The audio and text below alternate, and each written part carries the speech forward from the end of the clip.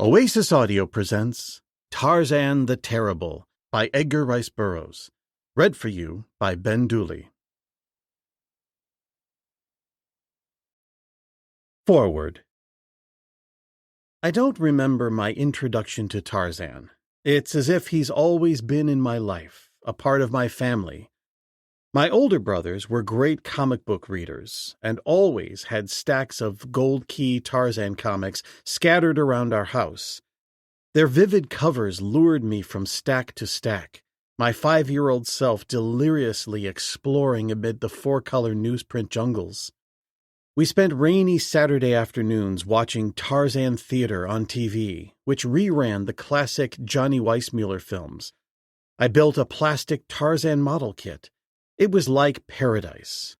The ape-man surrounded me. I remember him being so real and alive. He truly seemed to be everywhere. By the way, allow me to pause for a moment to say if you haven't yet read the amazing book you're now holding in your hands, then for heaven's sake do so immediately. This foreword will be waiting patiently for you, I promise. Now, where was I? Oh yes. One day, quite unexpectedly, while accompanying my mom to buy school clothes, I discovered the concept of the paperback book rack. Displayed there before my ever-widening eyes, with the famous logo emblazoned bright yellow on their covers, were the Ballantine Tarzan books. It seemed too good to be true. I earned a weekly allowance of 25 cents by helping around the house, and, luckily, in those long-ago days, paperback books could be purchased with mere pocket change. I snatched Tarzan of the Apes from the rack and was never the same again. More grandeur was to come, much more. But to give you the fullest effect of what was to happen, we must first make a slight detour backward in time to a few years before. By 4th grade, I'd become utterly fascinated by fossils and prehistoric animals in a time when items like dinosaur books and toys were rare. Imagine being a dinosaur-obsessed kid on a routine car trip to visit your grandmother when, without warning, you suddenly see a herd of life-sized, realistic dinosaurs seemingly invading a shopping center parking lot.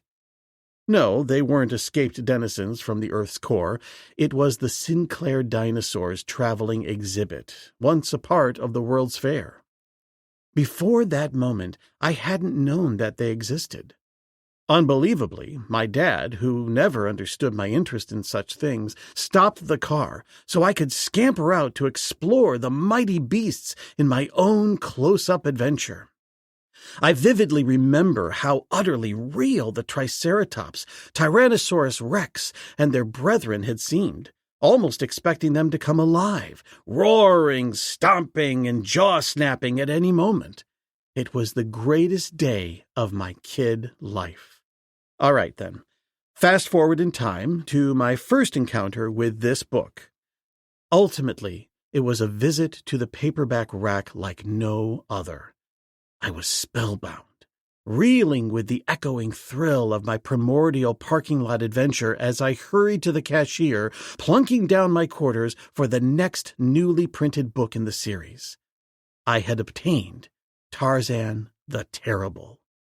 I knew at first glance, with the horned dinosaur fiercely glowering on the cover, it would be the greatest Tarzan adventure of all time. And I still think it is. Taking the novel with me to a weekend trip visiting relatives, I dove into it during the long ride. The book was a page-turner, with Edgar Rice Burroughs at the peak of his imaginative power. I merged with the ape-man through impassable swamps to savage Paludan, the most colorfully exotic lost land of Tarzan's Africa, where I joined the Wazdan and Hodan, warring tribes with dagger-grasping prehensile tales. And, best of all, I came face to face with the mighty gryfs, gigantic living descendants of the ancient Triceratops. The chapters flew by. Korak, son of Tarzan, had returned, and Jane back from the dead. I breathlessly narrated an abridged version of Tarzan the Terrible to an interested cousin that weekend, and during the late-night trip back home, I mused at the surrounding darkened woods, noticing for the first time that the silhouettes of the trees at night take on just as many fantastic, recognizable shapes as clouds do in the daytime. Our headlights resurrected antediluvian beasts with a spark of hallucinatory animation for a second or two. Complete with jagged dorsal spines and thrashing tails, it was pure magic. I was transformed. The next day, after I turned the last page, I raced back to Chapter 1 and began all over again. And then again. I still have that same copy of Tarzan the Terrible, and it is, by far, the most worn of my Ballantine set, so much so that the title on its spine is barely legible upon the shelf. Reading this fantastic book was a life-defining moment for me. Without Tarzan's adventures and Pal Uldon, I may never have pursued my formal education in paleontology, where I got to dig up fossils in the Badlands, restore mastodon tusks in museum labs, and teach dinosaur classes to enthusiastic fifth graders. Perhaps, most importantly, Tarzan the Terrible guided me toward a career as a professional writer, now well into its third decade. Inevitably, every published Tarzan book will become someone's introduction to the worlds imagined by Edgar Rice Burroughs. If this one is yours, I envy what you're about to experience. May you swing forever freely through the trees, bravely befriend a gryf, and, like me, may you be changed forever, for the better. Martin Powell. Martin Powell has written hundreds of stories in numerous genres for Disney, Marvel, DC, Dark Horse, and Capstone Books, among others. Currently, as the author of almost a dozen different Edgar Rice Burroughs online comic strips and the critically acclaimed Jungle Tales of Tarzan graphic novel, Powell has written more Edgar Rice Burroughs characters than any other contemporary writer. In 2017, he received the coveted Golden Lion Award from the Burroughs Bibliophiles for his ongoing contributions to the legacy of Edgar Rice Burroughs. Chapter 1. The Pithecanthropus. Silent as the shadows through which he moved, the great beast slunk through the midnight jungle, his yellow-green eyes round and staring, his sinewy tail undulating behind him, his head lowered and flattened, and every muscle vibrant to the thrill of the hunt. The jungle moon dappled an occasional clearing, which the great cat was always careful to avoid. Though he moved through thick verdure across a carpet of innumerable twigs, broken branches, and leaves, his passing gave forth no sound that might have been apprehended by dull human ears. Apparently less cautious was the hunted thing moving even as silently as the lion, 100 paces ahead of the tawny carnivore.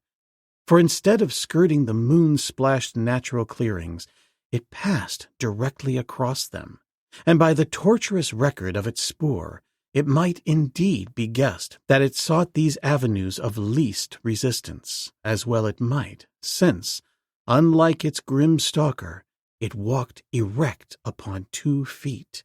It walked upon 2 feet, and was hairless except for a black thatch upon its head. Its arms were well-shaped and muscular, its hands powerful and slender, with long, tapering fingers and thumbs reaching almost to the first joint of the index fingers. Its legs, too, were shapely, but its feet departed from the standards of all races of men, except possibly a few of the lowest races, in that the great toes protruded at right angles from the foot. Pausing momentarily in the full light of the gorgeous African moon, the creature turned an attentive ear to the rear, and then, his head lifted, his features might readily have been discerned in the moonlight. They were strong, clean-cut, and regular, features that would have attracted attention for their masculine beauty in any of the great capitals of the world. But was this thing a man? It would have been hard for a watcher in the trees to have decided as the lion's prey resumed its way across the silver tapestry that Luna had laid upon the floor of the dismal jungle. For from beneath the loincloth of black fur that girdled its thighs, there depended a long, hairless white tail. In one hand the creature carried a stout club, and suspended from its left side from a shoulder belt was a short sheathed knife, while a cross belt supported a pouch at its right hip. Confining these straps to the body, and also apparently supporting the loincloth, was a broad girdle which glittered in the moonlight, as though encrusted with virgin gold, and was clasped in the center of the belly with a huge buckle of ornate design that scintillated as with precious stones. Closer and closer crept Numa, the lion, to his intended victim, and that the latter was not entirely unaware of his danger was evidenced by the increasing frequency with which he turned his ear and his sharp black eyes in the direction of the cat upon his trail. He did not greatly increase his speed, a long, swinging walk where the open places permitted, but he loosened the knife in its scabbard, and at all times kept his club in readiness for instant action. Forging at last through a narrow strip of dense jungle vegetation, the man-thing broke through into an almost treeless area of considerable extent. For an instant he hesitated, glancing quickly behind him, and then up at the security of the branches of the great trees waving overhead. But some greater urge than fear or caution influenced his decision, apparently, for he moved off again across the little plain, leaving the safety of the trees behind him. At greater or less intervals, leafy sanctuaries dotted the grassy expanse ahead of him, and the route he took, leading from one to another, indicated that he had not entirely cast discretion to the winds.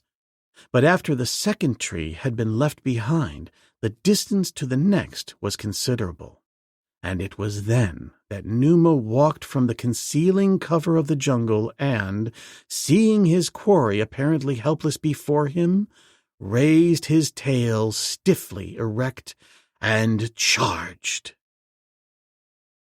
2 months. 2 long, weary months filled with hunger, with thirst, with hardships, with disappointment, and, greater than awe, with gnawing pain, had passed since Tarzan of the Apes learned from the diary of the dead German captain that his wife still lived. A brief investigation in which he was enthusiastically aided by the intelligence department of the British East African expedition revealed the fact that an attempt had been made to keep Lady Jane in hiding in the interior, for reasons of which only the German High Command might be cognizant. In charge of Lieutenant Obergatz and a detachment of native German troops, she had been sent across the border into the Congo Free State. Starting out alone in search of her, Tarzan had succeeded in finding the village in which she had been incarcerated, only to learn that she had escaped months before, and that the German officer had disappeared at the same time. From there on, the stories of the chiefs and the warriors whom he quizzed were vague and often contradictory. Even the direction that the fugitives had taken, Tarzan could only guess at by piecing together bits of fragmentary evidence gleaned from various sources. Sinister conjectures were forced upon him by various observations which he made in the village. One was incontrovertible proof that these people were man-eaters. The other, the presence in the village of various articles of native German uniforms and equipment. At great risk, and in the face of surly objection on the part of the chief, the ape-man made a careful inspection of every hut in the village, from which at least a little ray of hope resulted from the fact that he found no article that might have belonged to his wife. Leaving the village, he had made his way toward the southwest, crossing, after the most appalling hardships, a vast waterless steppe, covered for the most part with dense thorn, coming at last into a district that had probably never been previously entered by any white man, and which was known only in the legends of the tribes whose country bordered it. Here were precipitous mountains, well-watered plateaus, wide plains, and vast swampy morasses, but neither the plains nor the plateaus nor the mountains were accessible to him until after weeks of arduous effort he succeeded in finding a spot where he might cross the morasses, a hidden stretch infested by venomous snakes and other larger dangerous reptiles.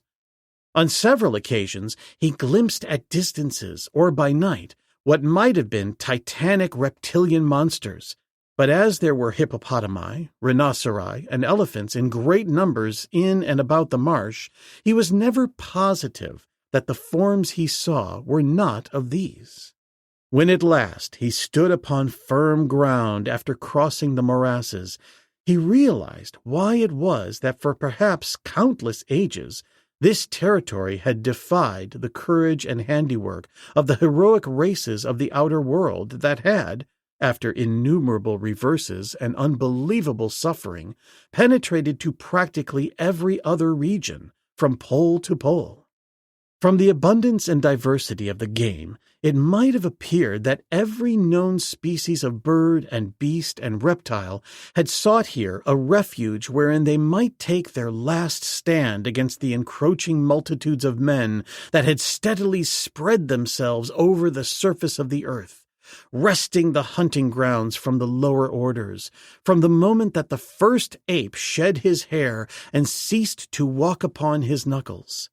Even the species with which Tarzan was familiar showed here either the results of a divergent line of evolution or an unaltered form that had been transmitted without variation for countless ages. Too, there were many hybrid strains, not the least interesting of which to Tarzan was a yellow and black striped lion.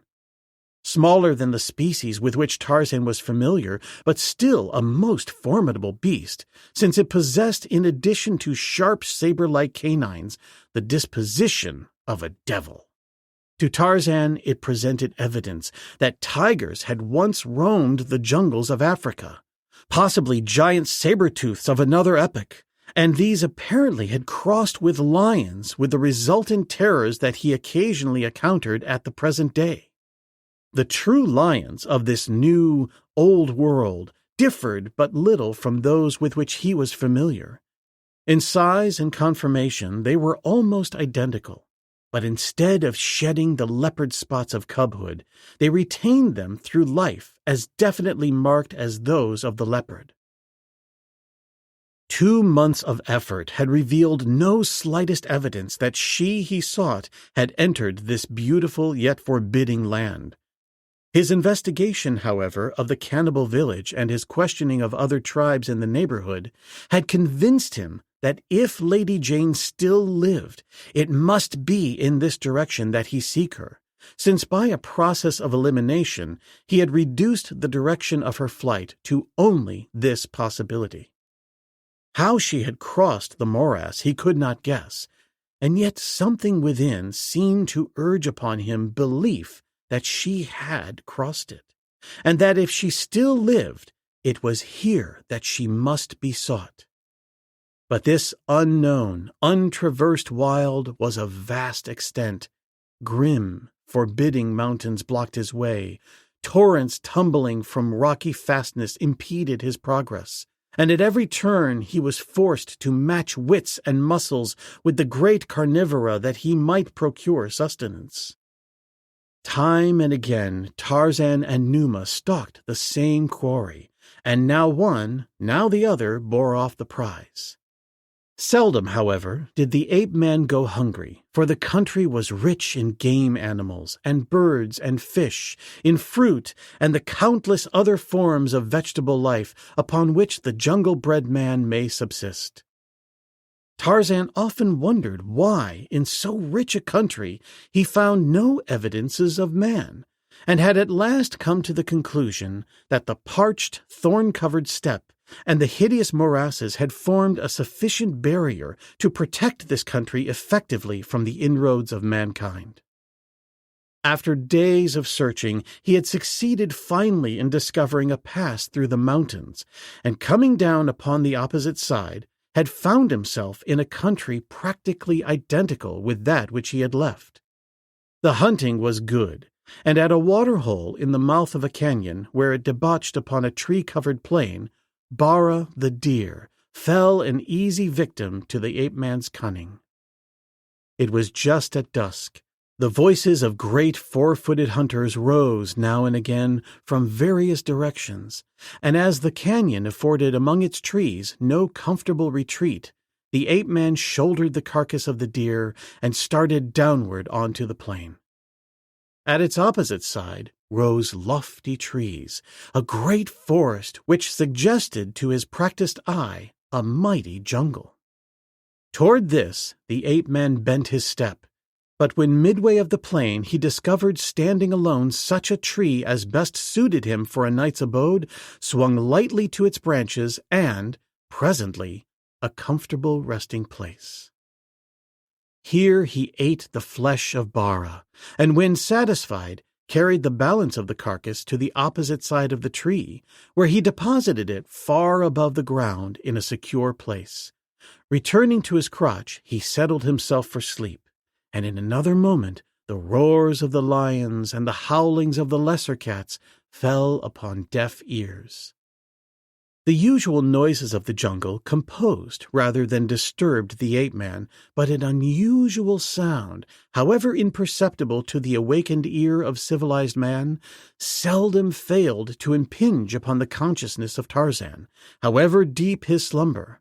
And so it was that when the moon was high, a sudden rush of feet across the grassy carpet in the vicinity of his tree brought him to alert and ready activity. Tarzan does not awaken as you and I, with the weight of slumber still upon his eyes and brain, for did the creatures of the wild awaken thus, their awakenings would be few. As his eyes snapped open clear and bright, so clear and bright upon the nerve centers of his brain were registered the various perceptions of all his senses. Almost beneath him, racing toward his tree, was what at first glance appeared to be an almost naked white man. Yet even at the first instant of discovery, the long white tail projecting rearward did not escape the ape-man. Behind the fleeing figure, and now so close as to preclude the possibility of its quarry escaping, came Numa the lion, in full charge. Voiceless the prey, voiceless the killer, as two spirits in a dead world, the two moved in silent swiftness toward the culminating tragedy of this grim race. Even as his eyes opened and took in the scene beneath him, even in that brief instant of perception, followed reason, judgment, and decision, so rapidly one upon the heels of the other that almost simultaneously the ape-man was in mid-air, for he had seen a white-skinned creature cast in a mold similar to his own, pursued by Tarzan's hereditary enemy. So close was the lion to the fleeing man-thing that Tarzan had no time carefully to choose the method of his attack. As a diver leaps from the springboard headforemost into the waters beneath, so Tarzan of the Apes dove straight for Numa, the lion. Naked in his right hand the blade of his father that so many times before had tasted the blood of lions. A raking talon caught Tarzan on the side, inflicting a long, deep wound. And then the ape-man was on Numa's back, and the blade was sinking again and again into the savage side. Nor was the man-thing either longer fleeing or idle. He, too, creature of the wild, had sensed on the instant the truth of the miracle of his saving, and turning in his tracks, had leaped forward with raised bludgeon to Tarzan's assistance and Numa's undoing. A single terrific blow upon the flattened skull of the beast laid him insensible, And then, as Tarzan's knife found the wild heart, a few convulsive shudders and a sudden relaxation marked the passing of the carnivore. Leaping to his feet, the ape-man placed his foot upon the carcass of his kill and, raising his face to Goro the moon, voiced the savage victory cry that had so often awakened the echoes of his native jungle. As the hideous scream burst from the ape-man's lips, the man-thing stepped quickly back as in sudden awe. But when Tarzan returned his hunting knife to its sheath and turned toward him, the other saw in the quiet dignity of his demeanor no cause for apprehension. For a moment the two stood appraising each other, and then the man-thing spoke. Tarzan realized that the creature before him was uttering articulate sounds which expressed in speech, though in a language with which Tarzan was unfamiliar, the thoughts of a man possessing to a greater or less extent the same powers of reason that he possessed. In other words, that though the creature before him had a tail and thumbs and great toes of a monkey, it was, in all other respects, quite evidently a man. The blood, which was now flowing down Tarzan's side, caught the creature's attention. From the pocket pouch at his side, he took a small bag, and approaching Tarzan, indicated by signs that he wished the ape-man to lie down, that he might treat the wound. Whereupon, spreading the edges of the cut apart, he sprinkled the raw flesh with powder from the little bag.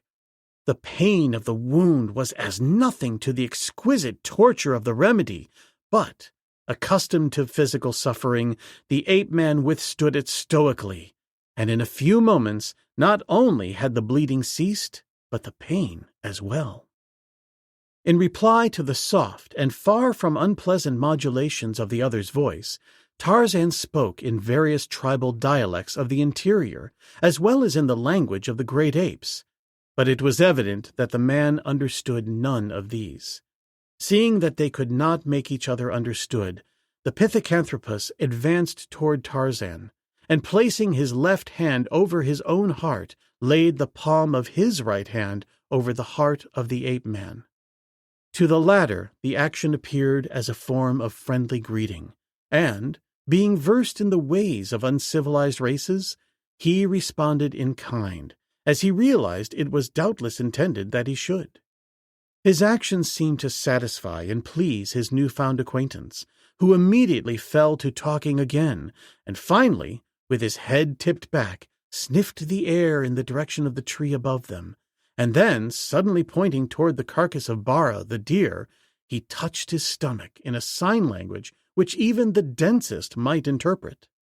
With a wave of his hand, Tarzan invited his guest to partake of the remnants of his savage repast, and the other, leaping nimbly as a little monkey to the lower branches of the tree, made his way quickly to the flesh, assisted always by his long, strong, sinuous tail. The Pithecanthropus ate in silence, cutting small strips from the deer's loin with his keen knife. From the crotch in the tree, Tarzan watched his companion, noting the preponderance of human attributes which were doubtless accentuated by the paradoxical thumbs, great toes, and tail. He wondered if this creature was representative of some strange race, or if, what seemed more likely, but an atavism. Either supposition would have seemed preposterous enough did he not have before him the evidence of the creature's existence.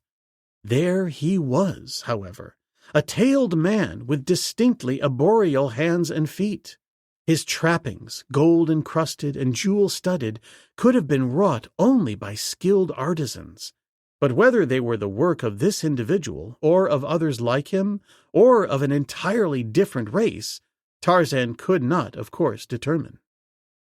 His meal finished, the guest wiped his fingers and lips with leaves broken from a nearby branch, looked up at Tarzan with a pleasant smile that revealed a row of strong white teeth, the canines of which were no longer than Tarzan's own, spoke a few words which Tarzan judged were a polite expression of thanks, and then sought a comfortable place in the tree for the night.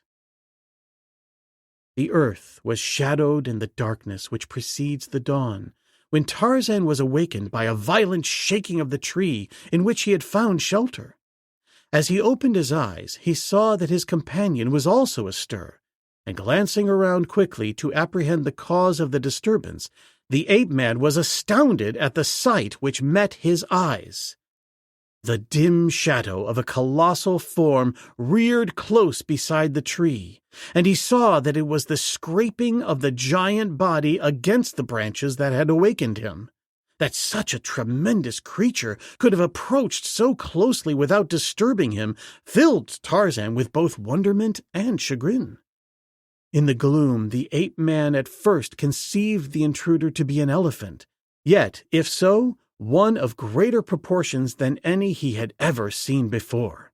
But as the dim outlines became less indistinct, he saw on a line with his eyes, and 20 feet above the ground, the dim silhouette of a grotesquely serrated back that gave the impression of a creature whose each and every spinal vertebra grew a thick, heavy horn. Only a portion of the back was visible to the ape-man, the rest of the body being lost in the dense shadows beneath the tree, from whence there now arose the sound of giant jaws powerfully crunching flesh and bones. From the odors that rose to the ape-man's sensitive nostrils, he presently realized that beneath him was some huge reptile feeding upon the carcass of the lion that had been slain there earlier in the night. As Tarzan's eyes, straining with curiosity, bored futilely into the dark shadows, he felt a light touch upon his shoulder, and, turning, saw that his companion was attempting to attract his attention. The creature, pressing a forefinger to his own lips as to enjoin silence, attempted by pulling on Tarzan's arm to indicate that they should leave at once. Realizing that he was in a strange country, evidently infested by creatures of titanic size, with the habits and powers of which he was entirely unfamiliar, the ape-man permitted himself to be drawn away. With the utmost caution, the pithecanthropus descended the tree upon the opposite side from the great nocturnal prowler, and, closely followed by Tarzan, moved silently away through the night across the plain. The ape-man was rather loath thus to relinquish an opportunity to inspect a creature which he realized was probably entirely different from anything in his past experience. Yet he was wise enough to know when discretion was the better part of valor, and now, as in the past, he yielded to that law which dominates the kindred of the wild, preventing them from courting danger uselessly, whose lives are sufficiently filled with danger in their ordinary routine of feeding and mating. As the rising sun dispelled the shadows of the night, Tarzan found himself again upon the verge of a great forest, into which his guide plunged, taking nimbly to the branches of the trees, through which he made his way with the celerity of long habitude and hereditary instinct. But though aided by a prehensile tail, fingers, and toes, the man-thing moved through the forest with no greater ease or surety than did the giant ape-man.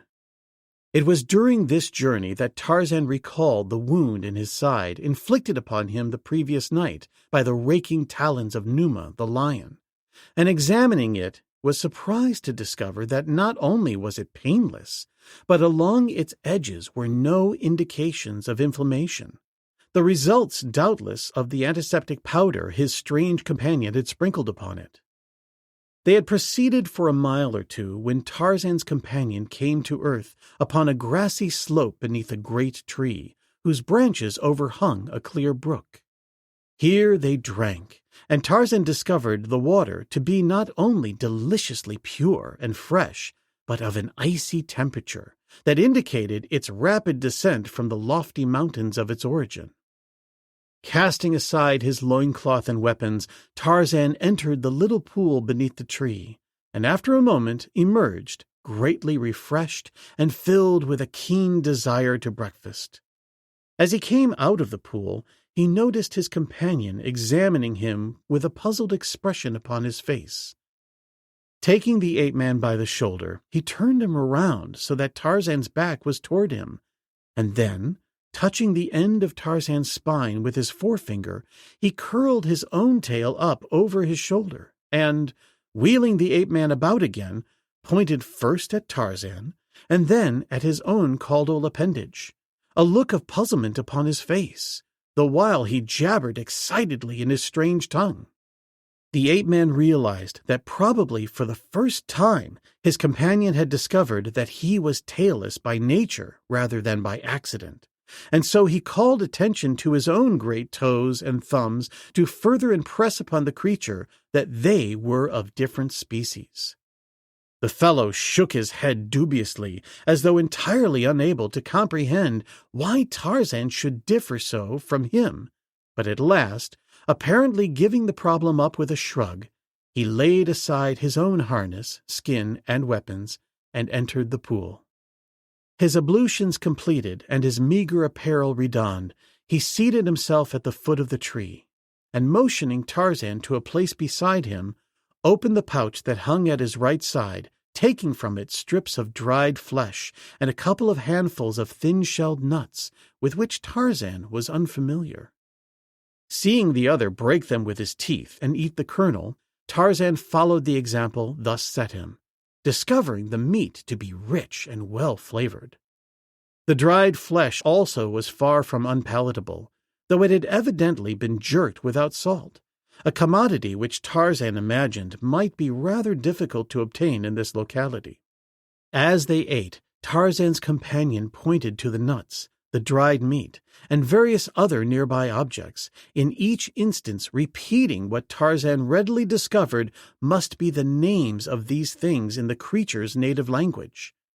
The ape-man could but smile at this evident desire upon the part of his new-found acquaintance to impart to him instructions that eventually might lead to an exchange of thoughts between them.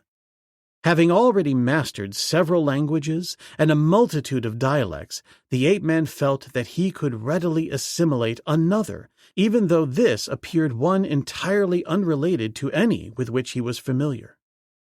So occupied were they with their breakfast and the lesson that neither was aware of the beady eyes glittering down upon them from above, nor was Tarzan cognizant of any impending danger until the instant that a huge, hairy body leaped full upon his companion from the branches above them. Chapter 2. To the Death. In the moment of discovery, Tarzan saw that the creature was almost a counterpart of his companion in size and conformation, with the exception that his body was entirely clothed with a coat of shaggy black hair, which almost concealed his features, while his harness and weapons were similar to those of the creature he had attacked. Ere Tarzan could prevent, the creature had struck the ape-man's companion a blow upon the head with his knotted club that felled him unconscious to the earth. But before he could inflict further injury upon his defenseless prey, the ape-man had closed with him. Instantly, Tarzan realized that he was locked with a creature of almost superhuman strength. The sinewy fingers of a powerful hand sought his throat, while the other lifted the bludgeon above his head. But if the strength of the hairy attacker was great, great too was that of his smooth-skinned antagonist. Swinging a single terrific blow with clenched fist to the point of the other's chin, Tarzan momentarily staggered his assailant, and then his own fingers closed upon the shaggy throat, as with the other hand he seized the wrist of the arm that swung the club. With an equal celerity, he shot his right leg behind the shaggy brute, and throwing his weight forward, hurled the thing over his hip heavily to the ground, at the same time precipitating his own body upon the other's chest. With the shock of the impact, the club fell from the brute's hand, and Tarzan's hold was wrenched from its throat. Instantly, the two were locked in a death-like embrace. Though the creature bit at Tarzan, the latter was quickly aware that this was not a particularly formidable method of offense or defense, since its canines were scarcely more developed than his own. The thing that he had principally to guard against was the sinuous tail which sought steadily to wrap itself about his throat, and against which experience had afforded him no defense. Struggling and snarling, the two rolled, growling about the sward at the foot of the tree, first one on top and then the other, but each more occupied at present in defending his throat from the other's choking grasp than in aggressive offensive tactics. But presently the ape-man saw his opportunity, and as they rolled about he forced the creature closer and closer to the pool, upon the banks of which the battle was progressing. At last they lay upon the very verge of the water, and now it remained for Tarzan to precipitate them both beneath the surface, but in such a way that he might remain on top. At the same instant there came within range of Tarzan's vision, just behind the prostrate form of his companion, the crouching, devil-faced figure of the striped saber-tooth hybrid, eyeing him with snarling, malevolent face. Almost simultaneously, Tarzan's shaggy antagonist discovered the menacing figure of the great cat. Immediately, he ceased his belligerent activities against Tarzan and, jabbering and chattering to the ape-man, he tried to disengage himself from Tarzan's hold, but in such a way that indicated that as far as he was concerned, their battle was over. Appreciating the danger to his unconscious companion, and being anxious to protect him from the saber-tooth, the ape-man relinquished his hold upon his adversary, and together the two rose to their feet. Drawing his knife, Tarzan moved slowly toward the body of his companion, expecting that his recent antagonist would grasp the opportunity for escape. To his surprise, however, the beast, after regaining its club, advanced at his side. The great cat, flattened upon its belly, remained motionless, except for twitching tail and snarling lips, where it lay perhaps 50 feet beyond the body of the Pithecanthropus. As Tarzan stepped over the body of the latter, he saw the eyelids quiver and open, and in his heart he felt a strange sense of relief that the creature was not dead, and a realization that, without his suspecting it, there had arisen within his savage bosom a bond of attachment for this strange new friend. Tarzan continued to approach the saber-tooth, nor did the shaggy beast at his right lag behind. Closer and closer they came, until at a distance of about 20 feet, the hybrid charged. Its rush was directed toward the shaggy man-like ape, who halted in his tracks with upraised bludgeon to meet the assault. Tarzan, on the contrary, leaped forward, and with a celerity second not even to that of the swift-moving cat, he threw himself headlong upon him as might a rugby tackler on an American gridiron. His right arm circled the beast's neck in front of the right shoulder, his left behind the left foreleg, and so great was the force of the impact that the two rolled over and over several times upon the ground, the cat screaming and clawing to liberate itself that it might turn upon its attacker, the man clinging desperately to his hold. Seemingly, the attack was one of mad, senseless ferocity, unguided by either reason or skill. Nothing, however, could have been farther from the truth than such an assumption, since every muscle in the ape-man's giant frame obeyed the dictates of the cunning mind that long experience had trained to meet every exigency of such an encounter. The long, powerful legs, though seemingly inextricably entangled with the hind feet of the clawing cat, ever as by a miracle escaped the raking talons, and yet at just the proper instant in the midst of all the rolling and tossing, they were where they should be to carry out the ape-man's plan of offense. So that on the instant that the cat believed it had won the mastery of its antagonist, it was jerked suddenly upward as the ape-man rose to his feet, holding the striped back close against his body as he rose and forcing it backward until it could but claw the air helplessly. Instantly the shaggy black rushed in with drawn knife, which it buried in the beast's heart. For a few moments Tarzan retained his hold, but when the body had relaxed in final dissolution, he pushed it from him, and the two who had formerly been locked in mortal combat stood facing each other across the body of the common foe. Tarzan waited, ready either for peace or war. Presently, 2 shaggy black hands were raised. The left was laid upon its own heart, and the right extended until the palm touched Tarzan's breast. It was the same form of friendly salutation with which the Pithecanthropus had sealed his alliance with the ape-man, and Tarzan, glad of every ally he could win in this strange and savage world, quickly accepted the proffered friendship. At the conclusion of the brief ceremony, Tarzan, glancing in the direction of the hairless Pithecanthropus, discovered that the latter had recovered consciousness, and was sitting erect, watching them intently. He now rose slowly, and at the same time the shaggy black turned in his direction and addressed him in what evidently was their common language. The hairless one replied, and the two approached each other slowly. Tarzan watched interestedly the outcome of their meeting. They halted a few paces apart, first one and then the other, speaking rapidly but without apparent excitement, each occasionally glancing or nodding toward Tarzan, indicating that he was to some extent the subject of their conversation. Presently they advanced again until they met, whereupon was repeated the brief ceremony of alliance which had previously marked the cessation of hostilities between Tarzan and the black. They then advanced toward the ape-man, addressing him earnestly, as though endeavoring to convey to him some important information.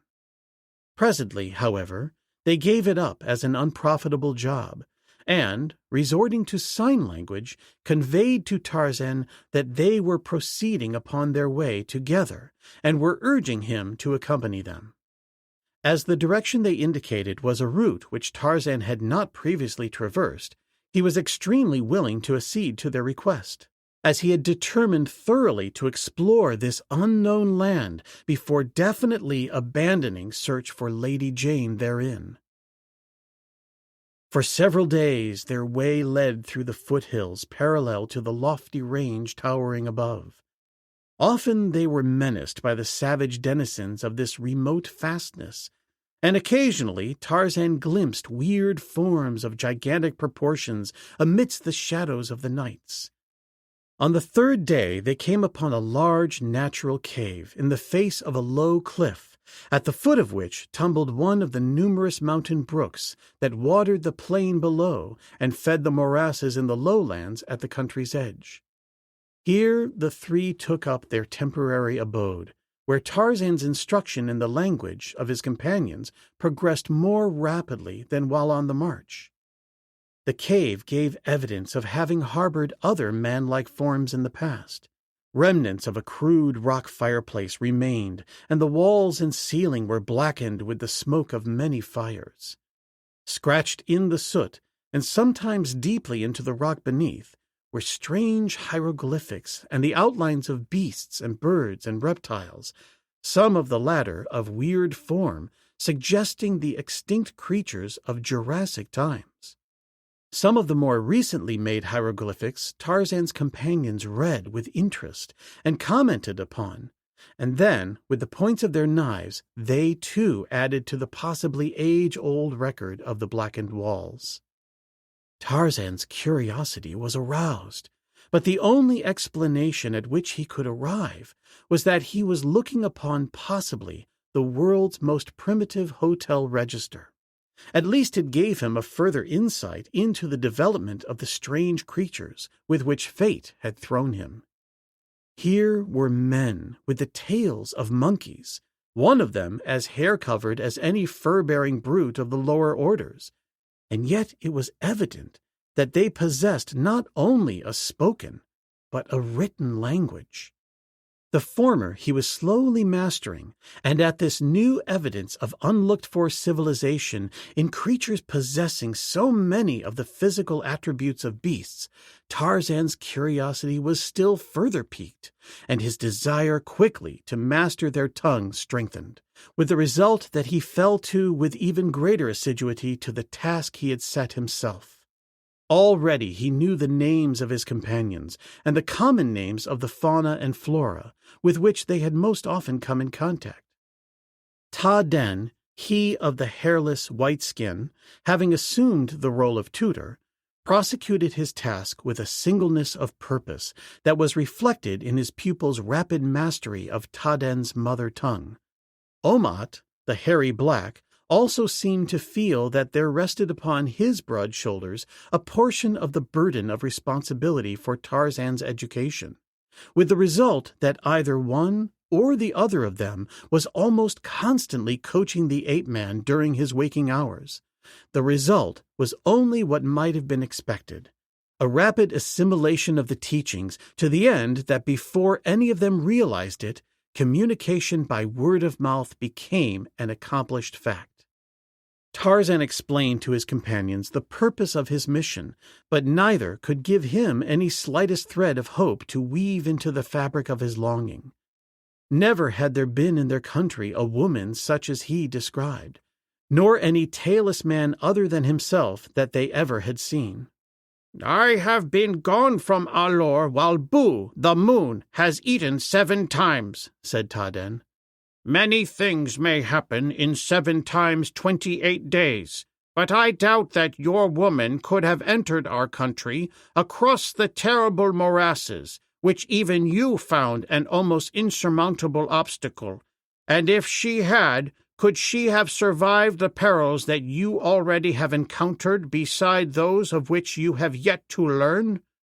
Not even our own women venture into the savage lands beyond the cities." A-lur, light city, city of light, mused Tarzan, translating the word into his own tongue. "And where is A-lur?" he asked. "Is it your city, Taden and Omat's?" "It is mine," replied the hairless one, "but not Omat's. The Wazdan have no cities. They live in the trees of the forests and the caves of the hills. Is it not so, black man?" he concluded, turning toward the hairy giant beside him. "Yes," replied Omat. "We Wazdan are free. Only the Hodan imprison themselves in cities. I would not be a white man." Tarzan smiled. Even here was the racial distinction between white man and black man, Hodan and Wazdan. Not even the fact that they appeared to be equals in the matter of intelligence made any difference. One was white and one was black, and it was easy to see that the white considered himself superior to the other. One could see it in his quiet smile. "Where is A-lur?" Tarzan asked again. "You are returning to it?" "It is beyond the mountains," replied Taden. "I do not return to it, not yet. Not until Khotan is no more." "Khotan?" queried Tarzan. "Khotan is king," explained the Pithecanthropus. "He rules this land. I was one of his warriors. I lived in the palace of Khotan, and there I met Oloa, his daughter. We loved like starlight and I. But Khotan would have none of me. He sent me away to fight with the men of the village of Dakat, who had refused to pay his tribute to the king, thinking that I would be killed. For Dakat is famous for his many fine warriors, and I was not killed. Instead, I returned victorious with the tribute and with Dakat himself my prisoner. But Khotan was not pleased, because he saw that Oloa loved me even more than before, her love being strengthened and fortified by pride in my achievement. Powerful is my father, Jadon, the Lion Man, chief of the largest village outside of A-lur. Him Khotan hesitated to affront, and so he could not but praise me for my success, though he did it with half a smile. But you do not understand. It is what we call a smile that moves only the muscles of the face and affects not the light of the eyes. It means hypocrisy and duplicity. I must be praised and rewarded. What better than that he reward me with the hand of Oloa, his daughter? But no, He saves Oloa for Bulat, son of Mosar, the chief whose great-grandfather was king, and who thinks that he should be king. Thus would Khotan appease the wrath of Mosar, and win the friendship of those who think with Mosar that Mosar should be king. But what reward shall repay the faithful Taden? Greatly do we honor our priests. Within the temples, even the chiefs and the king himself bow down to them. No greater honor could Khotan confer upon a subject who wished to be a priest, but I did not so wish. Priests other than the high priest must become eunuchs, for they may never marry. It was Oloa herself who brought word to me that her father had given the commands that would set in motion the machinery of the temple. A messenger was on his way in search of me to summon me to Khotan's presence. To have refused the priesthood once it was offered me by the king would have been to have affronted the temple and the gods. That would have meant death. But if I did not appear before Khotan, I would not have to refuse anything. Oloa and I decided that I must not appear. It was better to fly, carrying in my bosom a shred of hope, than to remain and, with my priesthood, abandon hope forever. Beneath the shadows of the great trees that grow within the palace grounds, I pressed her to me, for perhaps the last time, and then, lest by ill fate I meet the messenger, I scaled the great wall that guards the palace, and passed through the darkened city. My name and rank carried me beyond the city gate. Since then I have wandered far from the haunts of the Hodan, but strong within me is the urge to return, if even but to look from without her walls upon the city that holds her most dear to me, and again to visit the village of my birth, to see again my father and my mother. "But the risk is too great," asked Tarzan. "It is great, but not too great," replied Taden. "I shall go." "And I shall go with you, if I may," said the ape-man. "For I must see this city of light, this A-lur of yours, and search there for my lost mate, even though you believe that there is little chance that I find her. And you, Omat, do you come with us?" "Why not?" asked the hairy one. "The lairs of my tribe lie in the crags above A-lur, and though Isat, our chief, drove me out, I should like to return again. For there is a she there upon whom I should be glad to look once more, and who would be glad to look upon me. Yes, I will go with you. Esat feared that I might become chief, and who knows but that Isat was right. But Panat-Lee, it is she I seek first, even before chieftainship." "We three, then, shall travel together," said Tarzan. "And fight together," added Taden. "the three as one." And as he spoke, he drew his knife and held it above his head. "The three as one," repeated Omat, drawing his weapon and duplicating Taden's act. "It is spoken." "The three as one," cried Tarzan of the Apes. "To the death!" And his blade flashed in the sunlight. "Let us go, then," said Omat. "My knife is dry, and cries aloud for the blood of Isat."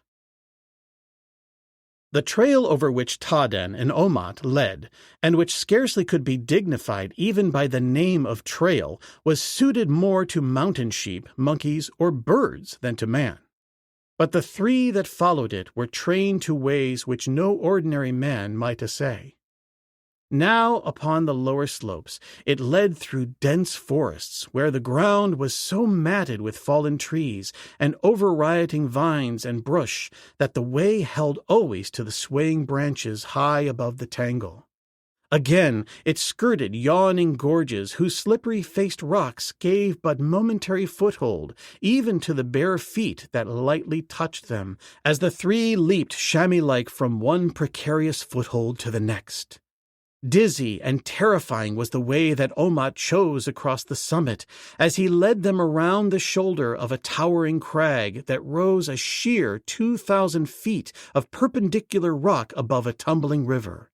And when at last they stood upon comparatively level ground again, Omat turned and looked at them both intently, and especially at Tarzan of the Apes. "You will both do," he said. "You are fit companions for Omat the Wazdan." "What do you mean?" asked Tarzan. "I brought you this way," replied the black, "to learn if either lacked the courage to follow where Omat led.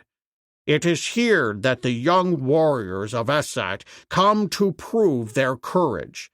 And yet, though we are born and raised upon cliffsides, it is considered no disgrace to admit that Pastar Ulved, the father of mountains, has defeated us. For of those who try it, only a few succeed. The bones of the others lie at the feet of Pastar Ulved." Tarzan laughed. "I would not care to come this way often," he said. "No," replied Omat, "but it has shortened our journey by at least a full day. So much the sooner shall Tarzan look upon the valley of Jad Ben Othol. Come." And he led the way upward along the shoulder of Pastar Ulved, until there lay, spread below them, a scene of mystery and of beauty.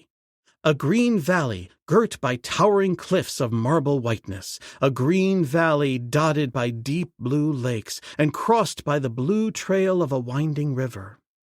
In the center, a city of the whiteness of the marble cliffs, a city which even at so great a distance evidenced a strange yet artistic architecture. Outside the city, there were visible about the valley isolated groups of buildings, sometimes one, again 2 and 3 and 4 in a cluster, but always of the same glaring whiteness, and always in some fantastic form. About the valley the cliffs were occasionally cleft by deep gorges, verdure-filled, giving the appearance of green rivers rioting downward toward a central sea of green. "Jad Peleul Jad Ben Otho," murmured Tarzan in the tongue of the pithecanthropi. "The valley of the great god. It is beautiful." "Here, in A-lur, lives Khotan, the king, ruler over all Pal Uldan," said Tarzan. "And here in these gorges live the Wazdan," exclaimed Omat, "who do not acknowledge that Khotan is the ruler over all the land of man." Tarzan smiled and shrugged. "We will not quarrel, you and I," he said to Omat, "over that which all the ages have not proved sufficient time in which to reconcile the Hodan and Wazdan. But let me whisper to you a secret, Omat. The Hodan live together in greater or less peace under one ruler, so that when danger threatens them, they face the enemy with many warriors. For every fighting Hodan of Paludan is there. But you, Wazdan, how is it with you? You have a dozen kings who fight not only with the Hodan, but with one another. When one of your tribes goes forth upon the fighting trail, even against the Hodan, it must leave behind sufficient warriors to protect its women and its children from the neighbors upon either hand. When we want eunuchs for the temples, or servants for the fields, or the homes, we march forth in great numbers upon one of your villages. You cannot even flee, for upon either side of you are enemies, and though you fight bravely, we come back with those who will presently be eunuchs in the temples and servants in our fields and homes. So long as the Wazdan are thus foolish, the Hodan will dominate, and their king will be king of Pal Udan." "Perhaps you are right," admitted Omat. "It is because our neighbors are fools, each thinking that his tribe is the greatest and should rule among the Wazdan. They will not admit that the warriors of my tribe are the bravest and our shes the most beautiful." Taden grinned. "Each of the others presents precisely the same arguments that you present, Omat," he said. "Which, my friend, is the strongest bulwark of defense possessed by the Hodan?" "Come," exclaimed Tarzan. "Such discussions often lead to quarrels, and we three must have no quarrels. I, of course, am interested in learning what I can of the political and economic conditions of your land. I should like to know something of your religion, but not at the expense of bitterness between my only friends in Pal Uldan. Possibly, however, you hold to the same god?" "There indeed we do differ," cried Omat, somewhat bitterly, and with a trace of excitement in his voice. "Differ?" almost shouted Taden. "And why should we not differ? Who could agree with the preposterous—" "Stop!" cried Tarzan. "Now indeed have I stirred up a hornet's nest. Let us speak no more of matters political or religious." "That is wiser," agreed Omat. "But I might mention, for your information, that the one and only god has a long tail." "It is sacrilege!" cried Taden, laying his hand upon his knife. "Jod Ben Otho has no tail." "Stop!" shrieked Omat, springing forward, but instantly Tarzan interposed himself between them. "Enough!" he snapped. "Let us be true to our oaths of friendship, that we may be honorable in the sight of God in whatever form we conceive him." "You are right, tailless one," said Taden. "Come, Omat, let us look after our friendship and ourselves, secure in the conviction that Jod Ben Otho is sufficiently powerful to look after himself." "Done," agreed Omat. "But—" "No buts, Omat," admonished Tarzan.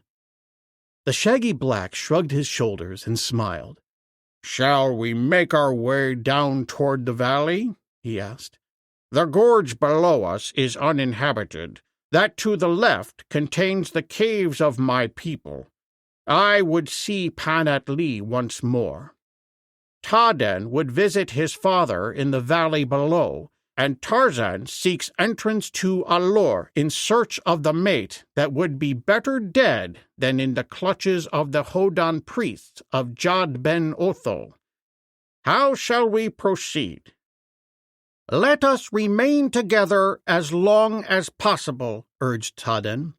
"You, Omat, must seek Panat-Lee by night and by stealth, for three, even we three, may not hope to overcome Assat and all his warriors.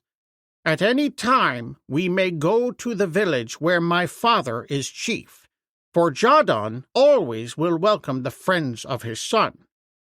But for Tarzan to enter A-lur is another matter, though there is a way, and he has the courage to put it to the test.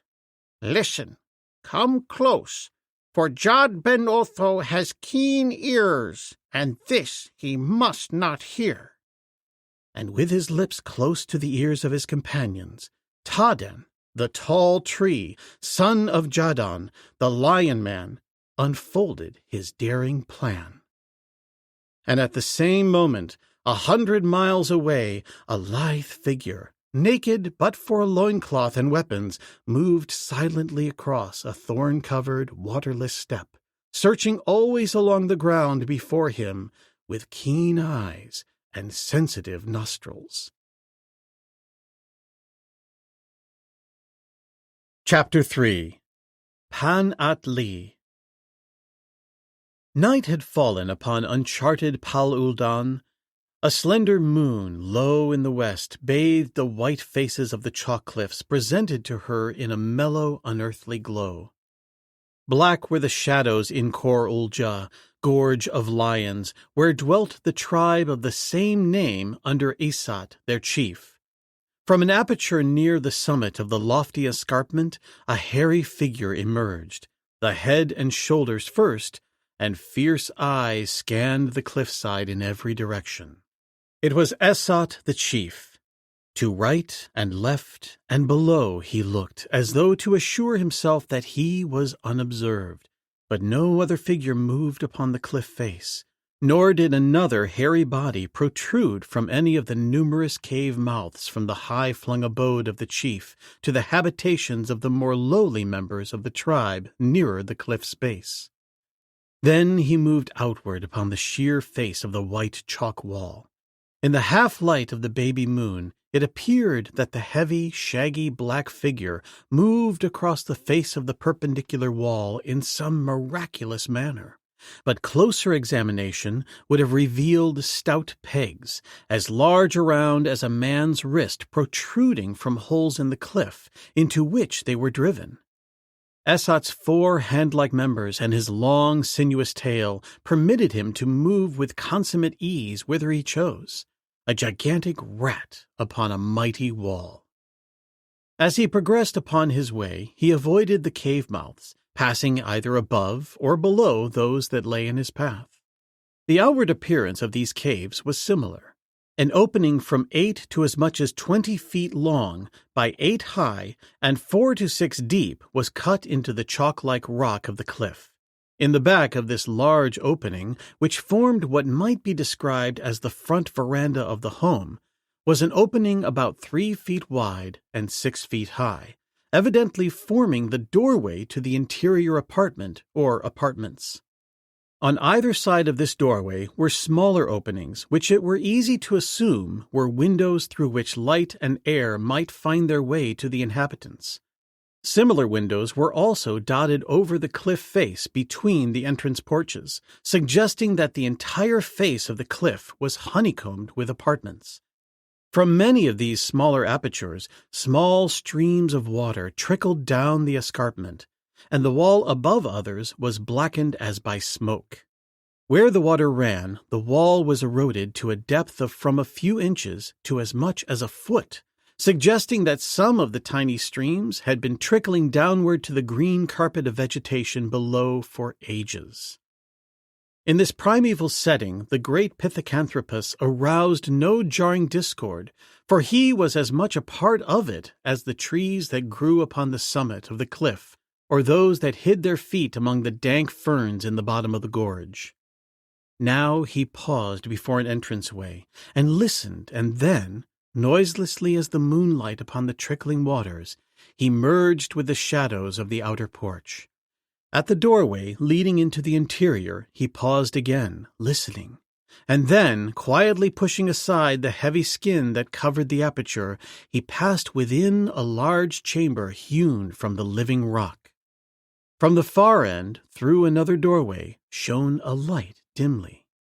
Toward this he crept with utmost stealth, his naked feet giving forth no sound. The knotted club that had been hanging at his back from a thong about his neck he now removed and carried in his left hand. Beyond the second doorway was a corridor running parallel with the cliff face. In this corridor were 3 more doorways, one at each end, and a third almost opposite that in which Esat stood. The light was coming from an apartment at the end of the corridor at his left.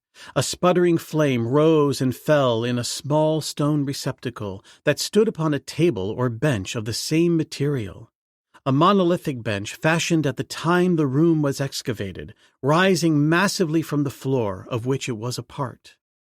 In one corner of the room, beyond the table, had been left a dais of stone about 4 feet wide and 8 feet long. Upon this were piled a foot or so of softly tanned pelts, from which the fur had not been removed. Upon the edge of this dais sat a young female Wasdon. In one hand she held a thin piece of metal, apparently of hammered gold, with serrated edges, and in the other a short, stiff brush.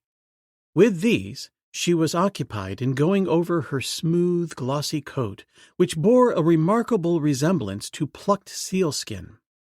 Her loincloth of yellow and black-striped Giotto skin lay on the couch beside her, with the circular breastplates of beaten gold, revealing the symmetrical lines of her nude figure in all its beauty and harmony of contour. For even though the creature was jet black and entirely covered with hair, yet she was undeniably beautiful.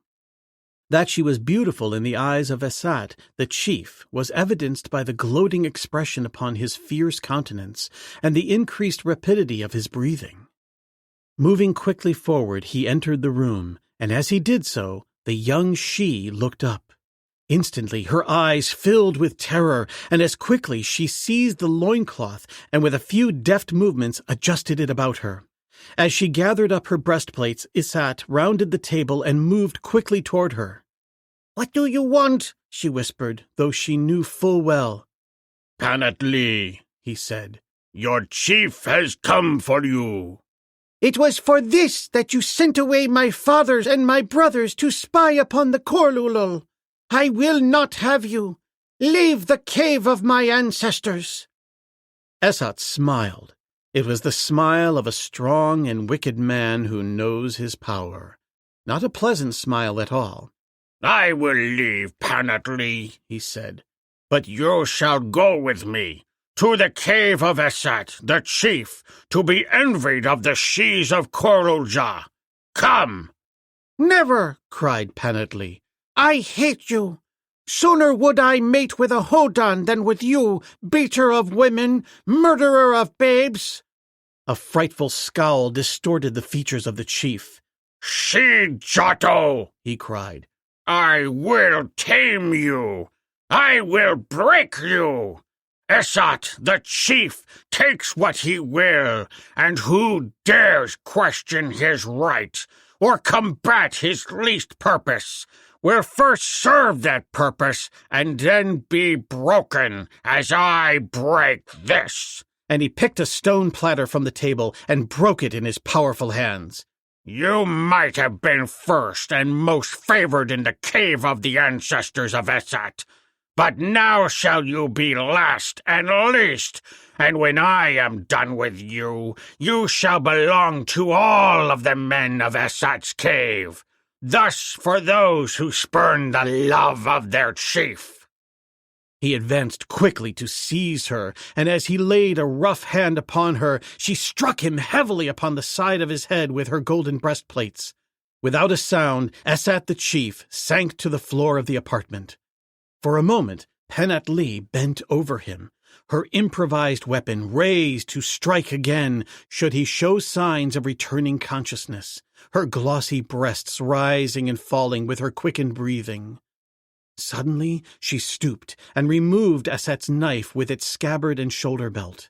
Slipping it over her own shoulder, she quickly adjusted her breastplates, and keeping a watchful glance upon the figure of the fallen chief, backed from the room. In a niche in the outer room, just beside the doorway leading to the balcony, were neatly piled a number of rounded pegs from 18 to 20 inches in length. Selecting 5 of these, she made them into a little bundle, about which she twined the lower extremity of her sinuous tail, and thus carrying them, made her way to the outer edge of the balcony. Assuring herself that there was none about to see or hinder her, she took quickly to the pegs already set in the face of the cliff, and with the celerity of a monkey clambered swiftly aloft to the highest row of pegs, which she followed in the direction of the lower end of the gorge for a matter of some 100 yards. Here, above her head, were a series of small round holes, placed one above another in 3 parallel rows. Clinging only with her toes, she removed 2 of the pegs from the bundle carried in her tail, and taking one in either hand, she inserted them in 2 opposite holes of the outer rows, as far above her as she could reach. Hanging by these new holds, she now took one of the 3 remaining pegs in each of her feet, leaving the 5th grasped securely in her tail. Reaching above her with this member, she inserted the 5th peg in one of the holes of the center row, and then, Alternately hanging by her tail, her feet, or her hands, she moved the pegs upward to new holes, thus carrying her stairway with her as she ascended. At the summit of the cliff, a gnarled tree exposed its time-worn roots above the topmost holes, forming the last step from the sheer face of the precipice to level footing. This was the last avenue of escape for members of the tribe hard-pressed by enemies from below. There were 3 such emergency exits from the village, and it were death to use them in other than an emergency. This Panat-Lee knew well, but she knew, too, that it were worse than death to remain where the angered Esat may lay hands upon her. When she had gained the summit, the girl moved quickly through the darkness in the direction of the next gorge which cut the mountainside, a mile beyond Khor Ulja. It was the gorge of water, Khor Olol, to which her father and 2 brothers had been sent by Esat ostensibly to spy upon the neighboring tribe. There was a chance, a slender chance, that she might find them. If not, there was the deserted coral gryf several miles beyond, where she might hide indefinitely from man if she could elude the frightful monster from which the gorge derived its name, and whose presence there had rendered its caves uninhabitable for generations. Panat-Lee crept stealthily along the rim of the Korolol. Just where her father and brothers would watch, she did not know. Sometimes their spies remained upon the rim. Sometimes they watched from the gorge's bottom. Panat-Lee was at a loss to know what to do or where to go. She felt very small and helpless alone in the vast darkness of the night. Strange noises fell upon her ears.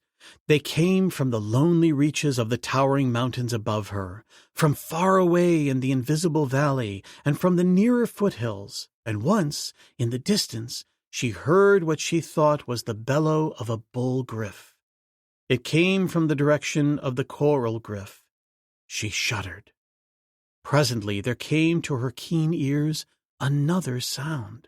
Something approached her along the rim of the gorge. It was coming from above. She halted, listening. Perhaps it was her father, or a brother. It was coming closer. She strained her eyes through the darkness. She did not move. She scarcely breathed. And then, of a sudden, quite close it seemed, there blazed through the black night 2 yellow-green spots of fire. Panat-Lee was brave, but as always with the primitive, the darkness held infinite terrors for her. Not alone the terrors of the known, but more frightful ones as well, those of the unknown. She had passed through much this night, and her nerves were keyed to the highest pitch. Raw, taut nerves they were, ready to react in an exaggerated form to the slightest shock. But this was no slight shock.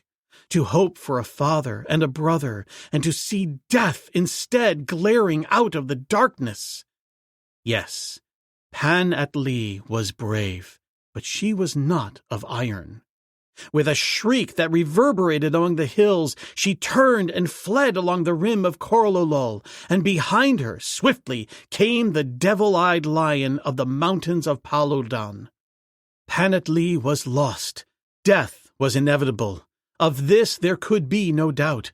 But to die beneath the rending fangs of the carnivore, congenital terror of her kind, it was unthinkable. But there was an alternative. The lion was almost upon her. Another instant he would seize her. Panat-Lee turned sharply to her left. Just a few steps she took in the new direction before she disappeared over the rim of Khor Ulol. The baffled lion, planting all 4 feet, barely stopped upon the verge of the abyss. Glaring down into the black shadows beneath, he mounted an angry roar. Through the darkness at the bottom of Khor Ulja, Omat led the way toward the caves of his people. Behind him came Tarzan and Taden. Presently, they halted beneath a great tree that grew close to the cliff. "First," whispered Omat, "I will go to the cave of Panat-Lee. Then will I seek the cave of my ancestors to have speech with my own blood. It will not take long. Wait here. I shall return soon. Afterward shall we go together to Tadan's people." He moved silently toward the foot of the cliff, up which Tarzan could presently see him ascending like a great fly on a wall. In the dim light, the ape-man could not see the pegs set in the face of the cliff. Omat moved warily. In the lower tier of caves there should be a sentry. His knowledge of his people and their customs told him, however, that in all probability the sentry was asleep. In this he was not mistaken, yet he did not in any way abate his wariness. Smoothly and swiftly he ascended toward the cave of Panat-Lee, while from below Tarzan and Tadan watched him. "How does he do it?" asked Tarzan. "I can see no foothold upon that vertical surface, and yet he appears to be climbing with the utmost ease." Tadan explained the stairway of pegs.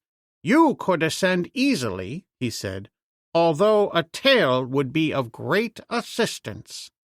They watched until Omat was about to enter the cave of Panat-Lee, without seeing any indication that he had been observed, and then, simultaneously, both saw a head appear in the mouth of one of the lower caves.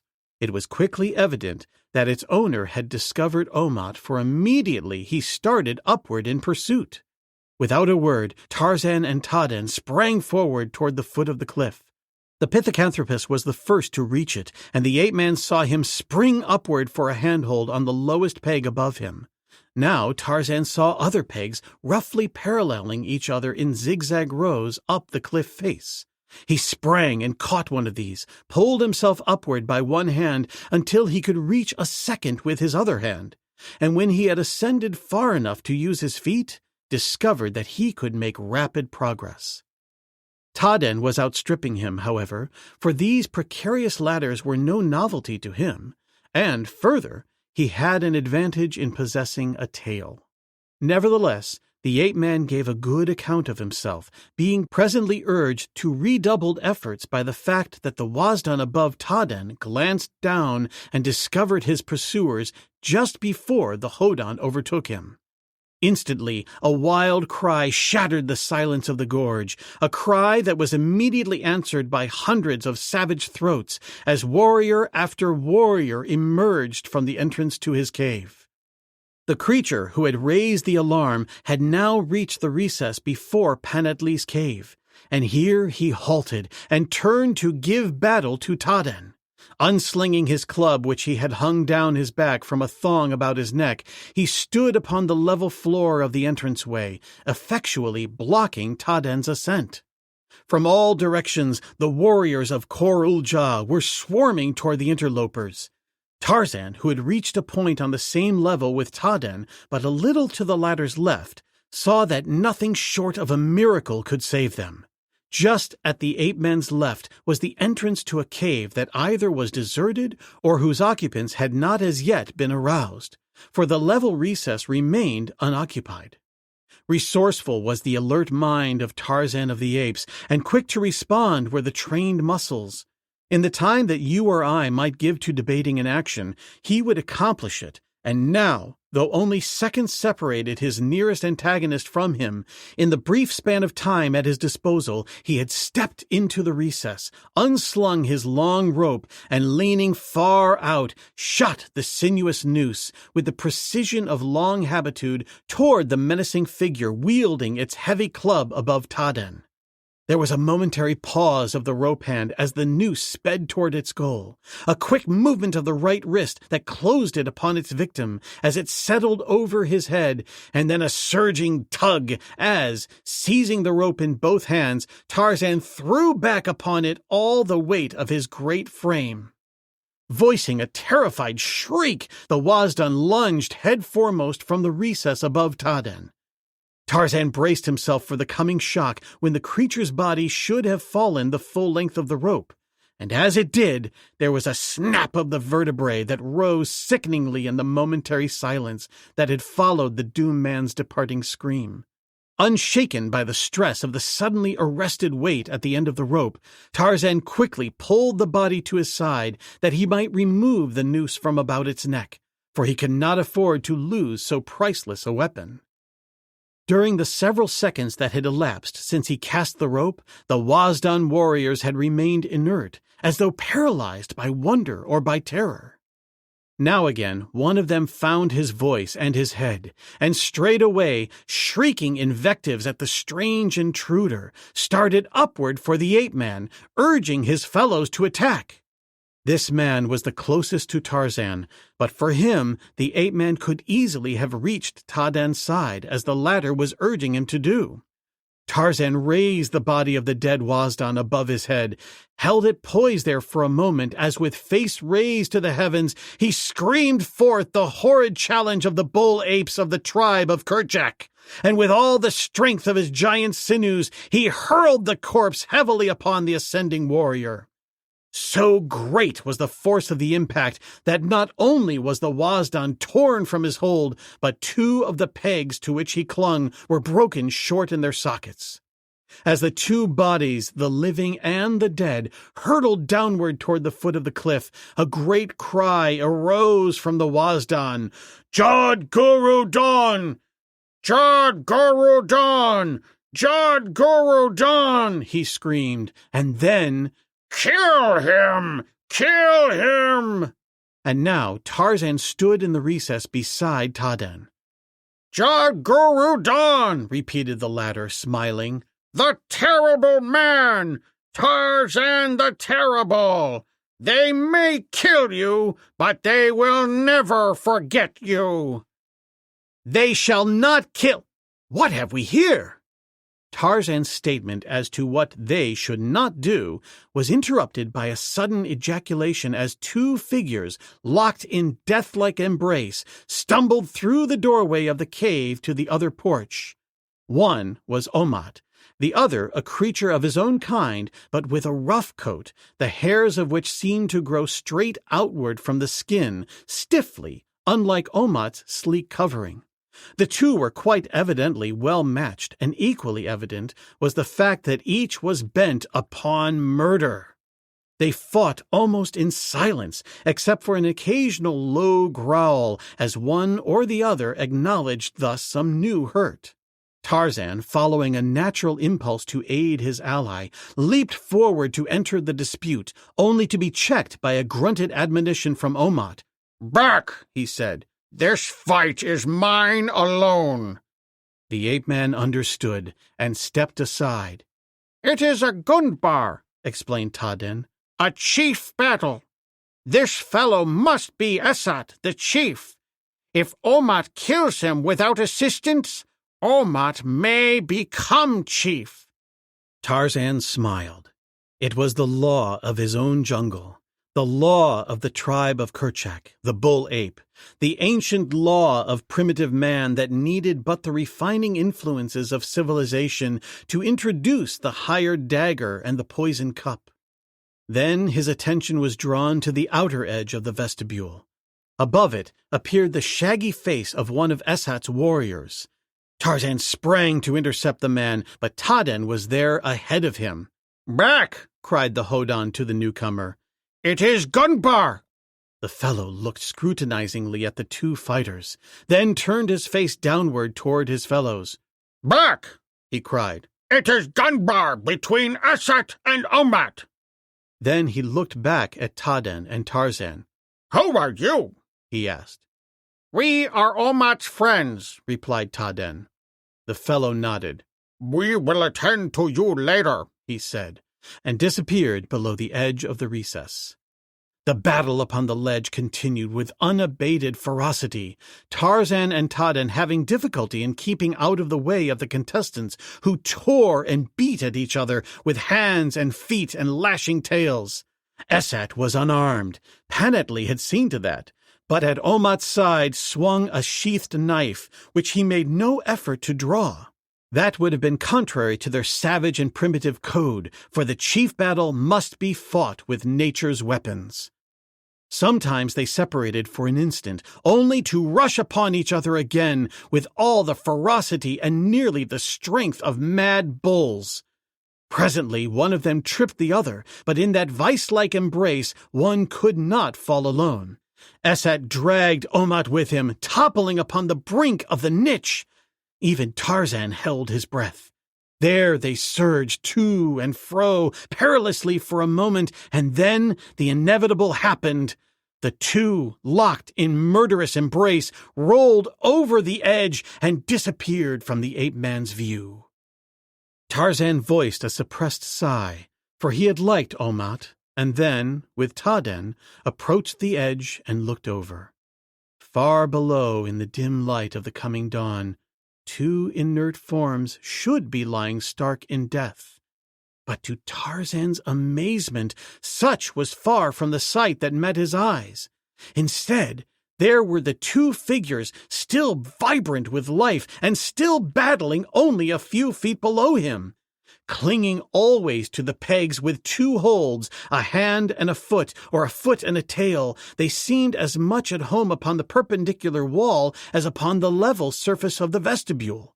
But now their tactics were slightly altered, for each seemed particularly bent upon dislodging his antagonist from his holds and precipitating him to certain death below. It was soon evident that Omat, younger and with greater powers of endurance than Esat, was gaining an advantage. Now was the chief almost wholly on the defensive. Holding him by the crossbelt with one mighty hand, Omat was forcing his foeman straight out from the cliff, and with the other hand and one foot was rapidly breaking first one of Esat's holds and then another, alternating his efforts, or rather punctuating them, with vicious blows to the pit of his adversary's stomach.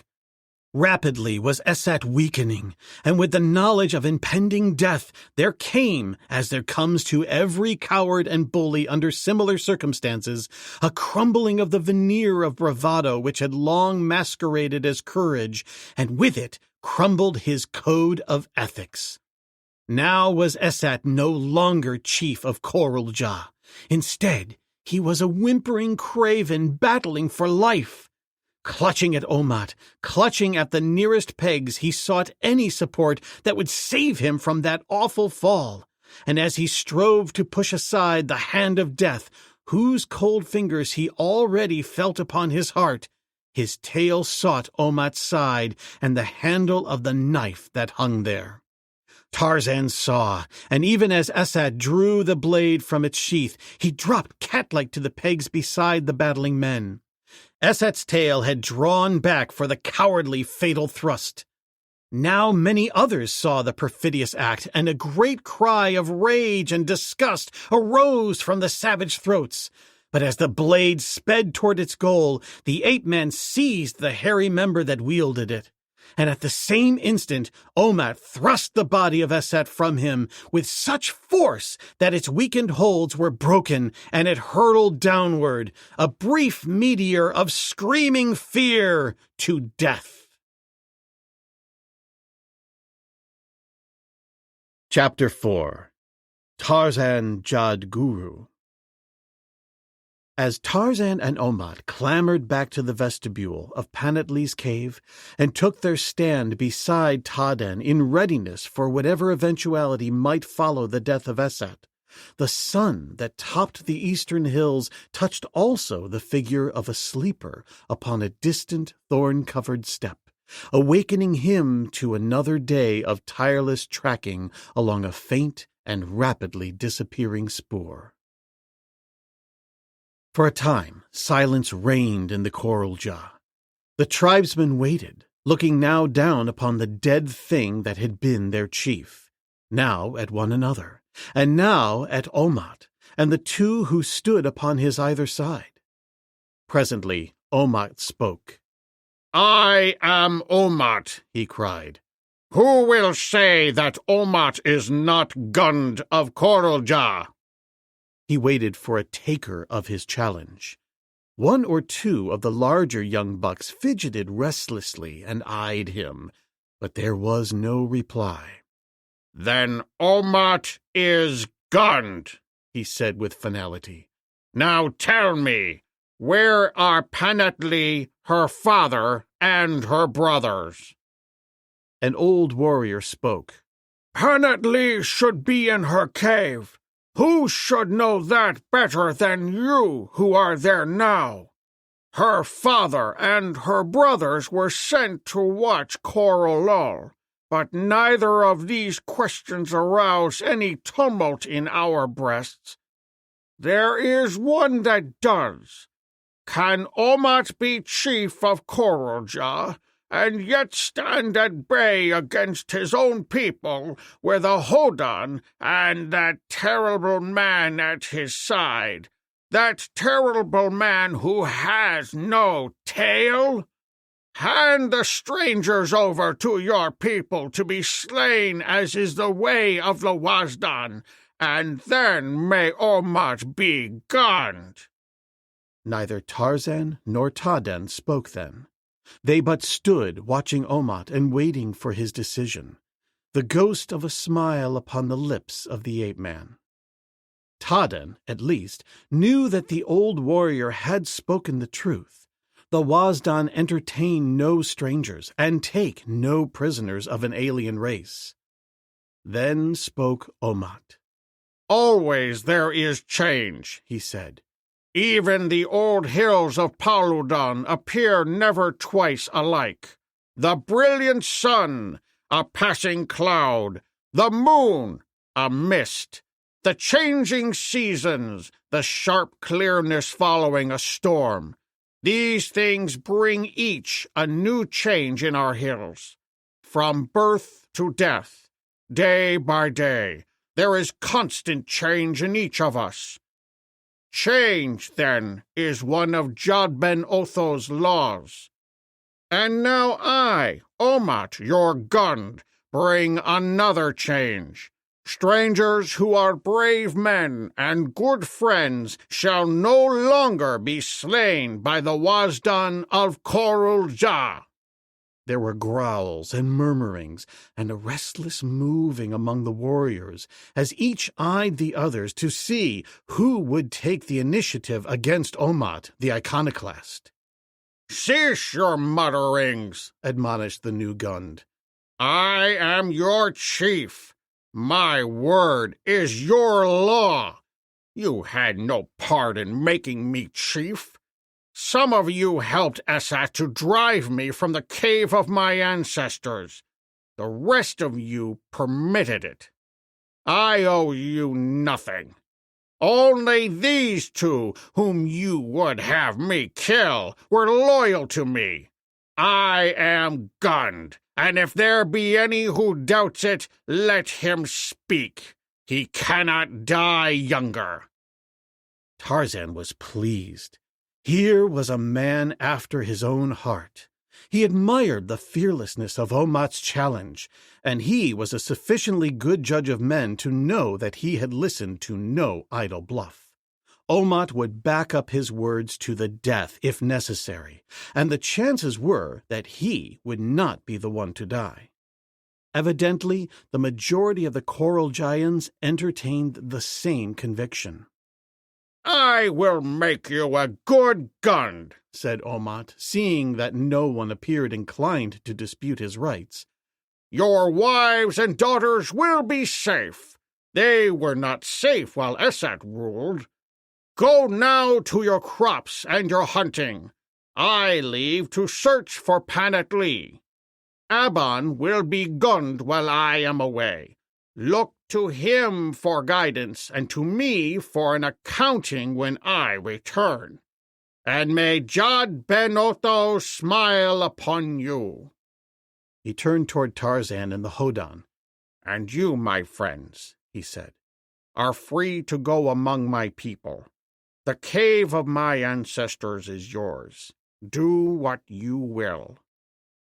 "I," said Tarzan, "will go with Omat to search for Panatli." "And I," said Taden. Omat smiled. "Good," he exclaimed.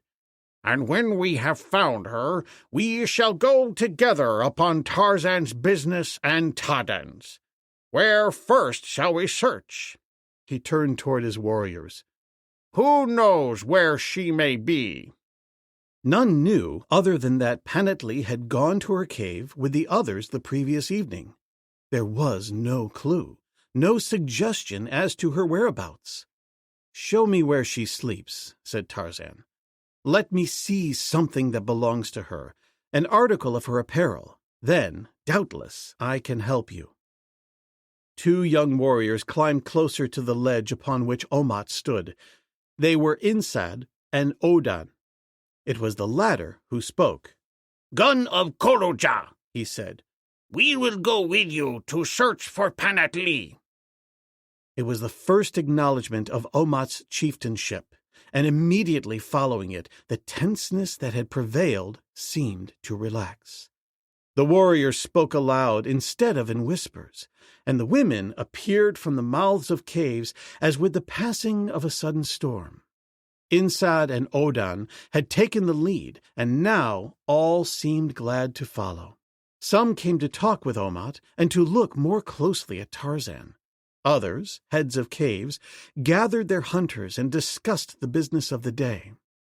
The women and children prepared to descend to the fields with the youths and the old men, whose duty it was to guard them. Odan and Insad shall go with us, announced Omat. We shall not need more. Tarzan, come with me, and I shall show you where Panatlee sleeps, though why you should wish to know, I cannot guess. She is not there. I have looked for myself. The two entered the cave where Omat led the way to the apartment in which Esat had surprised Panatlee the previous night. All here are hers, said Omat, except the war club lying on the floor. That was Esat's. The ape-man moved silently about the apartment, the quivering of his sensitive nostrils scarcely apparent to his companion, who only wondered what good purpose could be served here, and chafed at the delay. "Come," said the ape-man presently, and led the way toward the outer recess. Here their three companions were awaiting them. Tarzan passed to the left side of the niche and examined the pegs that lay within reach. He looked at them, but it was not his eyes that were examining them.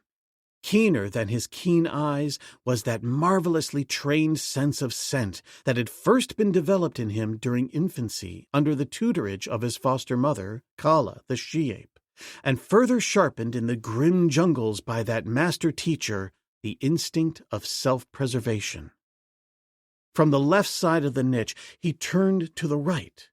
Omat was becoming impatient. "Let us be off," he said. "We must search for Panatlee if we would ever find her." "Where shall we search?" asked Tarzan. Omat scratched his head. "Where?" he repeated. "Why, all Paludan, if necessary." "A large job," said Tarzan. "Come," he added, "she went this way." And he took to the pegs that led aloft toward the summit of the cliff. Here he followed the scent easily, since none had passed that way since Panatlee had fled. At the point at which she had left the permanent pegs and resorted to those carried with her, Tarzan came to an abrupt halt. "She went this way to the summit," he called back to Omat, who was directly behind him. "But there are no pegs here." "I do not know how you know she went this way," said Omat, "but we will get pegs. Insad, return and fetch climbing pegs for 5. The young warrior was soon back and the pegs distributed. Omat handed 5 to Tarzan and explained their use. The ape-man returned 1. "I need but 4, he said. Omat smiled. "What a wonderful creature you would be if you were not deformed," he said, glancing with pride at his own strong tail. "I admit that I am handicapped," replied Tarzan. "You others go ahead and leave the pegs in place for me. I am afraid that otherwise it will be slow work, as I cannot hold the pegs in my toes as you do." "All right," agreed Omat.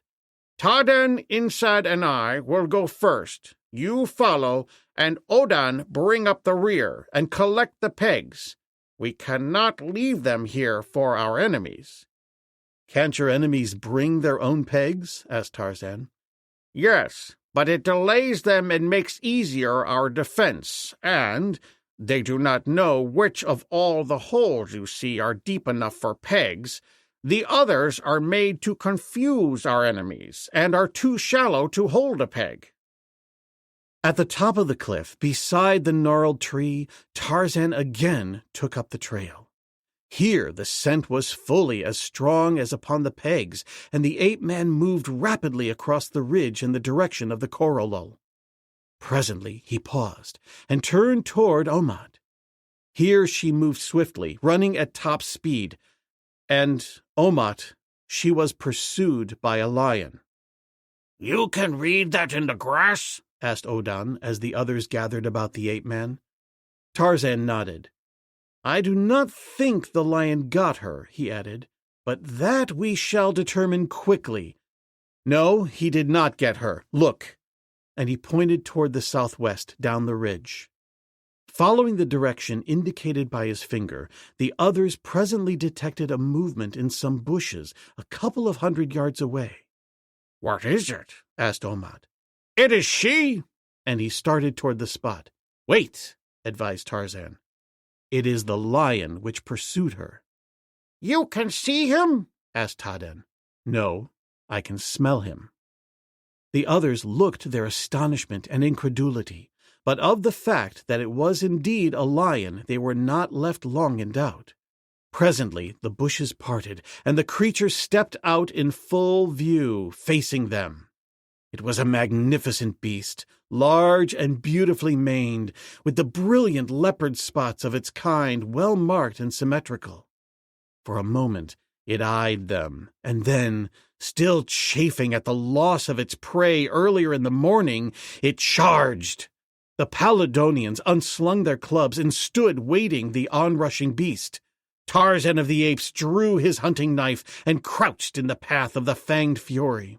It was almost upon him when it swerved to the right and leaped for Omat, only to be sent to earth with a staggering blow upon the head. Almost instantly it was up, and though the men rushed fearlessly in, it managed to sweep aside their weapons with its mighty paws. A single blow wrenched Odan's club from his hand and sent it hurtling against Taden, knocking him from his feet. Taking advantage of its opportunity, the lion rose to throw itself upon Odan, and at the same instant Tarzan flung himself upon its back. Strong white teeth buried themselves in the spotted neck, mighty arms encircled the savage throat, and the sinewy legs of the ape-man locked themselves about the gaunt belly. The others, powerless to aid, stood breathlessly about as the great lion lunged hither and thither, clawing and biting fearfully and futilely at the savage creature that had fastened itself upon him. Over and over they rolled, and now the onlookers saw a brown hand raise above the lion's side, a brown hand grasping a keen blade. They saw it fall and rise and fall again, each time with terrific force, and in its wake they saw a crimson stream trickling down Jaw's gorgeous coat. Now from the lion's throat rose hideous screams of hate and rage and pain as he redoubled his efforts to dislodge and punish his tormentor. But always the tousled black head remained half buried in the dark brown mane, and the mighty arm rose and fell to plunge the knife again and again into the dying beast. The Paladonians stood in mute wonder and admiration. Brave men and mighty hunters they were, and as such the first to accord honor to a mightier. "And you would have had me slay him!" cried Omat, glancing at Insad and Odan. "God Ben Otho reward you that you did not," breathed Insad. And now the lion lunged suddenly to earth, and with a few spasmodic quiverings lay still. The ape-man rose and shook himself, even as might Jah, the leopard-coated lion of Paludon, had he been the one to survive. Odan advanced quickly toward Tarzan. Placing a palm upon his own breast and the other on Tarzan's, he said, "Tarzan the Terrible, I ask no greater honor than your friendship." "And I no more than the friendship of Omat's friends," replied the ape-man simply, returning the other's salute. "Do you think," asked Omat, coming close to Tarzan and laying a hand upon the other's shoulder, "that he got her?" "No, my friend. It was a hungry lion that charged us." "You seem to know much of lions," said Insat. "Had I a brother, I could not know him better," replied Tarzan. "Then where can she be?" continued Omat. "We can but follow while the spoor is fresh," answered the ape-man, and again, taking up his interrupted tracking, he led them down the ridge, and at a sharp turning of the trail to the left brought them to the verge of the cliff that dropped into the coral lull. For a moment Tarzan examined the ground to the right and to the left. Then he stood erect and, looking at Omat, pointed into the gorge. For a moment the Wazdan gazed down into the green rift, at the bottom of which a tumultuous river tumbled downward along its rocky bed. Then he closed his eyes as to a sudden spasm of pain and turned away. "You mean she jumped?" he asked. "To escape the lion," replied Tarzan. "He was right behind her. Look, you can see where his 4 paws left their impress in the turf as he checked his charge upon the very verge of the abyss." "Is there any chance—" commenced Omat, to be suddenly silenced by a warning gesture from Tarzan. "Down!" whispered the ape-man. "Many men are coming. They are running from down the ridge." He flattened himself upon his belly in the grass, the others following his example. For some minutes they waited thus, and then the others, too, heard the sound of running feet, and now a hoarse shout followed by many more. "It is the war cry of the coral lull," whispered Omat. "the hunting cry of men who hunt men. Presently shall we see them, and if Jad Ben Otho is pleased with us, they shall not too greatly outnumber us." "They are many," said Tarzan. 40 or 50, I should say. But how many are the pursued, and how many the pursuers, we cannot even guess, except that the latter must greatly outnumber the former, else these would not run so fast. "Here they come," said Tadan. "It is Anan, father of Panatli, and his 2 sons," exclaimed Odan. "They will pass without seeing us if we do not hurry," he added, looking at Omat, the chief, for a sign. "Come," cried the latter, springing to his feet and running rapidly to intercept the 3 fugitives. The others followed him. "5 friends," shouted Omat as Anan and his sons discovered them. "Adan and Yo," echoed Odan in Insad. The fugitives scarcely paused as these unexpected reinforcements joined them, but they eyed Tadan and Tarzan with puzzled glances. "The coral are many," shouted Anan. "Would that we might pause and fight, but first we must warn Asat and our people." "Yes," said Omat, "we must warn our people." "Asat is dead," said Insat. "Who is chief?" asked one of Anan's sons. "Omat," replied Odan. "It is well," cried Anan. "Panatli said that you would come back and slay Asat." Now the enemy broke into sight behind them. "Come," cried Tarzan. "Let us turn and charge them," raising a great cry. They pursued but 3, and when they see 8 charging upon them, they will think that many men have come to do battle. They will believe that there are more even than they see, and then one who is swift will have time to reach the gorge and warn your people. "It is well," said Omat. "Adan, you are swift. Carry word to the warriors of Coralja that we fight the coral lull upon the ridge, and that Abon shall send 100 men." Idan, the son of Anan, sped swiftly toward the cliff dwellings of the Coralja, while the others charged the oncoming coral lull, the war cries of the 2 tribes rising and falling in a certain grim harmony. The leaders of the Korolo paused at sight of the reinforcements, waiting apparently for those behind to catch up with them, and possibly also to learn how great a force confronted them. The leaders, swifter runners than their fellows perhaps, were far in advance while the balance of their number had not yet emerged from the brush. And now, as Omat and his companions fell upon them with a ferocity born of necessity, they fell back, so that when their companions at last came in sight of them, they appeared to be in full rout. The natural result was that the others turned and fled. Encouraged by this first success, Omat followed them into the brush, his little company charging valiantly upon his either side, and loud and terrifying were the savage yells with which they pursued the fleeing enemy.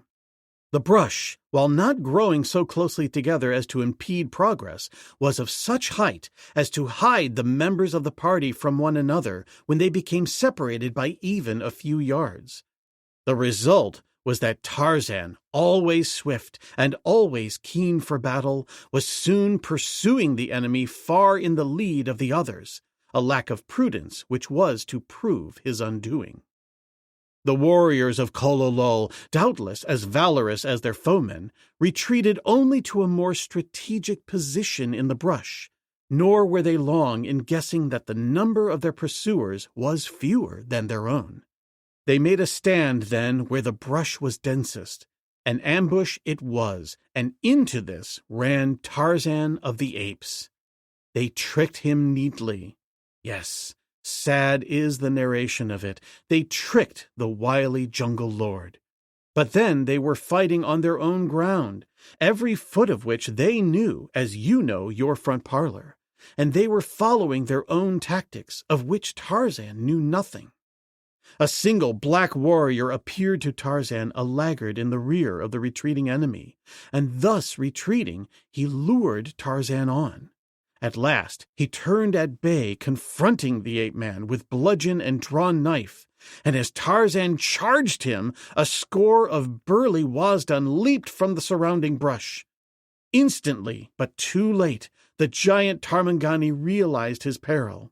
There flashed before him a vision of his lost mate, and a great and sickening regret surged through him with the realization that if she still lived, she might no longer hope, for though she might never know of the passing of her lord, the fact of it must inevitably seal her doom. And consequent to this thought, there enveloped him a blind frenzy of hatred for these creatures who dared thwart his purpose and menace the welfare of his wife. With a savage growl, he threw himself upon the warrior before him, twisting the heavy club from the creature's hand as if he had been a little child, and with his left fist, backed by the weight and sinew of his great frame, he crashed a shattering blow to the center of the Wazdan's face, a blow that crushed the bones and dropped the fellow in his tracks. Then he swung upon the others with their fallen comrade's bludgeon, striking to right and left mighty, unmerciful blows that drove down their own weapons until that wielded by the ape-man was splintered and shattered. On either hand they fell before his cudgel, so rapid the delivery of his blows, so cat-like his recovery, that in the first few moments of the battle he seemed invulnerable to their attack. But it could not last. He was outnumbered 20-1, and his undoing came from a thrown club. It struck him upon the back of the head. For a moment he stood swaying, and then, like a great pine beneath the woodsman's axe, he crashed to earth. Others of the Korolol had rushed to engage the balance of Omat's party. They could be heard fighting at a short distance, and it was evident that the Korolja were falling slowly back, and as they fell, Omat called to the missing one, "Tarzan the Terrible! Tarzan the Terrible!" "Jadguru indeed," repeated one of the Korolol, rising from where Tarzan had dropped him. "Tarzan Jadguru! He was worse than that!"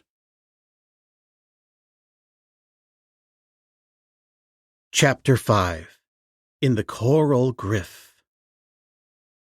As Tarzan fell among his enemies, a man halted many miles away upon the outer verge of the morass that encircles Palodon. Naked he was, except for a loincloth and 3 belts of cartridges, 2 of which passed over his shoulders, crossing upon his chest and back, while the 3rd encircled his waist. Slung to his back by its leathern sling strap was an Enfield, and he carried too a long knife, a bow, and a quiver of arrows. He had come far, through wild and savage lands, menaced by fierce beasts and fiercer men. Yet intact to the last cartridge was the ammunition that had filled his belt the day that he set out. The bow and the arrows and the long knife had brought him thus far safely, yet often in the face of great risks that could have been minimized by a single shot from the well-kept rifle at his back. What purpose might he have for conserving this precious ammunition? In risking his life to bring the last bright shining missile to his unknown goal? For what, for whom were these death-dealing bits of metal preserved? In all the world, only he knew. When Panatlee stepped over the edge of the cliff above Coralol, she expected to be dashed to instant death upon the rocks below. But she had chosen this in preference to the rending fangs of Jah. Instead, chance had ordained that she make the frightful plunge at a point where the tumbling river swung close beneath the overhanging cliff, to eddy for a slow moment in a deep pool before plunging madly downward again in a cataract of boiling foam and water thundering against rocks.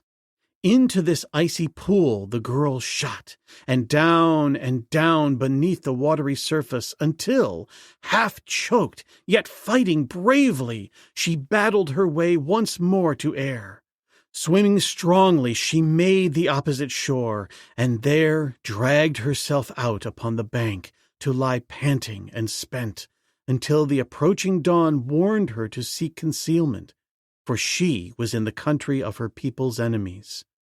Rising, she moved into the concealment of the rank vegetation that grows so riotously in the well-watered khors of Palodon.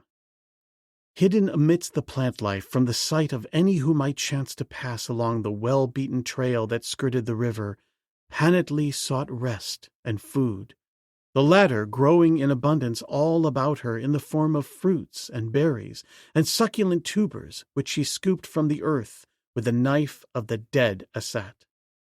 Ah, if she had but known that he was dead! What trials and risks and terrors she might have been saved! But she thought that he still lived, and so she dared not return to Coraljah. At least not yet while his rage was at white heat. Later, perhaps, her father and brothers returned to their cave, she might risk it. But not now. Not now. Nor could she for long remain here in the neighborhood of the hostile Coralol, and somewhere she must find safety from beasts before the night set in. As she sat upon the bole of a fallen tree, seeking some solution of the problem of existence that confronted her, there broke upon her ears from up the gorge the voices of shouting men, a sound that she recognized all too well. It was the war cry of the Coralol.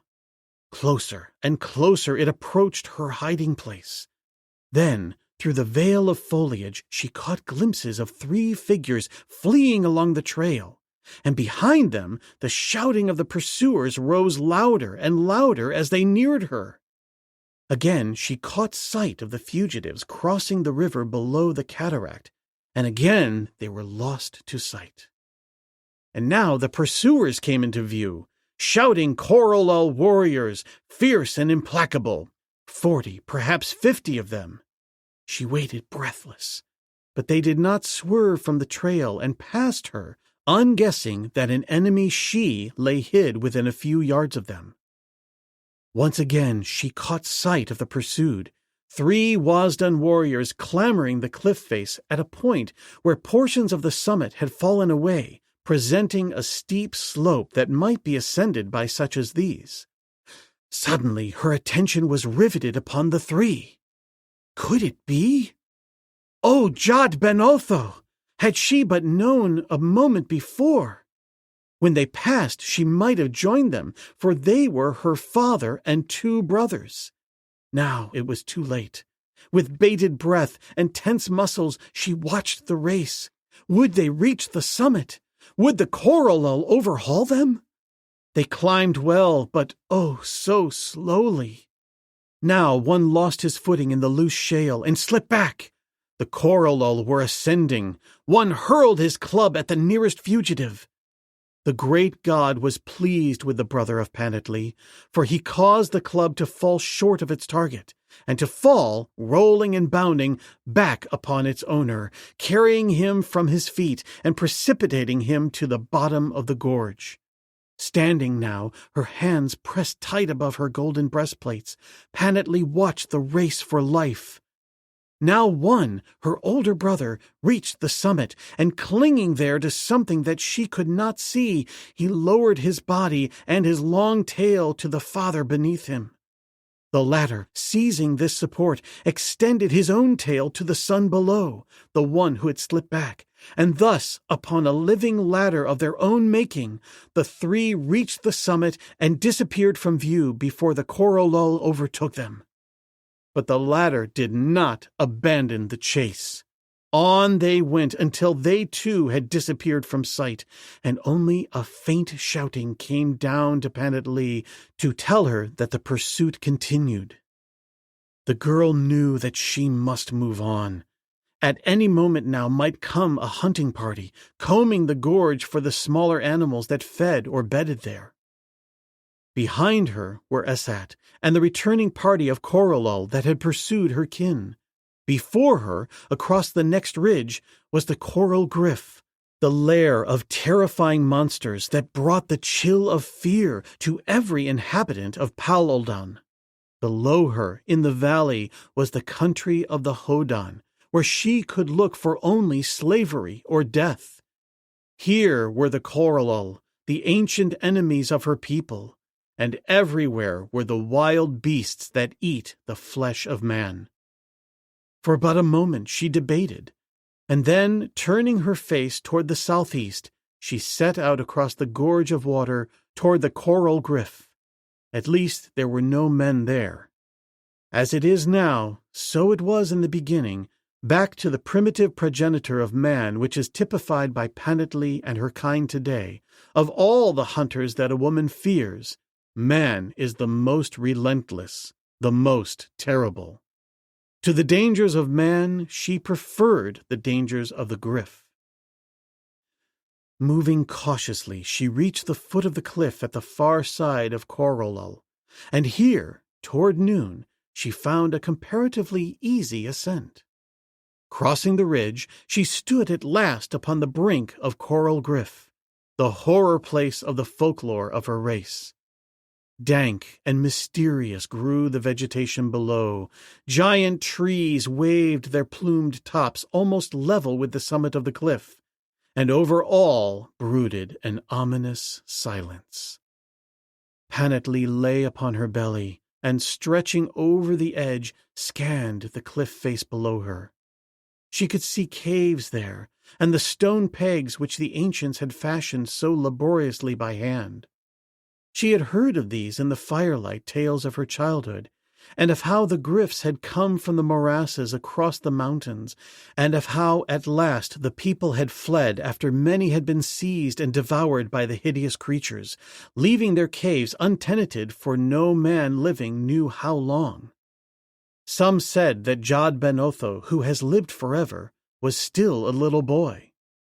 Panatlee shuddered, but there were caves, and in them she would be safe, even from the gryfs.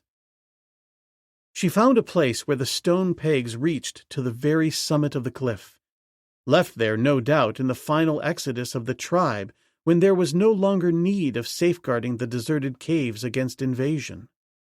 Panatlee clambered slowly down toward the uppermost cave. She found the recess in front of the doorway almost identical with those of her own tribe. The floor of it, though, was littered with twigs and old nests and the droppings of birds until it was half choked. She moved along to another recess, and still another, but all were alike in the accumulated filth. Evidently, there was no need in looking further. This one seemed large and commodious. With her knife, she fell to work, cleaning away the debris by the simple expedient of pushing it over the edge. And always her eyes turned constantly toward the silent gorge where lurked the fearsome creatures of Paloldan. And other eyes there were, eyes she did not see, but that saw her and watched her every move. Fierce eyes, greedy eyes, cunning and cruel.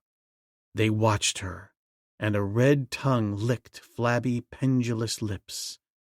They watched her, and a half-human brain laboriously evolved a brutish design. As in her own coral jaw, the natural springs in the cliff had been developed by the long-dead builders of the caves, so that fresh, pure water trickled now, as it had for ages, within easy access to the cave entrances. Her only difficulty would be in procuring food, and for that she must take the risk at least once in 2 days, for she was sure that she could find fruits and tubers, and perhaps small animals, birds and eggs, near the foot of the cliff. The last two, possibly, in the caves themselves. Thus might she live on here indefinitely. She felt now a certain sense of security imparted doubtless by the impregnability of her high-flung sanctuary, that she knew to be safe from all the more dangerous beasts, and this one from men too, since it lay in the abjured coral gryf. Now she determined to inspect the interior of her new home. The sun, still in the south, lighted the interior of the first apartment. It was similar to those of her experience. The same beasts and men were depicted in the same crude fashion in the carvings on the walls. Evidently, there had been little progress in the race of Wasdon during the generations that had come and departed since Coralgryf had been abandoned by men. Of course, Panatlee thought no such thoughts, for evolution and progress existed not for her or her kind. Things were as they had always been, and would always be as they were. That these strange creatures have existed thus for incalculable ages, it can scarce be doubted. So marked are the indications of antiquity about their dwellings, deep furrows worn by naked feet in living rock, a hollow in the jamb of a stone doorway where many arms have touched in passing, the endless carvings that cover, ofttimes, the entire face of a great cliff, and all the walls and ceilings of every cave, and each carving wrought by a different hand, for each is the coat of arms, one might say, of the adult male who traced it. And so Panatlee found this ancient cave homelike and familiar. There was less litter within than she had found without, and what there was mostly an accumulation of dust. Beside the doorway was the niche in which wood and tinder were kept, but there remained nothing now other than mere dust. She had, however, saved a little pile of twigs from the debris on the porch. In a short time she had made a light by firing a bundle of twigs, and lighting others from this fire, she explored some of the inner rooms. Nor did she find aught that was new or strange, nor any relic of the departed owners other than a few broken stone dishes. She had been looking for something soft to sleep upon, but was doomed to disappointment as the former owners had evidently made a leisurely departure, carrying all their belongings with them. Below, in the gorge, were leaves and grasses and fragrant branches, but Panatlee felt no stomach for descending into that horrid abyss for the gratification of mere creature comfort. Only the necessity for food would drive her there. And so, as the shadows lengthened and night approached, she prepared to make as comfortable a bed as she could by gathering the dust of ages into a little pile and spreading it between her soft body and the hard floor. At best, it was only better than nothing. but Panatlee was very tired. She had not slept since 2 nights before, and in the interval she had experienced many dangers and hardships. What wonder, then, that, despite the hard bed, she was asleep almost immediately she had composed herself for rest. She slept, and the moon rose, casting its silver light upon the cliff's white face, and lessening the gloom of the dark forest and the dismal gorge. In the distance a lion roared. There was a long silence. From the upper reaches of the gorge came a deep bellow. There was a movement in the trees at the cliff's foot. Again the bellow, low and ominous. It was answered from below the deserted village. Something dropped from the foliage of a tree directly below the cave in which Panatlee slept. It dropped to the ground among the dense shadows. Now it moved cautiously. It moved toward the foot of the cliff, taking form and shape in the moonlight. It moved like the creature of a bad dream, slowly, sluggishly. It might have been a huge sloth. It might have been a man, with so grotesque a brush does the moon paint. Master cubist. Slowly it moved up the face of the cliff. Like a great grubworm it moved. But now the moonbrush touched it again, and it had hands and feet, and with them it clung to the stone pegs and raised itself laboriously aloft toward the cave where Panatlee slept.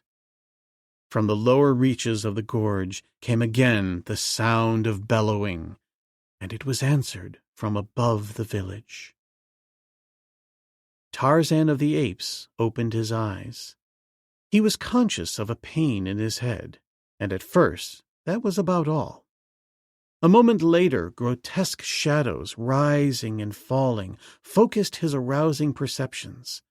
Presently, he saw that he was in a cave. A dozen Wasdun warriors squatted about, talking. A rude stone cresset containing burning oil lighted the interior, and as the flame rose and fell, the exaggerated shadows of the warriors danced upon the walls behind them. "We brought him to you alive, Gund," he heard one of them saying, "because never before was Hodan like him seen. He has no tail. He was born without one, for there is no scar to mark where a tail had been cut off. The thumbs upon his hands and feet are unlike those of the races of Palodon. He is more powerful than many men put together, and he attacks with the fearlessness of Jah. We brought him alive, that you might see him before he is slain." The chief rose and approached the ape-man, who closed his eyes and feigned unconsciousness. He felt hairy hands upon him as he was turned over, none too gently. The Gund examined him from head to foot, making comments especially upon the shape and size of his thumbs and great toes. "With these, and with no tail," he said, "it cannot climb." "No," agreed one of the warriors. "It would surely fall even from the cliff pegs." "I have never seen a thing like it," said the chief. "It is neither Wasdun nor Hodan. I wonder from whence it came, and what it is called." "The Koralja shouted aloud, 'Tarzan Jadguru!' and we thought that they might be calling this one," said a warrior. "Shall we kill it now?" "No," replied the chief. "We will wait until its life returns into its head, that I may question it. Remain here, Intan, and watch it. When it can again hear and speak, call me." He turned and departed from the cave, the others, except Intan, following him. As they moved past him and out of the chamber, Tarzan caught snatches of their conversation, which indicated that the Koralja reinforcements had fallen upon their little party in great numbers and driven them away. Evidently, the swift feet of Idan had saved the day for the warriors of Omat. The ape-man smiled. Then he partially opened an eye and cast it upon Intan. The warrior stood at the entrance to the cave looking out. His back was toward his prisoner. Tarzan tested the bonds that secured his wrists. They seemed none too stout, and they had tied his hands in front of him. Evidence, indeed, that the Wazdan took few prisoners, if any. Cautiously, he raised his wrists until he could examine the thongs that confined them. A grim smile lighted his features. Instantly, he was at work upon the bonds with his strong teeth, but ever a wary eye was upon Intan, the warrior of Corulal. The last knot had been loosened, and Tarzan's hands were free when Intan turned to cast an appraising eye upon his ward. He saw that the prisoner's position was changed.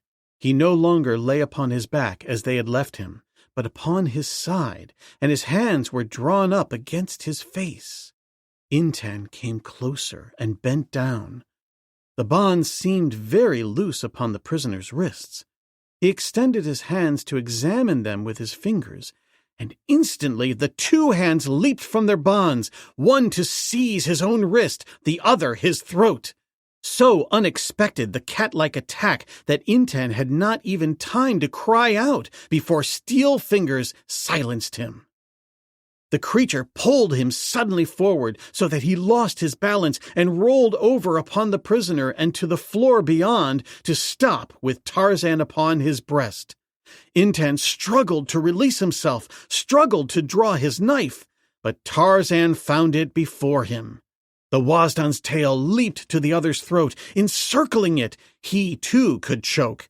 But his own knife, in the hands of his antagonist, severed the beloved member close to its root.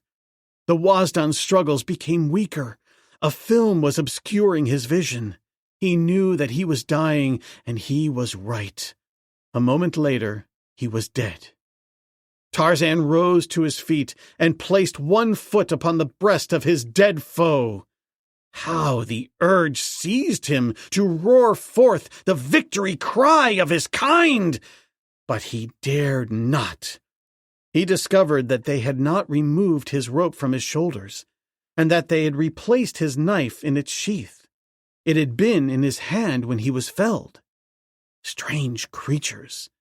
He did not know that they held a superstitious fear of the weapons of a dead enemy, believing that if buried without them, he would forever haunt his slayers in search of them, and that when he found them, he would kill the man who killed him. Against the wall leaned his bow and quiver of arrows. Tarzan stepped toward the doorway of the cave and looked out. Night had just fallen. He could hear voices from the nearer caves, and there floated to his nostrils the odor of cooking food. He looked down and experienced a sensation of relief. The cave in which he had been held was in the lowest tier, scarce 30 feet from the base of the cliff. He was about to chance an immediate descent when there occurred to him a thought that brought a grin to his savage lips, a thought that was born of the name the Wazdan had given him, Tarzan Jadguru, Tarzan the Terrible, and a recollection of the days when he had delighted in baiting the villagers of the distant jungle of his birth. He turned back into the cave where lay the dead body of Intan. With his knife, he severed the warrior's head and, carrying it to the outer edge of the recess, tossed it to the ground below. Then he dropped swiftly and silently down the ladder of pegs in a way that would have surprised the Corulal, who had been so sure that he could not climb. At the bottom he picked up the head of Intan and disappeared among the shadows of the trees, carrying the grisly trophy by its shock of shaggy hair. Horrible? But you are judging a wild beast by the standards of civilization. You may teach a lion tricks, but he is still a lion. Tarzan looked well in a tuxedo, but he was still a Tarmangani, and beneath his pleated shirt beat a wild and savage heart. Nor was his madness lacking in method. He knew that the hearts of the Corulal would be filled with rage when they discovered the thing that he had done, and he knew, too, that mixed with the rage would be a leaven of fear, and it was fear of him that had made Tarzan master of many jungles. One does not win the respect of the killers with bonbons. Below the village, Tarzan returned to the foot of the cliff, searching for a point where he could make the ascent to the ridge, and thus back to the village of Omat, the coral jaw. He came at last to a place where the river ran so close to the rocky wall that he was forced to swim it in search of a trail upon the opposite side, and here it was that his keen nostrils detected a familiar spoor. It was the scent of Panatlee at the spot where she had emerged from the pool and taken to the safety of the jungle. Immediately the ape-man's plans were changed. Panatlee lived, or at least she had lived after the leap from the cliff summit. He had started in search of her for Omat, his friend, and for Omat he would continue upon the trail he had picked up thus fortuitously by accident. It led him into the jungle and across the gorge, and then to the point at which Panatlee had commenced the ascent of the opposite cliffs. Here Tarzan abandoned the head of Intan, tying it to the lower branch of a tree, for he knew that it would handicap him in his ascent of the steep escarpment. Ape-like he ascended, following easily the scent spoor of Panatlee. Over the summit and across the ridge the trail lay, plain as a printed page to the delicate senses of the jungle-bred tracker. Tarzan knew naught of the coral gryf. He had seen dimly in the shadows of the night strange, monstrous forms, and Taden and Omat had spoken of great creatures that all men feared. But always, everywhere, by night and by day, there were dangers. From infancy, death had stalked grim and terrible at his heels. He knew little of any other existence. To cope with danger was his life, and he lived his life as simply and as naturally as you live yours, amidst the dangers of the crowded city streets. The black man who goes abroad in the jungle by night is afraid, for he has spent his life since infancy surrounded by numbers of his own kind, and safeguarded, especially at night, by such crude means as lie within his powers. But Tarzan had lived as the lion lives, and the panther, and the elephant, and the ape. A true jungle creature dependent solely upon his prowess and his wits, playing a lone hand against creation. Therefore he was surprised at nothing, and feared nothing, and so he walked through the strange night as undisturbed and unapprehensive as the farmer to the cow lot in the darkness before the dawn. Once more Panatlee's trail ended at the verge of a cliff, but this time there was no indication that she had leaped over the edge, and a moment's search revealed to Tarzan the stone pegs upon which she had made her descent. As he lay upon his belly, leaning over the top of the cliff, examining the pegs, his attention was suddenly attracted by something at the foot of the cliff. He could not distinguish its identity, but he saw that it moved, and presently that it was ascending slowly, apparently by means of pegs similar to those directly below him. He watched it intently as it rose higher and higher until he was able to distinguish its form more clearly, with the result that he became convinced that it more nearly resembled some form of great ape than a lower order. It had a tail, though, and in other respects it did not seem a true ape. Slowly it ascended to the upper tier of caves, into one of which it disappeared. Then Tarzan took up again the trail of Panatlee. He followed it down the stone pegs to the nearest cave, and then farther along the upper tier. The ape-man raised his eyebrows when he saw the direction in which it led, and quickened his pace. He had almost reached the third cave when the echoes of coral gryf were awakened by a shrill scream of terror. Chapter 6. The Taurodon. Panatlee slept. The troubled sleep of physical and nervous exhaustion, filled with weird dreamings. She dreamed that she slept beneath a great tree in the bottom of the coral gryf, and that one of the fearsome beasts was creeping up on her, but she could not open her eyes nor move. She tried to scream, but no sound issued from her lips. She felt the thing touch her throat, her breast, her arm, and there it closed and seemed to be dragging her toward it. With a superhuman effort of will, she opened her eyes. In the instant, she knew that she was dreaming, and that quickly the hallucination of the dream would fade. It had happened to her many times before. But it persisted. In the dim light that filtered into the dark chamber, she saw a form beside her. She felt hairy fingers upon her, and a hairy breast against which she was being drawn. Jod ben Otho! This was no dream! And then she screamed and tried to fight the thing from her. But her scream was answered by a low growl, and another hairy hand seized her by the hair of the head.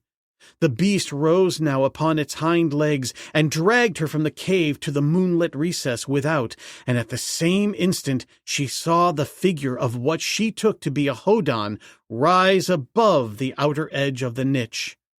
The beast that held her saw it too, and growled ominously, but it did not relinquish its hold upon her hair. It crouched as though waiting an attack, and it increased the volume and frequency of its growls until the horrid sounds reverberated through the gorge, drowning even the deep bellowings of the beast below, whose mighty thunderings had broken out anew with the sudden commotion from the high-flung cave. The beast that held her crouched, and the creature that faced it crouched also, and growled as hideously as the other. Panat-Lee trembled. This was no hodan, and though she feared the hodan, she feared this thing more, with its cat-like crouch and its beastly growls. She was lost, that Panat-Lee knew. The two things might fight for her, but whichever won, she was lost. Perhaps, during the battle, if it came to that, she might find the opportunity to throw herself over into the coral gryf. The thing that held her she had recognized now as a taurodon, but the other thing she could not place, though in the moonlight she could see it very distinctly. It had no tail. She could see its hands and its feet, and they were not the hands and feet of the races of Palodon. It was slowly closing upon the taurodon, and in one hand it held a gleaming knife. Now it spoke, and to Panat-Lee's terror was added an equal weight of consternation. "When it leaves go of you," it said, "as it will presently to defend itself, run quickly behind me, Panat-Lee, and go to the cave nearest the pegs you descended from the cliff top. Watch from there. If I am defeated, you will have time to escape this slow thing. If I am not, I will come to you there. I am Omat's friend and yours." The last words took the keen edge from Panat-Lee's terror, but she did not understand. How did this strange creature know her name?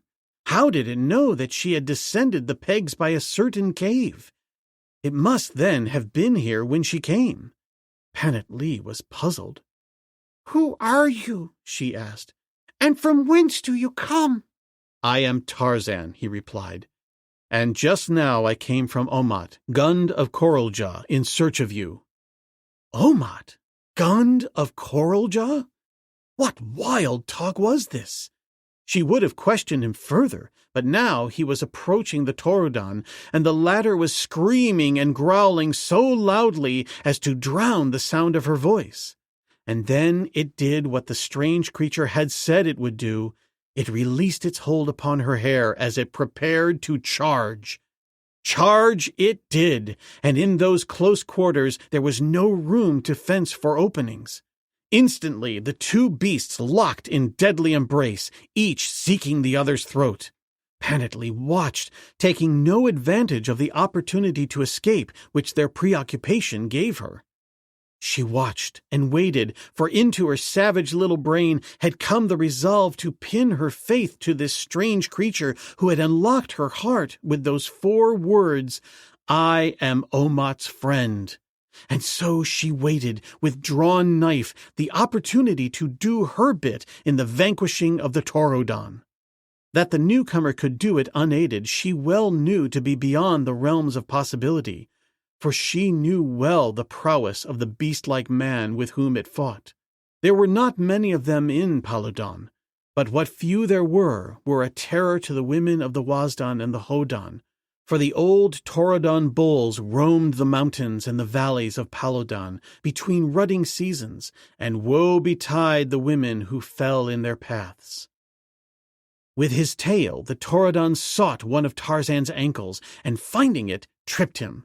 The two fell heavily, but so agile was the ape-man, and so quick his powerful muscles, that even in falling he twisted the beef beneath him, so that Tarzan fell on top, and now the tail that had tripped him sought his throat, as had the tail of Intan, the Corolol. In the effort of turning his antagonist's body during the fall, Tarzan had had to relinquish his knife, that he might seize the shaggy body with both hands, and now the weapon lay out of reach at the very edge of the recess. Both hands were occupied for the moment in fending off the clutching fingers that sought to seize him and drag his throat within reach of his foe's formidable fangs. And now the tail was seeking its deadly hold with a formidable persistence that would not be denied. Panetly hovered about, breathless, her dagger ready, but there was no opening that did not also endanger Tarzan, so constantly were the two duelists changing their positions. Tarzan felt the tail slowly but surely insinuating itself about his neck, though he had drawn his head down between the muscles of his shoulders in an effort to protect this vulnerable part. The battle seemed to be going against him, for the giant beast against which he strove would have been a fair match in weight and strength for Bolgani the gorilla. And knowing this, he suddenly exerted a single superhuman effort, thrust far apart the giant hands, and with the swiftness of a striking snake, buried his fangs in the jugular of the Taurodon. At the same instant, the creature's tail coiled about his own throat, and then commenced a battle royale of turning and twisting bodies as each sought to dislodge the fatal hold of the other. But the acts of the ape-man were guided by a human brain, and thus it was that the rolling bodies rolled in the direction that Tarzan wished, toward the edge of the recess. The choking tail had shut the air from his lungs. He knew that his gasping lips were parted and his tongue protruding, and now his brain reeled and his sight grew dim. But not before he reached his goal, and a quick hand shot out to seize the knife that now lay within reach, as the two bodies tottered perilously upon the brink of the chasm. With all his remaining strength, the ape-man drove home the blade. Once, twice, thrice, and then all went black before him, as he felt himself, still in the clutches of the Taurodon, topple from the recess. Fortunate it was for Tarzan that Panetly had not obeyed his injunction to make good her escape while he engaged the Taurodon, for it was to this fact that he owed his life.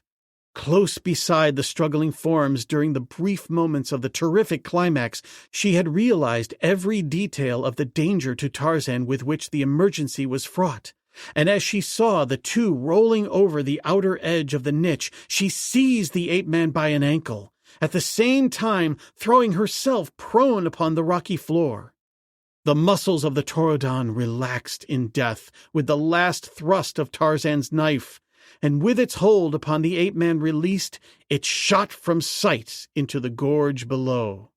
It was with infinite difficulty that Panetly retained her hold upon the ankle of her protector, but she did so, and then, slowly, she sought to drag the dead weight back to the safety of the niche. This, however, was beyond her strength, and she could but hold on tightly, hoping that some plan would suggest itself before her powers of endurance failed. She wondered if, after all, the creature was already dead, but that she could not bring herself to believe. And if not dead, how long it would be before he regained consciousness. If he did not regain it soon, he would never regain it, that she knew. For she felt her fingers numbing to the strain upon them and slipping slowly, slowly from their hold. It was then that Tarzan regained consciousness. He could not know what power upheld him, but he felt that whatever it was slowly releasing its hold upon his ankle. Within easy reach of his hands were 2 pegs, and these he seized upon just as Panatlee's fingers slipped from their hold. As it was, he came near to being precipitated into the gorge. Only his great strength saved him. He was upright now, and his feet found other pegs. His first thought was of his foe. Where was he? Waiting above there to finish him? Tarzan looked up just as the frightened face of Panatlee appeared over the threshold of the recess. "You live!" she cried. "Yes," replied Tarzan. "Where is the shaggy one?" Panatlee pointed downward. "There," she said. "Dead." "Good," exclaimed the ape-man, clambering to her side. "You are unharmed?" he asked. "You came just in time," replied Panatlee. "But who are you? And how did you know that I was here? And what do you know of Omat? And where did you come from? And what did you mean by calling Omat Gund?" Wait, cried Tarzan, "one at a time. My, but you are all alike. The shes of the tribe of Kerchak, the ladies of England, and their sisters of Paludan. Have patience, and I will try to tell you all that you wish to know. 4 of us set out with Omat from Coralja to search for you. We were attacked by the Coralol and separated. I was taken prisoner, but escaped. Again I stumbled upon your trail and followed it, reaching the summit of this cliff just as the hairy one was climbing up after you. I was coming to investigate when I heard your scream. The rest you know." "But you called Omat Gund of Coralja," she insisted. "Esat is Gund." "Esat is dead," explained the ape-man. "Omat slew him, and now Omat is Gund. Omat came back seeking you. He found Esat in your cave and killed him." "Yes," said the girl. "Esat came to my cave, and I struck him down with my golden breastplates and escaped." "And a lion pursued you," continued Tarzan. "And you leaped from the cliff into Coralol. But why you were not killed is beyond me." "Is there anything beyond you?" exclaimed Panatlee.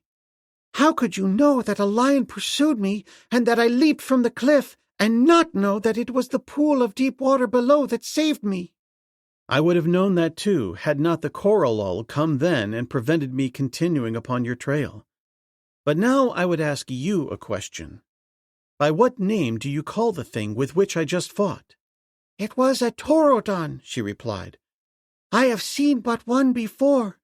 They are terrible creatures with the cunning of man and the ferocity of a beast. Great indeed must be the warrior who slays one single-handed." She gazed at him in open admiration. "And now," said Tarzan, "you must sleep. For tomorrow we shall return to Coralja and Omat, and I doubt that you have had much rest these 2 nights."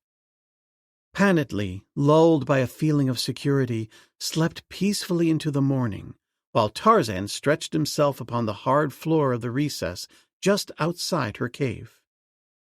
The sun was high in the heavens when he awoke. For 2 hours it had looked down upon another heroic figure, miles away. The figure of a godlike man fighting his way through the hideous morass that lies like a filthy moat, defending Paludan from the creatures of the outer world. Now waist-deep in the sucking ooze, now menaced by loathsome reptiles, the man advanced only by virtue of Herculean efforts, gaining laboriously by inches along the devious way that he was forced to choose in selecting the least precarious footing. Near the center of the morass was open water, slimy, green-hued water. He reached it at last after more than 2 hours of such effort as would have left an ordinary man spent and dying in the sticky mud, yet he was less than halfway across the marsh. Greasy with slime and mud was his smooth brown hide, and greasy with slime and mud was his beloved Enfield that had shone so brightly in the first rays of the rising sun. He paused a moment upon the edge of the open water, and then, throwing himself forward, struck out to swim across. He swam with long, easy, powerful strokes, calculated less for speed than for endurance, for his was, primarily, a test of the latter, since beyond the open water was another 2 hours or more of grueling effort between it and solid ground. He was, perhaps, halfway across, and congratulating himself upon the ease of the achievement of this portion of his task, when there arose from the depths directly in his path a hideous reptile, which, with wide distended jaws, bore down upon him, hissing shrilly. Tarzan arose and stretched, expanded his great chest, and drank in deep draughts of the fresh morning air. His clear eyes scanned the wondrous beauties of the landscape spread out before them. Directly below lay coral gryf, a dense, somber green of gently moving treetops. To Tarzan, it was neither grim nor forbidding. It was jungle, beloved jungle. To his right there spread a panorama of the lower reaches of the valley of Jad Ben Otho, with its winding streams and its blue lakes. Gleaming whitely in the sunlight were scattered groups of dwellings, the feudal strongholds of the lesser chiefs of the Hodan. A-lur, the city of light, he could not see, as it was hidden by the shoulder of the cliff in which the deserted village lay. For a moment Tarzan gave himself over to that spiritual enjoyment of beauty that only the man-mind may attain, and then nature asserted herself, and the belly of the beast called aloud that it was hungry. Again Tarzan looked down at coral gryf. There was the jungle. Grew there a jungle that would not feed Tarzan? The ape-man smiled and commenced the descent to the gorge. Was there danger there? Of course. Who knew it better than Tarzan? In all jungles lies death, for life and death go hand in hand, and where life teems, death reaps his fullest harvest. Never had Tarzan met a creature of the jungle with which he could not cope, sometimes by virtue of brute strength alone, again by a combination of brute strength and the cunning of the man-mind, but Tarzan had never met a gryf. He had heard the bellowings in the gorge the night before, after he had lain down to sleep, and he had meant to ask Pan-at-lee this morning what manner of beast so disturbed the slumbers of its betters. He reached the foot of the cliff, and strode into the jungle, and here he halted, his keen eyes and ears watchful and alert, his sensitive nostrils searching each shifting air current for the scent spoor of game. Again he advanced deeper into the wood, his light step giving forth no sound, his bow and arrows in readiness. A light morning breeze was blowing from up the gorge, and in this direction he bent his steps. Many odors impinged upon his organs of scent. Some of these he classified without effort, but others were strange. The odors of beasts and of birds, of trees and shrubs and flowers with which he was unfamiliar. He sensed faintly the reptilian odor that he had learned to connect with the strange nocturnal forms that had loomed dim and bulky on several occasions since his introduction to Paladon. And then, suddenly, he caught plainly the strong, sweet odor of Bara, the deer. Were the belly vocal, Tarzan's would have given a little cry of joy, for it loved the flesh of Bara. The ape-man moved rapidly but cautiously forward. The prey was not far distant, and as the hunter approached it, he took silently to the trees, and still in his nostrils was the faint reptilian odor that spoke of a great creature which he had never yet seen except as a denser shadow among the dense shadows of the night. But the odor was of such faintness as suggests to the jungle-bred the distance of absolute safety. And now, moving noiselessly, Tarzan came within sight of Bara, drinking at a pool, where a stream that waters coral gryf crosses an open place in the jungle. The deer was too far from the nearest tree to risk a charge, so the ape-man must depend upon the accuracy and force of his first arrow, which must drop the deer in its tracks or forfeit both deer and shaft. Far back came the right hand, and the bow that you or I might not move, bent easily beneath the muscles of the forest god. There was a singing twang, and Bara, leaping high in the air, collapsed upon the ground, an arrow through his heart. Tarzan dropped to the earth and ran to his kill, lest the animal might even yet rise and escape. But Bara was safely dead. As Tarzan stooped to lift it to his shoulder, there fell upon his ears a thunderous bellow that seemed almost at his right elbow, and as his eyes shot in the direction of the sound, there broke upon his vision such a creature as paleontologists have dreamed as having possibly existed in the dimmest vistas of Earth's infancy. A gigantic creature, vibrant with mad rage, that charged, bellowing upon him.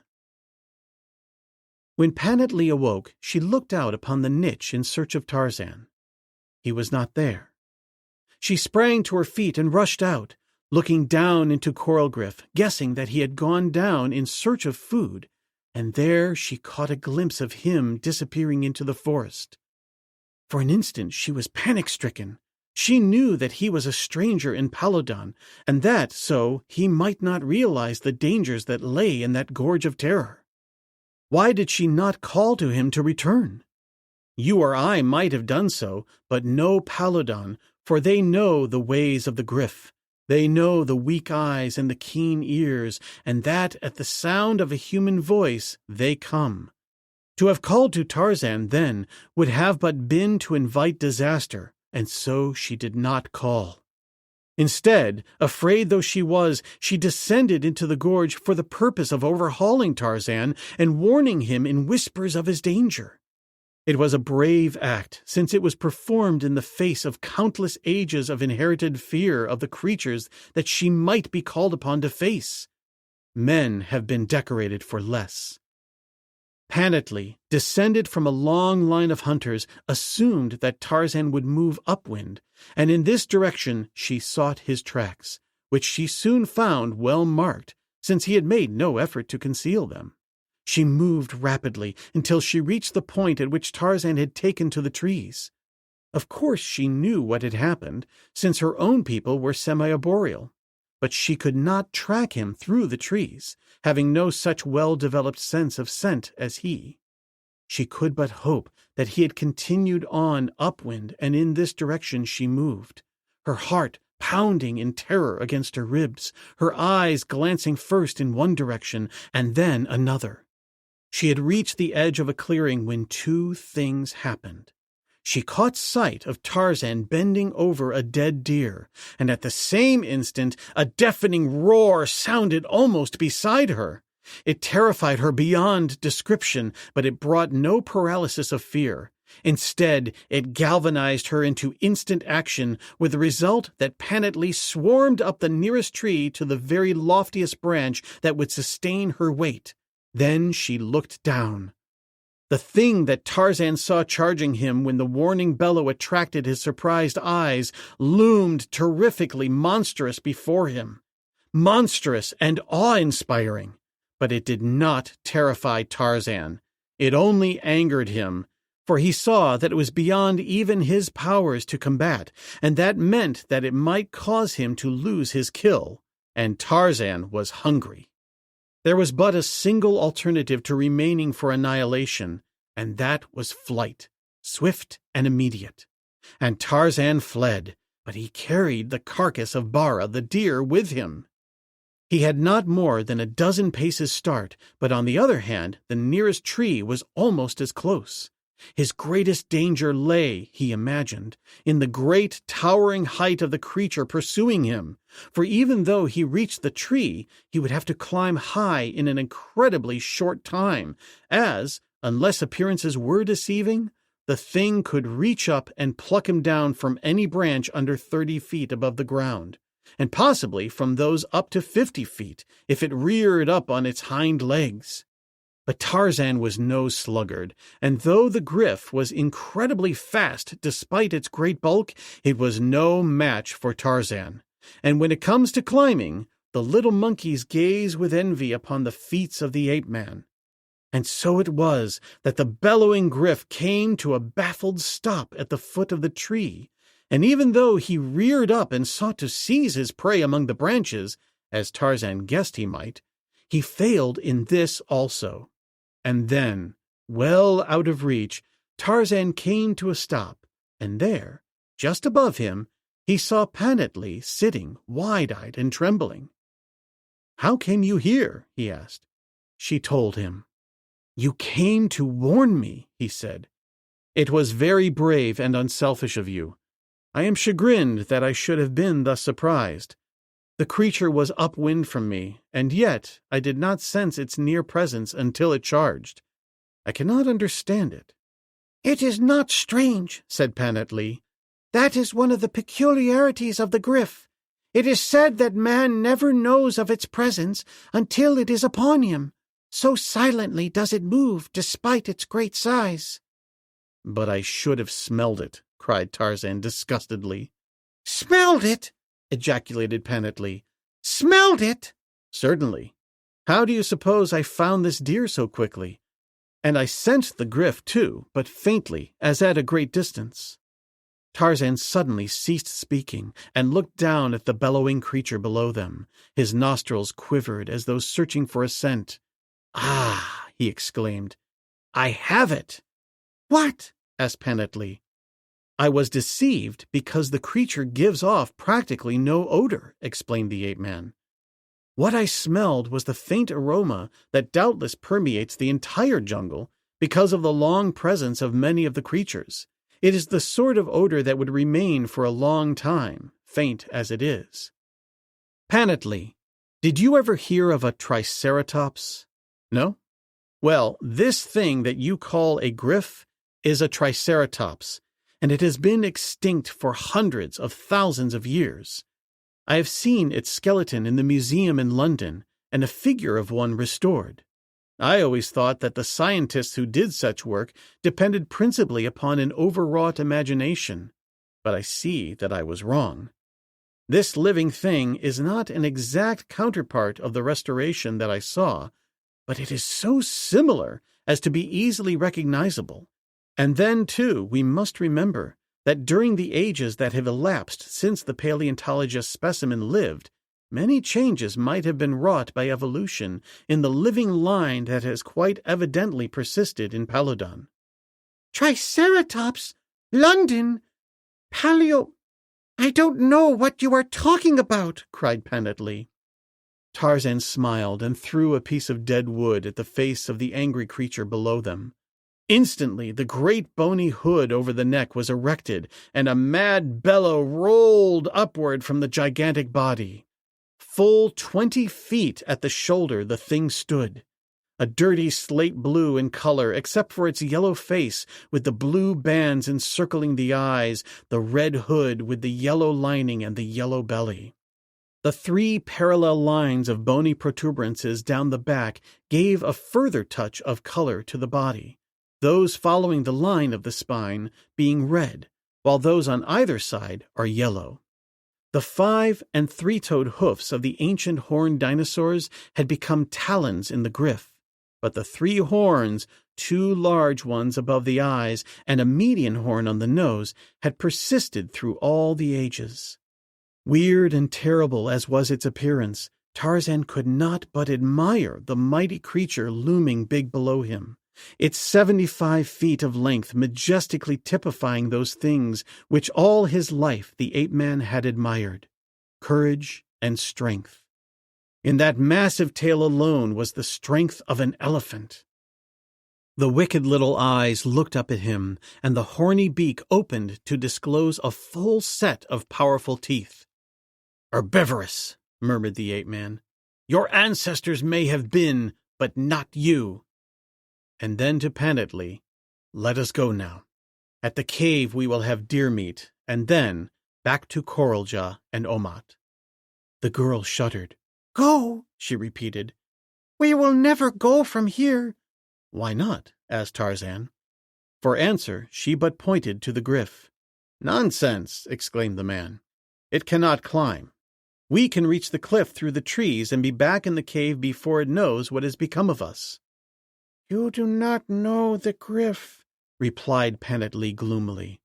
"Wherever we go, it will follow, and always it will be ready at the foot of each tree when we would descend. It will never give us up." "We can live in the trees for a long time if necessary," replied Tarzan, "and sometime the thing will leave." The girl shook her head. "Never," she said. "And then there are the Taurodon. They will come and kill us, and after eating a little will throw the balance to the gryf. The gryf and Taurodon are friends, because the Taurodon shares his food with the gryf." "You may be right," said Tarzan. "But even so, I don't intend waiting here for someone to come along and eat part of me, and then feed the balance to that beast below. If I don't get out of this place whole, it won't be my fault. Come along now, and we'll make a try at it." And so saying, he moved off through the treetops with Panat close behind. Below them, on the ground, moved the horned dinosaur, and when they reached the edge of the forest where there lay 50 yards of open ground to cross to the foot of the cliff, he was there with them, at the bottom of the tree, waiting. Tarzan looked ruefully down and scratched his head. Chapter 7. Jungle Craft. Presently he looked up and at Panat. "Can you cross the gorge through the trees very rapidly?" he questioned. "Alone?" she asked. "No," replied Tarzan. "I can follow wherever you can lead," she said then. "Across and back again? Then come, and do exactly as I bid." He started back again through the trees, swiftly swinging monkey-like from limb to limb, following a zigzag course that he tried to select with an eye for the difficulties of the trail beneath. Where the underbrush was heaviest, where fallen trees blocked the way, he led the footsteps of the creature below them. But all to no avail. When they reached the opposite side of the gorge, the gryf was with them. "Back again," said Tarzan, and, turning, the two retraced their high-flung way through the upper terraces of the ancient forest of coral gryf. But the result was the same. No, not quite. It was worse. For another gryf had joined the first, and now two waited beneath the tree in which they stopped. The cliff looming high above them with its innumerable cave mouths seemed to beckon and to taunt them. It was so near, yet eternity yawned between. The body of the Taurodon lay at the cliff's foot where it had fallen. It was in plain view of the two in the tree. One of the gryfs walked over and sniffed about it, but did not offer to devour it. Tarzan had examined it casually as he had passed earlier in the morning. He guessed that it represented either a very high order of ape or a very low order of man, something akin to the Java man, perhaps. A truer example of the pithecanthropi than either the Hodon or the Wasdon, possibly the precursor of them both. As his eyes wandered idly over the scene below, his active brain was working out the details of the plan that he had made to permit Panat's escape from the gorge. His thoughts were interrupted by a strange cry from above them in the gorge. "Wee-oo! Wee-oo!" It sounded, coming closer. The gryfs below raised their heads and looked in the direction of the interruption. One of them made a low, rumbling sound in its throat. It was not a bellow, and it did not indicate anger. Immediately, the "wee-oo" responded. The gryfs repeated the rumbling, and at intervals, the "wee-oo" was repeated, coming ever closer. Tarzan looked at Panat. "What is it?" he asked. "I do not know," she replied. "Perhaps a strange bird, or another horrid beast that dwells in this frightful place." "Ah!" exclaimed Tarzan. "There it is! Look!" Panat voiced a cry of despair. "A Taurodon!" The creature, walking erect, carrying a stick in one hand, advanced at a slow, lumbering gait. It walked directly toward the gryfs, who moved aside as though afraid. Tarzan watched intently. The Taurodon was now quite close to one of the Triceratops. It swung its head and snapped at him viciously. Instantly, the Taurodon sprang in and commenced to belabor the huge beast across the face with his stick. To the ape-man's amazement, the gryf, that might have annihilated the comparatively puny Taurodon instantly in any of a dozen ways, cringed like a whipped cur. "Wee-oo! Wee-oo!" shouted the Taurodon, and the gryf came slowly toward him. A whack on the median horn brought it to a stop. Then the Taurodon walked around behind it, clambered up its tail, and seated himself astraddle of the huge back. "Wee-oo!" he shouted, and prodded the beast with a sharp point of his stick. The gryf commenced to move off. So rapt had Tarzan been on the scene below him that he had given no thought to escape, for he realized that for him and Panatlee, time had, in these brief moments, turned back countless ages to spread before their eyes a page of the dim and distant past. The two had looked upon the first man and his primitive beasts of burden. And now the ridden gryf halted and looked up at them, bellowing. It was sufficient. The creature had warned its master of their presence. Instantly, the Taurodon urged the beast close beneath the tree which held them, at the same time leaping to his feet upon the horny back. Tarzan saw the bestial face, the great fangs, the mighty muscles. From the loins of such had sprung the human race, and only from such could it have sprung. For only such as this might have survived the horrid dangers of the age that was theirs. The Taurodon beat upon his breast and growled horribly, hideous, uncouth, beastly. Tarzan rose to his full height upon a swaying branch, straight and beautiful as a demigod, unspoiled by the taint of civilization, the perfect specimen of what the human race might have been had the laws of man not interfered with the laws of nature. The present fitted an arrow to his bow and drew the shaft far back. The past, basing its claims upon brute strength, sought to reach the other and drag him down. But the loosed arrow sank deep into the savage heart, and the past sank back into the oblivion that had claimed his kind. "Tarzan Jadguru," murmured Panatlee, unknowingly giving him out of the fullness of her admiration the same title that the warriors of her tribe had bestowed upon him. The ape-man turned to her. "Panatlee," he said, "these beasts may keep us treed here indefinitely. I doubt if we can escape together, but I have a plan. You remain here, hiding yourself in the foliage, while I start back across the gorge in sight of them and yelling to attract their attention. Unless they have more brains than I suspect, they will follow me. When they are gone, you make for the cliff. Wait for me in the cave not longer than today. If I do not come by tomorrow's sun, you will have to start back for Coraljaw alone. Here is a joint of deer meat for you." He had severed one of the deer's hind legs, and this he passed up to her. "I cannot desert you," she said simply. "It is not the way of my people to desert a friend and ally. Omat would never forgive me." "Tell Omat that I commanded you to go," replied Tarzan. "It is a command?" she asked. "It is. Goodbye, Panatlee. Hasten back to Omat. You are a fitting mate for the chief of Coraljaw." He moved off slowly through the trees. "Goodbye, Tarzan Jadguru," she called after him. "Fortunate are my Omat and his Panatlee in owning such a friend." Tarzan, shouting aloud, continued upon his way, and the great gryfs, lured by his voice, followed beneath. His ruse was evidently proving successful, and he was filled with elation as he led the bellowing beasts farther and farther from Panatlee.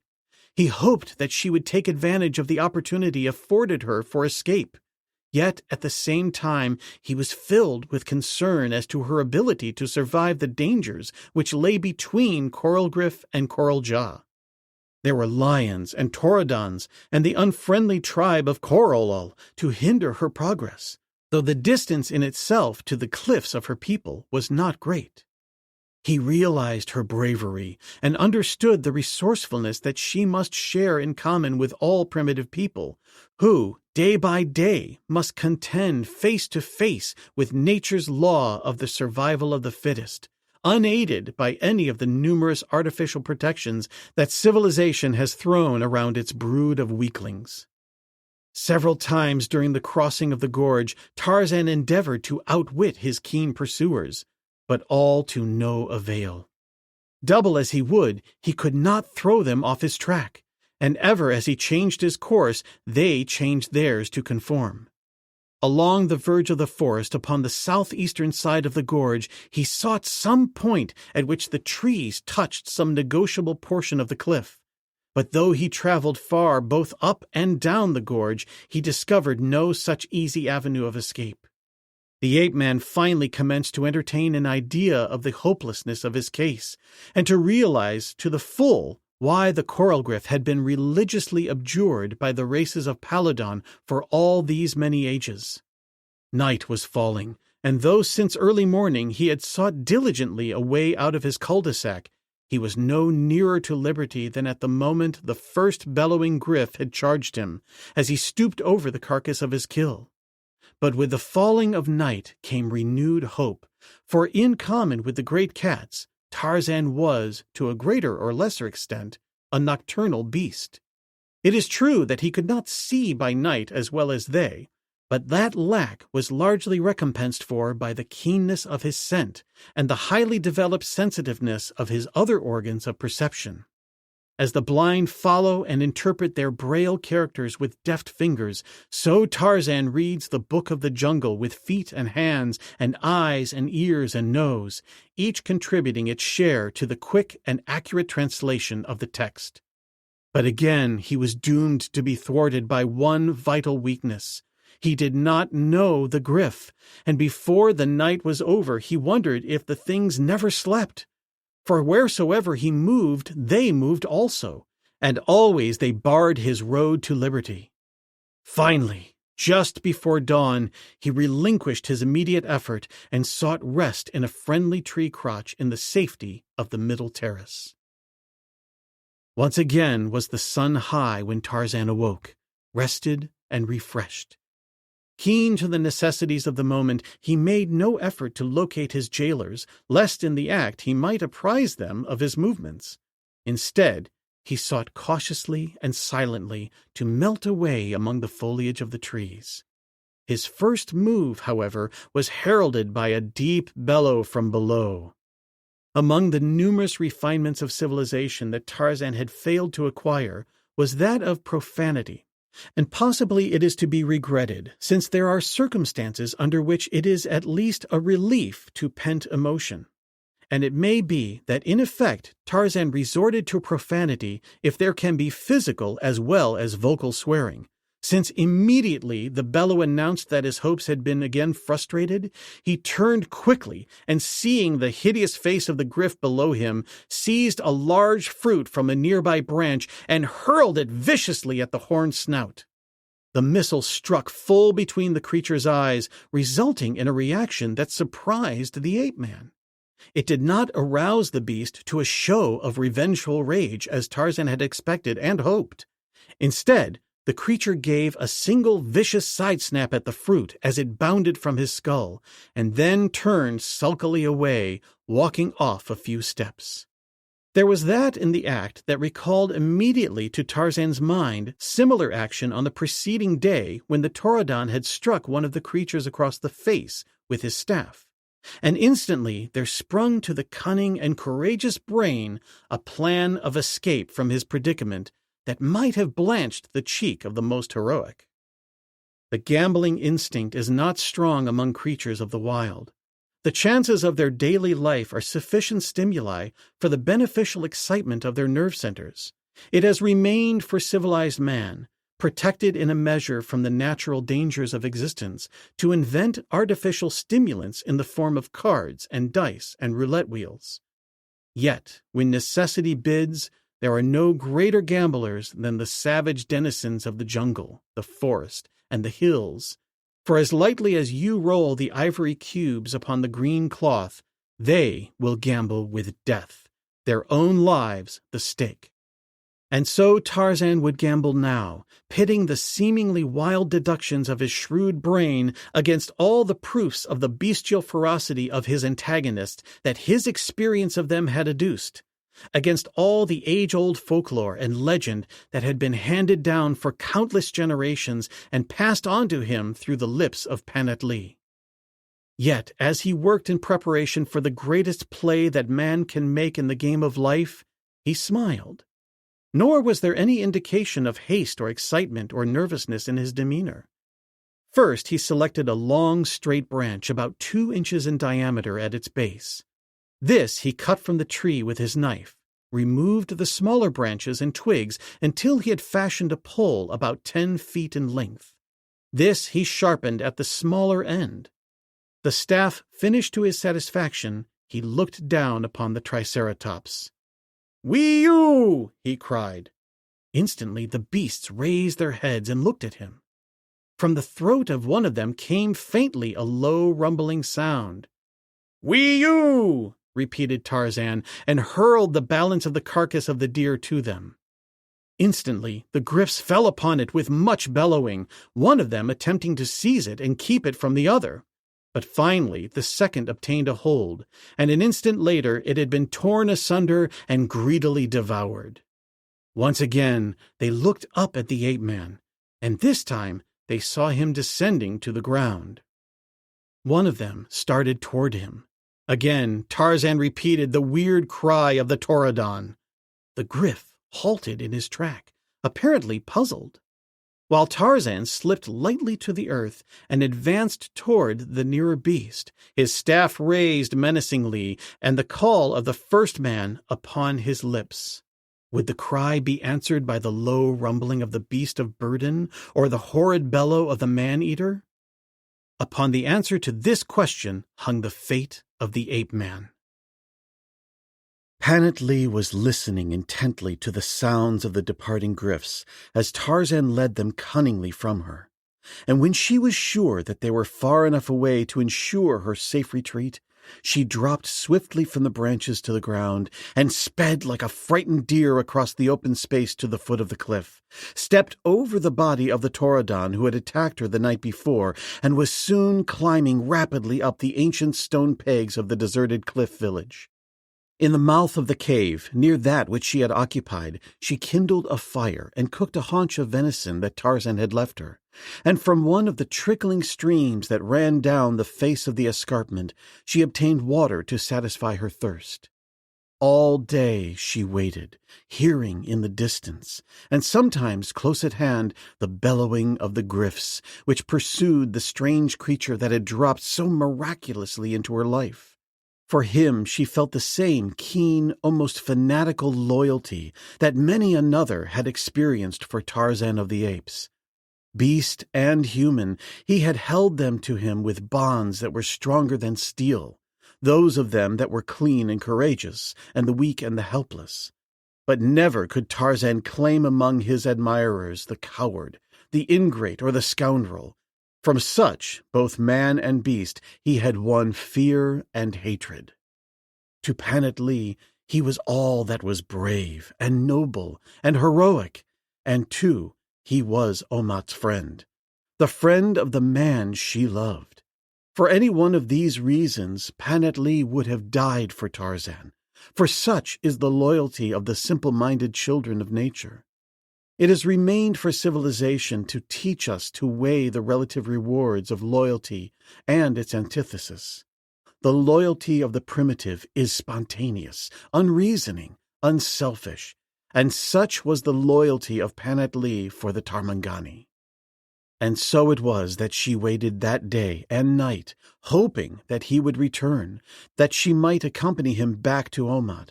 For her experience had taught her that in the face of danger, two have a better chance than one. But Tarzan Jadguru had not come, and so upon the following morning Panat-Lee set out upon her return to Coralja.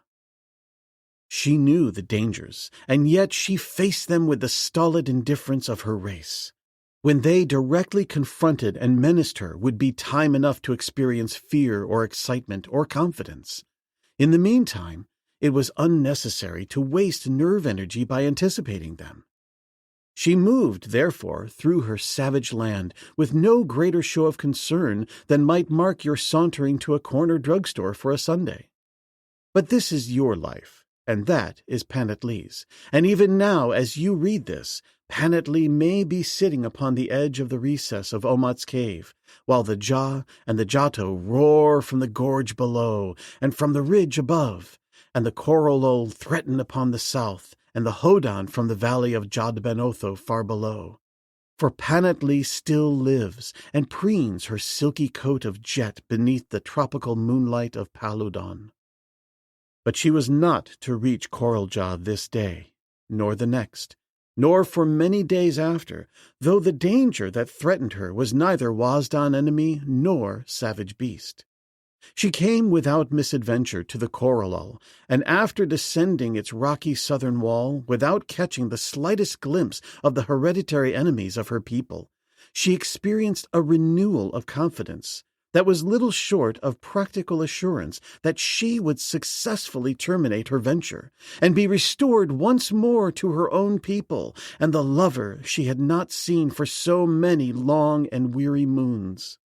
She was almost across the gorge now, and moving with an extreme caution, abated no whit by her confidence, for wariness is an instinctive trait of the primitive, something which cannot be laid aside even momentarily if one would survive. And so she came to the trail that follows the windings of Korolol, from its uppermost reaches down into the broad and fertile valley of Jadbenotho. And as she stepped into the trail, there arose on either side of her, from out of the bushes that border the path, as though materialized from thin air, a score of tall, white warriors of the Hodan. Like a frightened deer, Panatli cast a single startled look at these menacers of her freedom, and leaped quickly toward the bushes in an effort to escape. But the warriors were too close at hand. They closed upon her from every side, and then, drawing her knife, she turned at bay, metamorphosed by the fires of fear and hate from a startled deer to a raging tiger-cat. They did not try to kill her, but only to subdue and capture her. And so it was that more than a single Hodan warrior felt the keen edge of her blade in his flesh before they had succeeded in overpowering her by numbers. And still she fought and scratched and bit after they had taken the knife from her, until it was necessary to tie her hands and fasten a piece of wood between her teeth by means of thongs passed behind her head. At first she refused to walk when they started off in the direction of the valley, but after two of them had seized her by the hair and dragged her for a number of yards, she thought better of her original decision and came along with them, though still as defiant as her bound wrists and gagged mouth would permit.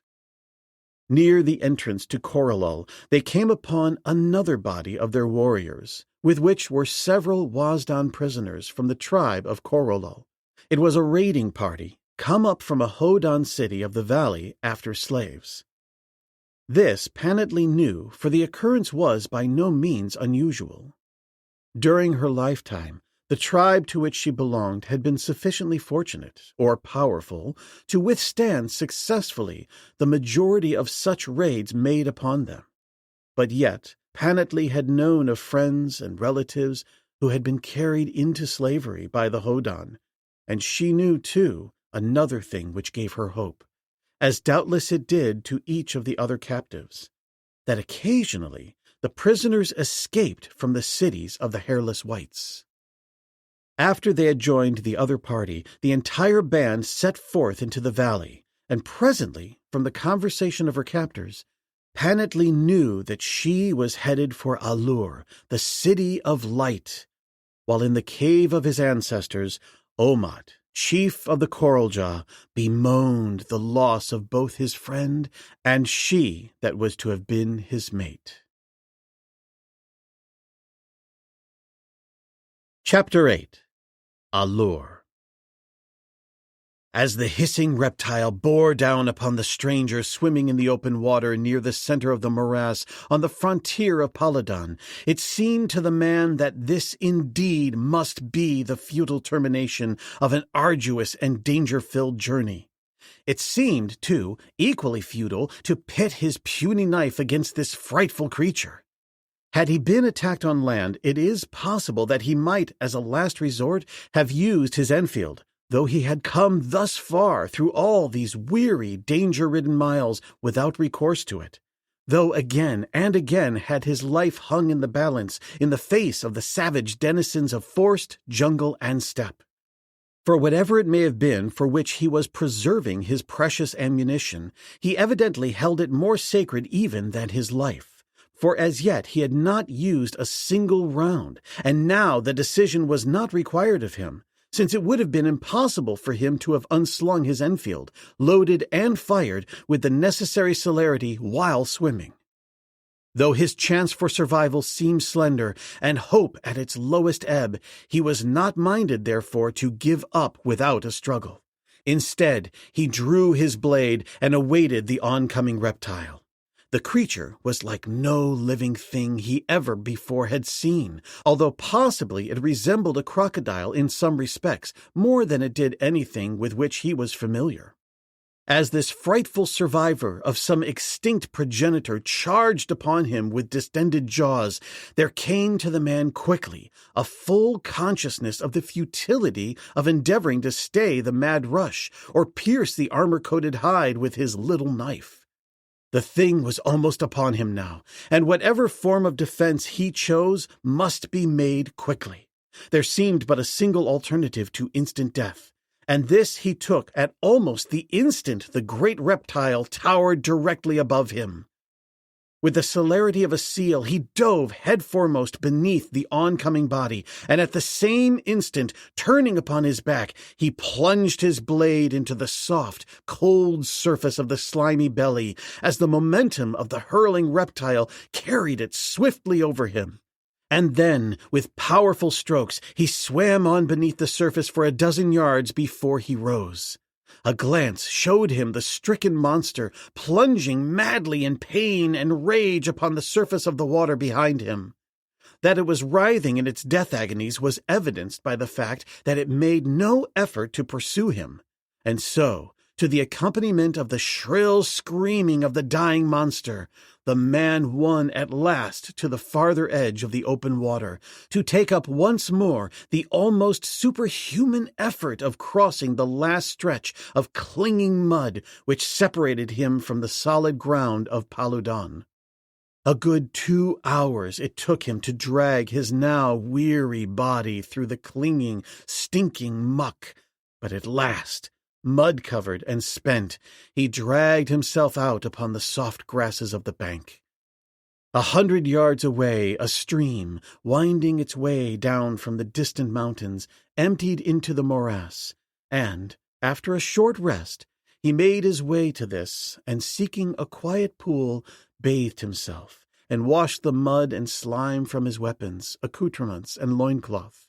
Another hour was spent beneath the rays of the hot sun in wiping, polishing, and oiling his Enfield, though the means at hand for drying it consisted principally of dry grasses. It was afternoon before he had satisfied himself that his precious weapon was safe from any harm by dirt or dampness, and then he arose and took up the search for the spoor he had followed to the opposite side of the swamp. Would he find again the trail that had led into the opposite side of the morass, to be lost there, even to his trained senses? If he found it not again upon this side of the almost impassable bather, he might assume that his long journey had ended in failure. And so he sought up and down the verge of the stagnant water for traces of an old spoor that would have been invisible to your eyes or mine, even had we followed directly in the tracks of its maker. As Tarzan advanced upon the gryfs, he imitated, as closely as he could recall them, the methods and mannerisms of the Torodan. But up to the instant that he stood close beside one of the huge creatures, he realized that his fate still hung in the balance, for the thing gave forth no sign, either menacing or otherwise. It only stood there, watching him out of its cold reptilian eyes. And then Tarzan raised his staff, and with a menacing "Wee-you!" struck the gryf a vicious blow across the face. The creature made a sudden side snap in his direction, a snap that did not reach him, and then turned sullenly away, precisely as it had when the Tarzan commanded it. Walking around to its rear as he had seen the shaggy first man do, Tarzan ran up the broad tail and seated himself upon the creature's back. And then again, imitating the axe of the Tarzan, he prodded it with the sharpened point of his staff, and thus goading it forward and guiding it with its blows, first upon one side and then upon the other, he started it down the gorge in the direction of the valley. At first, it had been in his mind only to determine if he could successfully assert any authority over the great monsters, realizing that in this possibility lay his only hope of immediate escape from his jailers.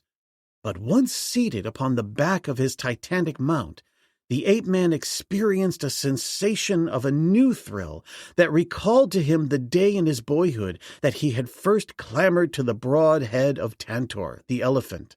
And this, together with the sense of mastery that was always meat and drink to the lord of the jungle, decided him to put his newly acquired power to some utilitarian purpose.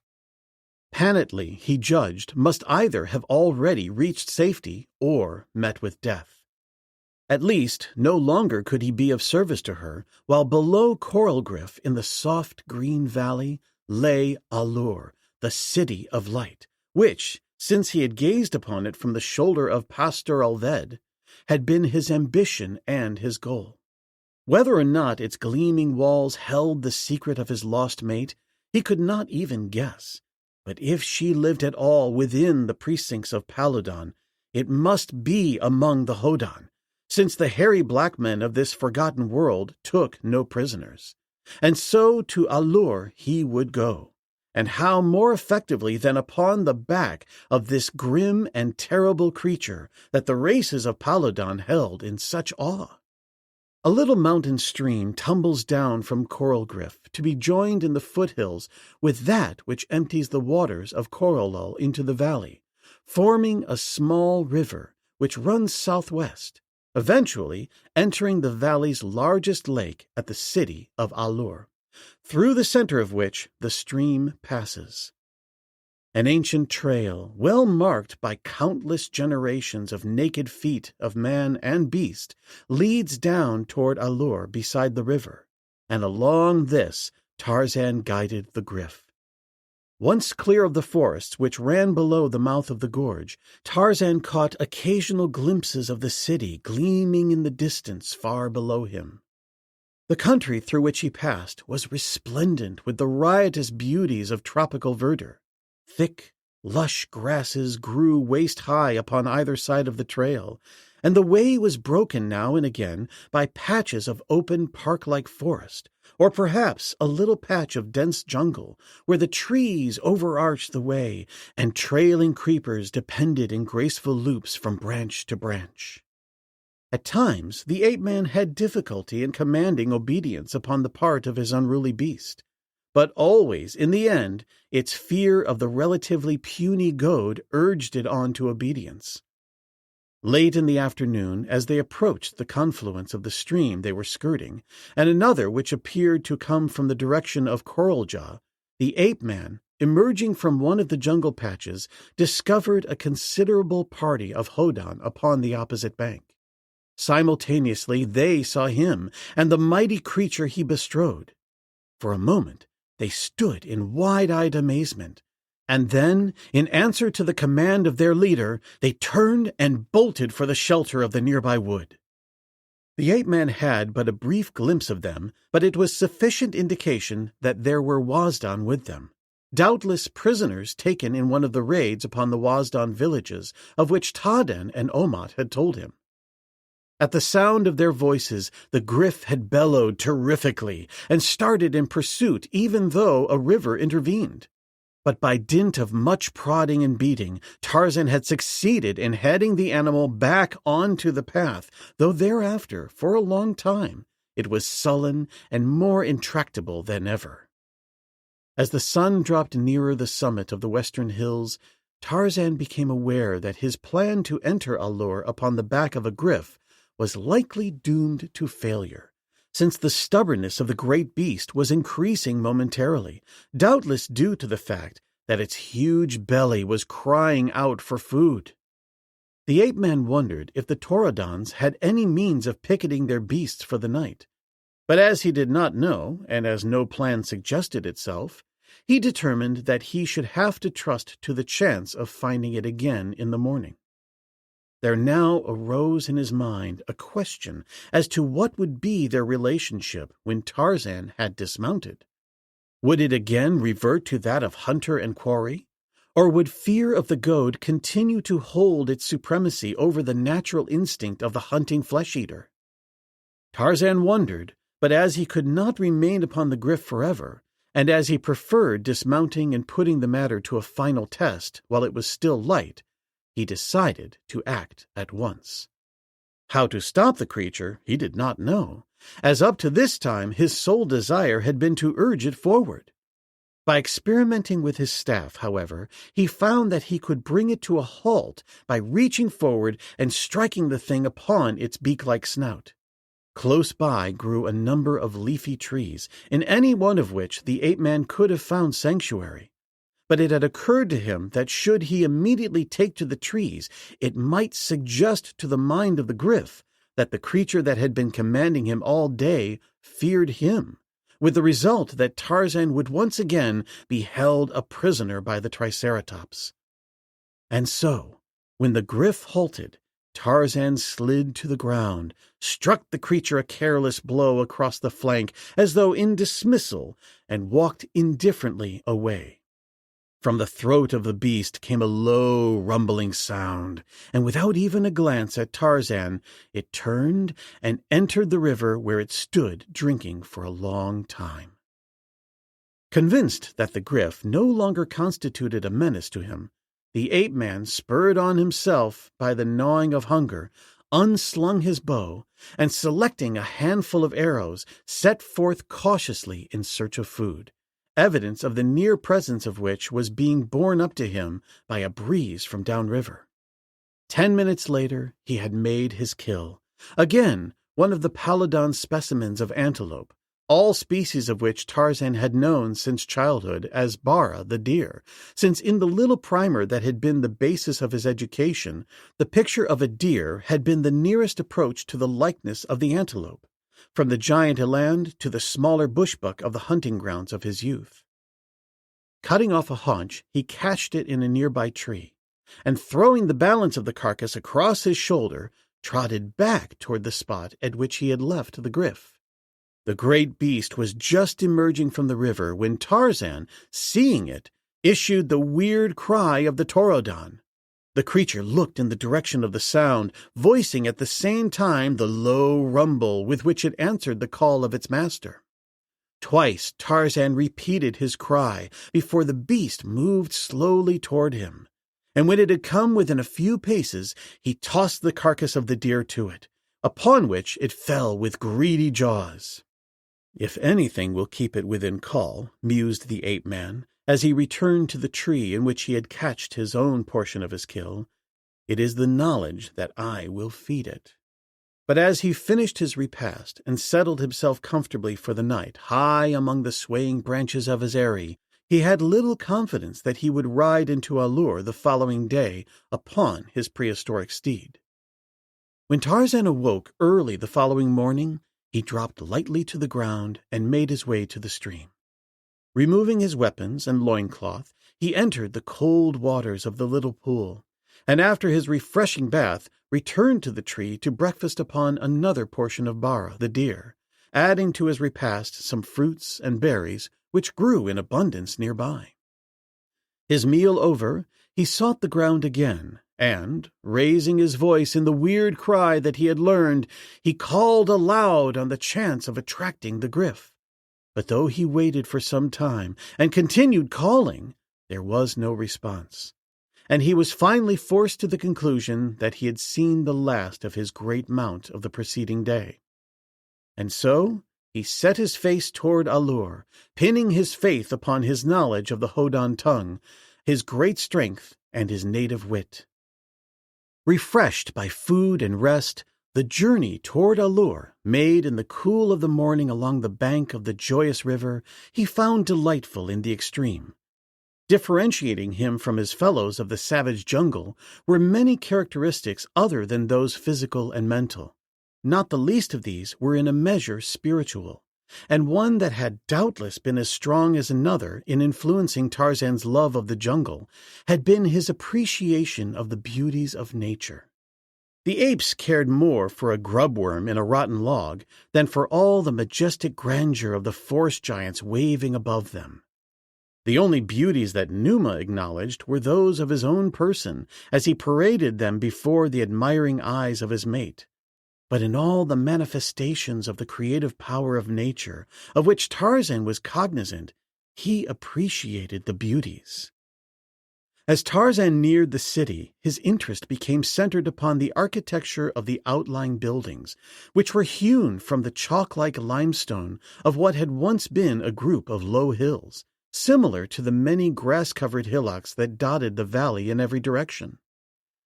Tadan's explanation of the Hodan methods of house construction accounted for the ofttimes remarkable shapes and proportions of the buildings, which, during the ages that must have been required for their construction, had been hewn from the limestone hills, the exteriors chiseled to such architectural forms as appealed to the eyes of the builders, while at the same time following roughly the original outlines of the hills in an evident desire to economize both labor and space. The excavation of the apartments within had been similarly governed by necessity. As he came nearer, Tarzan saw that the waste material from these building operations had been utilized in the construction of outer walls about each building or group of buildings resulting from a single hillock, and later he was to learn that it had also been used for the filling of inequalities between the hills and the forming of paved streets throughout the city. The result, possibly, more of the adoption of an easy method of disposing of the quantities of broken limestone than by any real necessity for pavements. There were people moving about within the city and upon the narrow ledges and terraces that broke the lines of the buildings, and which seemed to be a peculiarity of Hodan architecture, a concession, no doubt, to some inherent instinct that might be traced back to their early cliff-dwelling progenitors. Tarzan was not surprised that at a short distance he aroused no suspicion or curiosity in the minds of those who saw him, since, until closer scrutiny was possible, there was little to distinguish him from a native either in his general conformation or his color. He had, of course, formulated a plan of action, and, having decided, he did not hesitate in the carrying out his plan. With the same assurance that you might venture upon the main street of a neighboring city, Tarzan strode into the Hodan city of A-lur. The first person to detect his spuriousness was a little child playing in the arched gateway of one of the walled buildings. "No tail! No tail!" it shouted, throwing a stone at him, and then it suddenly grew dumb, and its eyes wide, as it sensed that this creature was something other than a mere Hodan warrior who had lost his tail.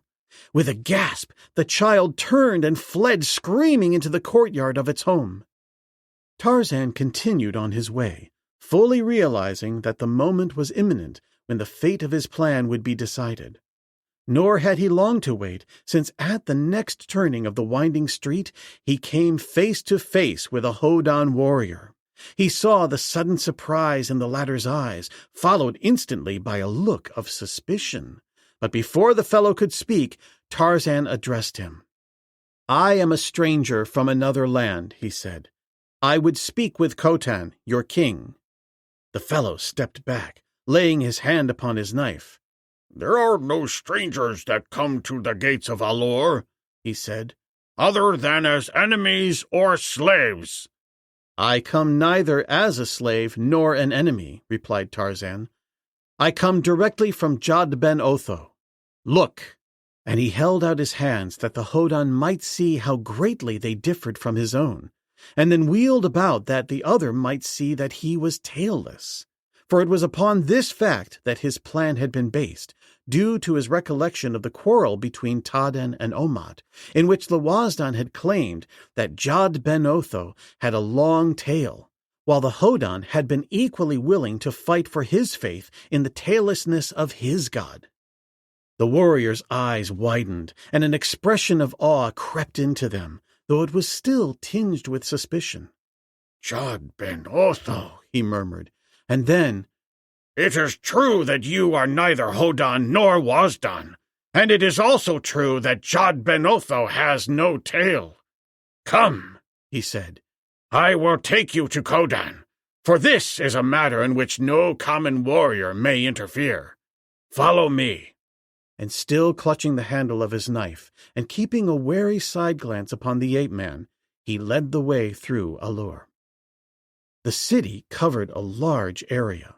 Sometimes there was a considerable distance between groups of buildings, and again they were quite close together. There were numerous imposing groups, evidently hewn from the larger hills, often rising to a height of 100 feet or more. As they advanced, they met numerous warriors and women, all of whom showed great curiosity in the stranger. But there was no attempt to menace him when it was found that he was being conducted to the palace of the king. They came at last to a great pile that sprawled over a considerable area, its western front facing upon a large blue lake, and evidently hewn from what had once been a natural cliff. This group of buildings was surrounded by a wall of considerably greater height than any that Tarzan had before seen. His guide led him to a gateway before which waited a dozen or more warriors, who had risen to their feet and formed a barrier across the entranceway as Tarzan and his party appeared around the corner of the palace wall. For by this time he had accumulated such a following of the curious as presented to the guards the appearance of a formidable mob. The guide's story told, Tarzan was conducted into the courtyard, where he was held while one of the warriors entered the palace, evidently with the intention of notifying Khotan. 15 minutes later, a large warrior appeared, followed by several others, all of whom examined Tarzan with every sign of curiosity as they approached. The leader of the party halted before the ape-man. "Who are you?" he asked. "What do you want of Khotan, the king?" "I am a friend," replied the ape-man, "and I have come from the country of Jod ben Otho to visit Khotan of Palodon." The warrior and his followers seemed impressed. Tarzan could see the latter whispering among themselves. "How come you here?" asked the spokesman. "And what do you want of Khotan?" Tarzan drew himself to his full height. "Enough!" he cried. "Must the messenger of Jod ben Otho be subjected to the treatment that might be accorded to a wandering Wasdan? Take me to the king at once, lest the wrath of Jod ben Otho fall upon you." There was some question in the mind of the ape-man as to how far he might carry his unwarranted show of assurance, and he waited, therefore, with amused interest the result of his demand. He did not, however, have long to wait, for almost immediately the attitude of his questioner changed. He whitened, cast an apprehensive glance toward the eastern sky, and then extended his right palm toward Tarzan, placing his left over his own heart in the sign of amity that was common among the peoples of Palodon. Tarzan stepped quickly back, as though from a profaning hand, a feigned expression of horror and disgust upon his face. "Stop!" he cried. "Who would dare touch the sacred person of the messenger of Jod ben Otho? Only as a special mark of favor from Jod ben Otho may even Khotan himself receive this honor from me. Hasten! Already now I have waited too long. What manner of reception the Hodan of A-lur would extend to the son of my father?" At first Tarzan had been inclined to adopt the role of Jod ben Otho himself, but it occurred to him that it might prove embarrassing and considerable of a bore to be compelled constantly to portray the character of a god. But with the growing success of his scheme, it had suddenly occurred to him that the authority of the son of Jod ben Otho would be far greater than that of an ordinary messenger of a god, while at the same time giving him some leeway in the matter of his acts and demeanor, the ape-man reasoning that a young god would not be held so strictly accountable in the matter of his dignity and bearing as an older and greater god. This time the effect of his words was immediately and painfully noticeable upon all those near him. With one accord, they shrank back, the spokesman almost collapsing in evident terror. His apologies, when finally the paralysis of his fear would permit him to voice them, were so abject that the ape-man could scarce repress a smile of amused contempt. "Have mercy, O Doral Otho," he pleaded, "on poor old Daklot. Precede me, and I will show you to where Khotan, the king, awaits you, trembling. Aside, snakes and vermin!" he cried, pushing his warriors to right and left for the purpose of forming an avenue for Tarzan. "Come," cried the ape-man peremptorily. "Lead the way, and let these others follow." The now thoroughly frightened Daklot did as he was bid, and Tarzan of the Apes was ushered into the palace of Khotan, king of Palodon. Chapter 9. Blood-Stained Altars.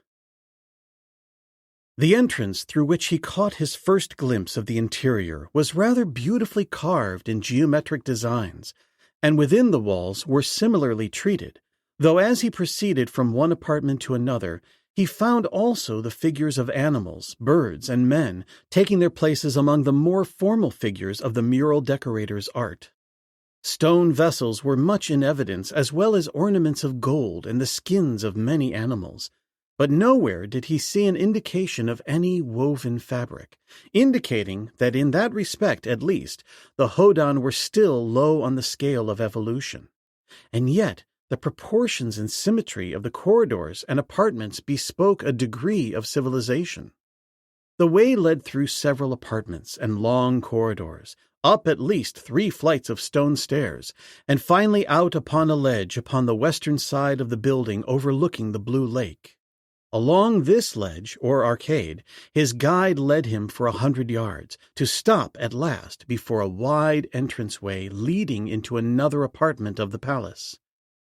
Here Tarzan beheld a considerable concourse of warriors in an enormous apartment, the domed ceiling of which was fully 50 feet above the floor. Almost filling the chamber was a great pyramid, ascending in broad steps well up under the dome, in which were a number of round apertures which let in the light. The steps of the pyramid were occupied by warriors to the very pinnacle, upon which sat a large, imposing figure of a man whose golden trappings shone brightly in the light of the afternoon sun, a shaft of which poured through one of the tiny apertures of the dome. "Khotan!" cried Daklot, addressing the resplendent figure at the pinnacle of the pyramid. "Khotan and warriors of Palodon! Behold the honor that Jod Ben Otho has done you in sending as his messenger his own son!" And Daklot, stepping aside, indicated Tarzan with a dramatic sweep of his hand. Khotan rose to his feet, and every warrior within sight craned his neck to have a better view of the newcomer. Those upon the opposite side of the pyramid crowded to the front as the words of the old warrior reached them. Skeptical were the expressions on most of the faces, but theirs was a skepticism marked with caution. No matter which way fortune jumped, they wished to be upon the right side of the fence. For a moment, all eyes were centered upon Tarzan, and then gradually they drifted to Khotan, for from his attitude they would receive the cue that would determine theirs. But Khotan was evidently in the same quandary as they. The very attitude of his body indicated it. It was one of indecision and of doubt. The ape-man stood erect, his arms folded upon his broad breast, an expression of haughty disdain upon his handsome face. But to Daklot there seemed to be indications also of growing anger. The situation was becoming strained. Daklot fidgeted, casting apprehensive glances at Tarzan and appealing ones at Khotan. The silence of the tomb wrapped the great chamber of the throne room of Palodon. At last Khotan spoke. "Who says that he is Dor-ol Otho?" he asked, casting a terrible look at Daklot. "He does!" almost shouted that terrified noble. And so it must be true? Queried Khotan. Could it be that there was a trace of irony in the chief's tone? Otho forbid! Daklot cast a side glance at Tarzan, a glance that he intended should carry the assurance of his own faith, but that succeeded only in impressing the ape-man with the other's pitiable terror. "Oh, Khotan," pleaded Daklot, "your own eyes must convince you that indeed he is the son of Otho. Behold his godlike figure, his hands and his feet that are not as ours, and that he is entirely tailless, as is his mighty father." Khotan appeared to be perceiving these facts for the first time, and there was an indication that his skepticism was faltering. At that moment, a young warrior who had pushed his way forward from the opposite side of the pyramid to where he could obtain a good look at Tarzan raised his voice. "Khotan," he cried, "it must be even as Daklot says, for I am sure now that I have seen Dorul Otho before. Yesterday, as we were returning with the Corolo prisoners, we beheld him seated upon the back of a great gryf. We hid in the woods before he came too near, but I saw enough to make sure that he who rode upon the great beast was none other than the messenger who stands here now." This evidence seemed to be quite enough to convince the majority of the warriors that they indeed stood in the presence of deity. Their faces showed it only too plainly, and a sudden modesty that caused them to shrink behind their neighbors. As their neighbors were attempting to do the same thing, the result was a sudden melting away of those who stood nearest the ape-man, until the steps of the pyramid directly before him lay vacant to the very apex and to Khotan. The latter, possibly influenced as much by the fearful attitude of his followers as by the evidence adduced, now altered his tone and his manner in such a degree as might comport with the requirements if the stranger was indeed the Dorul Otho, while leaving his dignity a loophole of escape should it appear that he had entertained an impostor.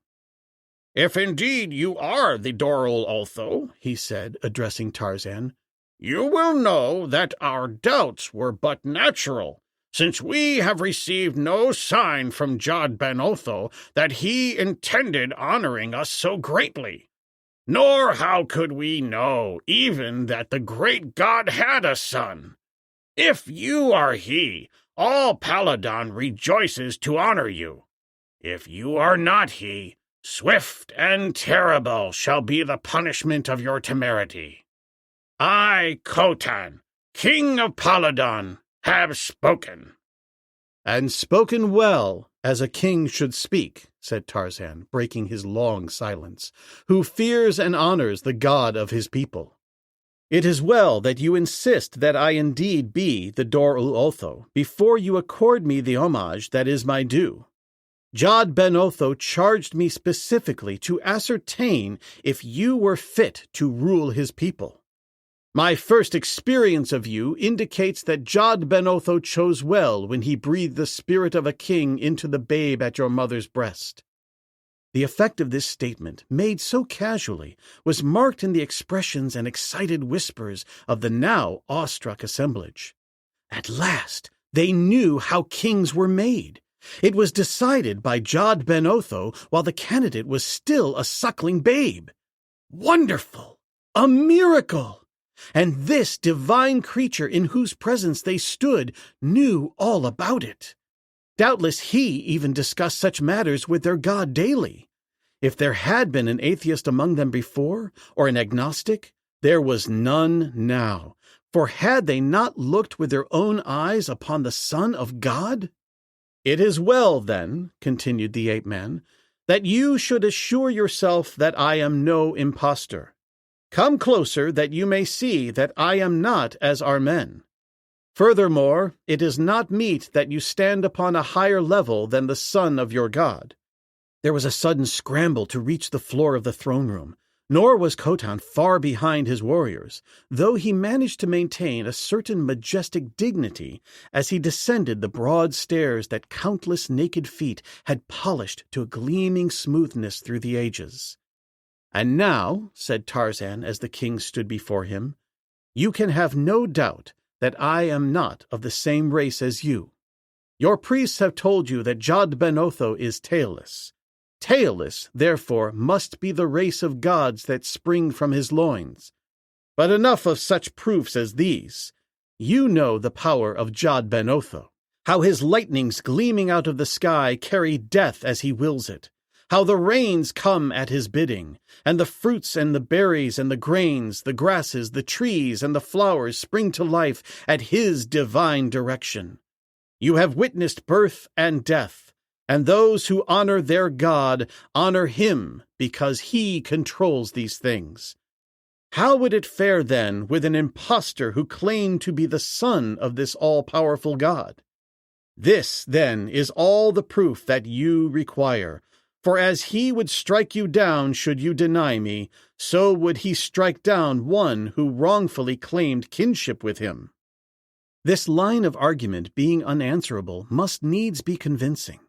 There could be no questioning of this creature's statements without the tacit admission of lack of faith in the omnipotence of Jad Ben Otho. Khotan was satisfied that he was entertaining a deity, but as to just what form his entertainment should take, he was rather at a loss to know. His conception of God had been rather a vague and hazy affair, though in common with all primitive people, his God was a personal one, as were his devils and demons. The pleasures of Jad Ben Otho he had assumed to be the excesses which he himself enjoyed, but devoid of any unpleasant reaction.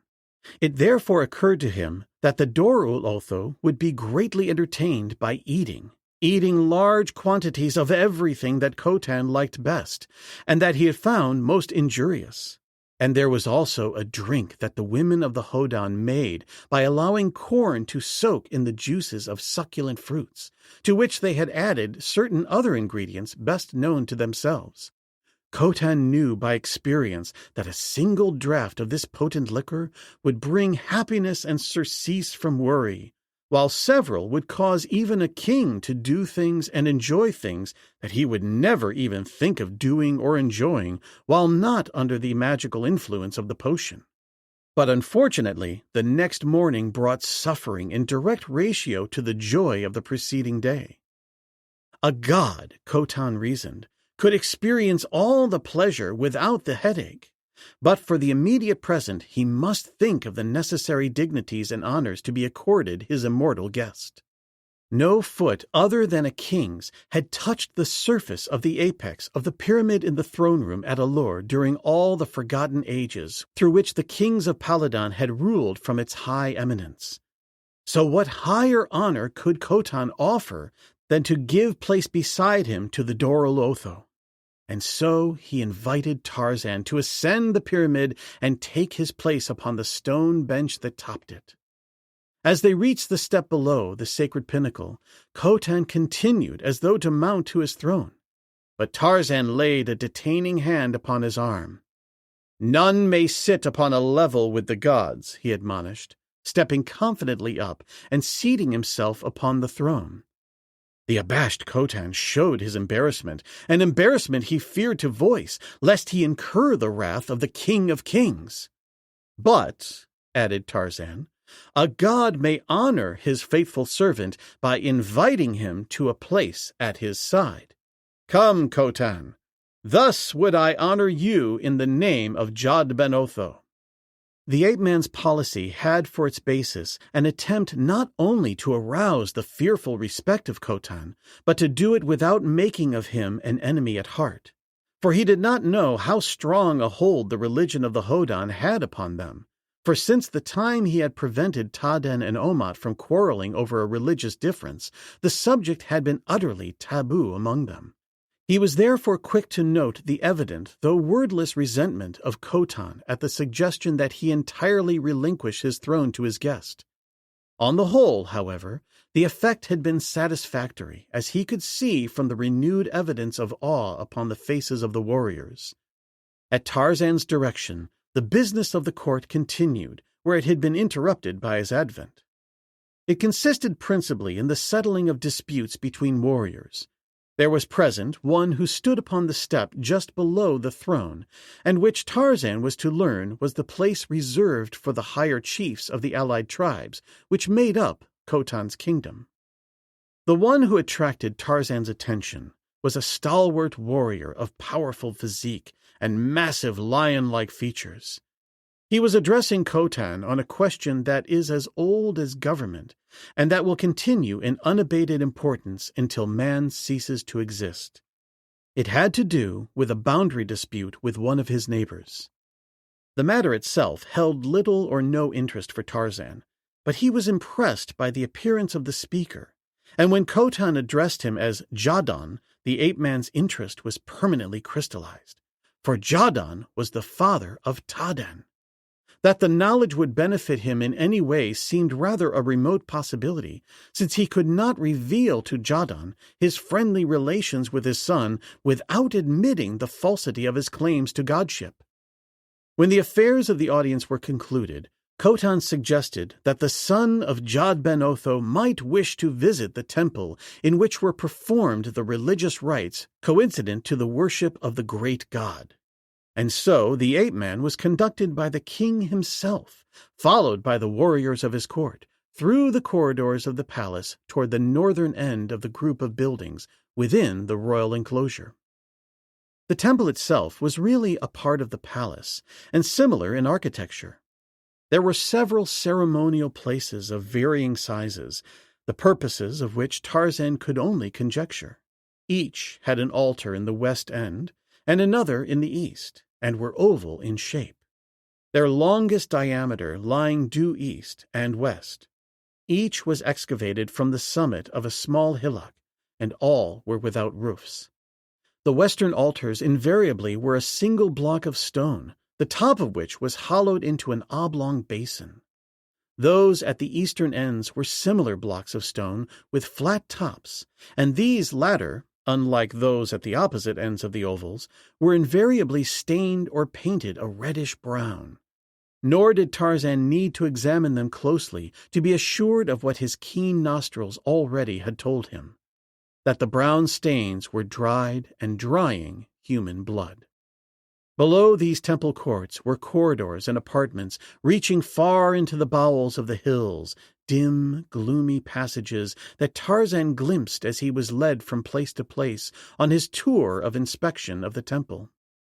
A messenger had been dispatched by Khotan to announce the coming visit of the son of Jad ben Otho, with the result that they were accompanied through the temple by a considerable procession of priests, whose distinguishing mark of profession seemed to consist in grotesque headdresses, sometimes hideous faces carved from wood and entirely concealing the countenances of their wearers, or again the head of a wild beast cunningly fitted over the head of a man. The high priest alone wore no such headdress. He was an old man with close-set, cunning eyes and a cruel, thin-lipped mouth. At first sight of him, Tarzan realized that here lay the greatest danger to his ruse, for he saw at a glance that the man was antagonistic toward him and his pretensions, and he knew, too, that doubtless of all the people of Paladan, the high priest was most likely to harbor the truest estimate of Jad ben Otho, and therefore would look with suspicion on one who claimed to be the son of a fabulous god. No matter what suspicion lurked within his crafty mind, Ludon, the high priest of A-lur, did not openly question Tarzan's right to the title of Dorul Otho, and it may be that he was restrained by the same doubts which had originally restrained Khotan and his warriors, the doubt that is at the bottom of the minds of all blasphemers even, and which is based upon the fear that after all there may be a god. So, for the time being at least, Ludon played safe. Yet Tarzan knew, as well as though the man had spoken aloud his inmost thoughts, that it was in the heart of the high priest to tear the veil from his imposture. At the entrance to the temple, Khotan had relinquished the guidance of the guest to Ludan, and now the latter led Tarzan through those portions of the temple that he wished him to see. He showed him the great room where the votive offerings were kept, gifts from the barbaric chiefs of Paladon and from their followers. These things ranged in value from presents of dried fruit to massive vessels of beaten gold, so that in the great main storeroom and its connecting chambers and corridors was an accumulation of wealth that amazed even the eyes of the owner of the secret of the treasure vaults of Opar. Moving to and fro throughout the temple were sleek black Wazdan slaves, fruits of the Hodan raids upon the villages of their less civilized neighbors. As they passed the barred entrance to a dim corridor, Tarzan saw within a great company of pithecanthropi of all ages and of both sexes, Hodan as well as Wazdan, the majority of them squatted upon the stone floor in attitudes of utter dejection, while some paced back and forth, their features stamped with the despair of utter hopelessness. "And who are these who lie here thus unhappily?" he asked of Ludan. It was the first question that he had put to the high priest since entering the temple, and instantly he regretted that he had asked it, for Ludan turned upon him a face upon which the expression of suspicion was but thinly veiled. "Who should know better than the son of Jad Ben Otho?" he retorted.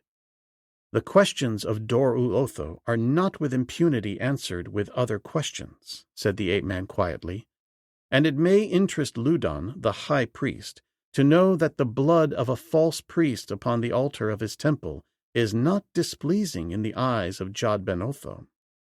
Ludan paled as he answered Tarzan's question. "They are the offerings whose blood must refresh the eastern altars, as the sun returns to your father at the day's end." "And who told you," asked Tarzan, "that Jad Ben Otho was pleased that his people were slain upon his altars? What if you were mistaken?" "Then countless thousands have died in vain," replied Ludan. Khotan and the surrounding warriors and priests were listening attentively to the dialogue. Some of the poor victims behind the barred gateway had heard and, rising, pressed close to the barrier through which one was conducted just before sunset each day, never to return. "Liberate them!" cried Tarzan with a wave of his hand toward the imprisoned victims of a cruel superstition. "For I can tell you in the name of Jad Ben Otho that you are mistaken." Chapter 10. The Forbidden Garden. Ludan paled. "It is sacrilege," he cried. "For countless ages have the priests of the great god offered each night a life to the spirit of Jad Ben Otho, as it returned below the western horizon to its master. And never has the great god given sign that he was displeased." "Stop!" commanded Tarzan. "It is the blindness of the priesthood that has failed to read the messages of their god. Your warriors die beneath the knives and clubs of the Wazdan. Your hunters are taken by Ja and Jato. No day goes by but witnesses the deaths of few or many in the villages of the Hodan, and one death each day of those that die are the toll which Jad Ben Otho has exacted for the lives you take upon the eastern altar. What greater sign of his displeasure could you require, O stupid priest?" Ludan was silent. There was raging within him a great conflict between his fear that this indeed might be the Son of God, and his hope that it was not. But at last his fear won, and he bowed his head. "The son of Jad Ben Otho has spoken," he said, and turning to one of the lesser priests, "Remove the bars and return these people from whence they came." He, thus addressed, did as he was bid, and as the bars came down, the prisoners, now all fully aware of the miracle that had saved them, crowded forward, and throwing themselves upon their knees before Tarzan, raised their voices in thanksgiving. Khotan was almost as staggered as the high priest by this ruthless overturning of an age-old religious rite. "But what," he cried, "may we do that will be pleasing in the eyes of Jad Ben Otho?" turning a look of puzzled apprehension toward the ape-man. "If you seek to please your God," he replied, "place upon your altars such gifts of food and apparel as are most welcome in the city of your people. These things will Jad Ben Otho bless, when you may distribute them among those of the city who need them most. With such things are your storerooms filled, as I have seen with mine own eyes, and other gifts will be brought when the priests tell the people that in this way they find favor before their God." And Tarzan turned and signified that he would leave the temple. As they were leaving the precincts devoted to the worship of their deity, the ape-man noticed a small but rather ornate building that stood entirely detached from the others, as though it had been cut from a little pinnacle of limestone which had stood out from its fellows. As his interested glance passed over it, he noticed that its door and windows were barred. "To what purpose is that building dedicated?" he asked of Loudon. "Who do you keep imprisoned there?" "It is nothing," replied the high priest nervously. "There is no one there. The place is vacant. Once it was used, but not now for many years." And he moved on toward the gateway which led back into the palace. Here he and the priests halted while Tarzan with Khotan and his warriors passed out from the sacred precincts of the temple grounds. The one question which Tarzan would have asked he had feared to ask, for he knew that in the hearts of many lay a suspicion as to his genuineness. But he determined that before he slept he would put the question to Khotan, either directly or indirectly, as to whether there was, or had been recently within the city of A-lur, a female of the same race as his.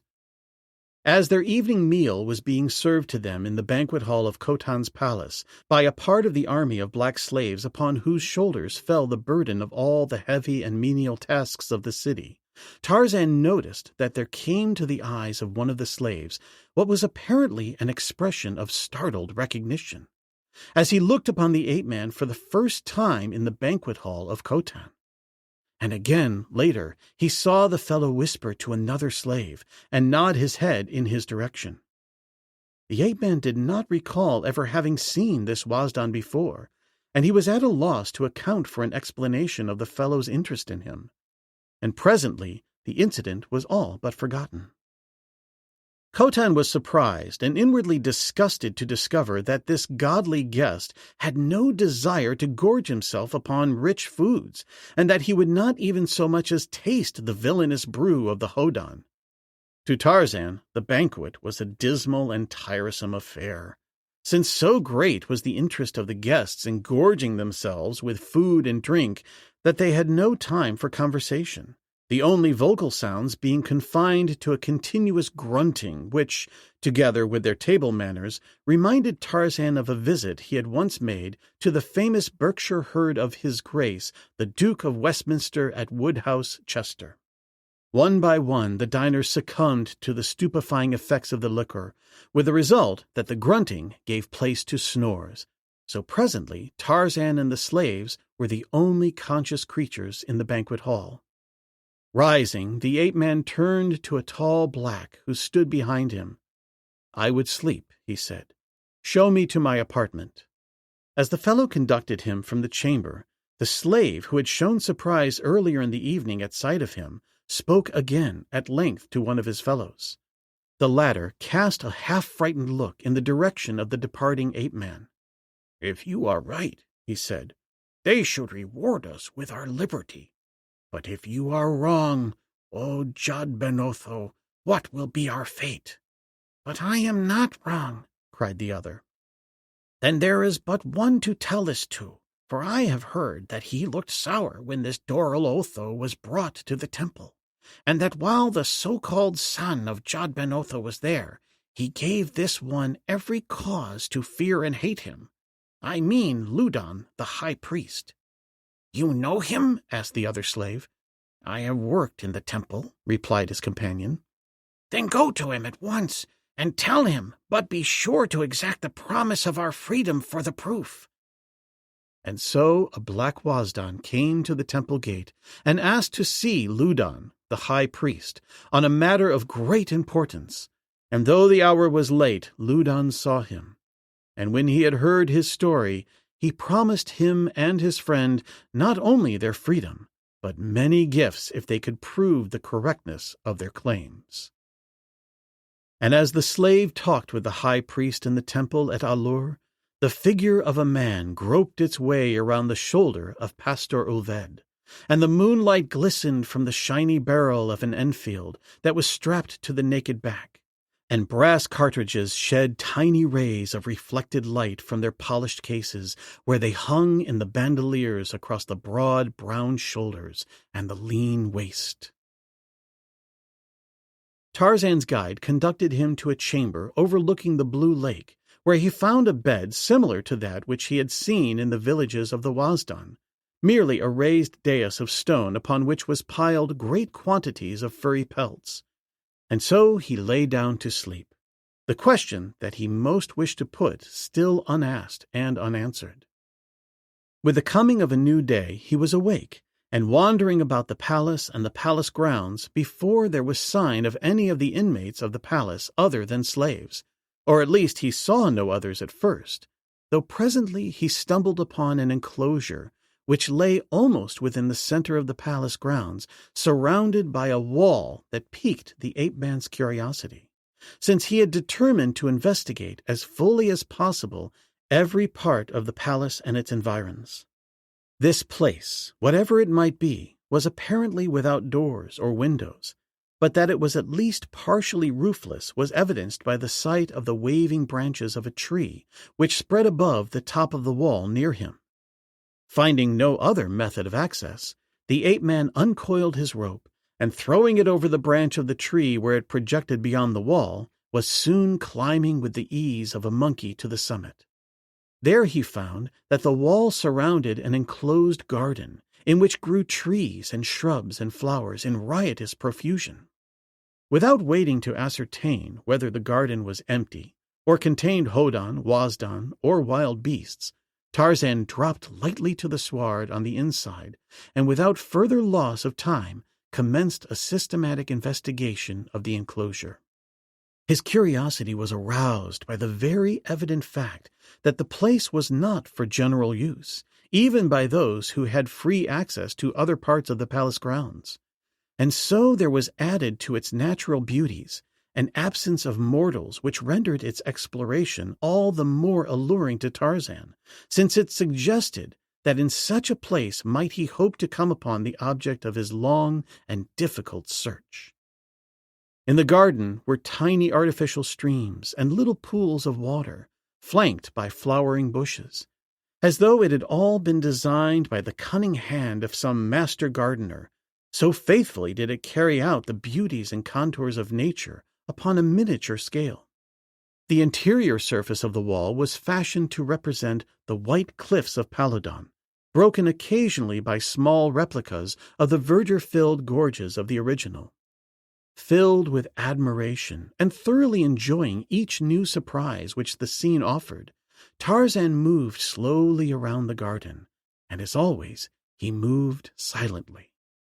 Passing through a miniature forest, he came presently upon a tiny area of flower-studded sward, and at the same time beheld before him the first Hodan female he had seen since entering the palace. A young and beautiful woman stood in the center of the little open space, stroking the head of a bird which she held against her golden breastplate with one hand. Her profile was presented to the ape-man, and he saw that by the standards of any land she would have been accounted more than lovely. Seated in the grass at her feet, with her back toward him, was a female Wasdan slave. Seeing that she he sought was not there, and apprehensive that an alarm be raised were he discovered by the two women, Tarzan moved back to hide himself in the foliage. But before he had succeeded, the Hodan girl turned quickly toward him, as though apprised of his presence by that unnamed sense, the manifestations of which are more or less familiar to us all. At sight of him, Her eyes registered only her surprise, though there was no expression of terror reflected in them. Nor did she scream, or even raise her well-modulated voice as she addressed him. "Who are you," she asked, "who enters thus boldly the forbidden garden?" At sound of her mistress's voice, the slave maiden turned quickly, rising to her feet. "Tarzan Jadguru!" she exclaimed in tones of mingled astonishment and relief. "You know him?" cried her mistress, turning toward the slave, and affording Tarzan an opportunity to raise a cautioning finger to his lips, lest Panatlee further betray him, for it was Panatlee indeed who stood before him, no less a source of surprise to him than had his presence been to her. Thus questioned by her mistress, and simultaneously admonished to silence by Tarzan, Panatlee was momentarily silenced, and then, haltingly, she groped for a way to extricate herself from her dilemma. "I thought," she faltered, "but no, I am mistaken. I thought that he was one whom I had seen before, near the coral gryf." The Hodan looked first at one, and then at the other, an expression of doubt and questioning in her eyes. "But you have not answered me," she continued presently. "Who are you?" "You have not heard, then," asked Tarzan, "of the visitor who arrived at your king's court yesterday." "You mean," she exclaimed, "that you are the Dor-u-Otho?" And now the erstwhile doubting eyes reflected naught but awe. "I am he," replied Tarzan. "And you?" "I am Oloa, daughter of Khotan the king," she replied. So this was Oloa, for love of whom Taden had chosen exile rather than priesthood. Tarzan had approached more closely the dainty barbarian princess. "Daughter of Khotan," he said, "Jad ben Otho is pleased with you, and as a mark of his favor, he has preserved for you through many dangers him whom you love." "I do not understand," replied the girl, but the flush that mounted to her cheek belied her words. "Bulat is a guest in the palace of Khotan, my father. I do not know that he has faced any danger. It is to Bulat that I am betrothed." "But it is not Bulat whom you love," said Tarzan. Again the flush, and the girl half turned her face away. "Have I then displeased the great god?" she asked. "No," replied Tarzan. "As I told you, he is well satisfied, and for your sake he has saved Taden for you." "Jad ben Otho knows all," whispered the girl, "and his son shares his great knowledge." "No," Tarzan hastened to correct her, lest a reputation for omniscience might prove embarrassing. "I know only what Jad ben Otho wishes me to know." "But tell me," she said, "I shall be reunited with Taden? Surely the Son of God can read the future." The ape-man was glad that he had left himself an avenue of escape. "I know nothing of the future," he replied, "other than what Jad ben Otho tells me. But I think you need have no fear for the future if you remain faithful to Taden and Taden's friends." "You have seen him?" asked Oloa. "Tell me, where is he?" "Yes," replied Tarzan. "I have seen him. He was with Omat, the Gund of Korolja." "A prisoner of the Wasdun?" interrupted the girl. "Not a prisoner, but an honored guest," replied the ape-man. "Wait!" he exclaimed, raising his face toward the heavens. "Do not speak. I am receiving a message from Jad ben Otho, my father." The two women dropped to their knees, covering their faces with their hands, stricken with awe at the thought of the awful nearness of the great god. Presently, Tarzan touched Oloa on the shoulder. "Rise," he said. "Jad ben Otho has spoken. He has told me that this slave girl is from the tribe of Korolja, where Taden is, and that she is betrothed to Omat, their chief. Her name is Panatlee." Oloa turned questioningly toward Panatlee. The latter nodded, her simple mind unable to determine whether or not she and her mistress were the victims of a colossal hoax. "It is even as he says," she whispered. Oloa fell upon her knees and touched her forehead to Tarzan's feet. "Great is the honor that Jod Ben Otho has done his poor servant," she cried. "Carry to him my poor thanks for the happiness that he has brought to Oloa." "It would please my father," said Tarzan, "if you were to cause Panatlee to be returned in safety to the village of her people." "What cares Jod Ben Otho for such as she?" asked Oloa, a slight trace of hauteur in her tone. "There is but one God," replied Tarzan, "and he is the God of the Wazdan as well as of the Hodan, of the birds and the beasts and the flowers, and of everything that grows upon the earth or beneath the waters. If Panatlee does right, she is greater in the eyes of Jod Ben Otho than would be the daughter of Khotan should she do wrong." It was evident that Oloa did not quite understand this interpretation of divine favor. So contrary was it to the teachings of the priesthood of her people. In one respect only did Tarzan's teaching coincide with her belief, that there was but one God. For the rest, she had always been taught that he was solely the God of the Hodan in every sense, other than that other creatures were created by Jod Ben Otho to serve some useful purpose for the benefit of the Hodan race. And now, to be told by the Son of God that she stood no higher in divine esteem than the black handmaiden at her side was indeed a shock to her pride, her vanity, and her faith. But who could question the word of Dor-ul-Otho, especially when she had with her own eyes seen him in actual communion with God in heaven? "The will of Jod Ben Otho be done," said Oloa meekly, "if it lies within my power. But it would be best, O Dor-ul-Otho, to communicate your father's wish directly to the king." "Then keep her with you," said Tarzan, "and see that no harm befalls her." Oloa looked ruefully at Panatlee.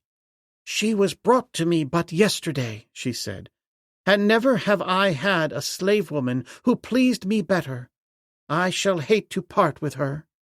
"But there are others," said Tarzan. "Yes," replied Oloa, "there are others, but there is only one Panatlee." "Many slaves are brought to the city?" asked Tarzan. "Yes," she replied. "And many strangers come from other lands?" he asked. She shook her head negatively. "Only the Hodan from the other side of the valley of Jod Ben Otho," she replied, "and they are not strangers." "Am I then the first stranger to enter the gates of A-lur?" he asked. "Can it be," she parried, "that the son of Jod Ben Otho need question a poor ignorant mortal like Oloa?" "As I told you before," replied Tarzan, "Jod Ben Otho alone is all-knowing."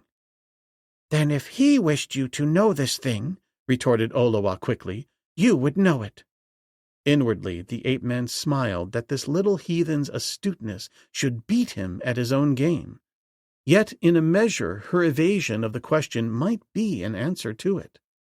"There have been other strangers here then recently?" he persisted. "I cannot tell you what I do not know," she replied. "Always is the palace of Khotan filled with rumors, but how much fact and how much fancy, how may a woman of the palace know?" "There has been such a rumor, then?" he asked. "It was only rumor that reached the Forbidden Garden," she replied. "It described, perhaps, a woman of another race?" As he put the question and awaited her answer, he thought that his heart ceased to beat. So grave to him was the issue at stake. The girl hesitated before replying, and then, "No," she said, "I cannot speak of this thing. For if it be of sufficient importance to elicit the interest of the gods, then indeed would I be subject to the wrath of my father should I discuss it." "In the name of Jod Ben Otho, I command you to speak," said Tarzan. "In the name of Jod Ben Otho, in whose hands lies the fate of Taden." The girl paled. "Have mercy," she cried, "and for the sake of Taden I will tell you all that I know." "Tell what?" demanded a stern voice from the shrubbery behind them. The three turned to see the figure of Khotan emerging from the foliage. An angry scowl distorted his kingly features, but at sight of Tarzan it gave place to an expression of surprise, not unmixed with fear. "Dor Otho!" he exclaimed. "I did not know that it was you." And then, raising his head and squaring his shoulders, he said, "But there are places where even the son of the great god may not walk, and this, the forbidden garden of Khotan, is one." It was a challenge, but despite the king's bold front, there was a note of apology in it, indicating that in his superstitious mind there flourished the inherent fear of man for his maker. "Come, Dor Otho," he continued. "I do not know all this foolish child has said to you, but whatever you would know, Khotan the king will tell you. Oloa, go to your quarters immediately." And he pointed with stern finger toward the opposite end of the garden. The princess, followed by Panat-Lee, turned at once and left them. "We will go this way," said Khotan, and proceeding, led Tarzan in another direction. Close to that part of the wall which they approached, Tarzan perceived a grotto in the miniature cliff into the interior of which Khotan led him, and down a rocky stairway to a gloomy corridor, the opposite end of which opened into the palace proper. 2 armed warriors stood at this entrance to the forbidden garden, evidencing how jealously were the sacred precincts of the palace guarded. In silence, Khotan led the way back to his own quarters in the palace. A large chamber just outside the room toward which Khotan was leading his guest was filled with chiefs and warriors awaiting the pleasure of their ruler. As the two entered, an aisle was formed for them the length of the chamber, down which they passed in silence. Close to the farther door, and half hidden by the warriors who stood before him, was Ludon, the high priest. Tarzan glimpsed him but briefly, but in that short period he was aware of a cunning and malevolent expression upon the cruel countenance that he was subconsciously aware boded him no good. And then, with Khotan, he passed into the adjoining room, and the hangings dropped. At the same moment, the hideous headdress of an under-priest appeared in the entrance of the outer chamber. Its owner, pausing for a moment, glanced quickly around the interior, and then, having located him whom he sought, moved rapidly in the direction of Ludon. There was a whispered conversation, which was terminated by the high priest. "Return immediately to the quarters of the princess," he said, "and see that the slave is sent to me at the temple at once." The under-priest turned and departed upon his mission, while Ludon also left the apartment and directed his footsteps toward the sacred enclosure over which he ruled. A half-hour later, a warrior was ushered into the presence of Khotan. "Ludon, the high priest, desires the presence of Khotan, the king, in the temple," he announced, "and it is his wish that he come alone." Khotan nodded to indicate that he accepted the command, which even the king must obey.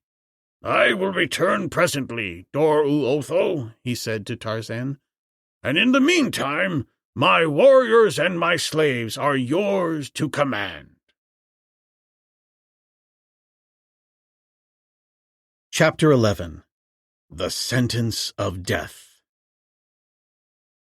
But it was an hour before the king re-entered the apartment, and in the meantime the ape-man had occupied himself in examining the carvings upon the walls and the numerous specimens of the handicraft of Polydonian artisans, which combined to impart an atmosphere of richness and luxury to the apartment.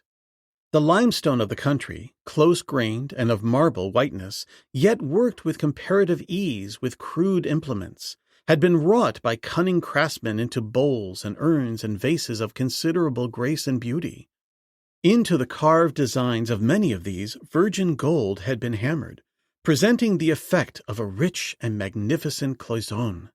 A barbarian himself, the art of barbarians had always appealed to the ape-man, to whom they represented a natural expression of man's love of the beautiful to even a greater extent than the studied and artificial efforts of civilization. Here was the real art of old masters, the other the cheap imitation of the chromo. It was while he was thus pleasurably engaged that Khotan returned. As Tarzan, attracted by the movement of the hangings through which the king entered, turned and faced him, he was almost shocked by the remarkable alteration of the king's appearance. His face was livid, his hands trembled as with palsy, and his eyes were wide as with fright. His appearance was one apparently of a combination of consuming anger and withering fear. Tarzan looked at him questioningly. "You have had bad news, Khotan?" he asked. The king mumbled an unintelligible reply. Behind there thronged into the apartment so great a number of warriors that they choked the entranceway. The king looked apprehensively to right and left. He cast terrified glances at the ape-man, and then, raising his face and turning his eyes upward, he cried, "Jod Ben Otho be my witness that I do not this thing of my own accord." There was a moment's silence, which was again broken by Khotan.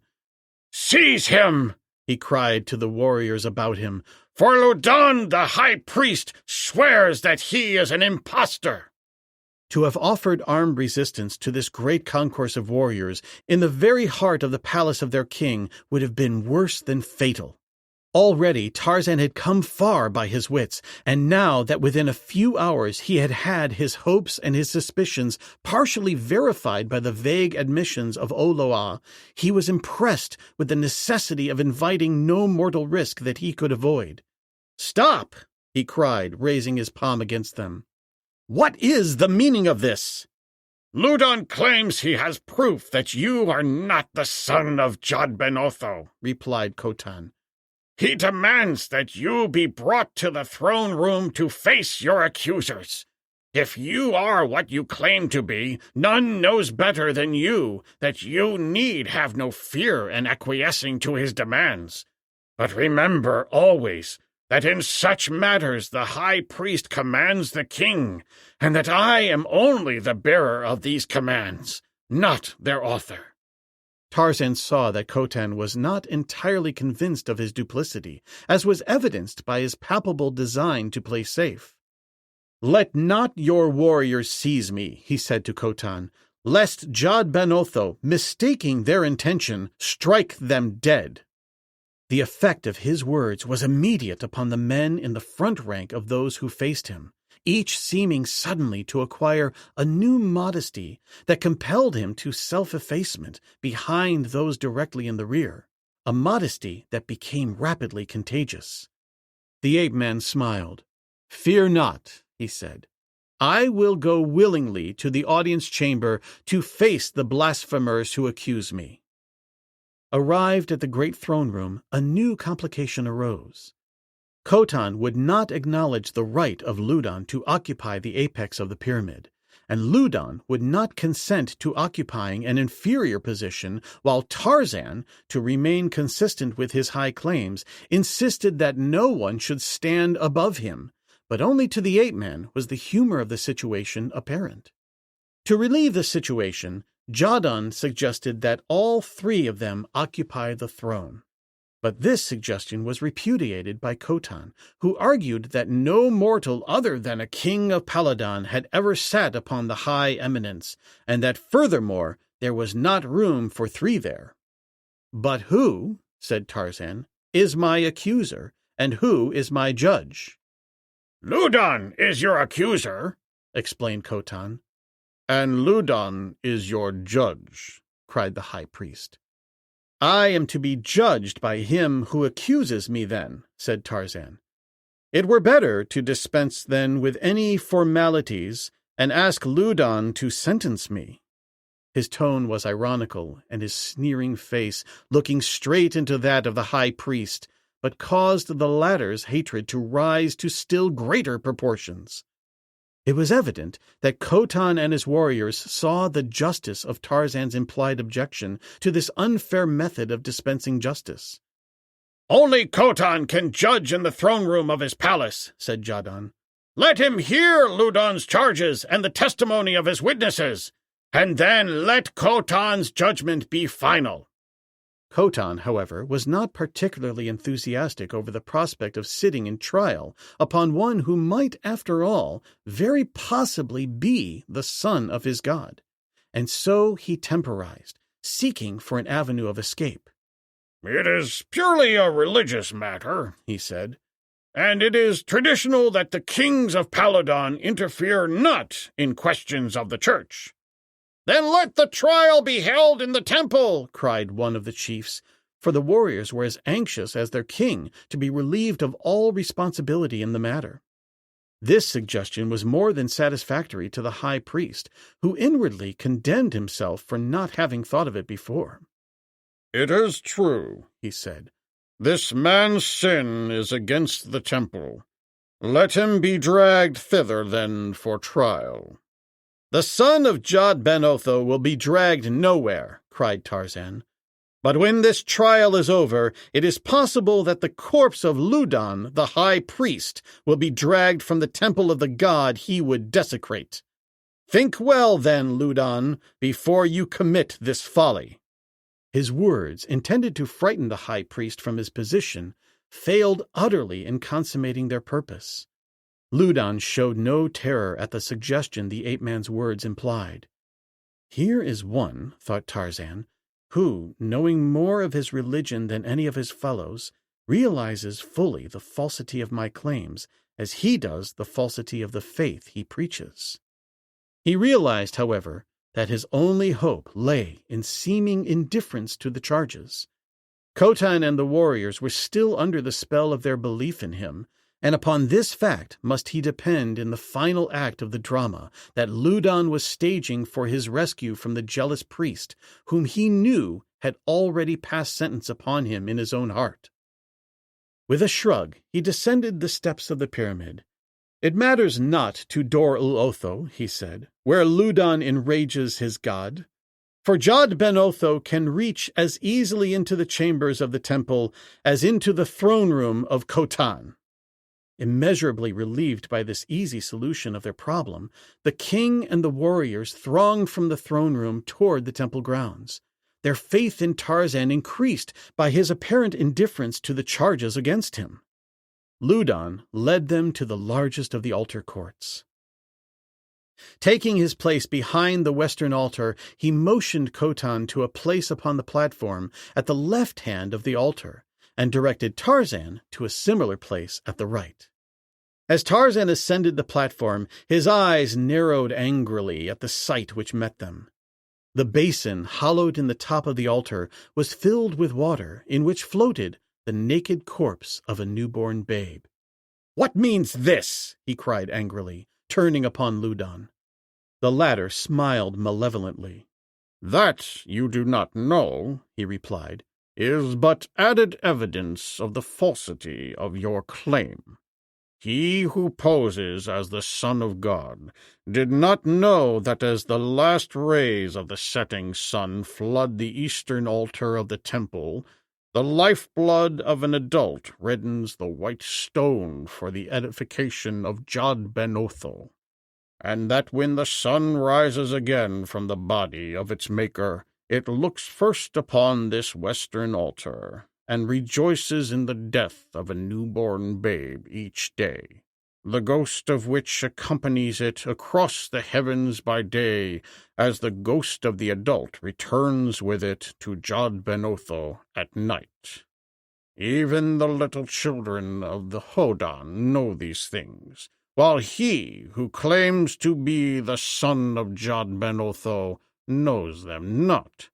And if this proof be not enough, there is more. Come, Wasdun, he cried, pointing to a tall slave who stood with the group of other blacks and priests on the temple floor at the left of the altar. The fellow came forward fearfully. "Tell us what you know of this creature," cried Ludan, pointing to Tarzan. "I have seen him before," said the Wasdun. "I am of the tribe of Korolol, and one day recently a party of which I was one encountered a few of the warriors of the Korolja upon the ridge which separates our villages. Among the enemy was this strange creature whom they called Tarzan Jadguru, and terrible indeed was he, for he fought with the strength of many men, so that it required 20 of us to subdue him. But he did not fight as a god fights, and when a club struck him upon the head, he sank unconscious as might an ordinary mortal. We carried him with us to our village as a prisoner, but he escaped after cutting off the head of the warrior we left to guard him, and carrying it down into the gorge and tying it to the branch of a tree upon the opposite side." "The word of a slave against that of a god!" cried Jadon, who had shown previously a friendly interest in the pseudo-godling. "It is only a step in the progress toward truth," interjected Ludon.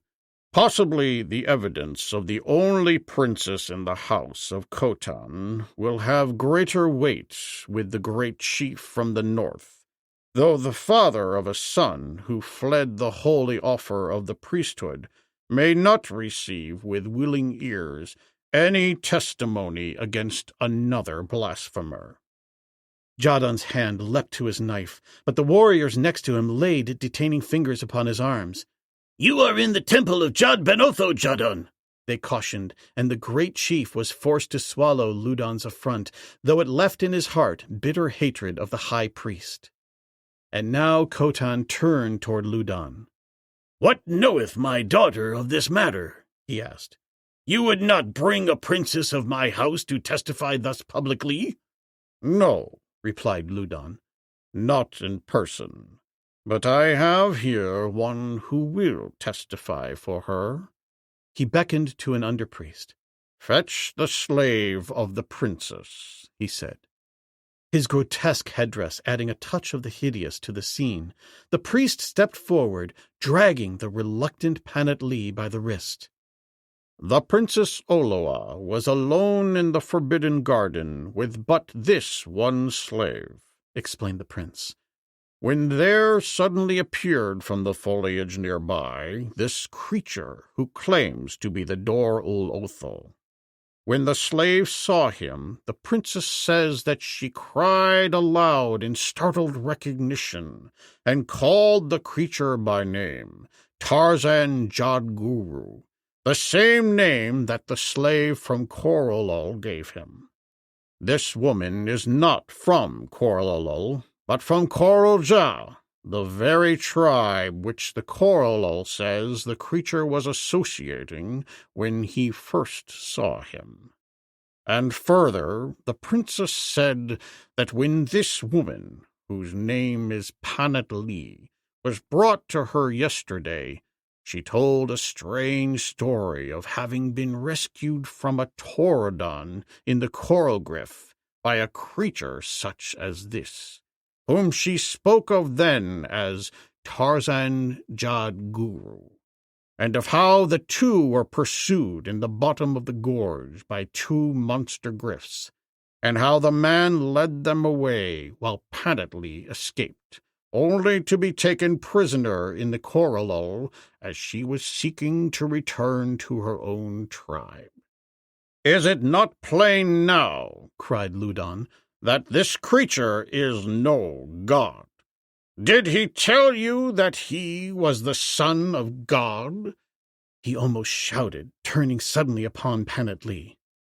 The girl shrank back, terrified. "Answer me, slave!" cried the high priest. "He seemed more than mortal," parried Panat-Lee. "Did he tell you that he was the son of God? Answer my question," insisted Ludon. "No," she admitted in a low voice, casting an appealing look of forgiveness at Tarzan, who returned a smile of encouragement and friendship. "That is no proof that he is not the son of God," cried Jadon. "Dost think Jad Ben Otho goes about crying, 'I am God, I am God'? Hast ever heard him, Ludon? No, you have not. Why should his son do that which the father does not do?" "Enough," cried Ludon. "The evidence is clear. The creature is an impostor, and I, the head priest of Jad Ben Otho, in the city of A-lur, do condemn him to die." There was a moment's silence, during which Ludon evidently paused for the dramatic effect of his climax. "And if I am wrong, May Jod Ben Otho pierce my heart with his lightnings as I stand here before you all." The lapping of the wavelets of the lake against the foot of the palace wall was distinctly audible in the utter and almost breathless silence which ensued. Ludon stood with his face turned toward the heavens, and his arms outstretched in the attitude of one who bares his breast to the dagger of an executioner. The warriors and the priests and the slaves gathered in the sacred court awaited the consuming vengeance of their god. It was Tarzan who broke the silence. "Your god ignores you, Ludon," he taunted with a sneer that he meant to still further anger the high priest. "He ignores you, and I can prove it before the eyes of your priests and your people." "Prove it, blasphemer! How can you prove it?" "You have called me a blasphemer," replied Tarzan. "You have proved to your own satisfaction that I am an impostor, that I, an ordinary mortal, have posed as the son of God. Demand, then, that Jod Ben Otho uphold his godship and the dignity of his priesthood by directing his consuming fires through my own bosom." Again there ensued a brief silence, while the onlookers waited for Ludon to thus consummate the destruction of this presumptuous impostor. "You dare not," taunted Tarzan, "for you know that I would be struck dead no quicker than were you." "You lie," cried Ludon, "and I would do it had I not but just received a message from Jod Ben Otho directing that your fate be different." A chorus of admiring and reverential ahs arose from the priesthood. Khotan and his warriors were in a state of mental confusion. Secretly, they hated and feared Ludon, but so ingrained was their sense of reverence for the office of the high priest that none dared raise a voice against him. None? Well, there was Jadon, fearless old lion man of the north. "The proposition was a fair one," he cried. "Invoke the lightnings of Jod Ben Otho upon this man if you would ever convince us of his guilt." "Enough of this," snapped Ludon. "Since when was Jadon created high priest? Seize the prisoner," he cried to the priests and warriors, "and on the morrow he shall die in the manner that Jod Ben Otho has willed." There was no immediate movement on the part of any of the warriors to obey the high priest's command. But the lesser priests, on the other hand, imbued with the courage of fanaticism, leaped eagerly forward like a flock of hideous harpies to seize upon their prey. The game was up. That Tarzan knew. No longer could cunning and diplomacy usurp the functions of the weapons of defense he best loved. And so the first hideous priest who leaped to the platform was confronted by no suave ambassador from heaven, but rather a grim and ferocious beast whose temper savored more of hell. The altar stood close to the western wall of the enclosure. There was just room between the two for the high priest to stand during the performance of the sacrificial ceremonies, and only Ludon stood there now behind Tarzan, while before him were perhaps 200 warriors and priests. The presumptuous one, who would have had the glory of first laying and arresting hands upon the blasphemous impersonator, rushed forward with outstretched hand to seize the ape-man. Instead, it was he who was seized by steel fingers that snapped him up as though he had been a dummy of straw, grasped him by one leg and the harness at his back, and raised him with giant arms high above the altar. Close at his heels were others, ready to seize the ape-man and drag him down, and beyond the altar was Ludon with drawn knife advancing toward him.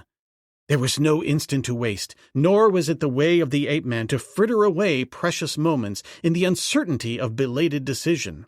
Before Ludon or any other could guess what was in the mind of the condemned, Tarzan, with all the force of his great muscles, dashed the screaming hierophant in the face of the high priest, and, as though the two actions were one, so quickly did he move, he had leaped to the top of the altar, and from there to a handhold upon the summit of the temple wall. As he gained a footing there, he turned and looked down upon those beneath. For a moment he stood in silence. And then he spoke. "Who dare believe," he cried, "that Jod Ben Otho would forsake his son?" And then he dropped from their sight upon the other side. There were two, at least, left within the enclosure whose hearts leaped with involuntary elation at the success of the ape-man's maneuver. And one of them smiled openly. This was Jadon, and the other Panat-Lee. The brains of the priest that Tarzan had thrown at the head of Ludon had been dashed out against the temple wall, while the high priest himself had escaped with only a few bruises, sustained in his fall to the hard pavement. Quickly scrambling to his feet, he looked around in fear, in terror, and finally in bewilderment, for he had not been a witness to the ape-man's escape. "Seize him!" he cried. "Seize the blasphemer!" And he continued to look around in search of his victim with such a ridiculous expression of bewilderment that more than a single warrior was compelled to hide his smiles beneath his palm. The priests were rushing around wildly, exhorting the warriors to pursue the fugitive, but these awaited now stolidly the command of their king or high priest. Khotan, more or less secretly pleased by the discomfiture of Ludon, waited for that worthy to give the necessary directions, which he presently did when one of his acolytes excitedly explained to him the manner of Tarzan's escape. Instantly, the necessary orders were issued, and priests and warriors sought the temple exit in pursuit of the ape-man. His departing words, hurled at them from the summit of the temple wall, had had little effect in impressing the majority that his claims had not been disproven by Ludon. But in the hearts of the warriors was admiration for a brave man, and in many the same unholy gratification that had risen in that of their ruler at the discomfiture of Ludon. A careful search of the temple grounds revealed no trace of the quarry. The secret recesses of the subterranean chambers, familiar only to the priesthood, were examined by these, while the warriors scattered through the palace and the palace grounds without the temple. Swift runners were dispatched to the city to arouse the people there, that all might be upon the lookout for Tarzan the Terrible. The story of his imposture and of his escape, and the tales that the Wazdan slaves had brought into the city concerning him, were soon spread throughout A-lur, nor did they lose aught in the spreading, so that before an hour had passed, the women and the children were hiding behind barred doorways, while the warriors crept apprehensively through the streets, expecting momentarily to be pounced upon by a ferocious demon, who, bare-handed, did victorious battle with huge gryfs, and whose lightest pastime consisted in tearing strong men limb from limb. Chapter 12. The Giant Stranger. And while the warriors and the priests of A-lur searched the temple and the palace and the city for the vanished ape-man, there entered the head of Koroljah down the precipitous trail from the mountains a naked stranger bearing an Enfield upon his back. Silently he moved downward toward the bottom of the gorge, and there, where the ancient trail unfolded more levelly before him, he swung along with easy strides, though always with the utmost alertness against possible dangers. A gentle breeze came down from the mountains behind him, so that only his ears and his eyes were of value in detecting the presence of danger ahead.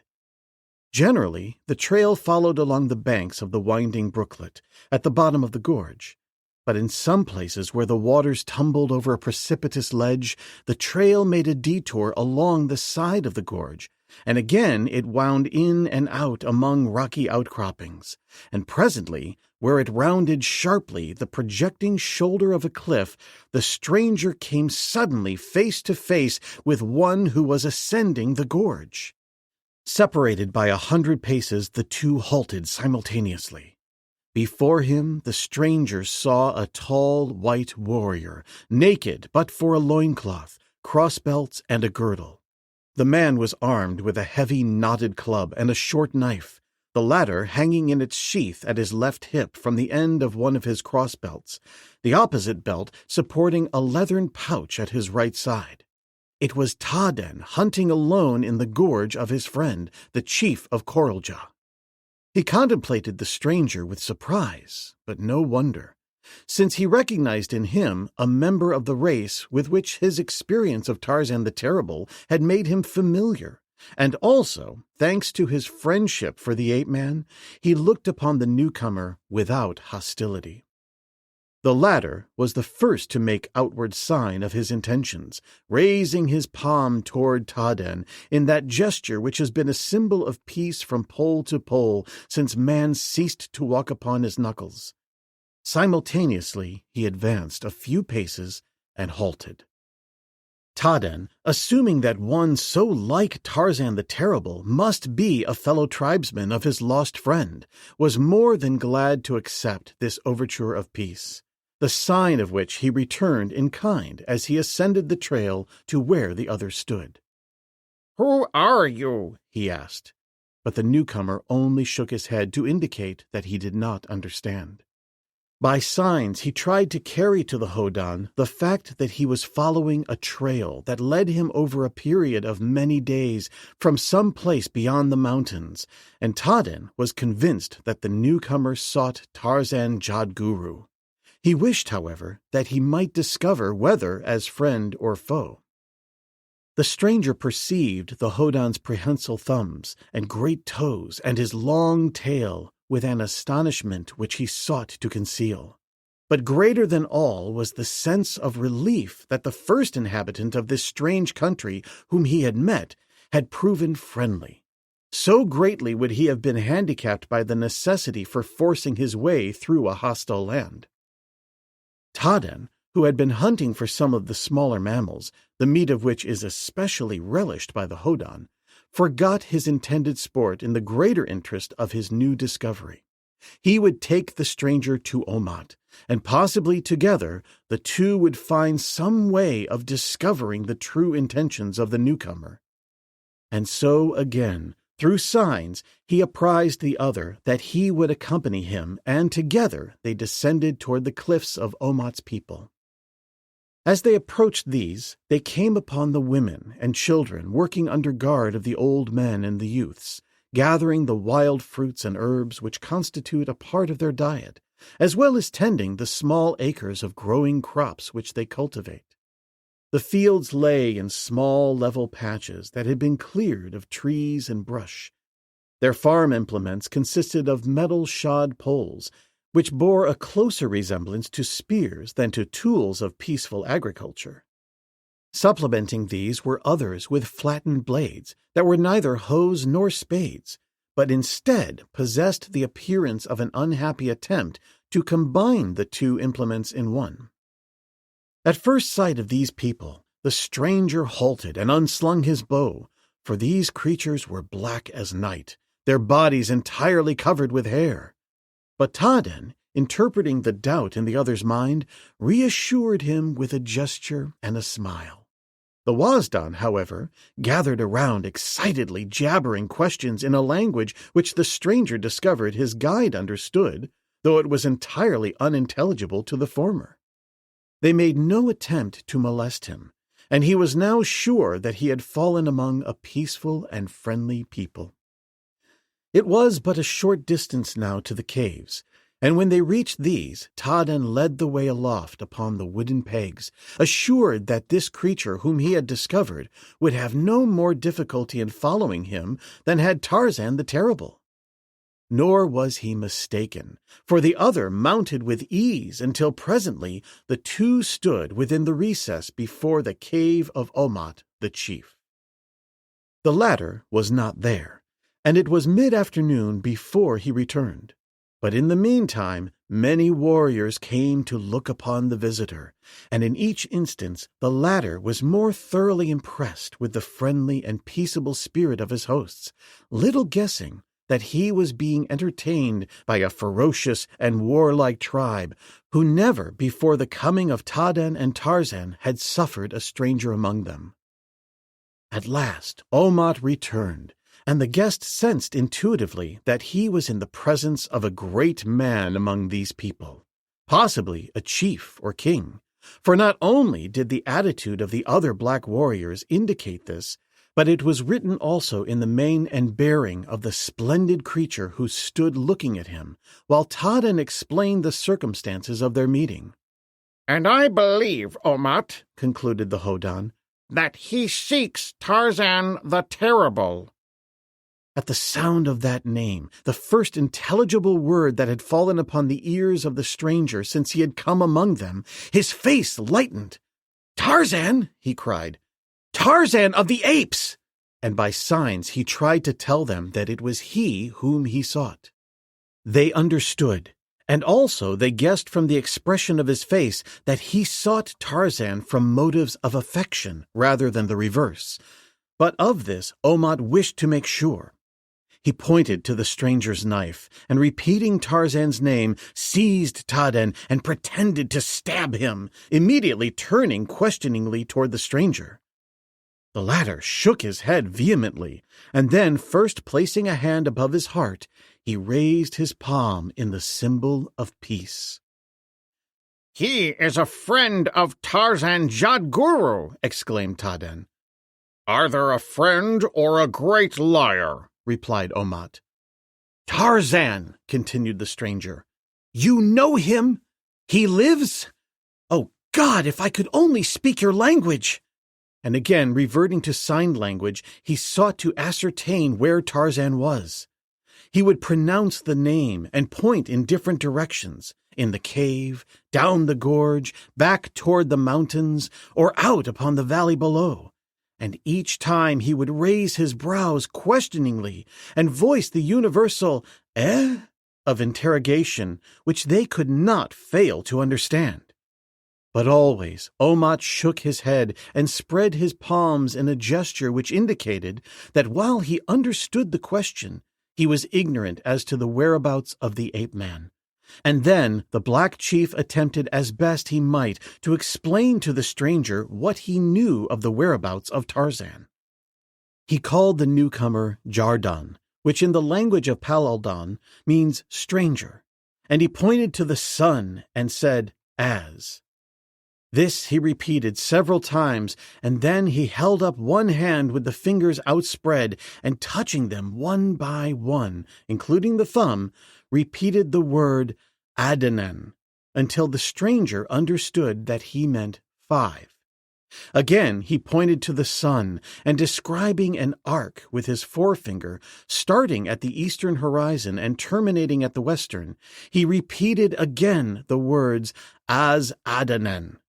It was plain to the stranger that the words meant that the sun had crossed the heavens 5 times. In other words, 5 days had passed. Omat then pointed to the cave where they stood, pronouncing Tarzan's name, and imitating a walking man with the first and second fingers of his right hand upon the floor of the recess, sought to show that Tarzan had walked out of the cave and climbed upward on the pegs 5 days before. But this was as far as the sign language would permit him to go. This far the stranger followed him, and, indicating that he understood, he pointed to himself, and then, indicating the pegs leading above, announced that he would follow Tarzan. "Let us go with him," said Omat. "for as yet we have not punished the Corolo for killing our friend and ally." "Persuade him to wait until morning," said Tarzan, "that you may take with you many warriors and make a great raid upon the Corolo. And this time, Omat, do not kill your prisoners. Take as many as you can alive, and from some of them we may learn the fate of Tarzan Jadguru." "Great is the wisdom of the Hodan," replied Omat. It shall be as you say. And having made prisoners of all the Corolol, we shall make them tell us what we wish to know. And then we shall march them to the rim of coral gryf and push them over the edge of the cliff. Taden smiled. He knew they would not take prisoner all the Corolol warriors, that they would be fortunate if they took one, and it was also possible that they might even be driven back in defeat. But he knew, too, that Omat would not hesitate to carry out his threat if he had the opportunity. So implacable was the hatred of these neighbors for each other. It was not difficult to explain Omat's plan to the stranger, or to win his consent, since he was aware, when the Great Black had made it plain that they would be accompanied by many warriors, that their venture would probably lead them into a hostile country, and every safeguard that he could employ he was glad to avail himself of, since the furtherance of his quest was the paramount issue. He slept that night upon a pile of furs in one of the compartments of Omat's ancestral cave, and early the next day, following the morning meal, they sallied forth. 100 savage warriors swarming up the face of the sheer cliff and out upon the summit of the ridge, the main body preceded by 2 warriors whose duties coincided with those of the point of modern military maneuvers, safeguarding the column against the danger of too sudden contact with the enemy. Across the ridge they went, and down into the Corolol, and there, almost immediately, they came upon a lone and unarmed Wasdan, who was making his way fearfully up the gorge toward the village of his tribe. Him they took prisoner, which, strangely, only added to his terror, since from the moment that he had seen them and realized that escape was impossible, he had expected to be slain immediately. "Take him back to Coralja," said Omat to one of his warriors, "and hold him there unarmed until I return." And so the puzzled Corolol was led away, while the savage company moved stealthily from tree to tree in its closer advance upon the village. Fortune smiled upon Omat in that it gave him quickly what he sought, a battle royal, for they had not yet come in sight of the caves of the Corolol when they encountered a considerable band of warriors headed down the gorge upon some expedition. Like shadows, the Coralja melted into the concealment of the foliage upon either side of the trail. Ignorant of impending danger, safe in the knowledge that they trod their own domain, where each rock and stone was as familiar as the features of their mates, the Corolol walked innocently into the ambush. Suddenly, the quiet of that seeming peace was shattered by a savage cry, and a hurled club felled a Corolol. The cry was a signal for a savage chorus from 100 Coralja throats, with which were soon mingled the war cries of their enemies. The air was filled with flying clubs, and then, as the 2 forces mingled, the battle resolved itself into a number of individual encounters, as each warrior singled out a foe and closed upon him. Knives gleamed and flashed in the mottling sunlight that filtered through the foliage of the trees above. Sleek black coats were streaked with crimson stains. In the thick of the fight, the smooth brown skin of the stranger mingled with the black bodies of friend and foe. Only his keen eyes and his quick wit had shown him how to differentiate between Corolol and Coralja, since with the single exception of apparel, they were identical. But at the first rush of the enemy, he had noticed that their loincloths were not of the leopard-marked hides, such as were worn by his allies. Omat, after dispatching his first antagonist, glanced at Jardan. "He fights with the ferocity of Jato," mused the chief. "Powerful indeed must be the tribe from which he and Tarzan Jadguru come." And then his whole attention was occupied by a new assailant. The fighters surged to and fro through the forest until those who survived were spent with exhaustion. All but the stranger, who seemed not to know the sense of fatigue. He fought on when each new antagonist would have gladly quit. And when there were no more Coralul who were not engaged, he leaped upon those who stood pantingly facing the exhausted Coraljaw. And always he carried upon his back the peculiar thing which Omat had thought was some manner of strange weapon, but the purpose of which he could not now account for in view of the fact that Jardan never used it, and that for the most part it seemed but a nuisance and needless encumbrance, since it banged and smashed against its owner as he leaped cat-like hither and thither in the course of his victorious duels. The bow and arrows he had tossed aside at the beginning of the fight, but the Enfield he would not discard, for where he went he meant that it should go until its mission had been fulfilled. Presently the Coraljaw, seemingly shamed by the example of Jardan, closed once more with the enemy, but the latter, moved no doubt to terror by the presence of the stranger, a tireless demon who appeared invulnerable to their attacks, lost heart and sought to flee. And then it was that at Omat's command his warriors surrounded a half-dozen of the most exhausted and made them prisoners. It was a tired, bloody, and elated company that returned victorious to the Coraljaw. 20 of their number were carried back, and 6 of these were dead men. It was the most glorious and successful raid that the Coraljaw had made upon the Coralul in the memory of man, and it marked Omat as the greatest of chiefs.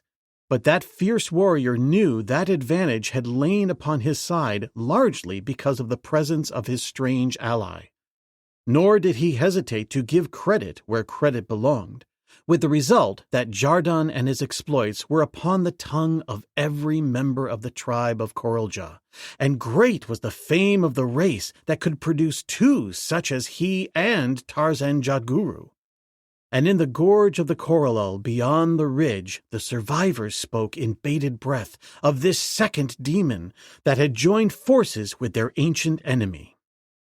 Returned to his cave, Omat caused the Coralul prisoners to be brought into his presence singly, and each he questioned as to the fate of Tarzan. Without exception, they told him the same story, that Tarzan had been taken prisoner by them 5 days before, but that he had slain the warrior left to guard him and escaped, carrying the head of the unfortunate sentry to the opposite side of Coralul, where he had left it suspended by its hair from the branch of a tree. But what had become of him after, they did not know. Not one of them, until the last prisoner was examined, he whom they had taken first, the unarmed Coralul making his way from the direction of the valley of Jad Ben Otho toward the caves of his people. This one, when he discovered the purpose of their questioning, bartered with them for the lives and liberty of himself and his fellows. "I can tell you much of this terrible man of whom you ask, Coraljaw," he said. "I saw him yesterday, and I know where he is. And if you promise to let me and my fellows return in safety to the caves of our ancestors, I will tell you all, and truthfully, that which I know." "You will tell us anyway," replied Omat, "or we shall kill you." "You will kill me anyway," retorted the prisoner, "unless you make me this promise. So if I am to be killed, the thing I know shall go with me." "He is right, Omat," said Taden.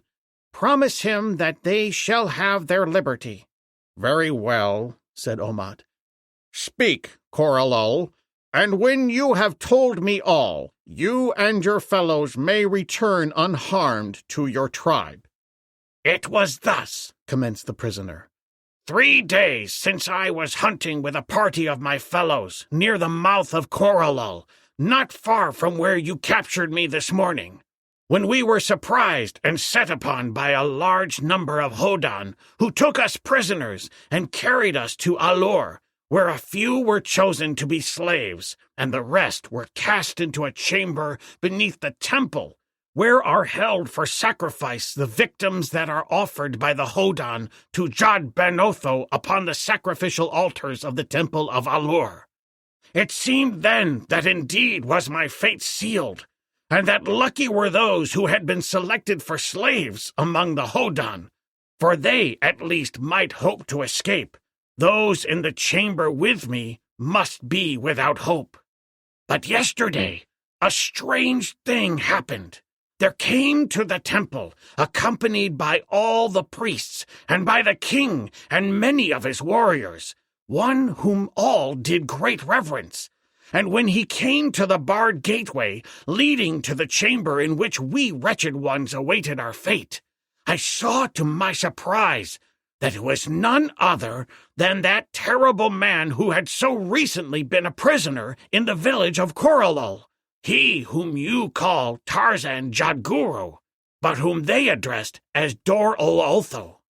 And he looked upon us and questioned the high priest, and when he was told of the purpose for which we were imprisoned there, he grew angry and cried that it was not the will of Jad Ben Otho that his people be thus sacrificed.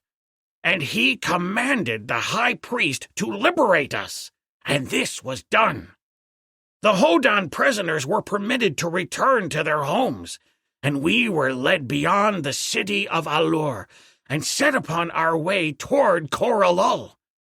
There were 3 of us, but many are the dangers that lie between A-lur and Coralul, and we were only 3 and unarmed. Therefore, none of us reached the village of our people, and only one of us lives. I have spoken." "That is all you know concerning Tarzan Jadguru?" asked Omat. "That is all I know," replied the prisoner, "other than that he whom they call Ludan, the high priest at A-lur, was very angry, and that one of the 2 priests who guided us out of the city said to the other that the stranger was not Dor-ol-Otho at all, that Ludan had said so, and that he had also said that he would expose him, and that he should be punished with death for his presumption. That is all they said within my hearing. And now, chief of Koralja, let us depart." Omat nodded. "Go your way," he said, "and Abon, send warriors to guard them until they are safely within the Coralul. Jardan," he said, beckoning to the stranger, "come with me." And rising, he led the way toward the summit of the cliff. And when they stood upon the ridge, Omat pointed down into the valley toward the city of A-lur gleaming in the light of the western sun. "There is Tarzan Jadguru," he said, and Jardan understood. Chapter 13. The Masquerader. As Tarzan dropped to the ground beyond the temple wall, there was in his mind no intention to escape from the city of A-lur until he had satisfied himself that his mate was not a prisoner there. But how, in this strange city in which every man's hand must now be against him, he was to live and prosecute his search was far from clear to him. There was only one place of which he knew that he might find even temporary sanctuary, and that was the forbidden garden of the king. There was thick shrubbery in which a man might hide, and water and fruits. A cunning jungle creature, if he could reach the spot unsuspected, might remain concealed there for a considerable time. But how he was to traverse the distance between the temple grounds and the garden unseen was a question the seriousness of which he fully appreciated. Mighty is Tarzan, he soliloquized, in his native jungle, but in the cities of man he is little better than they. Depending on his keen observation and sense of location, he felt safe in assuming that he could reach the palace grounds by means of the subterranean corridors and chambers of the temple, through which he had been conducted the day before, nor any slightest detail of which had escaped his keen eyes. That would be better, he reasoned, than crossing the open grounds above where his pursuers would naturally immediately follow him from the temple and quickly discover him. And so, a dozen paces from the temple wall, he disappeared from sight of any chance observer above, down one of the stone stairways that led to the apartments beneath. The way that he had been conducted the previous day had followed the windings and turnings of numerous corridors and apartments, But Tarzan, sure of himself in such matters, retraced the route accurately without hesitation. He had little fear of immediate apprehension here, since he believed that all the priests of the temple had assembled in the court above to witness his trial and his humiliation and his death. And with this idea firmly implanted in his mind, he rounded the turn of the corridor and came face to face with an underpriest, his grotesque headdress concealing whatever emotion the sight of Tarzan may have aroused. However, Tarzan had one advantage over the masked votary of Jod Ben Otho, in that the moment he saw the priest, he knew his intention concerning him, and therefore was not compelled to delay action. And so it was that before the priest could determine on any suitable line of conduct in the premises, a long, keen knife had been slipped into his heart. As the body lunged toward the floor, Tarzan caught it and snatched the headdress from its shoulders. For the first sight of the creature had suggested to his ever-alert mind a bold scheme for deceiving his enemies. The headdress saved from such possible damage as it must have sustained had it fallen to the floor with the body of its owner. Tarzan relinquished his hold upon the corpse, set the headdress carefully upon the floor, and stooping down, severed the tail of the hodan close to its root. Nearby, at his right, was a small chamber from which the priest had evidently just emerged, and into this Tarzan dragged the corpse, the headdress, and the tail. Quickly cutting a thin strip of hide from the loincloth of the priest, Tarzan tied it securely about the upper end of the severed member, and then, tucking the tail under his loincloth behind him, secured it in place as best he could. Then he fitted the headdress over his shoulders and stepped from the apartment, to all appearances a priest of the temple of Jod Ben Otho, unless one examined too closely his thumbs and his great toes.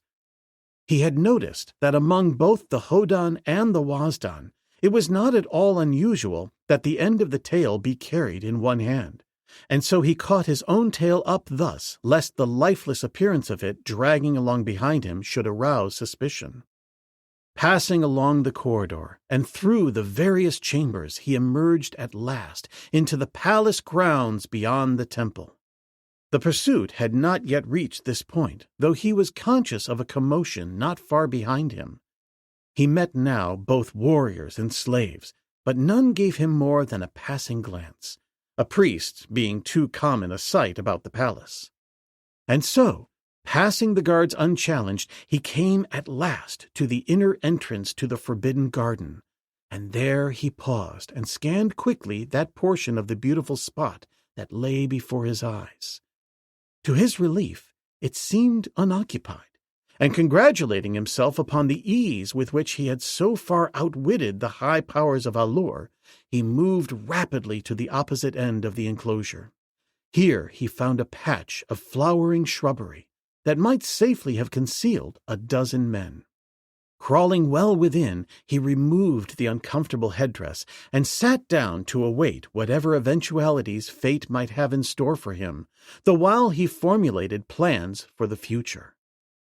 The one night that he had spent in A-lur had kept him up to a late hour, apprising him of the fact that while there were few abroad in the temple grounds at night, there were yet enough to make it possible for him to fare forth under cover of his disguise without attracting the unpleasant attention of the guards.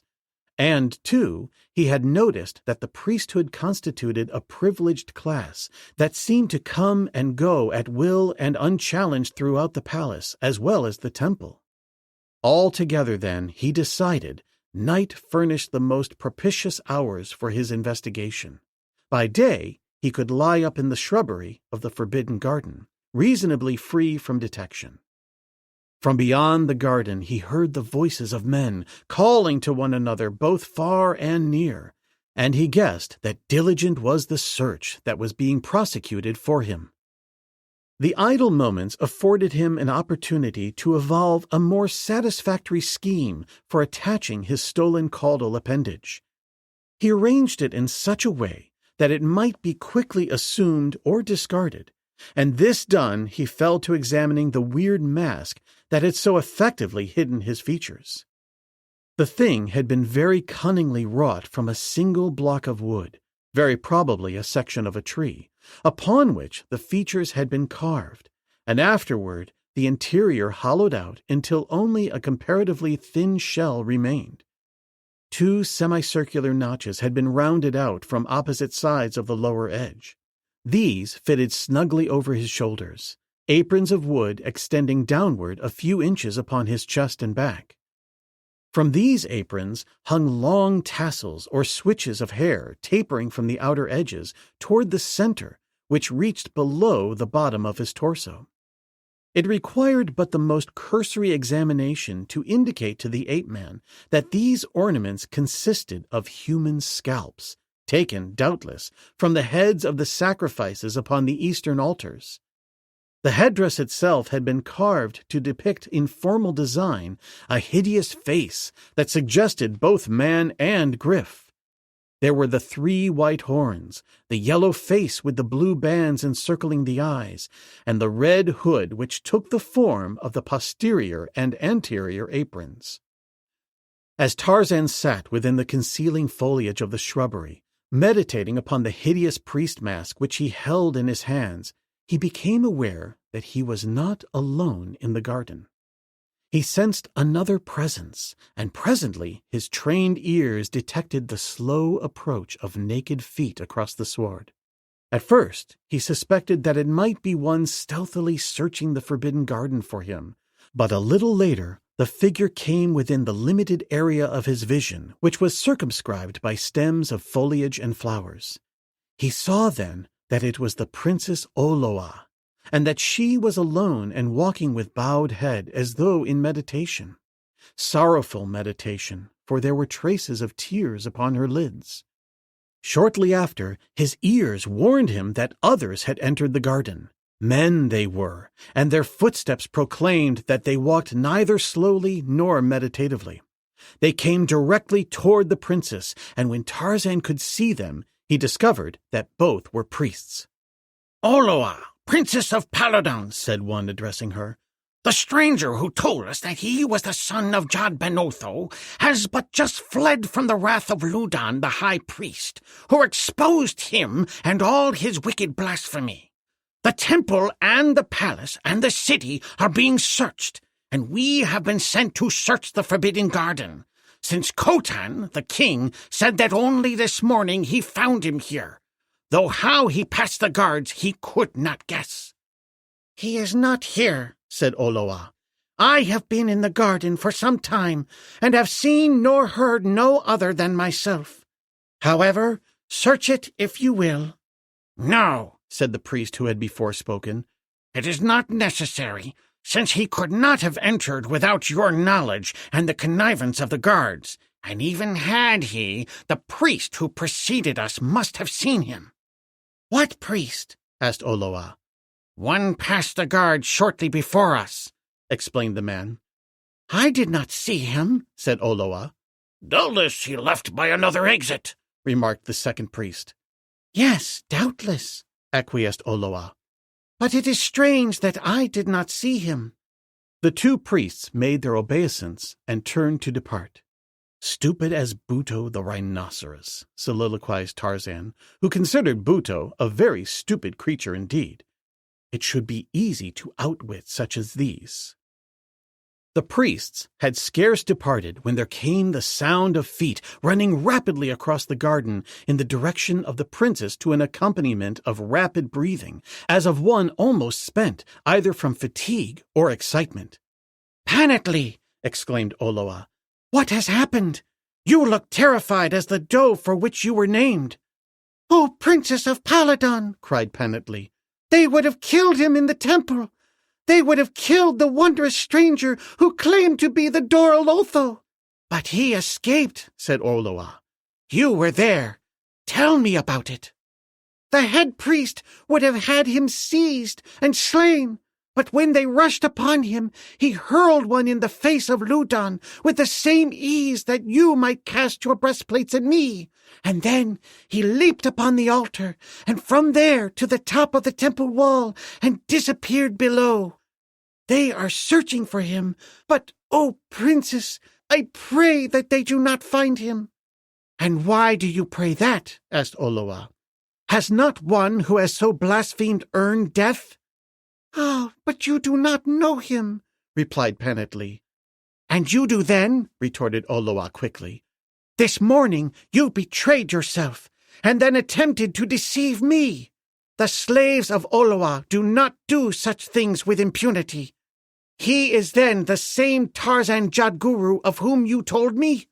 Speak, woman, and speak only the truth." Panatlee drew herself up very erect, her little chin held high, for was not she too among her own people already as good as a princess? "Panatlee, the Coraljaw does not lie," she said, "to protect herself." "Then tell me what you know of this Tarzan Jadguru," insisted Oloa. "I know that he is a wondrous man and very brave," said Panatlee, "and that he saved me from the Toradon and the gryf as I told you, and that he is indeed the same who came into the garden this morning. And even now I do not know that he is not the son of Jad Ben Otho, for his courage and his strength are more than those of mortal man, as are also his kindness and his honor. For when he might have harmed me, he protected me, and when he might have saved himself, he thought only of me. And all this he did because of his friendship for Omat, who is Gund of Coraljaw, and with whom I should have mated had the Hodan not captured me."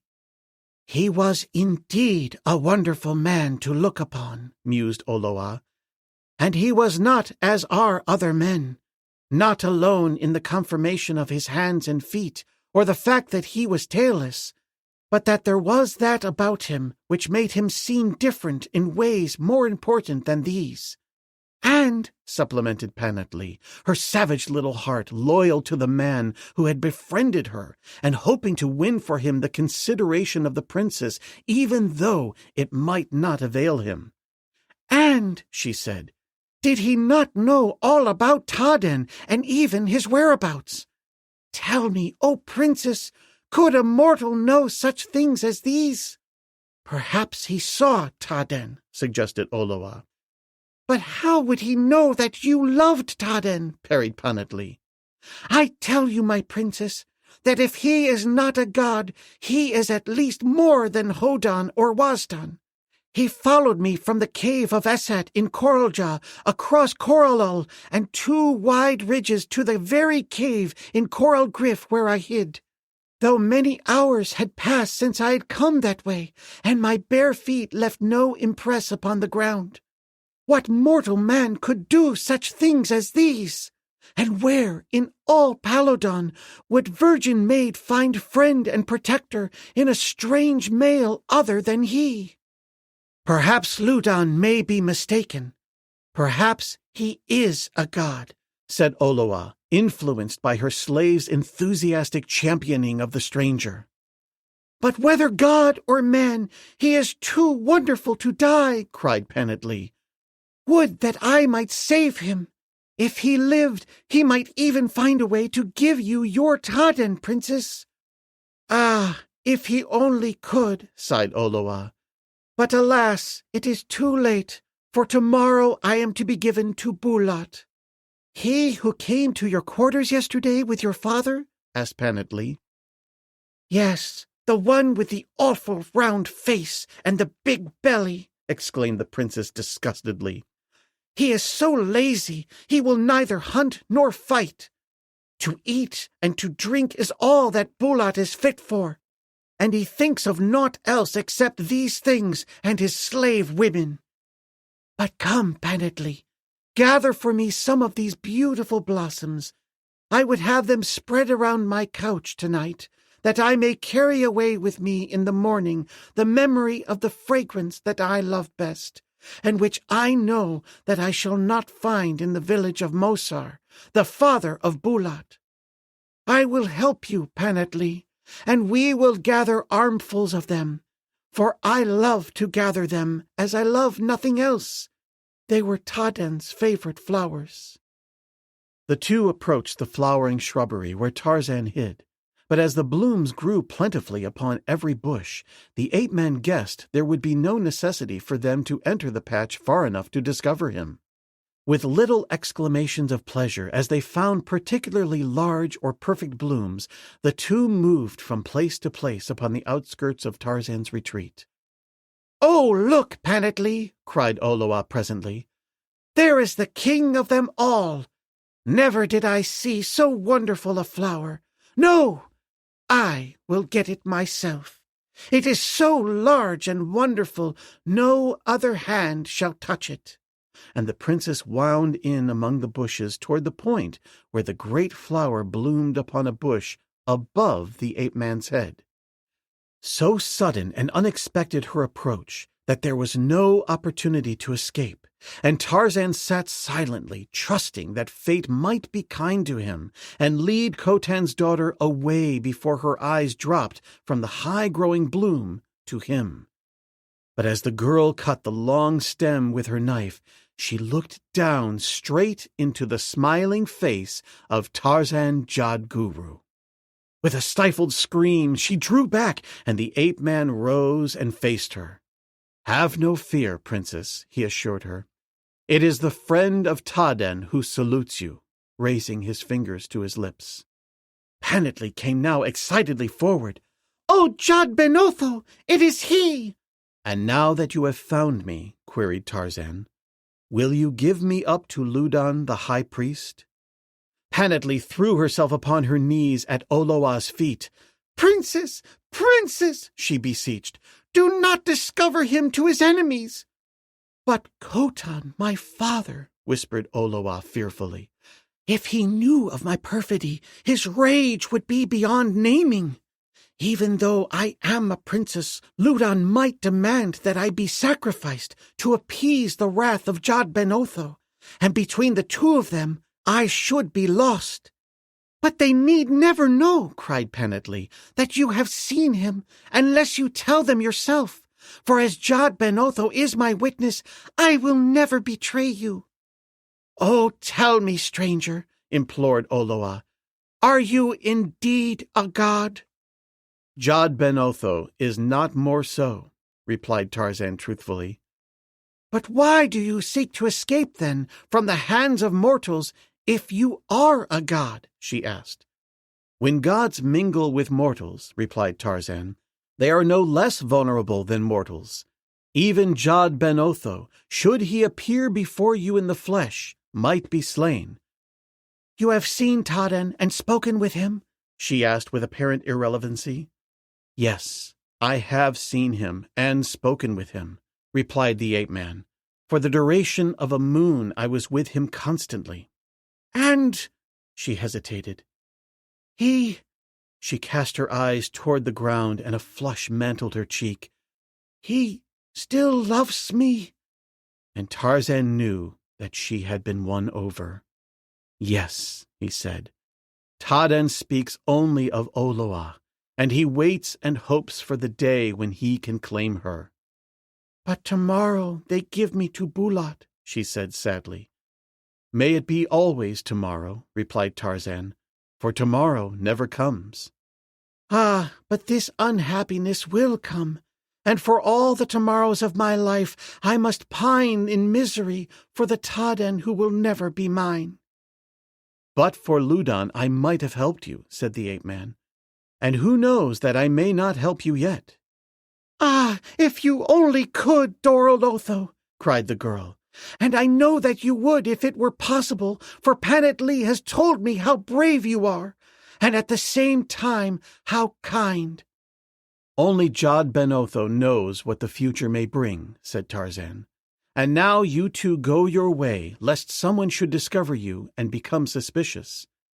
"We will go," said Oloa, "but Panatlee will return with food. I hope that you escape, and that Jad Ben Otho is pleased with what I have done." She turned and walked away, and Panatlee followed while the ape-man again resumed his hiding. At dusk, Panatlee came with food, and having her alone, Tarzan put the question that he had been anxious to put since his conversation earlier in the day with Olowa. "Tell me," he said, "what you know of the rumors of which Olowa spoke, of the mysterious stranger which is supposed to be hidden in A-lur. Have you two heard of this during the short time that you have been here?" "Yes," said Panadly. "I have heard it spoken of among the other slaves. It is something of which all whisper among themselves, but of which none dares to speak aloud. They say that there is a strange she hidden in the temple, and that Ludan wants her for a priestess, and that Khotan wants her for a wife, and that neither as yet dares take her for fear of the other." "Do you know where she is hidden in the temple?" asked Tarzan. "No," said Panatli. "How should I know? I do not even know that it is more than a story, and I but tell you that which I have heard others say." "There was only one," asked Tarzan, "whom they spoke of?" "No, they speak of another who came with her, but none seems to know of what became of this one." Tarzan nodded. "Thank you, Panatli," he said. "You may have helped me more than either of us guess." "I hope that I have helped you," said the girl, as she turned back toward the palace.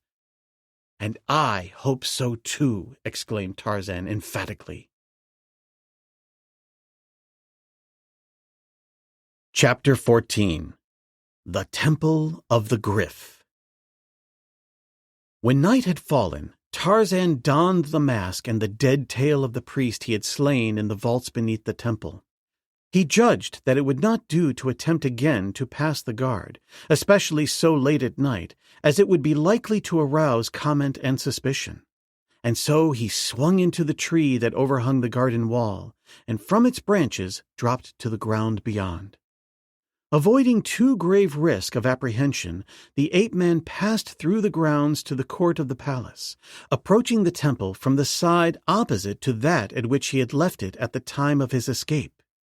He came thus, it is true, through a portion of the grounds with which he was unfamiliar, but he preferred this to the danger of following the beaten track between the palace apartments and those of the temple.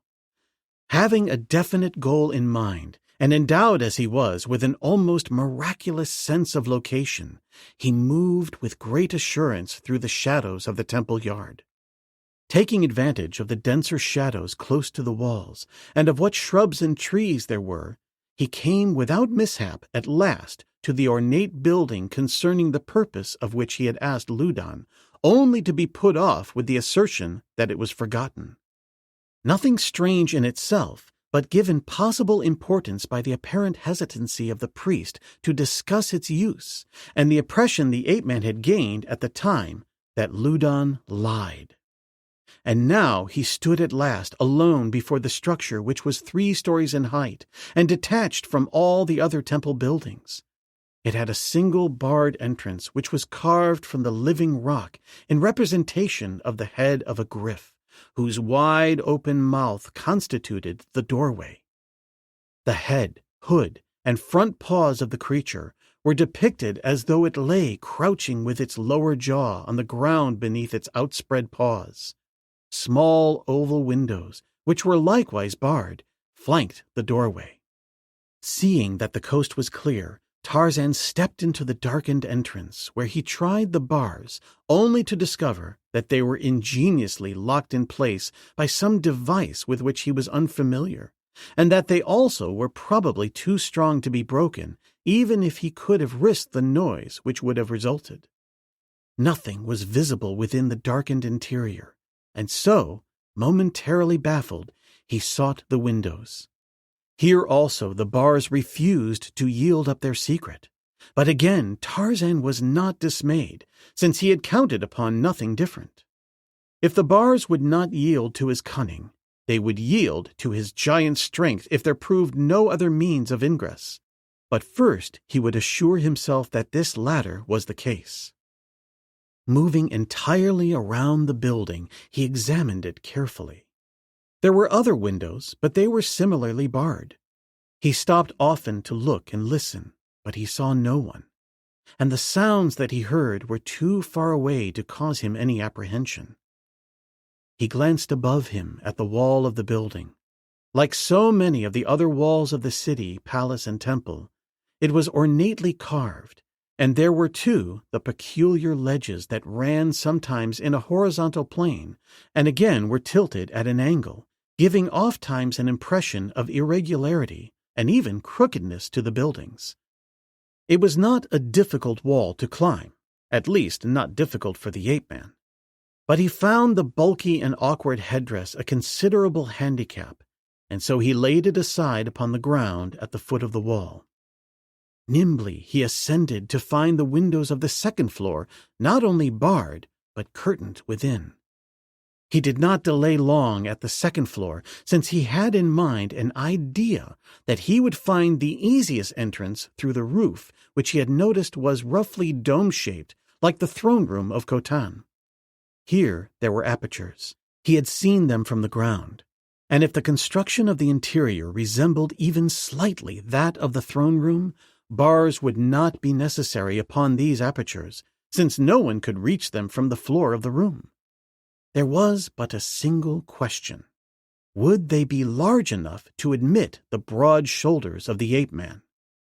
He paused again at the third floor, and here, in spite of the hangings, he saw that the interior was lighted, and simultaneously there came to his nostrils from within a scent that stripped from him temporarily any remnant of civilization that might have remained, and left him a fierce and terrible bull of the jungles of Kerchak.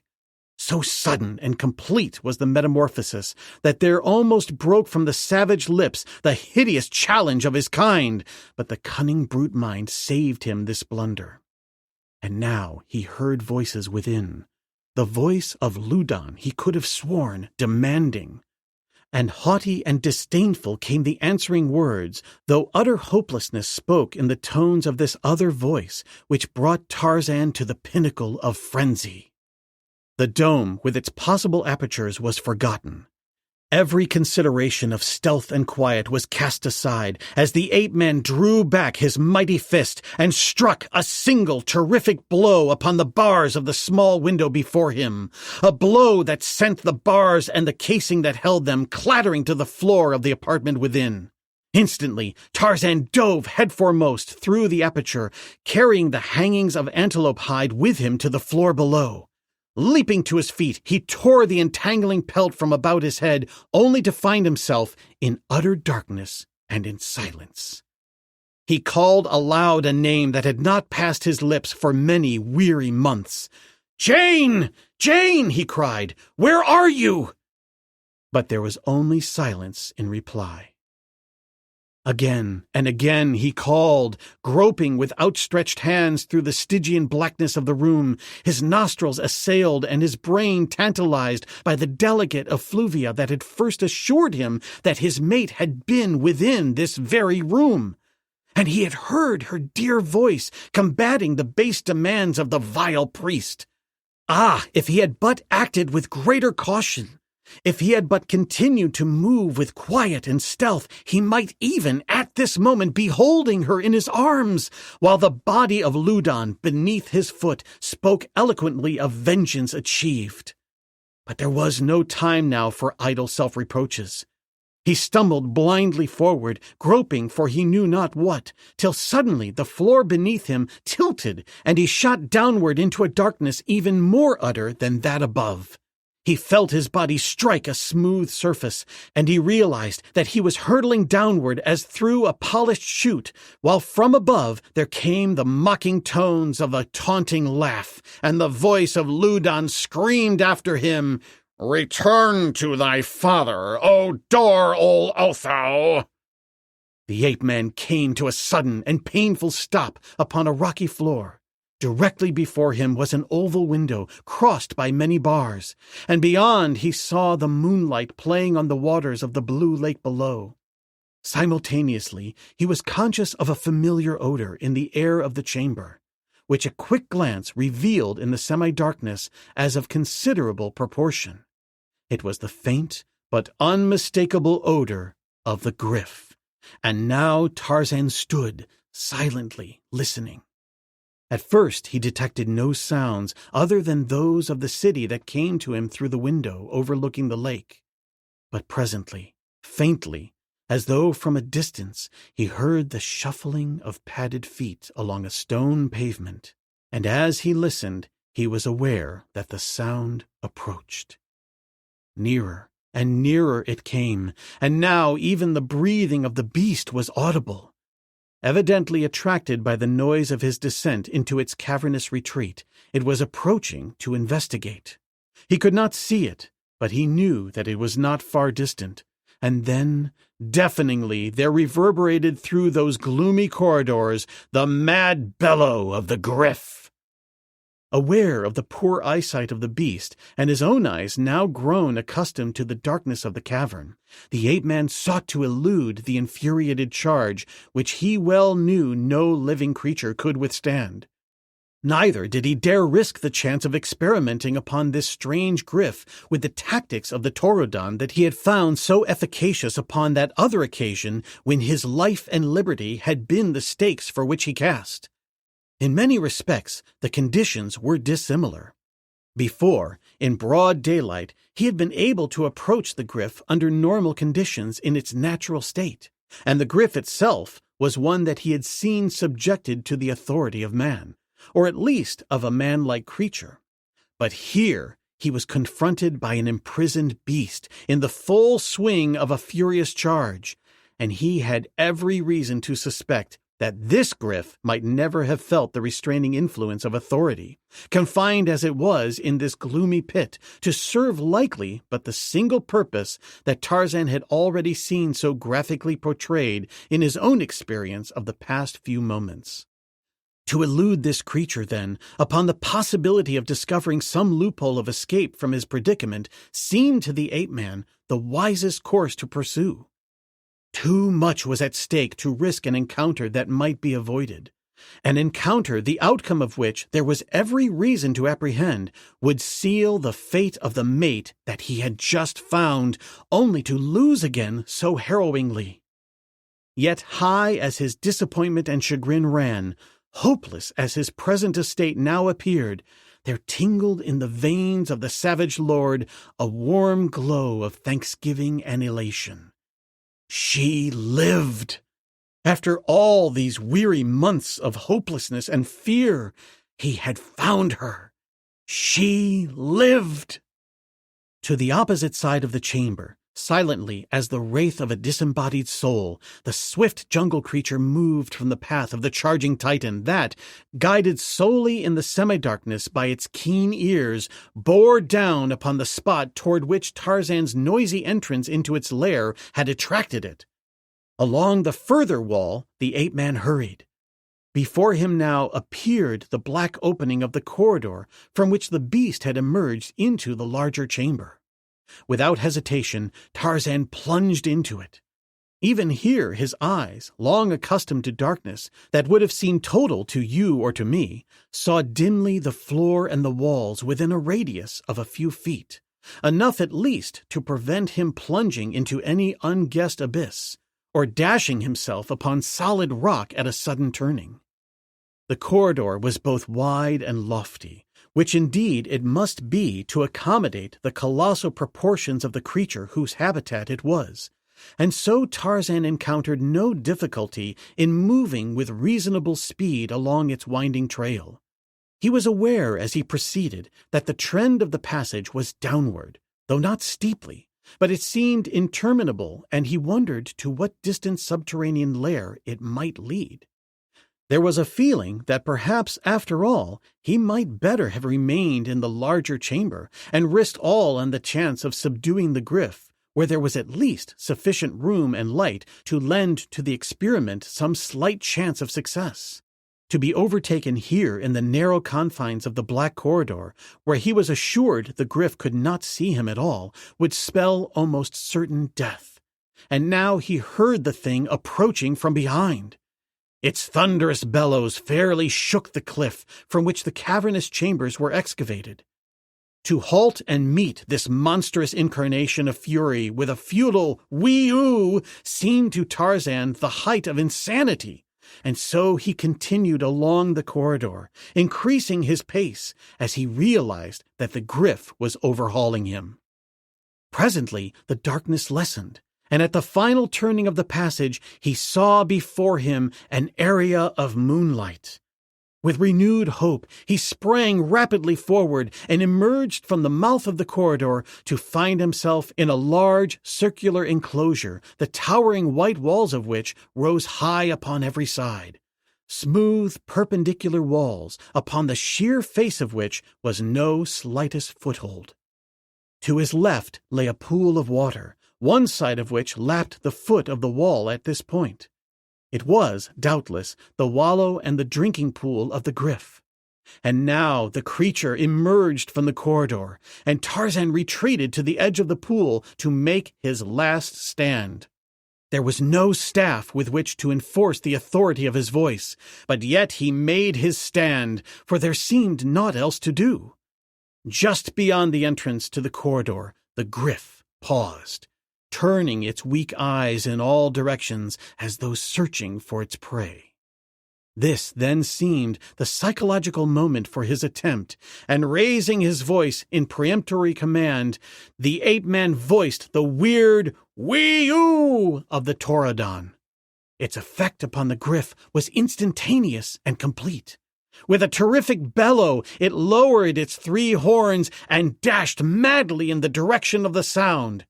To right nor to left was any avenue of escape, for behind him lay the placid waters of the pool, while down upon him from before thundered annihilation. The mighty body seemed already to tower above him as the ape-man turned and dove into the dark waters. Dead in her breast lay hope, battling for life during harrowing months of imprisonment and danger and hardship.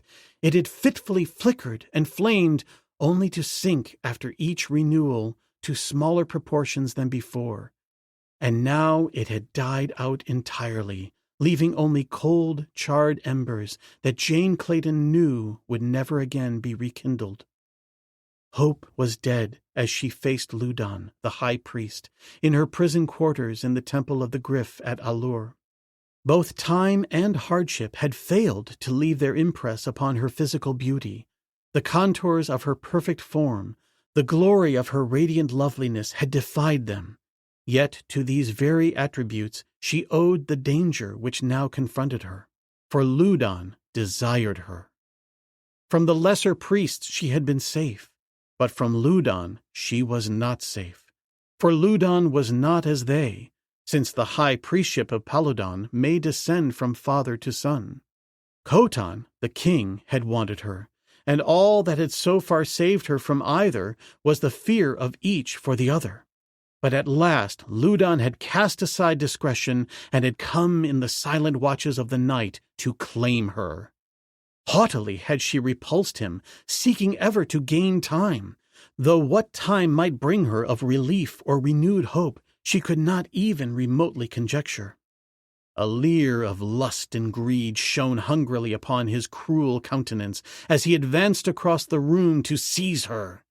She did not shrink nor cower, but stood there very erect, her chin up, her level gaze freighted with the loathing and contempt she felt for him. He read her expression, and while it angered him, it but increased his desire for possession. Here indeed was a queen, perhaps a goddess, fit mate for the high priest. "You shall not," she said as he would have touched her. "One of us shall die before ever your purpose is accomplished." He was close beside her now. His laugh grated upon her ears. "Love does not kill," he replied mockingly. He reached for her arm, and at the same instant something clashed against the bars of one of the windows, crashing them inward to the floor, to be followed almost simultaneously by a human figure which dove headforemost into the room, its head enveloped in the skin window hangings which it carried with it in its impetuous entry. Jane Clayton saw surprise, and something of terror, too, leap to the countenance of the high priest. And then she saw him spring forward and jerk upon a leather thong that depended from the ceiling of the apartment. Instantly, there dropped from above a cunningly contrived partition that fell between them and the intruder, effectively barring him from them, and at the same time leaving him to grope upon its opposite side in darkness, since the only cresset the room contained was upon their side of the partition. Faintly, from behind the wall, Jane heard a voice calling, but whose it was and what the words she could not distinguish. Then she saw Loudon jerk upon another thong and wait in evident expectancy of some consequent happening. He did not have long to wait. She saw the thong move suddenly, as though jerked from above, and then Loudon smiled, and with another signal put in motion whatever machinery it was that raised the partition again to its place in the ceiling. Advancing into that portion of the room that the partition had shut off from them, the high priest knelt upon the floor, and down-tilting a section of it, revealed the dark mouth of a shaft leading below. Laughing loudly, he shouted into the hole, "Return to thy father, O door ol Otho!" making fast the catch that prevented the trapdoor from opening beneath the feet of the unwary until such a time as Loudon chose. The high priest rose again to his feet. "Now, beautiful one," he cried, and then, "Jordan, what do you here?" Jane Clayton turned to follow the direction of Loudon's eyes, and there she saw framed in the entranceway to the apartment the mighty figure of a warrior, upon whose massive features sat an expression of stern and uncompromising authority. "I come from Khotan, the king," replied Jadon, "to remove the beautiful stranger to the forbidden garden." "The king defies me, the high priest of Jod Ben Otho?" cried Loudon. "It is the king's command. I have spoken," snapped Jadon, in whose manner was no sign of either fear or respect for the priest. Loudon well knew why the king had chosen this messenger, whose heresy was notorious, but whose power had as yet protected him from the machinations of the priest. Loudon cast a surreptitious glance at the thongs hanging from the ceiling. Why not? If he could but maneuver to entice Jadon to the opposite side of the chamber. "Come," he said in a conciliatory tone, "let us discuss the matter," and moved toward the spot where he would have Jadon follow him. "There is nothing to discuss," replied Jadon. Yet he followed the priest, fearing treachery. Jane watched them. In the face and figure of the warrior, she found reflected those admirable traits of courage and honor that the profession of arms best develops. In the hypocritical priest, there was no redeeming quality. Of the two, then, she might best choose the warrior. With him, there was a chance. With Loudon, none. Even the very process of exchanging from one prison to another might offer some possibility of escape. She weighed all these things and decided, for Loudon's quick glance at the thongs had not gone unnoticed nor uninterpreted by her. "Warrior," she said, addressing Jadon, "if you would live, enter not that portion of the room." Loudon cast an angry glance upon her. "Silence, slave!" he cried. "And where lies the danger?" Jadon asked of Jane, ignoring Loudon. The woman pointed to the thongs. "Look," she said, and before the high priest could prevent, she had seized that which controlled the partition which shot downward, separating Loudon from the warrior and herself. Jadon looked inquiringly at her. "He would have tricked me neatly but for you," he said. "Kept me imprisoned there while he secreted you elsewhere in the mazes of his temple." "He would have done more than that," replied Jane, as she pulled upon the other thong. "This releases the fastenings of a trap-door in the floor beyond the partition. When you stepped on that, you would have been precipitated into a pit beneath the temple. Loudon has threatened me with this fate often. I do not know that he speaks the truth, but he says that a demon of the temple is imprisoned there, a huge gryf." "There is a gryf within the temple," said Jadon. "What with it and the sacrifices, the priests keep us busy supplying them with prisoners. though the victims are sometimes those for whom Ludon has conceived hatred among our own people. He has had his eyes upon me for a long time. This would have been his chance but for you. Tell me, woman, why you warned me. Are we not all equally your jailers and your enemies?" "None could be more horrible than Ludon," she replied. "And you have the appearance of a brave and honorable warrior. I could not hope, for hope has died. And yet there is the possibility that among so many fighting men, even though they be of another race than mine, there is one who would accord honorable treatment to a stranger within his gates, even though she be a woman." Jadon looked at her for a long minute. "Khotan would make you his queen," he said. "That he told me himself, and surely that were honorable treatment from one who might make you a slave." "Why, then, would he make me queen?" she asked. Jadon came closer, as though in fear his words might be overheard. "He believes, although he did not tell me so in fact, that you are of the race of gods. And why not? Jod Ben Otho is tailless. Therefore, it is not strange that Khotan should suspect that only the gods are thus. His queen is dead, leaving only a single daughter. He craves a son, and what more desirable than that he should found a line of rulers for Paladon descended from the gods?" "But I am already wed," cried Jane. "I cannot wed another. I do not want him or his throne." "Khotan is king," replied Jadon simply, as though that explained and simplified everything. "You will not save me then?" she asked. "If you were in A-lur," he replied, "I might protect you, even against the king." "What and where is A-lur?" she asked, grasping at any straw.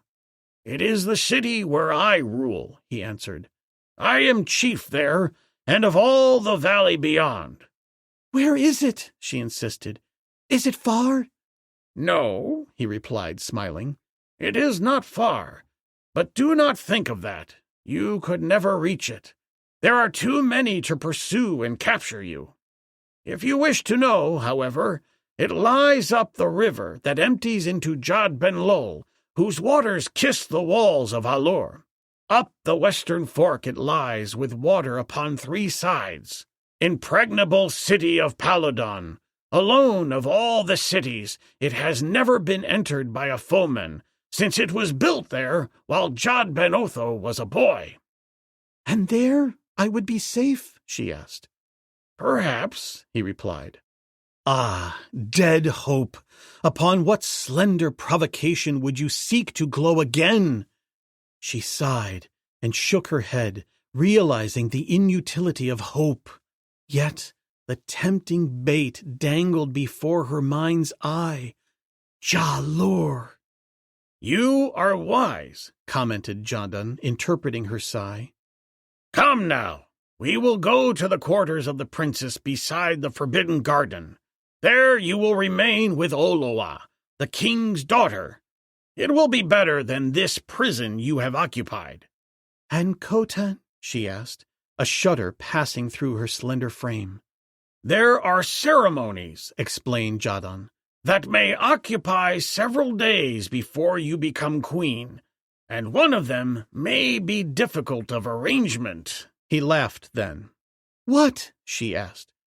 "Only the high priest may perform the marriage ceremony for a king," he explained. "Delay," she murmured. "Blessed delay."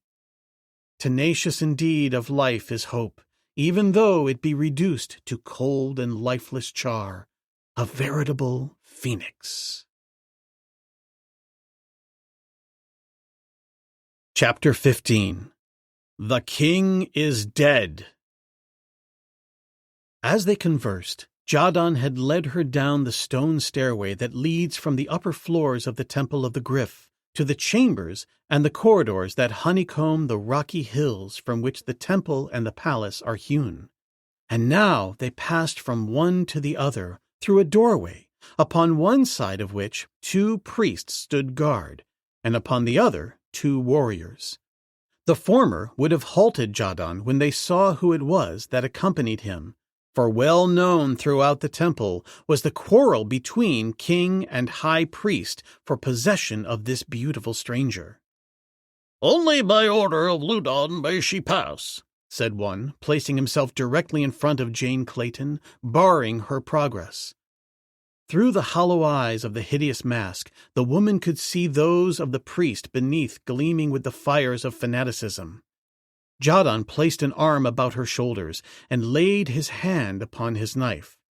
"She passes by order of Khotan, the king," he said, "and by virtue of the fact that Jadon, the chief, is her guide. Stand aside." The two warriors upon the palace side pressed forward. "We are here, Gund of A-lur," said one, addressing Jadon, "to receive and obey your commands." The second priest now interposed. "Let them pass," he admonished his companion. "We have received no direct commands from Ludon to the contrary, and it is a law of the temple and the palace that chiefs and priests may come and go without interference." "But I know Ludon's wishes," insisted the other. "He told you then that Jadon must not pass with the stranger?" "No, but—" "Then let them pass, for they are 3-2 and will pass anyway. We have done our best." Grumbling, the priest stepped aside. "Ludon will exact an accounting," he cried angrily. Jadon turned upon him. "And get it when and where he will," he snapped. They came at last to the quarters of the Princess Oloa, where, in the main entranceway, loitered a small guard of palace warriors and several stalwart black eunuchs belonging to the princess or her women. To one of the latter, Jadon relinquished his charge. "Take her to the princess," he commanded, "and see that she does not escape." Through a number of corridors and apartments lighted by stone cressets, the eunuch led Lady Greystoke, halting at last before a doorway concealed by hangings of Jato skin, where the guide beat with his staff upon the wall beside the door. "Oloa, Princess of Paladon," he called. "Here is the stranger woman, the prisoner from the temple." "Bid her enter," Jane heard a sweet voice from within command. The eunuch drew aside the hangings, and Lady Greystoke stepped within. Before her was a low-ceilinged room of moderate size. In each of the four corners, a kneeling figure of stone seemed to be bearing its portion of the weight of the ceiling upon its shoulders. These figures were evidently intended to represent Wasdon slaves, and were not without bold artistic beauty. The ceiling itself was slightly arched to a central dome, which was pierced to admit light by day and air. Upon one side of the room were many windows, the other three walls being blank except for a doorway in each. The princess lay upon a pile of furs, which were arranged over a low stone dais in one corner of the apartment, and was alone except for a single Wasdon slave girl, who sat upon the edge of the dais near her feet. As Jane entered, Oloa beckoned her to approach, and when she stood beside the couch, the girl half rose upon an elbow and surveyed her critically. "How beautiful you are," she said simply. Jane smiled sadly, for she had found that beauty may be a curse. "That is indeed a compliment," she replied quickly, "from one so radiant as the Princess Oloa." "Ah!" exclaimed the princess delightedly. "You speak my language. I was told that you were of another race, and from some far land of which we of Paladon had never heard." "Ludon saw to it that the priests instructed me," explained Jane. "But I am from a far country, princess, one to which I long to return, and I am very unhappy." "But Khotan, my father, would make you his queen," cried the girl. "That should make you very happy." "But it does not," replied the prisoner. "I love another to whom I am already wed. Ah, princess, if you had known what it was to love and to be forced into marriage with another, you would sympathize with me." The Princess Oloa was silent for a long moment. I know, she said at last, and I am very sorry for you. But if the king's daughter cannot save herself from such a fate, who may save a slave woman? For such, in fact, you are. The drinking in the great banquet hall of the palace of Khotan, king of Palodon, had commenced earlier this night than was usual, for the king was celebrating the morrow's betrothal of his only daughter to Bulat, son of Mosar, the chief, whose great-grandfather had been king of Palodon, and who thought that he should be king, and Mosar was drunk, and so was Bulat, his son. For that matter, nearly all of the warriors, including the king himself, were drunk. In the heart of Khotan was no love either for Mosar or Bulat, nor did either of these love the king. Khotan was giving his daughter to Bulat in the hope that the alliance would prevent Mosar from insisting upon his claims to the throne.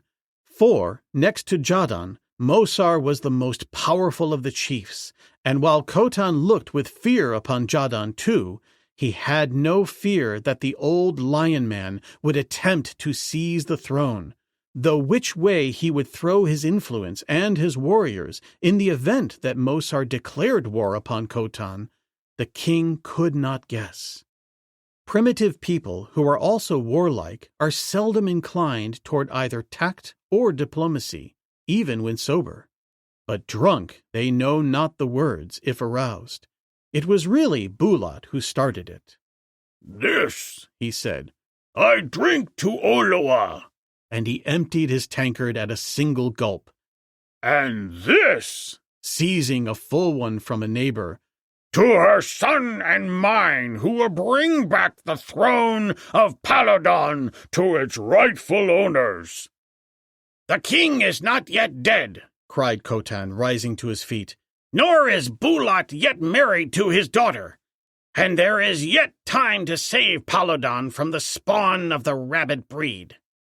The king's angry tone and his insulting reference to Bulat's well-known cowardice brought a sudden sobering silence upon the roistering company. Every eye turned upon Bulat and Mosar, who sat together directly opposite the king. The first was very drunk, though suddenly he seemed quite sober. He was so drunk that for an instant he forgot to be a coward, since his reasoning powers were so effectually paralyzed by the fumes of liquor that he could not intelligently weigh the consequences of his acts. It is reasonably conceivable that a drunk and angry rabbit might commit a rash deed. Upon no other hypothesis is the thing that Bulat now did explicable. He rose suddenly from the seat to which he had sunk after delivering his toast, and seizing the knife from the sheath of the warrior upon his right, hurled it with terrific force at Khotan. Skilled in the art of throwing both their knives and their clubs are the warriors of Palodon, and at this short distance, and coming as it did without warning, there was no defense and but one possible result. Khotan the king lunged forward across the table, the blade buried in his heart. A brief silence followed the assassin's cowardly act. White with terror now, Bulat fell slowly back toward the doorway at his rear, when suddenly angry warriors leaped with drawn knives to prevent his escape and to avenge their king. But Mosar now took his stand beside his son. "Khotan is dead," he cried. "Mosar is king. Let the loyal warriors of Palodon protect their ruler." Mosar commanded a goodly following, and these quickly surrounded him and Bulat. But there were many knives against them, and now Jadon pressed forward through those who confronted the pretender. "Take them both," he shouted. "The warriors of Palodon will choose their own king after the assassin of Khotan has paid the penalty of his treachery." Directed now by a leader whom they both respected and admired, those who had been loyal to Khotan rushed forward upon the faction that had surrounded Mosar. Fierce and terrible was the fighting, devoid apparently of all else than the ferocious lust to kill, and while it was at its height, Mosar and Bulat slipped unnoticed from the banquet hall. To that part of the palace assigned to them during their visit to A-lur they hastened. Here were their servants and the lesser warriors of their party, who had not been bidden to the feast of Khotan. These were directed quickly to gather together their belongings for immediate departure. When all was ready, and it did not take long, since the warriors of Paladon require but little impedimenta on the march, they moved toward the palace gate. Suddenly, Mosar approached his son. "The princess," he whispered. "We must not leave the city without her. She is half the battle for the throne." Bulat, now entirely sober, demurred. He had had enough of fighting and of risk. "Let us get out of A-lur quickly," he urged, "or we shall have the whole city upon us. She would not come without a struggle, and that would delay us too long." "There is plenty of time," insisted Mosar. "They are still fighting in the Paladonso. It will be long before they miss us, and with Khotan dead, long before any will think to look to the safety of the princess. Our time is now. It was made for us by Jod Ben Otho. Come!" Reluctantly, Bulat followed his father, who first instructed the warriors to await them just inside the gateway of the palace. Rapidly, the two approached the quarters of the princess. Within the entranceway, only a handful of warriors were on guard. The eunuchs had retired. "There is fighting in the Paladonso," Mosar announced in feigned excitement as they entered the presence of the guards. "The king desires you to come at once, and has sent us to guard the apartments of the princess. Make haste!" he commanded as the men hesitated. The warriors knew him, and that on the morrow the princess was to be betrothed to Bulat, his son. If there was trouble, what more natural than that Mosar and Bulat should be entrusted with the safety of the princess? And then, too, was not Mosar a powerful chief to whose orders disobedience might prove a dangerous thing? They were but common fighting men, disciplined in the rough school of tribal warfare, but they had learned to obey a superior, and so they departed for the banquet hall, the place where men eat. Barely waiting until they had disappeared, Mosar crossed to the hangings at the opposite end of the entrance hall, and followed by Bulat, made his way toward the sleeping apartment of Olowa, and a moment later, without warning, the two men burst in upon the three occupants of the room. At sight of them, Olowa sprang to her feet. "What is the meaning of this?" she demanded angrily. Mosar advanced and halted before her. Into his cunning mind had entered a plan to trick her. If it succeeded, it would prove easier than taking her by force. And then his eyes fell upon Jane Clayton, and he almost gasped in astonishment and admiration. But he caught himself and returned to the business of the moment. "Olowa," he cried, "when you know the urgency of our mission, you will forgive us. We have sad news for you. There has been an uprising in the palace, and Khotan, the king, has been slain. The rebels are drunk with liquor, and now on their way here. We must get you out of A-lur at once.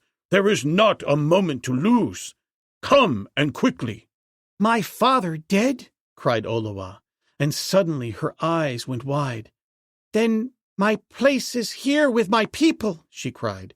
"If Khotan is dead, I am queen until the warriors choose a new ruler. That is the law of Paladon. And if I am queen, none can make me wed whom I do not wish to wed. And Jod Ben Otho knows I never wish to wed thy cowardly son. Go!" She pointed a slim forefinger imperiously toward the doorway. Mosar saw that neither trickery nor persuasion would avail now, and every precious minute counted. He looked again at the beautiful woman who stood beside Olowa. He had never before seen her, but he well knew from palace gossip that she could be no other than the godlike stranger whom Khotan had planned to make his queen. "Bulat," he cried to his son, Take you your own woman, and I will take mine!" And with that he sprang suddenly forward, and seizing Jane about the waist, lifted her in his arms, so that before Olowa or Panadly might even guess his purpose, he had disappeared through the hangings near the foot of the dais, and was gone with the stranger woman struggling and fighting in his grasp. And then Bulat sought to seize Olowa, but Olowa had her Panadly, fierce little tiger girl of the savage Korolja. Panadly, whose name belied her, and Bulat found that with the two of them his hands were full. When he would have lifted Olowa and borne her away, Panadly seized him around the legs and strove to drag him down. Viciously he kicked her, but she would not desist. And finally, realizing that he might not only lose his princess, but be so delayed as to invite capture if he did not rid himself of this clawing, scratching she-jato, he hurled Olowa to the floor, and seizing Panadly by the hair, drew his knife, and the curtains behind him suddenly parted. In 2 swift bounds, a lithe figure crossed the room, and before ever the knife of Bulat reached its goal, his wrist was seized from behind, and a terrific blow crashing to the base of his brain dropped him lifeless to the floor. Bulat, coward, traitor, and assassin, died without knowing who struck him down. As Tarzan of the Apes leaped into the pool in the gryf pit of the temple at A-lur, one might have accounted for his act on the hypothesis that it was the last blind urge of self-preservation to delay, even for a moment, the inevitable tragedy in which each some day must play the leading role upon his little stage. But no, those cool gray eyes had caught the sole possibility for escape that the surroundings and the circumstances offered. A tiny moonlit patch of water glimmering through a small aperture in the cliff at the surface of the pool upon its farther side. With swift, bold strokes he swam for speed alone, knowing that the water would in no way deter his pursuer. Nor did it. Tarzan heard the great splash as the huge creature plunged into the pool behind him. He heard the churning waters as it forged rapidly onward in his wake. He was nearing the opening. Would it be large enough to permit the passage of his body? That portion of it which showed above the surface of the water most certainly would not. His life, then, depended upon how much of the aperture was submerged. And now it was directly before him, and the gryf directly behind. There was no alternative. There was no other hope. The ape-man threw all the resources of his great strength into the last few strokes, extended his hands before him as a cutwater, submerged to the water's level, and shot forward toward the hole. Frothing with rage was the baffled Ludan as he realized how neatly the stranger she had turned his own tables upon him. He could, of course, escape the temple of the gryf in which her quick wit had temporarily imprisoned him. But during the delay, however brief, Jadon would find time to steal her from the temple and deliver her to Khotan. But he would have her yet. That the high priest swore in the names of Jad Ben Otho and all the demons of his faith. He hated Khotan. Secretly, he had espoused the cause of Mosar, in whom he would have a willing tool. Perhaps then this would give him the opportunity he had long awaited, a pretext for inciting the revolt that would dethrone Khotan and place Mosar in power, with Ludan the real ruler of Paladon. He licked his thin lips as he sought the window through which Tarzan had entered, and now Ludan's only avenue of escape. Cautiously he made his way across the floor, feeling before him with his hands, and when they discovered that the trap was set for him, an ugly snarl broke from the priest's lips. "The she-devil," he muttered. "But she shall pay. She shall pay.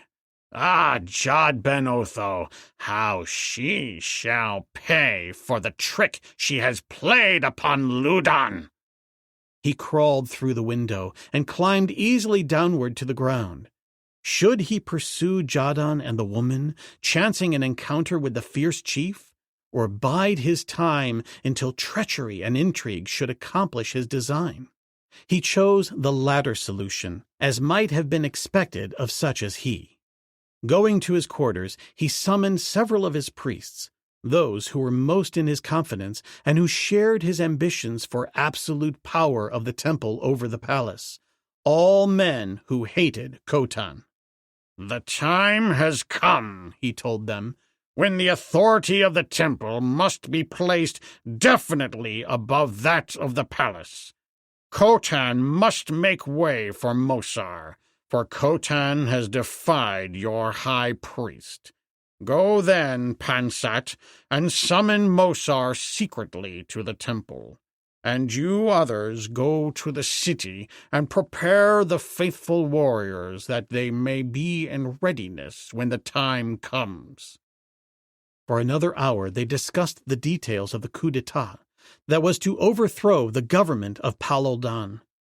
One knew a slave who, as the signal sounded from the temple gong, would thrust a knife into the heart of Khotan for the price of liberty. Another held personal knowledge of an officer of the palace that he could use to compel the latter to admit a number of Ludan's warriors to various parts of the palace. With Mosar as the cat's paw, the plan seemed scarce possible of failure, and so they separated, going upon their immediate errands to palace and to city. As Pansat entered the palace grounds, he was aware of a sudden commotion in the direction of the Paladonso, and a few minutes later Ludan was surprised to see him return to the apartments of the high priest, breathless and excited. "What now, Pansat?" cried Ludan. "Are you pursued by demons?" "Oh, master, our time has come and gone while we sat here planning. Khotan is already dead, and Mosar fled. His friends are fighting with the warriors of the palace, but they have no head, while Jadon leads the others.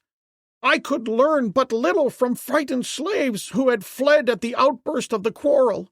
One told me that Bulat had slain the king, and that he had seen Mosar and the assassin hurrying from the palace." "Jadon," muttered the high priest. "The fools will make him king if we do not act, and act quickly. Get into the city, Pansat, let your feet fly, and raise the cry that Jadon has killed the king, and is seeking to wrest the throne from Oloa. Spread the word, as you know best how to spread it, that Jadon has threatened to destroy the priests and hurl the altars of the temple into Jad Ben Lol. Rouse the warriors of the city and urge them to attack at once. Lead them into the temple by the secret way that only the priests know, and from here we may spew them out upon the palace before they learn the truth. Go, Pansat, immediately. Delay not an instant." "But stay," he called as the underpriest turned to leave the apartment. "Saw or heard you anything of the strange white woman that Jadon stole from the temple of the gryf, where we have had her imprisoned?" "Only that Jadon took her into the palace, where he threatened the priests with violence if they did not permit him to pass," replied Pansat. "This they told me, but where within the palace she is hidden, I know not." "Khotan ordered her to the forbidden garden," said Ludan. "Doubtless we shall find her there. And now, Pansat, be upon your errand." In a corridor by Ludan's chamber, a hideously masked priest leaned close to the curtained aperture that led within. Were he listening, he must have heard all that passed between Pansat and the high priest, and that he had listened was evidenced by his hasty withdrawal to the shadows of a nearby passage, as the lesser priest moved across the chamber toward the doorway. Pansat went his way in ignorance of the near presence that he almost brushed against as he hurried toward the secret passage that leads from the temple of Jad Ben Otho, far beneath the palace, to the city beyond. Nor did he sense the silent creature following in his footsteps. Chapter 16. The Secret Way. It was a baffled gryf that bellowed in angry rage as Tarzan's sleek brown body, cutting the moonlit waters, shot through the aperture in the wall of the gryf pool and out into the lake beyond. The ape-man smiled as he thought of the comparative ease with which he had defeated the purpose of the high priest, but his face clouded again at the ensuing remembrance of the grave danger that threatened his mate. His sole object now must be to return as quickly as he might to the chamber where he had last seen her on the 3rd floor of the Temple of the Gryf. But how he was to find his way again into the temple grounds was a question not easy of solution. In the moonlight, he could see the sheer cliff rising from the water for a great distance along the shore. Far beyond the precincts of the temple and the palace, towering high above him, a seemingly impregnable barrier against his return. Swimming close in, he skirted the wall, searching diligently for some foothold, however slight, upon its smooth, forbidding surface. Above him, and quite out of reach, were numerous apertures, but there were no means at hand by which he could reach them. Presently, however, his hopes were raised by the sight of an opening level with the surface of the water.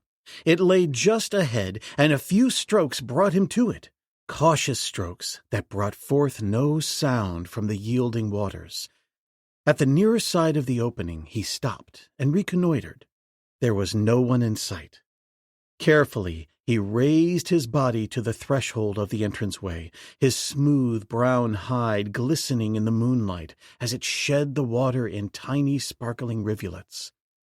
Before him stretched a gloomy corridor, unlighted save for the faint illumination of the diffused moonlight that penetrated it for but a short distance from the opening.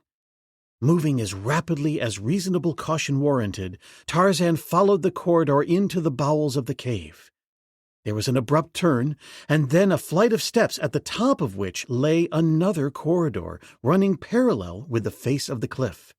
This passage was dimly lighted by flickering cressets set in niches in the walls at considerable distances apart.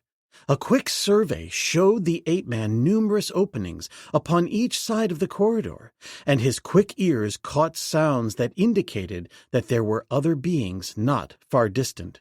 Priests, he concluded, in some of the apartments letting upon the passageway. To pass undetected through this hive of enemies appeared quite beyond the range of possibility. He must again seek disguise, and knowing from experience how best to secure such, he crept stealthily along the corridor toward the nearest doorway. Like Numa the lion, stalking a wary prey, he crept with quivering nostrils to the hangings that shut off his view from the interior of the apartment beyond. A moment later, his head disappeared within, then his shoulders, and his lithe body, and the hangings dropped quietly into place again. A moment later, there filtered to the vacant corridor without a brief, grasping gurgle, and again silence. A minute passed, a second, and a third, and then the hangings were thrust aside, and a grimly masked priest of the temple of Jod Ben Otho strode into the passageway. With bold steps he moved along, and was about to turn into a diverging gallery when his attention was aroused by voices coming from a room upon his left. Instantly the figure halted, and crossing the corridor stood with an ear close to the skins that concealed the occupants of the room from him, and him from them. Presently he leaped back into the concealing shadows of the diverging gallery, and immediately thereafter the hangings by which he had been listening parted, and a priest emerged to turn quickly down the main corridor. The eavesdropper waited until the other had gained a little distance, and then, stepping from his place of concealment, followed silently behind. The way led along the corridor, which ran parallel with the face of the cliff for some little distance, and then Pansat, taking a cresset from one of the wall niches, turned abruptly into a small apartment at his left. The tracker followed cautiously, in time to see the rays of the flickering light dimly visible from an aperture in the floor before him. Here he found a series of steps similar to those used by the Wasdan in scaling the cliff to their caves, leading to a lower level. First, satisfying himself that his guide was continuing upon his way unsuspecting, the other descended after him and continued his stealthy stalking. The passageway was now both narrow and low, giving but bare headroom to a tall man, and it was broken often by flights of steps leading always downward. The steps in each unit seldom numbered more than 6, and sometimes there was only 1 or 2. But in the aggregate, the tracker imagined that they had descended between 50 and 75 feet from the level of the upper corridor when the passageway terminated in a small apartment at one side of which was a little pile of rubble. Setting his cresset upon the ground, Pansat commenced hurriedly to toss the bits of broken stone aside, presently revealing a small aperture at the base of the wall, upon the opposite side of which there appeared to be a further accumulation of rubble.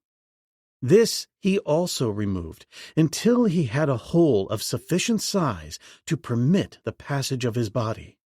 And leaving the crescent still burning upon the floor, the priest crawled through the opening he had made, and disappeared from the sight of the watcher hiding in the shadows of the narrow passageway behind him. No sooner, however, was he safely gone than the other followed, finding himself, after passing through the hole, on a little ledge about halfway between the surface of the lake and the top of the cliff above. The ledge inclined steeply upward, ending at the rear of a building which stood upon the edge of the cliff, and which the second priest entered just in time to see Pansat pass out into the city beyond. As the latter turned a nearby corner, the other emerged from the doorway and quickly surveyed his surroundings. He was satisfied the priest who had led him hither had served his purpose insofar as the tracker was concerned. Above him, and perhaps 100 yards away, the white walls of the palace gleamed against the northern sky. The time that it had taken him to acquire definite knowledge concerning the secret passageway between the temple and the city he did not count as lost, though he begrudged every instant that kept him from the prosecution of his main objective. It had seemed to him, however, necessary to the success of a bold plan that he had formulated upon overhearing the conversation between Ludan and Pansat, as he stood without the hangings of the apartment of the high priest. Alone against a nation of suspicious and half-savage enemies, he could scarce hope for a successful outcome to the one great issue upon which hung the life and happiness of the creature he loved best. For her sake, he must win allies, and it was for this purpose that he had sacrificed these precious moments. But now he lost no further time in seeking to regain entrance to the palace grounds, that he might search out whatever new prison they had found in which to incarcerate his lost love. He found no difficulty in passing the guards at the entrance to the palace, for, as he had guessed, his priestly disguise disarmed all suspicion. As he approached the warriors, he kept his hands behind him and trusted to fate that the sickly light of the single torch which stood beside the doorway would not reveal his un-Paladonian feet. As a matter of fact, so accustomed were they to the comings and goings of the priesthood that they paid scant attention to him, and he passed on into the palace grounds without even a moment's delay. His goal now was the Forbidden Garden, and this he had little difficulty in reaching, though he elected to enter it over the wall rather than to chance arousing any suspicion on the part of the guards at the inner entrance, since he could imagine no reason why a priest should seek entrance there this late at night. He found the garden deserted, nor any sign of her he sought. That she had been brought hither he had learned from the conversation he had overheard between Ludan and Pansat, and he was sure that there had been no time or opportunity for the high priest to remove her from the palace grounds. The garden he knew to be devoted exclusively to the uses of the princess and her women, and it was only reasonable to assume, therefore, that if Jane had been brought to the garden, it could only have been upon an order from Khotan. This being the case, the natural assumption would follow that he would find her in some other portion of Oloa's quarters. Just where these lay, he could only conjecture, but it seemed reasonable to believe that they must be adjacent to the garden. So once more he scaled the wall, and passing around its end, directed his steps toward an entranceway, which he judged must lead to that portion of the palace nearest the forbidden garden. To his surprise, he found the place unguarded, and then there fell upon his ear from an interior apartment the sound of voices raised in anger and excitement. Guided by the sound, he quickly traversed several corridors and chambers until he stood before the hangings which separated him from the chamber from which issued the sounds of altercation. Raising the skin slightly, he looked within. There were two women battling with a Hodan warrior. One was the daughter of Khotan, and the other Panat-Lee, the Coral Jaw. At the moment that Tarzan lifted the hangings, the warrior threw Oloa viciously to the ground, and, seizing Panat-Lee by the hair, drew his knife and raised it above her head. Casting the encumbering headdress of the dead priest from his shoulders, the ape-man leaped across the intervening space, and seizing the brute from behind, struck him a single terrible blow. As the man fell forward dead, the two women recognized Tarzan simultaneously.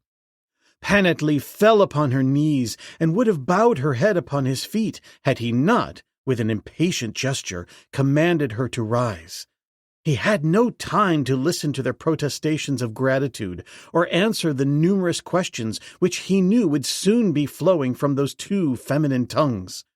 "Tell me," he cried, "where is the woman of my own race whom Jadon brought here from the temple?" "She is but this moment gone," cried Oloa. "Mosar, the father of this thing here," she indicated the body of Bulat with a scornful finger, "seized her and carried her away." "Which way?" he cried. "Tell me quickly in what direction he took her." "That way," cried Panat-Lee, pointing to the doorway through which Mosar had passed. "They would have taken the princess and the stranger woman to Tulur, Mosar's city by the dark lake." "I go to find her," he said to Panat-Lee. "She is my mate, and if I survive, I shall find means to liberate you too, and return you to Omat." Before the girl could reply, he had disappeared behind the hangings of the door near the foot of the dais. The corridor through which he ran was illy lighted, and like nearly all its kind in the Hodan city, wound in and out and up and down, but at last it terminated at a sudden turn which brought him into a courtyard filled with warriors, a portion of the palace guard that had just been summoned by one of the lesser palace chiefs to join the warriors of Khotan in the battle that was raging in the banquet hall. At sight of Tarzan, who in his haste had forgotten to recover his disguising headdress, a great shout arose. "Blasphemer! Defiler of the temple!" burst hoarsely from savage throats, and mingling with these were a few who cried, "Doru Lotho!" evidencing the fact that there were among them still some who clung to their belief in his divinity. To cross the courtyard, armed only with a knife, in the face of this great throng of savage fighting men, seemed even to the giant ape-man a thing impossible of achievement. He must use his wits now, and quickly too, for they were closing upon him. He might have turned and fled back through the corridor, but flight now, even in the face of dire necessity, would but delay him in his pursuit of Mosar and his mate. "Stop!" he cried, raising his palm against them. "I am the Dor-ol Otho, and I come to you with a word from Jadon, who, it is my father's will, shall be your king now that Khotan is slain. Ludon, the high priest, has planned to seize the palace and destroy the loyal warriors that Mosar may be made king. Mosar, who will be the tool and creature of Ludan. Follow me. There is no time to lose if you would prevent the traitors whom Ludan has organized in the city from entering the palace by a secret way and overpowering Jadon and the faithful band within. For a moment they hesitated. At last one spoke. "What guarantee have we," he demanded, "that it is not you who would betray us, and by leading us now away from the fighting in the banquet hall, cause those who fight at Jadon's side to be defeated?" "My life will be your guarantee," replied Tarzan. "If you find that I have not spoken the truth, you are sufficient in numbers to execute whatever penalty you choose. But come, there is not time to lose. Already are the lesser priests gathering their warriors in the city below." And without waiting for any further parley, he strode directly toward them in the direction of the gate upon the opposite side of the courtyard, which led toward the principal entrance to the palace ground. Slower in wit than he, they were swept away by his greater initiative and that compelling power which is inherent to all natural leaders. And so they followed him, the giant ape-man with a dead tail dragging the ground behind him, a demigod, where another would have been ridiculous. Out into the city he led them, and down toward the unpretentious building that hid Ludan's secret passageway from the city to the temple.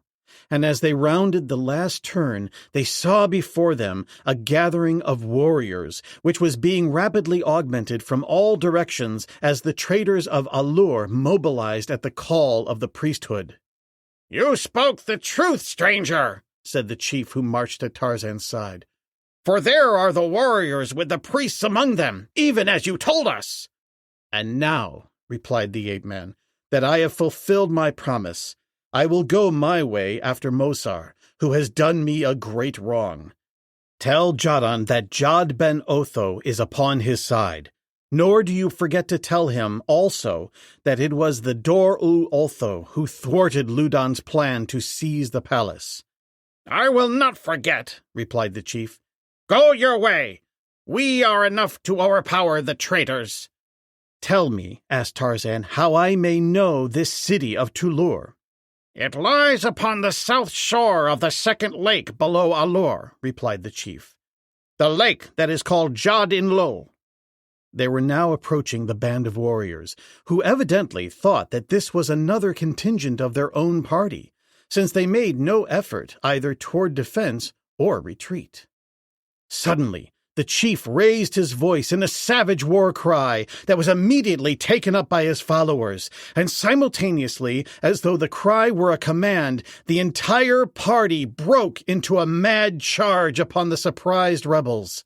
Satisfied with the outcome of his suddenly conceived plan, and sure that it would work to the disadvantage of Ludan, Tarzan turned into a side street and pointed his steps toward the outskirts of the city in search of the trail that led southward toward Tulur.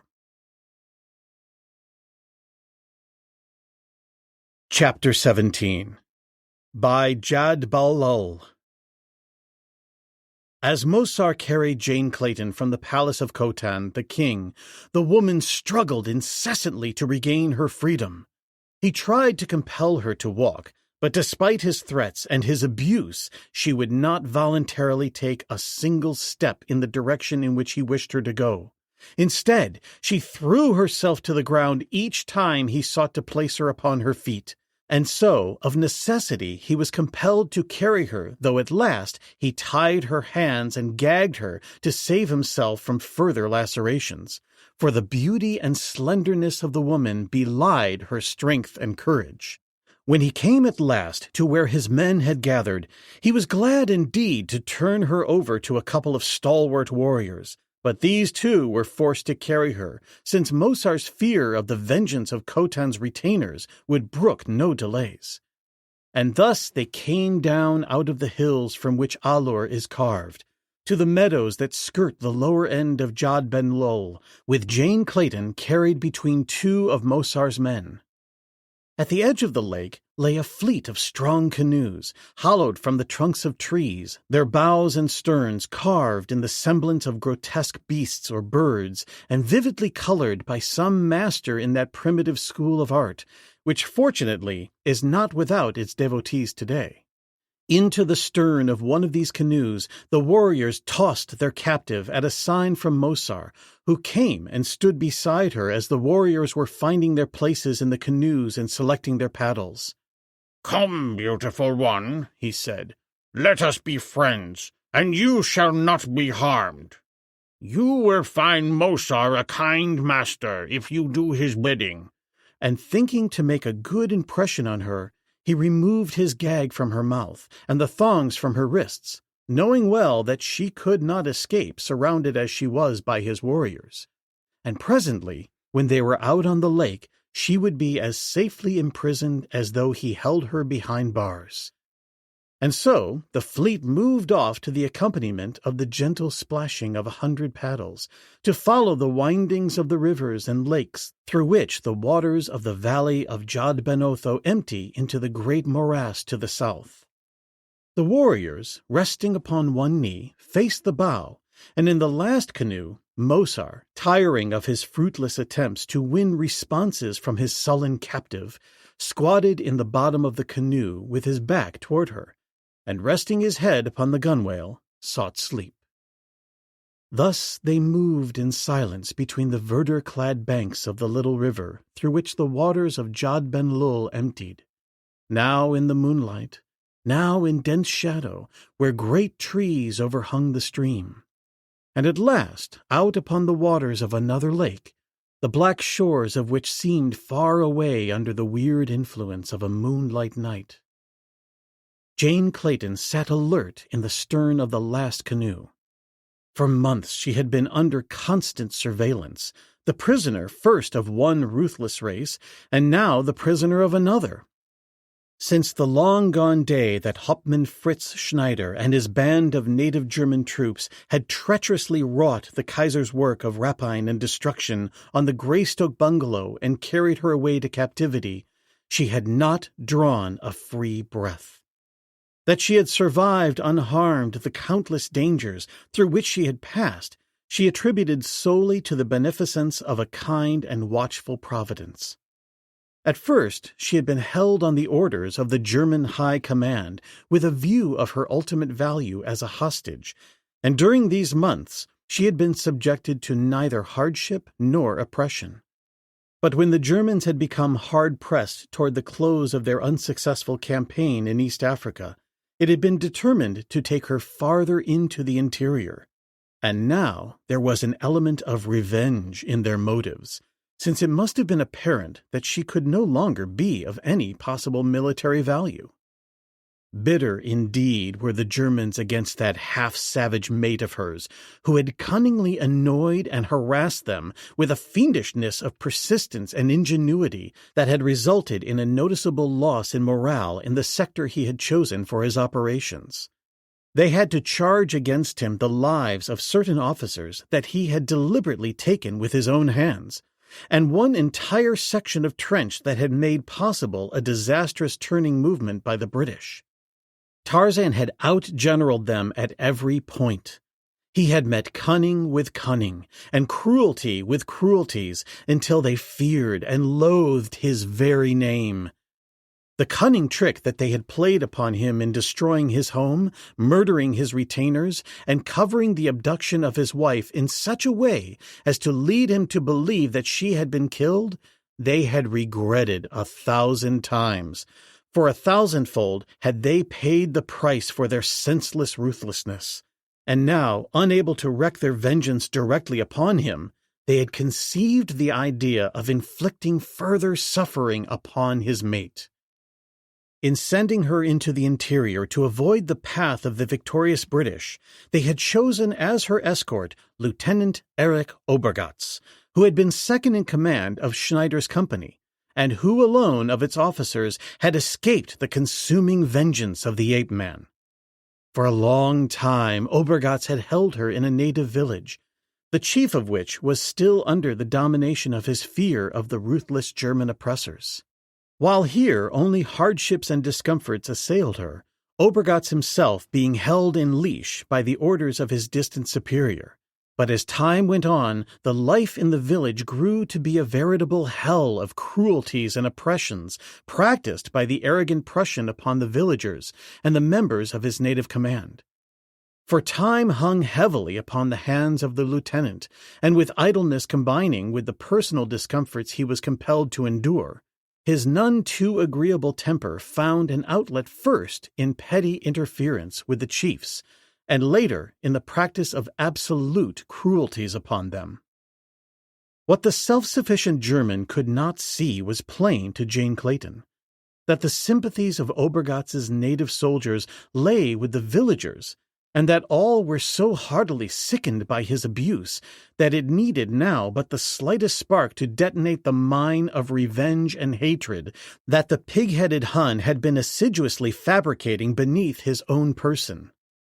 And at last it came, but from an unexpected source in the form of a German native deserter from the theater of war. Footsore, weary, and spent, he dragged himself into the village late one afternoon. And before Obergatz was even aware of his presence, the whole village knew that the power of Germany in Africa was at an end. It did not take long for the lieutenant's native soldiers to realize that the authority that held them in service no longer existed, and that with it had gone the power to pay them their miserable wage. Or at least, so they reasoned. To them, Obergatz no longer represented aught else than a powerless and hated foreigner, and short indeed would have been his shrift had not a native woman who had conceived a dog-like affection for Jane Clayton hurried to her with word of the murderous plan, for the fate of the innocent white woman lay in the balance beside that of the guilty Teuton. "Already they are quarreling as to which one shall possess you," she told Jane. "When will they come for us?" asked Jane. "Did you hear them say?" "Tonight," replied the woman. "For even now that he has none to fight for him, they still fear the white man, and so they would come at night and kill him while he sleeps."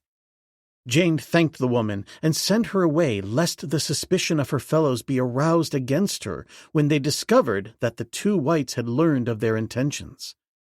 The woman went at once to the hut occupied by Obergatz. She had never gone there before, and the German looked up in surprise as he saw who his visitor was. Briefly, she told him what she had heard. At first, he was inclined to bluster arrogantly, with a great display of bravado, but she silenced him peremptorily. "Such talk is useless," she said shortly. "You have brought upon yourself the just hatred of these people. Regardless of the truth or falsity of the report which has been brought to them, they believe in it, and there is nothing now between you and your Maker other than flight. We shall both be dead before morning if we are unable to escape from the village unseen. If you go to them now with your silly protestations of authority, you will be dead a little sooner. That is all." "You think it is as bad as that?" he said, a noticeable alteration in his tone and manner. "It is precisely as I have told you," she replied. "They will come tonight and kill you while you sleep. Find me pistols and a rifle and ammunition, and we will pretend that we go into the jungle to hunt. That you have done often. Perhaps it will arouse suspicion that I accompany you, but that we must chance.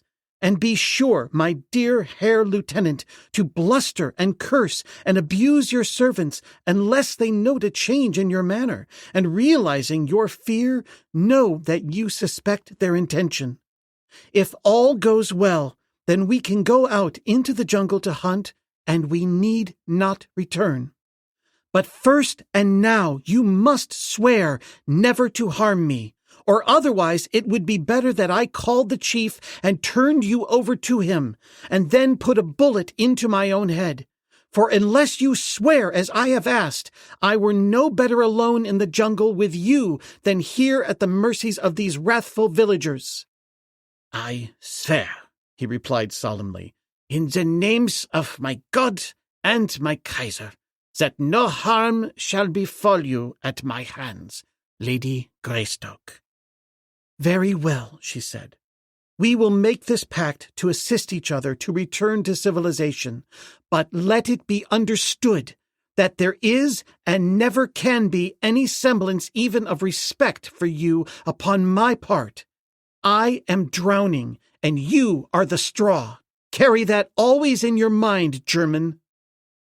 If Obergatz had held any doubt as to the sincerity of her word, it would have been wholly dissipated by the scathing contempt of her tone.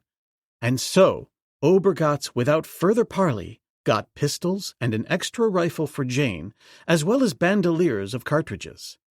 In his usual arrogant and disagreeable manner, he called his servants, telling them that he and the white Kali were going out into the brush to hunt. The beaters would go north as far as the little hill and then circle back to the east and in toward the village. The gun carriers he directed to take the extra pieces and precede himself and Jane slowly toward the east, waiting for them at the ford about half a mile distant. The blacks responded with greater alacrity than usual, and it was noticeable to both Jane and Obergatz that they left the village whispering and laughing. "The swines think it is a great joke," growled Obergatz, "that the afternoon before I die, I go out and hunt meat for them." As soon as the gun-bearers disappeared in the jungle beyond the village, the two Europeans followed along the same trail. Nor was there any attempt upon the part of Obergatz's native soldiers or the warriors of the chief to detain them. For they, too, doubtless, were more than willing that the whites should bring them in one more mess of meat before they killed them. A quarter of a mile from the village, Obergatz turned toward the south from the trail that led to the ford, and hurrying onward, the two put as great a distance as possible between them and the village before night fell. They knew from the habits of their erstwhile hosts that there was little danger of pursuit by night, since the villagers held Numa, the lion, in too great respect to venture needlessly beyond their stockade during the hours that the king of beasts was prone to choose for hunting. And thus began a seemingly endless sequence of frightful days and horror-laden nights as the two fought their way toward the south in the face of almost inconceivable hardships, privations, and dangers. The east coast was nearer, but Obergatz positively refused to chance throwing himself into the hands of the British by returning to the territory which they now controlled, insisting instead upon attempting to make his way through an unknown wilderness to South Africa, where, among the Boers, he was convinced he would find willing sympathizers who would find some way to return him in safety to Germany, and the woman was perforce compelled to accompany him. And so they had crossed the great thorny, waterless steppe, and come at last to the edge of the morass before palo dawn. They had reached this point just before the rainy season, when the waters of the morass were at their lowest ebb. At this time, a hard crust is baked upon the dried surface of the marsh, and there is only the open water at the center to materially impede progress. It is a condition that exists perhaps not more than a few weeks, or even days at the termination of long periods of drought. And so the two crossed the otherwise almost impassable barrier without realizing its latent terrors. Even the open water in the center chanced to be deserted at the time by its frightful denizens, which the drought and the receding waters had driven southward toward the mouth of Paludan's largest river, which carries the waters out of the valley of Jad Ben Otho. Their wanderings carried them across the mountains and into the valley of Jad Ben Otho, at the source of one of the larger streams which bears the mountain waters down into the valley, to empty them into the main river just below the Great Lake, on whose northern shore lies A-lur. As they had come down out of the mountains, they had been surprised by a party of Hodan hunters. Obergatz had escaped, while Jane had been taken prisoner and brought to A-lur. She had neither seen nor heard aught of the Germans since that time, and she did not know whether he had perished in this strange land, or succeeded in successfully eluding its savage denizens and making his way at last into South Africa. For her part, she had been incarcerated alternately in the palace and the temple, as either Khotan or Ludan succeeded in wresting her temporarily from the other by various strokes of cunning and intrigue. And now, at last, she was in the power of a new captor, one whom she knew from the gossip of the temple and the palace to be cruel and degraded. And she was in the stern of the last canoe, and every enemy back was toward her, while almost at her feet Mosar's loud snores gave ample evidence of his unconsciousness to his immediate surroundings. The dark shore loomed closer to the south as Jane Clayton, Lady Greystoke, slid quietly over the stern of the canoe into the chill waters of the lake. She scarcely moved other than to keep her nostrils above the surface while the canoe was yet discernible in the last rays of the declining moon. Then she struck out toward the southern shore. Alone, unarmed, all but naked, in a country overrun by savage beasts and hostile men, she yet felt, for the first time in many months, a sensation of elation and relief. She was free. What if the next moment brought death? She knew again at least a brief instant of absolute freedom. Her blood tingled to the almost forgotten sensation, and it was with difficulty that she restrained a glad, triumphant cry as she clambered from the quiet waters and stood upon the silent beach. Before her loomed a forest, darkly, and from its depths came those nameless sounds that are a part of the night-life of the jungle, the rustling of leaves in the wind, the rubbing together of contiguous branches, the scurrying of a rodent, all magnified by the darkness to sinister and awe-inspiring proportions. The hoot of an owl, the distant scream of a great cat, the barking of wild dogs attested the presence of the myriad life she could not see, the savage life, the free life of which she was now a part. And then there came to her, possibly for the first time since the giant ape-man had come into her life, a fuller realization of what the jungle meant to him. For though alone and unprotected from its hideous dangers, she yet felt its lure upon her, and an exultation that she had not dared hope to feel again. Ah, if that mighty mate of hers were but by her side! What utter joy and bliss would be hers! She longed for no more than this. The parade of cities, the comforts and luxuries of civilization held forth no allure half as insistent as the glorious freedom of the jungle. A lion moaned in the blackness to her right, eliciting delicious thrills that crept along her spine. The hair at the back of her head seemed to stand erect, yet she was unafraid. The muscles bequeathed her by some primordial ancestor reacted instinctively to the presence of an ancient enemy. That was all. The woman moved slowly and deliberately toward the wood. Again the lion moaned, this time nearer. She sought a low-hanging branch, and finding it, swung easily into the friendly shelter of the tree. The long and perilous journey with Obergatz had trained her muscles and her nerves to such unaccustomed habits. She found a safe resting place, such as Tarzan had taught her was best, and there she curled herself 30 feet above the ground for a night's rest. She was cold and uncomfortable, and yet she slept, for her heart was warm with renewed hope, and her tired brain had found temporary surcease from worry. She slept until the heat of the sun high in the heavens awakened her. She was rested, and now her body was well as her heart was warm. A sensation of ease and comfort and happiness pervaded her being.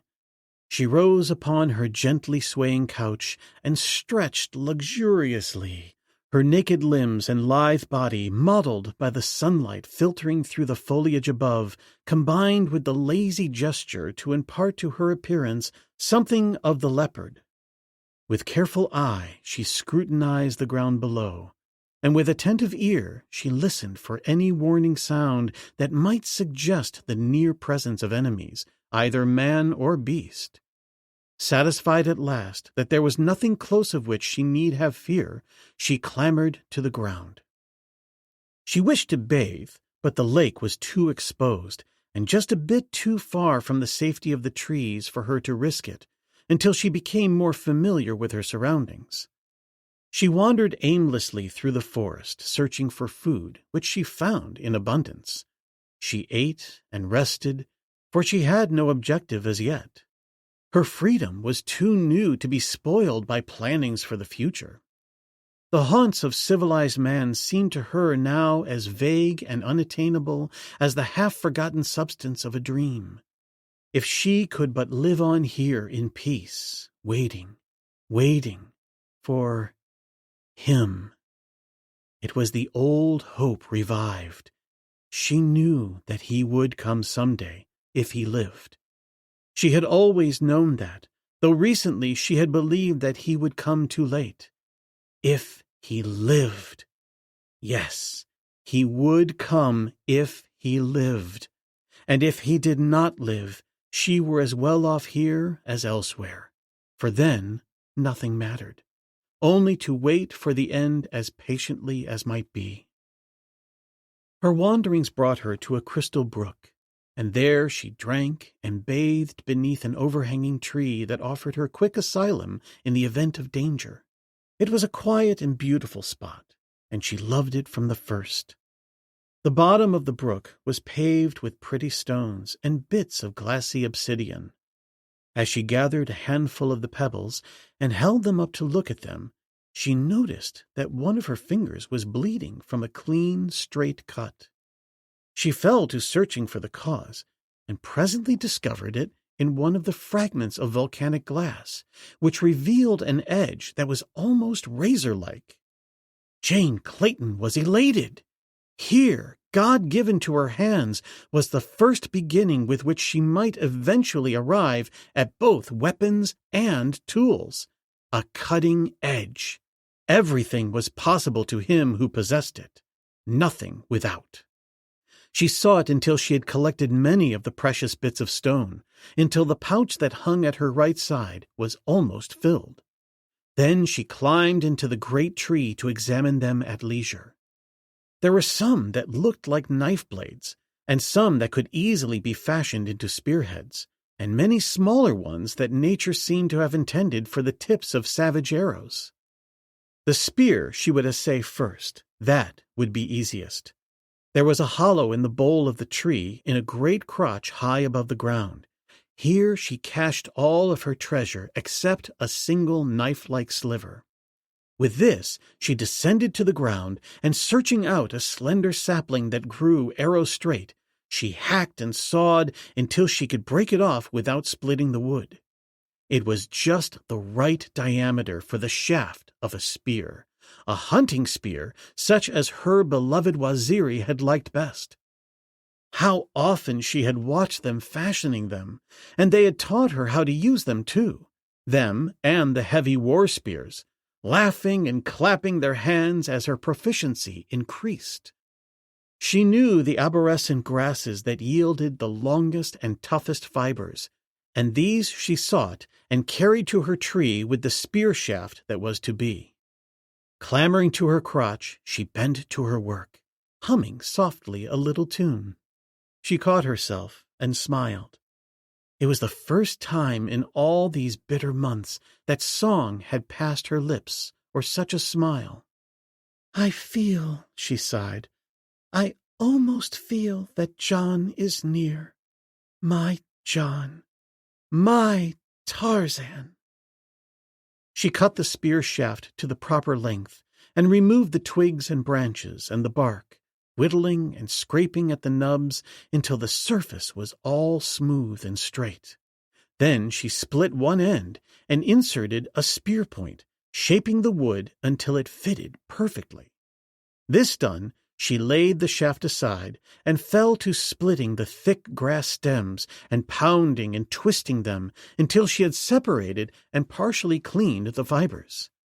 These she took down to the brook and washed and brought back again, and wound tightly around the cleft end of the shaft, which she had notched to receive them, and the upper part of the spearhead, which she had also notched slightly with a bit of stone.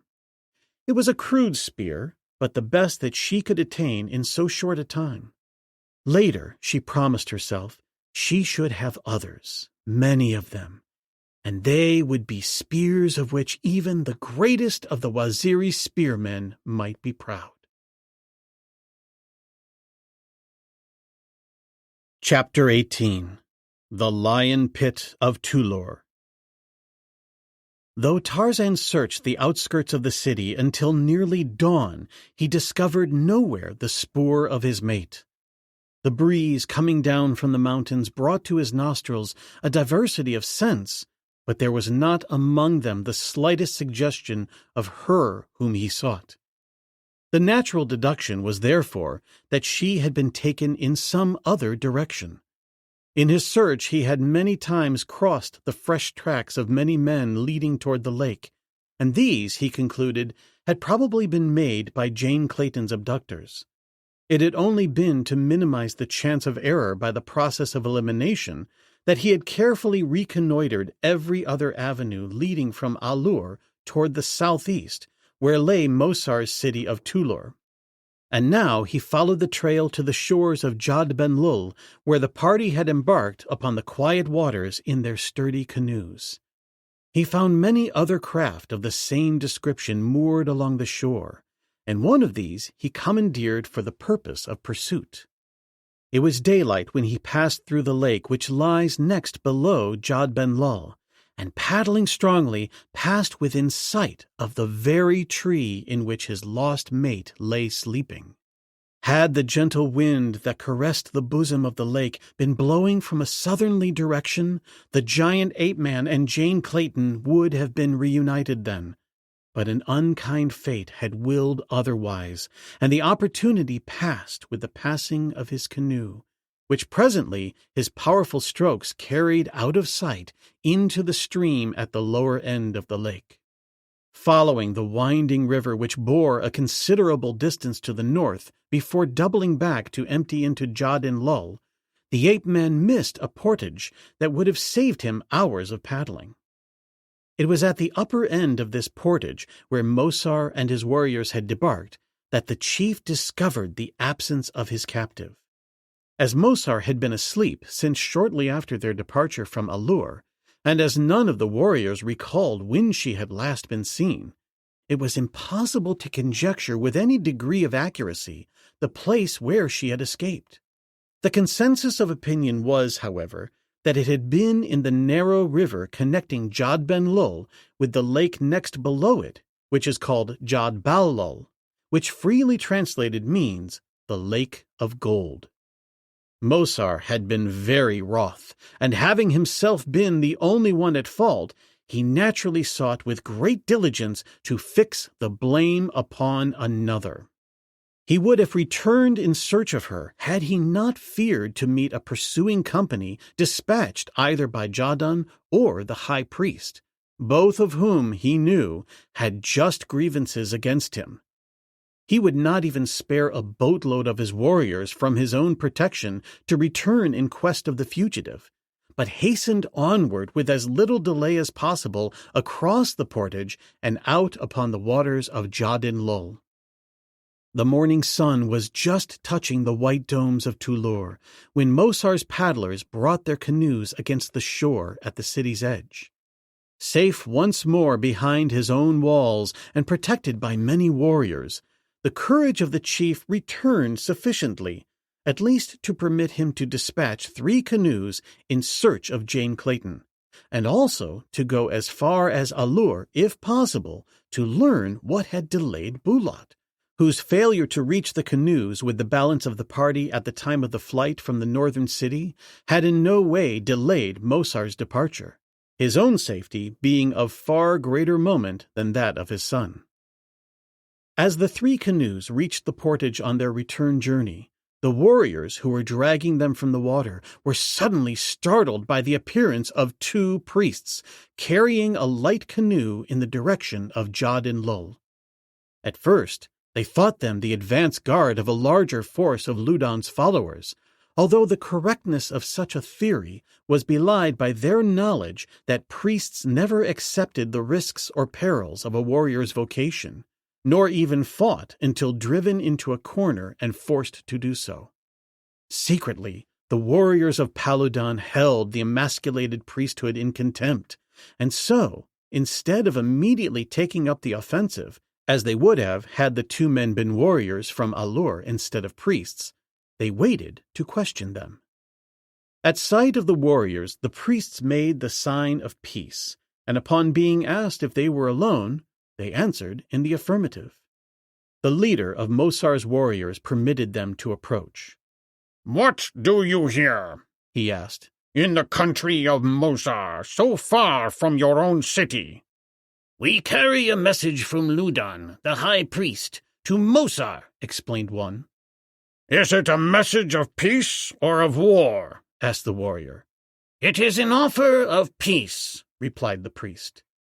"And Ludon is sending no warriors behind you?" queried the fighting man. "We are alone," the priest assured him. "None in A-lur save Ludon knows that we have come upon this errand." "Then go your way," said the warrior.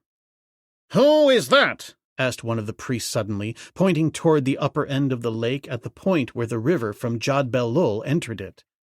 All eyes turned in the direction that he had indicated, to see a lone warrior paddling rapidly into Jod-en-Lul, the prow of his canoe pointing toward Tu-lur. The warriors and the priests drew into the concealment of the bushes on either side of the portage. "It is the terrible man who called himself the Dor-ul-Otho," whispered one of the priests. "I would know that figure among a great multitude as far as I could see it." "You are right, priest," cried one of the warriors who had seen Tarzan the day that he had first entered Khotan's palace. "It is indeed he who has been rightly called Tarzan Jadguru." "Hasten, priests," cried the leader of the party. "You are two paddles in a light canoe. Easily you can reach Tu-lur ahead of him and warn Mosar of his coming, for he has but only entered the lake." For a moment the priests demurred, for they had no stomach for an encounter with this terrible man. But the warrior insisted, and even went so far as to threaten them. Their canoe was taken from them and pushed into the lake, and they were all but lifted bodily from their feet and put aboard it. Still protesting, they were shoved out upon the water, where they were immediately in full view of the lone paddler above them. Now there was no alternative. The city of Tu-lur offered the only safety, and bending to their paddles, the two priests sent their craft swiftly in the direction of the city. The warriors withdrew again to the concealment of the foliage. If Tarzan had seen them and should come hither to investigate, there were 30 of them against one, and naturally they had no fear of the outcome. But they did not consider it necessary to go out upon the lake to meet him, since they had been sent to look for the escaped prisoner, and not to intercept the strange warrior. The stories of whose ferocity and prowess doubtless helped them to arrive at their decision to provoke no uncalled-for quarrel with him. If he had seen them, he gave no sign, but continued paddling steadily and strongly toward the city. Nor did he increase his speed as the two priests shot out in full view. The moment the priest's canoe touched the shore by the city, its occupants leaped out and hurried swiftly toward the palace gate, casting affrighted glances behind them. They sought immediate audience with Mosar after warning the warriors on guard that Tarzan was approaching. They were conducted at once to the chief, whose court was a smaller replica of that of the king of A-lur. "We come from Ludon, the high priest," explained the spokesman. "He wishes the friendship of Mosar, who has always been his friend. Jadon is gathering warriors to make himself king. Throughout the villages of the Hodan are thousands who will obey the commands of Ludon, the high priest. Only with Ludon's assistance can Mosar become king, And the message from Ludon is that if Mosar would retain the friendship of Ludon, he must return immediately the woman he took from the quarters of Princess Oloa." At this juncture, a warrior entered. His excitement was evident. "The Dor-Olotho has come to Tulor and demands to see Mosar at once," he said. "The Dor-Olotho!" exclaimed Mosar. "That is the message he sent," replied the warrior. "And indeed, he is not as are the people of Paludon. He is, we think, the same of whom the warriors that returned from A-lur today told us, and whom some call Tarzan Jadguru, and some Dor-Olotho. But indeed, only the Son of God would dare come thus alone to a strange city, so it must be that he speaks the truth." Mosar, his heart filled with terror and indecision, turned questioningly toward the priests. "Receive him graciously, Mosar," counseled he who had spoken before, his advice prompted by the petty shrewdness of his defective brain, which, under the added influence of Ludon's tutorage, leaned always toward duplicity. "Receive him graciously, and when he is quite convinced of your friendship, he will be off his guard, and then you may do with him as you will. But if possible, Mosar, and you would win the undying gratitude of Ludon the High Priest, save him alive for my master." Mosar nodded understandingly, and turning to the warrior commanded that he conduct the visitor to him. "We must not be seen by the creature," said one of the priests. "Give us your answer to Ludon, Mosar, and we will go our way." "Tell Ludon," replied the chief, "that the woman would have been lost to him entirely had it not been for me. I sought to bring her to Tulor, that I might save her for him from the clutches of Jadon, but during the night she escaped. Tell Ludon that I have sent 30 warriors to search for her. It is strange you did not see them as you came." "We did," replied the priests, "but they told us nothing of their purpose of their journey." "It is as I have told you," said Mosar. "And if they find her, assure your master that she will be kept unarmed in Tulur for him. Also tell him that I will send my warriors to join with his against Jadon whenever he sends word that he wants them. Now go, for Tarzan Jadguru will soon be here." He signaled to a slave. "Lead the priests to the temple," he commanded, "and ask the high priests of Tulur to see that they are fed and permitted to return to A-lur when they will." The 2 priests were conducted from the apartment by the slave through a doorway other than that at which they had entered, and a moment later Tarzan Jadguru strode into the presence of Mosar, ahead of the warrior whose duty it had been to conduct and announce him. The ape-man made no sign of greeting or of peace, but strode directly toward the chief, who, only by the exertion of his utmost powers of will, hid the terror that was in his heart at sight of the giant figure and the scowling face. "I am the Dor-Olotho," said the ape-man in level tones that carried to the mind of Mosar a suggestion of cold steel. "I am Dor-Olotho, and I come to Tulur for the woman you stole from the apartments of Oloa, the princess." The very boldness of Tarzan's entry into this hostile city had had the effect of giving him a great moral advantage over Mosar and the savage warriors who stood upon either side of the chief. Truly, it seemed to them that no other than the son of Jad Ben Otho would dare so heroic an act.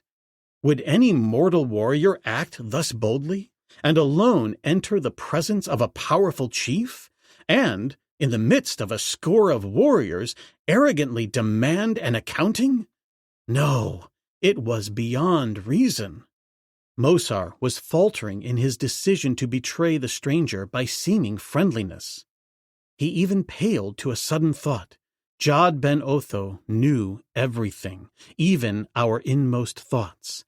Was it not therefore possible that this creature, If, after all, it should prove true that he was the Dor-ul Otho, might even now be reading the wicked design that the priests had implanted in the brain of Mosar, and which he had entertained so favorably? The chief squirmed and fidgeted upon the bench of hewn rock that was his throne. "Quick!" snapped the ape-man. "Where is she?" "She is not here," cried Mosar. "You lie," replied Tarzan. "As Jod Ben Otho is my witness, she is not in A-lur," insisted the chief. "You may search the palace and the temple and the entire city, but you will not find her, for she is not here." "Where is she, then?" demanded the ape-man. "You took her from the palace at A-lur. If she is not here, where is she? Tell me not that harm has befallen her." And he took a sudden, threatening step toward Mosar that sent the chief shrinking back in terror. "Wait!" he cried.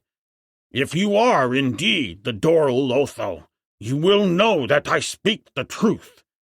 I took her from the palace of Khotan to save her for Ludan, the high priest, lest with Khotan dead, Jadon seize her.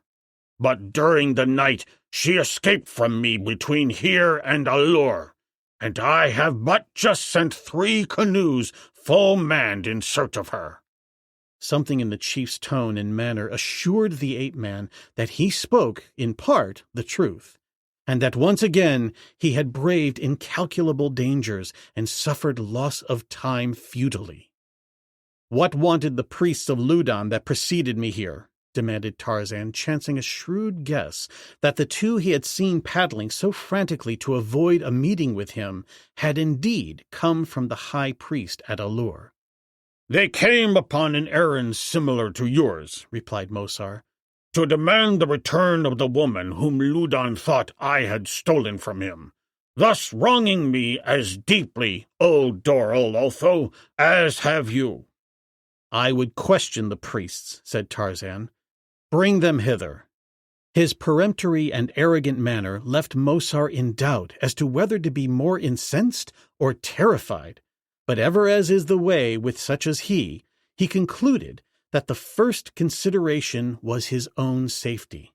If he could transfer the attention and the wrath of this terrible man from himself to Ludan's priests, it would more than satisfy him, and if they should conspire to harm him, then Mosar would be safe in the eyes of Jod Ben Otho if it finally developed that the stranger was in reality the Son of God. He felt uncomfortable in Tarzan's presence, and this fact rather accentuated his doubt. For thus indeed would a mortal feel in the presence of a god. Now he saw a way to escape, at least temporarily.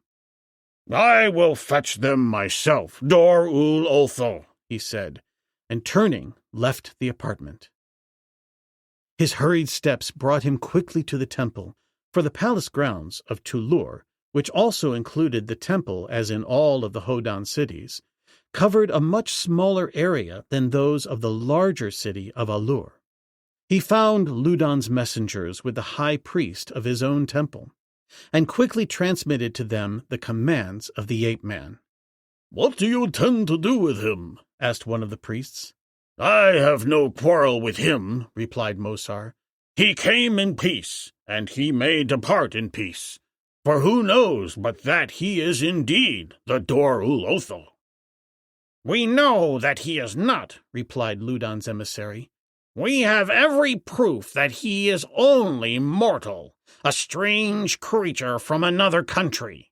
Already has Ludan offered his life to Jod Ben Otho if he is wrong in the belief that this creature is not the Son of God. If the high priest of A-lur, who is the highest priest of all the high priests of Paludan, is thus so sure that the creature is an impostor as to stake his life upon his judgment, then who are we to give credence to the claims of this stranger? No, Mosar, you need not fear him. He is only a warrior who may be overcome with the same weapons that subdue your own fighting men. Were it not for Ludon's command that he be taken alive, I would urge you to set your warriors upon him and slay him. But the commands of Ludon are the commands of Jad Ben Otho himself, and those we may not disobey." But still the remnant of a doubt stirred within the cowardly breast of Mosar, urging him to let another take the initiative against the stranger. "He is yours, then," he replied, "to do with as you will. I have no quarrel with him. What you may command shall be the command of Ludon, the high priest, and further than that I shall have nothing to do in the matter." The priests turned to him who guided the destinies of the temple at A-lur. "Have you no plan?" they asked. "High indeed will he stand in the councils of Ludon, and in the eyes of Jad Ben Otho, who finds the means to capture this impostor alive." "There is the lion pit," whispered the high priest. "It is now vacant, and what will hold Jah and Jado will hold this stranger if he is not the Dor-ul-Otho." "It will hold him," said Mosar. "Doubtless, too, it will hold a gryf. But first, you would have to get a gryf into it." The priests pondered this bit of wisdom thoughtfully, and then one of those from A-lur spoke. "It should not be difficult," he said, "if we use the wits that Jad Ben Otho gave us instead of the worldly muscles which were handed down to us from our fathers and our mothers, and which have not even the power possessed by those of the beasts that run about on 4 feet. "Ludon matched his wits with the stranger and lost," suggested Mosar. "But this is your own affair. Carry it out as you see best." At A-lur, Khotan made much of this Dor-ul-Otho, and the priests conducted him through the temple. It would arouse in his mind no suspicion were you to do the same, and let the high priest of A-lur invite him to the temple, and gathering all the priests, make a great show of belief in his kinship to Jad Ben Otho. And what more natural then than that the high priest should wish to show him through the temple, as did Ludon at A-lur, when Khotan commanded it? And if by chance he should be led through the lion pit, it would be a simple matter for those who bear the torches to extinguish them suddenly, and before the stranger was aware of what had happened, the stone gates could be dropped, thus safely securing him. "But there are windows in the pit that let in light," interposed the high priest, "and even though the torches were extinguished, he could still see and might escape before the stone door could be lowered."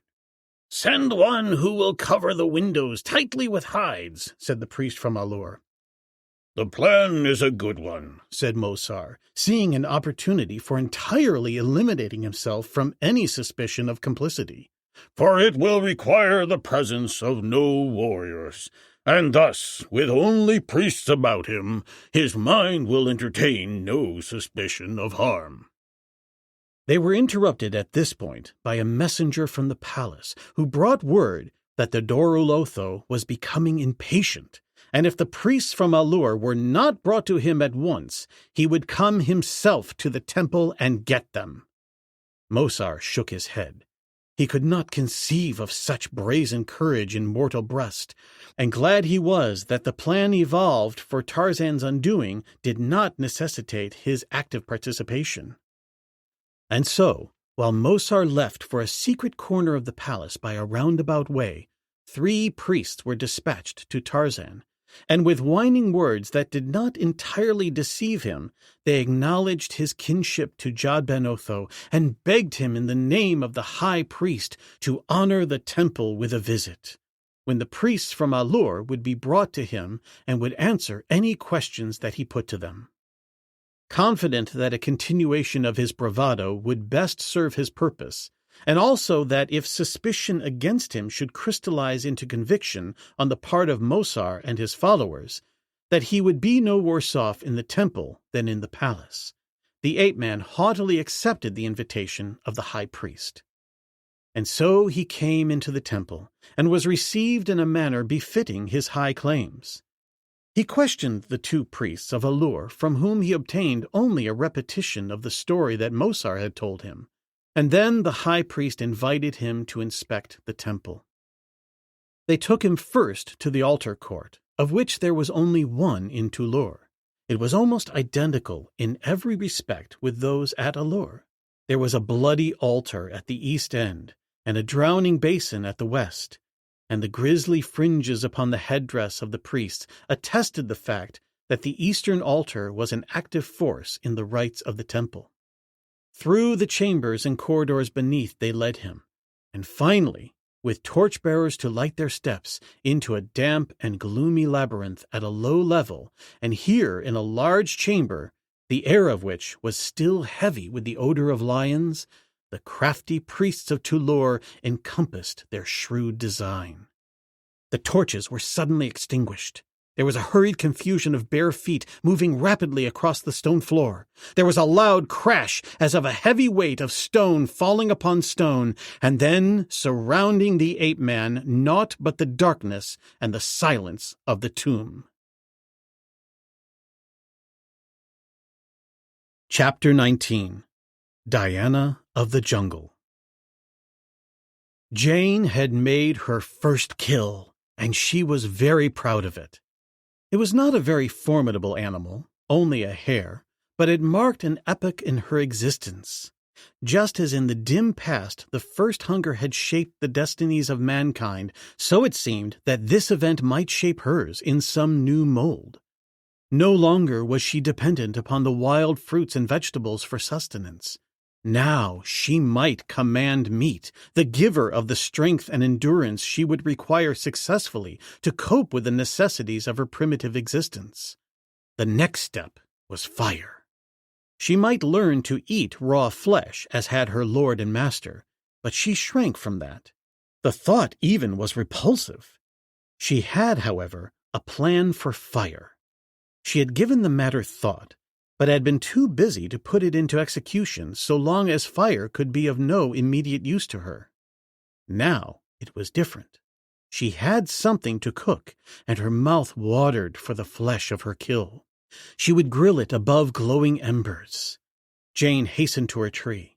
Among the treasures she had gathered in the bed of the stream were several pieces of volcanic glass, clear as crystal. She sought until she had found the one in mind, which was convex. Then she hurried to the ground and gathered a little pile of powdered bark that was very dry, and some dead leaves and grasses that had lain long in the hot sun. Near at hand she arranged a supply of dead twigs and branches, small and large. Vibrant with suppressed excitement, she held the bit of glass above the tinder, moving it slowly until she had focused the sun's rays upon a tiny spot. She waited breathlessly. How slow it was! Were her high hopes to be dashed in spite of all her clever planning? No! A thin thread of smoke rose gracefully into the quiet air. Presently, the tinder glowed and broke suddenly into flame. Jane clasped her hands beneath her chin with a little gurgling exclamation of delight. She had achieved fire!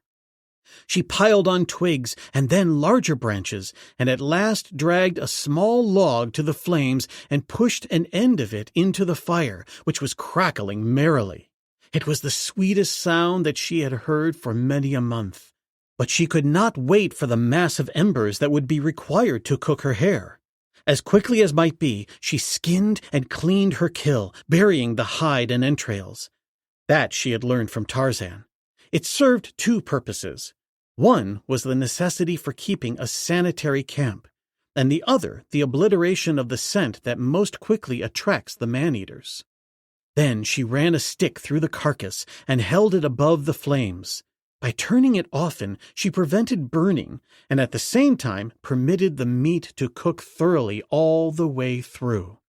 When it was done, she scampered high into the safety of her tree to enjoy her meal in quiet and peace. Never, thought Lady Greystoke, had aught more delicious passed her lips. She patted her spear affectionately. It had brought her this toothsome dainty, and with it a feeling of greater confidence and safety than she had enjoyed since that frightful day that she and Obergatz had spent their last cartridge. She would never forget that day. It had seemed one hideous succession of frightful beast after frightful beast. They had not been long in this strange country, yet they thought that they were hardened to dangers, for daily they had had encounters with ferocious creatures. But this day, she shuddered when she thought of it. And with her last cartridge, she had killed a black and yellow-striped lion thing with great saber teeth, just as it was about to spring upon Obergatz, who had futilely emptied his rifle into it. The last shot, his final cartridge. For another day they had carried the now useless rifles, but at last they had discarded them and thrown away the cumbersome bandoliers as well. How they had managed to survive during the ensuing week she could never quite understand. And then the Hodan had come upon them and captured her. Obergatz had escaped. She was living it all over again. Doubtless he was dead unless he had been able to reach this side of the valley, which was quite evidently less overrun with savage beasts. Jane's days were very full ones now, and the daylight hours seemed all too short in which to accomplish the many things she had determined upon, since she had concluded that this spot presented as ideal a place as she could find to live until she could fashion the weapons she considered necessary for the obtaining of meat and for self-defense. She felt that she must have, in addition to a good spear, a knife and bow and arrows. Possibly, when these had been achieved, she might seriously consider an attempt to fight her way to one of civilization's nearest outposts. In the meantime, it was necessary to construct some sort of protective shelter in which she might feel a greater sense of security by night, for she knew that there was a possibility that any night she might receive a visit from a prowling panther, although she had as yet seen none upon this side of the valley. Aside from this danger, she felt comparatively safe in her aerial retreat. The cutting of the long poles for her home occupied all of the daylight hours that were not engaged in the search for food. These poles she carried high into her tree, and with them constructed a flooring across 2 stout branches, binding the poles together and also to the branches with fibers from the tough arboraceous grasses that grew in profusion near the stream. Similarly, she built walls and a roof, the latter thatched with many layers of great leaves. The fashioning of the barred windows and the door were matters of great importance and consuming interest. The windows, there were 2 of them, were large and the bars permanently fixed, but the door was small, the opening just large enough to permit her to pass through easily on hands and knees, which made it easier to barricade. She lost count of the days that the house cost her, but time was a cheap commodity. She had more of it than anything else. It meant so little to her that she had not even any desire to keep account of it. How long since she and Obergatz had fled from the wrath of the villagers, she did not know, and she could only roughly guess at the seasons. She worked hard for 2 reasons. One was to hasten the completion of her little place of refuge, and the other, a desire for such physical exhaustion at night that she would sleep through those dreaded hours to a new day. As a matter of fact, the house was finished in less than a week. That is, it was made as safe as it ever would be, though regardless of how long she might occupy it, she would keep on adding touches and refinements here and there. Her daily life was filled with her house building and her hunting, to which was added an occasional spice of excitement contributed by roving lions. To the woodcraft that she had learned from Tarzan, that master of the art, was added a considerable store of practical experience derived from her own past adventures in the jungle and the long months with Obergatz. Nor was any day now lacking in some added store of useful knowledge. To these facts was attributable her apparent immunity from harm, since they told her when Ja was approaching before he crept close enough for a successful charge, and, 2, they kept her close to those never-failing havens of retreat, the trees. The nights, filled with their weird noises, were lonely and depressing. Only her ability to sleep quickly and soundly made them endurable. The first night that she spent in her completed house behind barred windows and barricaded door was one of almost undiluted peace and happiness. The night noises seemed far removed and impersonal, and the soughing of the wind in the trees was gently soothing. Before, it had carried a mournful note and was sinister in that it might hide the approach of some real danger. That night she slept indeed. She went farther afield now in search of food. So far, nothing but rodents had fallen to her spear. Her ambition was an antelope, since beside the flesh it would give her and the gut for her bow, the hide would prove invaluable during the colder weather that she knew would accompany the rainy season. She had caught glimpses of these wary animals and was sure that they always crossed the stream at a certain spot above her camp. It was to this place that she went to hunt them. With the stealth and cunning of a panther, she crept through the forest, circling about to get upwind from the ford, pausing often to look and listen for aught that might menace her, herself the personification of a hunted deer. Now she moved silently down upon the chosen spot. What luck! A beautiful buck stood drinking in the stream. The woman wormed her way closer. Now she lay upon her belly behind a small bush within throwing distance of the quarry. She must rise to her full height and throw her spear almost in the same instant, and she must throw it with great force and perfect accuracy. She thrilled with the excitement of the minute, yet cool and steady were her swift muscles as she rose and cast her missile. Scarce by the width of a finger did the point strike from the spot at which it had been directed. The buck leaped high, landed upon the bank of the stream, and fell dead. Jane Clayton sprang quickly forward toward her kill. "Bravo!" A man's voice spoke in English from the shrubbery upon the opposite side of the stream. Jane Clayton halted in her tracks, stunned almost by surprise. And then a strange, unkempt figure of a man stepped into view. At first, she did not recognize him. But when she did, instinctively she stepped back.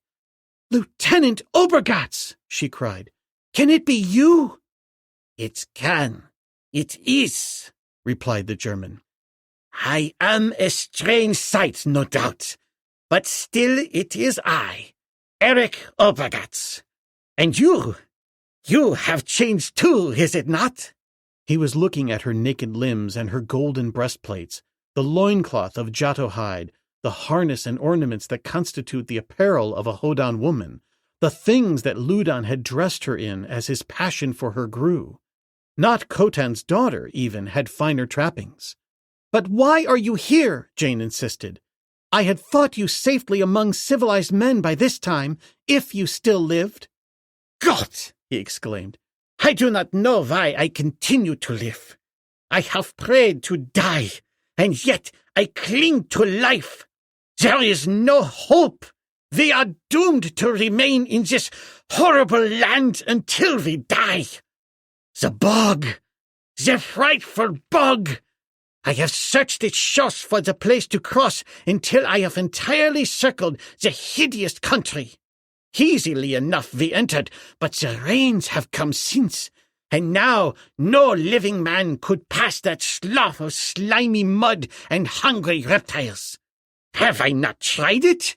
And the beast that roams this accursed land, they hunt me by day and by night." "But how have you escaped them?" she asked. "I do not know," he replied gloomily. "I have fled and fled and fled. I have remained hungry and thirsty in treetops for days at a time. I have fashioned weapons, clubs and spears, and I have learned to use them. I have slain a lion with my club.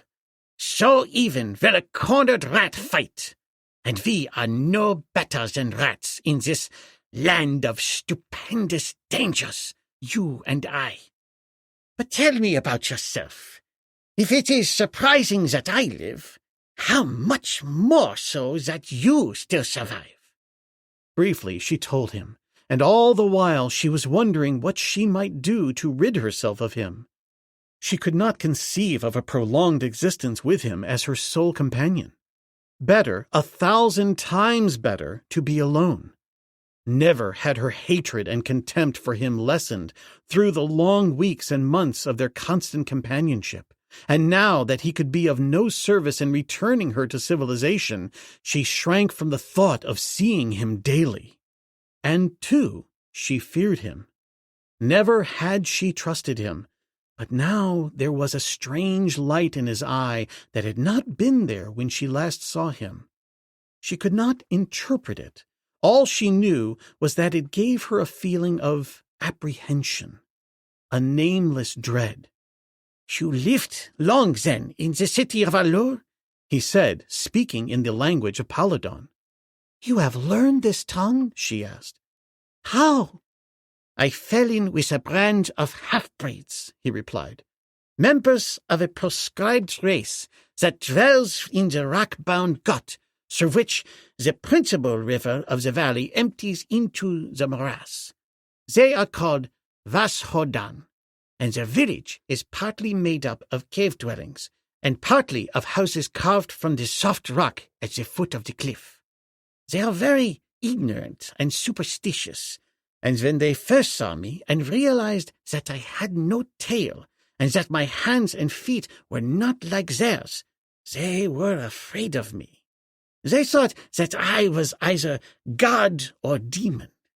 Being in a position where I could neither escape them nor defend myself, I made a bold front and succeeded in impressing them to such an extent that they conducted me to their city, which they call A-lur, and there they fed me and treated me with kindness. As I learned their language, I sought to impress them more and more with the idea that I was a god, and I succeeded too, until an old fellow who was something of a priest among them, or a medicine man, became jealous of my growing power. That was the beginning of the end, and came near to being the end, in fact. He told them that if I was a god, I would not bleed if a knife was struck into me. If I did bleed, it would prove conclusively that I was not a god. Without my knowledge, he arranged to stage the ordeal before the whole village upon a certain night. It was upon one of those numerous occasions when they eat and drink to Jad Benoto, their pagan deity. Under the influence of their vile liquor, they would be ripe for any bloodthirsty schemes a medicine man might evolve. One of the women told me about the plan, not with any intent to warn me of danger, but prompted merely by feminine curiosity as to whether or not I would bleed if stuck with a dagger. She could not wait, it seemed, for the orderly procedure of the ordeal. She wanted to know at once. And when I caught her trying to slip a knife into my side and questioned her, she explained the whole thing with utmost naivete. The warriors already had commenced drinking. It would have been futile to make any sort of appeal either to their intellects or their superstitions. There was but one alternative to death, and that was flight. I told the woman that I was very much outraged and offended at this reflection upon my godhood, and that as a mark of my disfavor, I should abandon them to their fate. "I shall return to heaven at once," I exclaimed. She wanted to hang around and see me go, but I told her that her eyes would be blasted by the fire surrounding my departure, and that she must leave at once, and not return to the spot for at least an hour. I also impressed upon her the fact that should any other approach this part of the village within that time, not only they, but she as well, would burst into flames and be consumed. She was very much impressed, and lost no time in leaving, calling back as she departed that if I were indeed gone in an hour, she and all the village would know that I was no less than Jad Ben Otto himself, and so they must thank me, for I can assure you that I was gone in much less than an hour. Nor have I ventured close to the neighborhood of the city of Burroughs since. And he fell to laughing in harsh, cackling notes that sent a shiver through the woman's frame. As Obergatz talked, Jane had recovered her spear from the carcass of the antelope and commenced busying herself with the removal of the hide. The man made no attempt to assist her, but stood by talking and watching her, the while he continually ran his filthy fingers through his matted hair and beard. His face and body were caked with dirt, and he was naked except for a torn, greasy hide about his loins. His weapons consisted of a club and knife of Wasdon pattern that he had stolen from the city of A-lur. But what more greatly concerned the woman than his filth or his armament were his cackling laughter and the strange expression in his eyes. She went on with her work, however, removing those parts of the buck she wanted, taking only as much meat as she might consume before it spoiled, as she was not sufficiently a true jungle creature to relish it beyond that stage, and then she straightened up and faced the man. "Lieutenant Obergatz," she said, "by chance of accident we have met again. Certainly you would not have sought the meeting any more than I. We have nothing in common other than those sentiments which may have been engendered by my natural dislike and suspicion of you, one of the authors of all the misery and sorrow that I have endured for endless months. This little corner of the world is mine by right of discovery and occupation. Go away and leave me to enjoy here what peace I may. It is the least that you can do to amend the wrong that you have done me and mine." The man stared at her through his fishy eyes for a moment in silence. Then there broke from his lips a peal of mirthless, uncanny laughter. "Go away!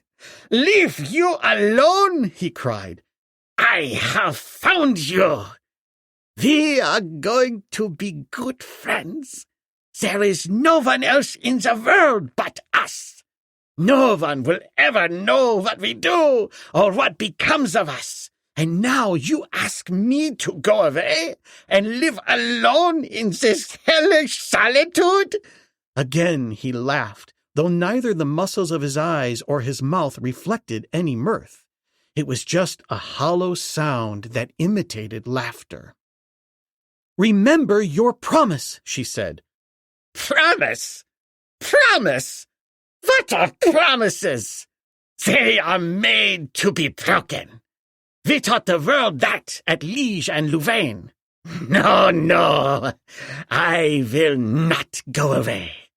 I shall stay and protect you." "I do not need your protection," she insisted. "You have already seen that I can use a spear." "Yes," he said, "but it would not be right to leave you here alone. You are but a woman. No, I am an officer of the Kaiser, and I cannot abandon you." Once more he laughed. "We could be very happy here together," he added. The woman could not repress a shudder, nor, in fact, did she attempt to hide her aversion. "You do not like me?" he asked. "Ah, well, it is too sad. But some day you will laugh me." And again the hideous laughter. The woman had wrapped the pieces of the buck in the hide, and this she now raised and threw across her shoulder. In her other hand she held her spear and faced the German. "Go!" she commanded. We have wasted enough words. This is my country, and I shall defend it. If I see you about again, I shall kill you. Do you understand?" An expression of rage contorted Obergatz's features. He raised his club and started toward her. "Stop!" she commanded, throwing her spear hand backward for a cast. "You saw me kill this buck, and you have said truthfully that no one will ever know what we do here. Put these two facts together, German, and draw your own conclusions before you take another step in my direction." The man halted, and his club hand dropped to his side. "Come," he begged in what he intended as a conciliatory tone. "Let us be friends, Lady Greystoke. We can be of great assistance to each other, and I promise not to harm you." "Remember Liege and Louvain," she reminded him with a sneer. "I am going now. Be sure that you do not follow me. As far as you can walk in a day from this spot in any direction, you may consider the limits of my domain. If ever again I see you within these limits, I shall kill you."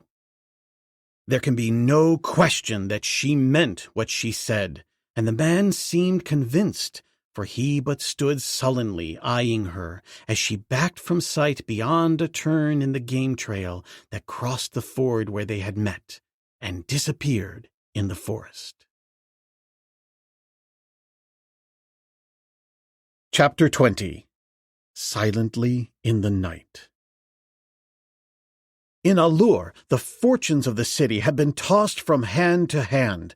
The party of Khotan's loyal warriors that Tarzan had led to the rendezvous at the entrance to the secret passage below the palace gates had met with disaster. Their first rush had been met with soft words from the priests. They had been exhorted to defend the faith of their fathers from blasphemers. Jadon was painted to them as a defiler of temples, and the wrath of Jad Ben Otho was prophesied for those who embraced his cause. The priests insisted that Ludon's only wish was to prevent the seizure of the throne by Jadon until a new king could be chosen according to the laws of the Hodan. The result was that many of the palace warriors joined their fellows of the city, and when the priests saw that those whom they could influence outnumbered those who remained loyal to the palace, they caused the former to fall upon the latter, with the result that many were killed, and only a handful succeeded in reaching the safety of the palace gates, which they quickly barred. The priests led their own forces through the secret passageway into the temple, while some of the loyal ones sought out Jadon and told him all that had happened. The fight in the banquet hall had spread over a considerable portion of the palace grounds, and had at last resulted in the temporary defeat of those who had opposed Jadon.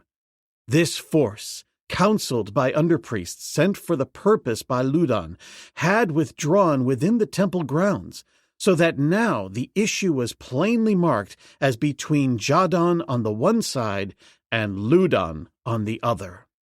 The former had been told of all that had occurred in the apartments of Oloa, to whose safety he had attended at the first opportunity, and he had also learned of Tarzan's part in leading his men to the gathering of Ludon's warriors. These things had naturally increased the old warrior's former inclinations of friendliness toward the ape-man, and now he regretted that the other had departed from the city.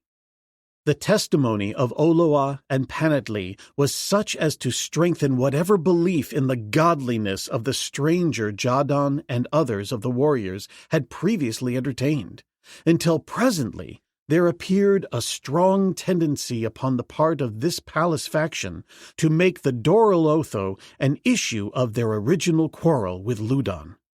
Whether this occurred as the natural sequence to repeated narrations of the ape-man's exploits, which lost nothing by repetition, in conjunction with Ludon's enmity toward him, or whether it was the shrewd design of some wily old warrior such as Jadon, who realized the value of adding a religious cause to their temporal one, it were difficult to determine.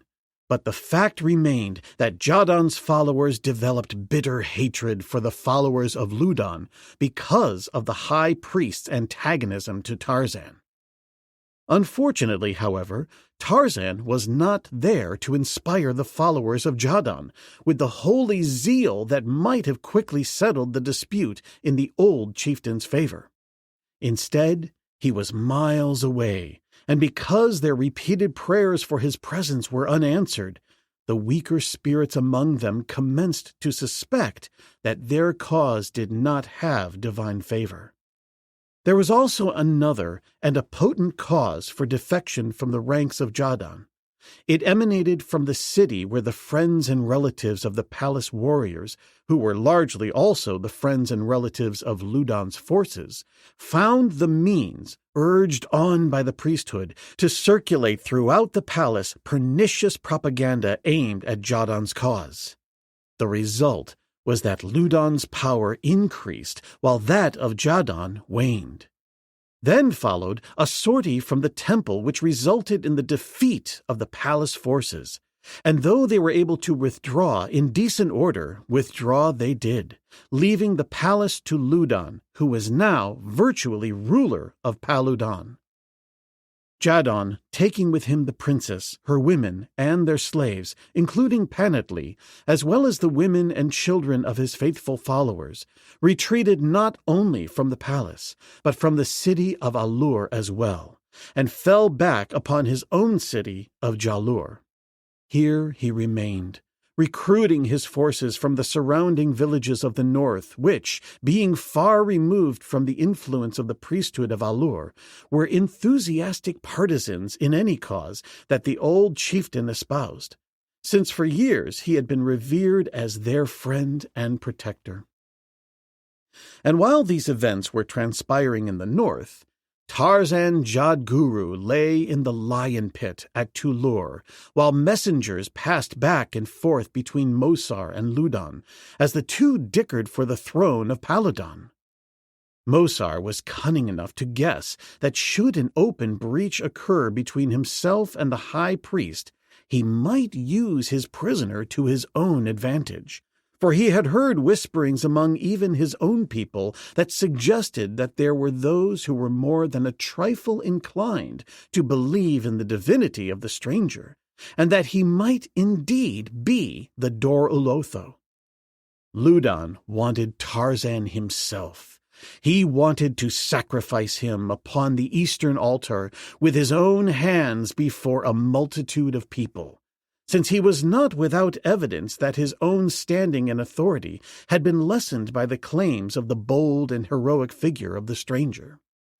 The method that the high priest of Tulur had employed to trap Tarzan had left the ape-man in possession of his weapons, though there seemed little likelihood of their being of any service to him.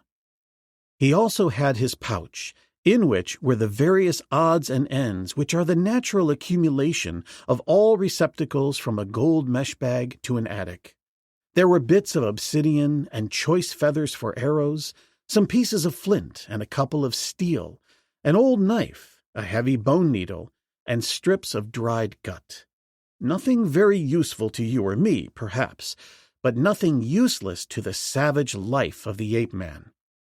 When Tarzan realized the trick that had been so neatly played upon him, he had awaited expectantly the coming of the lion. For though the scent of Jah was old, he was sure that sooner or later they would let one of the beasts in upon him.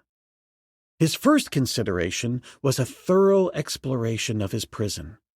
He had noticed the hide-covered windows, and these he immediately uncovered, letting in the light, and revealing the fact that though the chamber was far below the level of the temple courts, it was yet many feet above the base of the hill from which the temple was hewn. The windows were so closely barred that he could not see over the edge of the thick wall in which they were cut to determine what lay close in below him. At a little distance were the blue waters of Jadin Lul, and beyond, the verdure-clad farther shore, and beyond that, the mountains. It was a beautiful picture upon which he looked, a picture of peace and harmony and quiet. nor anywhere a slightest suggestion of the savage men and beasts that claimed this lovely landscape as their own.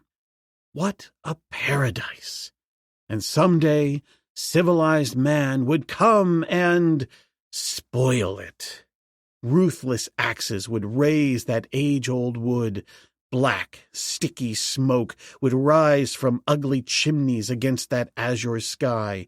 Grimy little boats with wheels behind or upon either side would churn the mud from the bottom of Jadenlul, turning its blue waters into a dirty brown.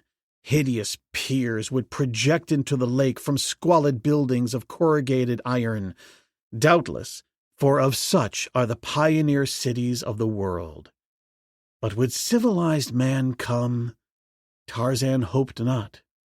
For countless generations, civilization had ramped about the globe. It had dispatched its emissaries to the North Pole and the South. It had circled Paladon once, perhaps many times, but it had never touched her. God grant that it never would. Perhaps he was saving this little spot to be always just as he made it, for the scratching of the Hodan and the Wazdan upon his rocks had not altered the fair face of nature. Through the windows came sufficient light to reveal the whole interior to Tarzan.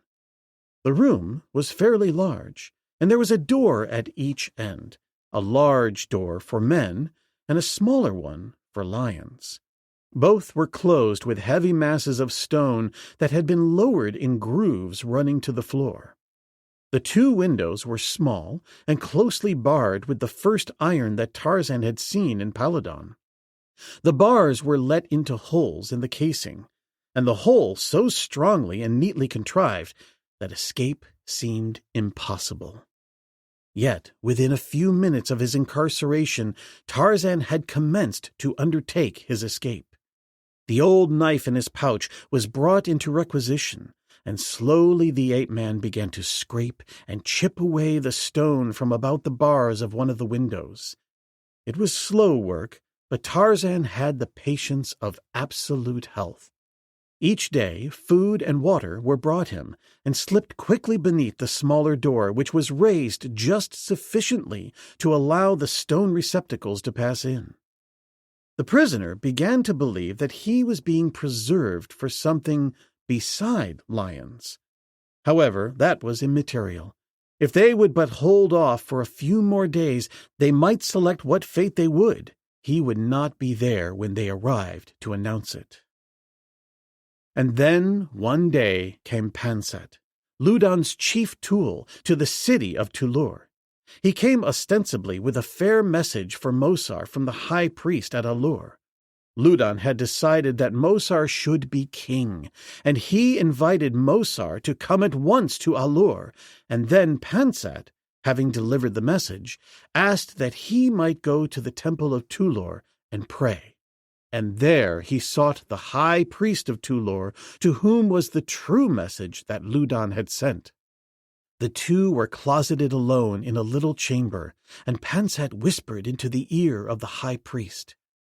"Mosar wishes to be king," he said, "and Ludan wishes to be king. Mosar wishes to retain the stranger who claims to be the Dorulotho, and Ludan wishes to kill him.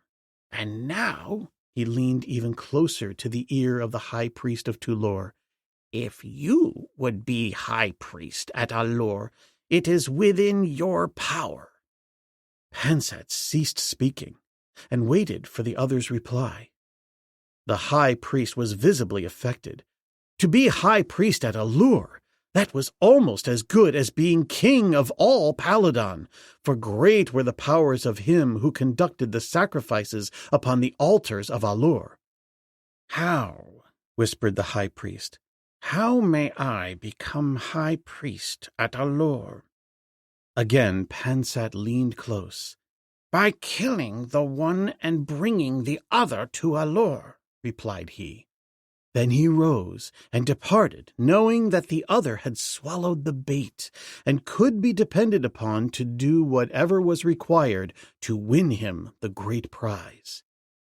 Nor was Pansat mistaken other than in one trivial consideration.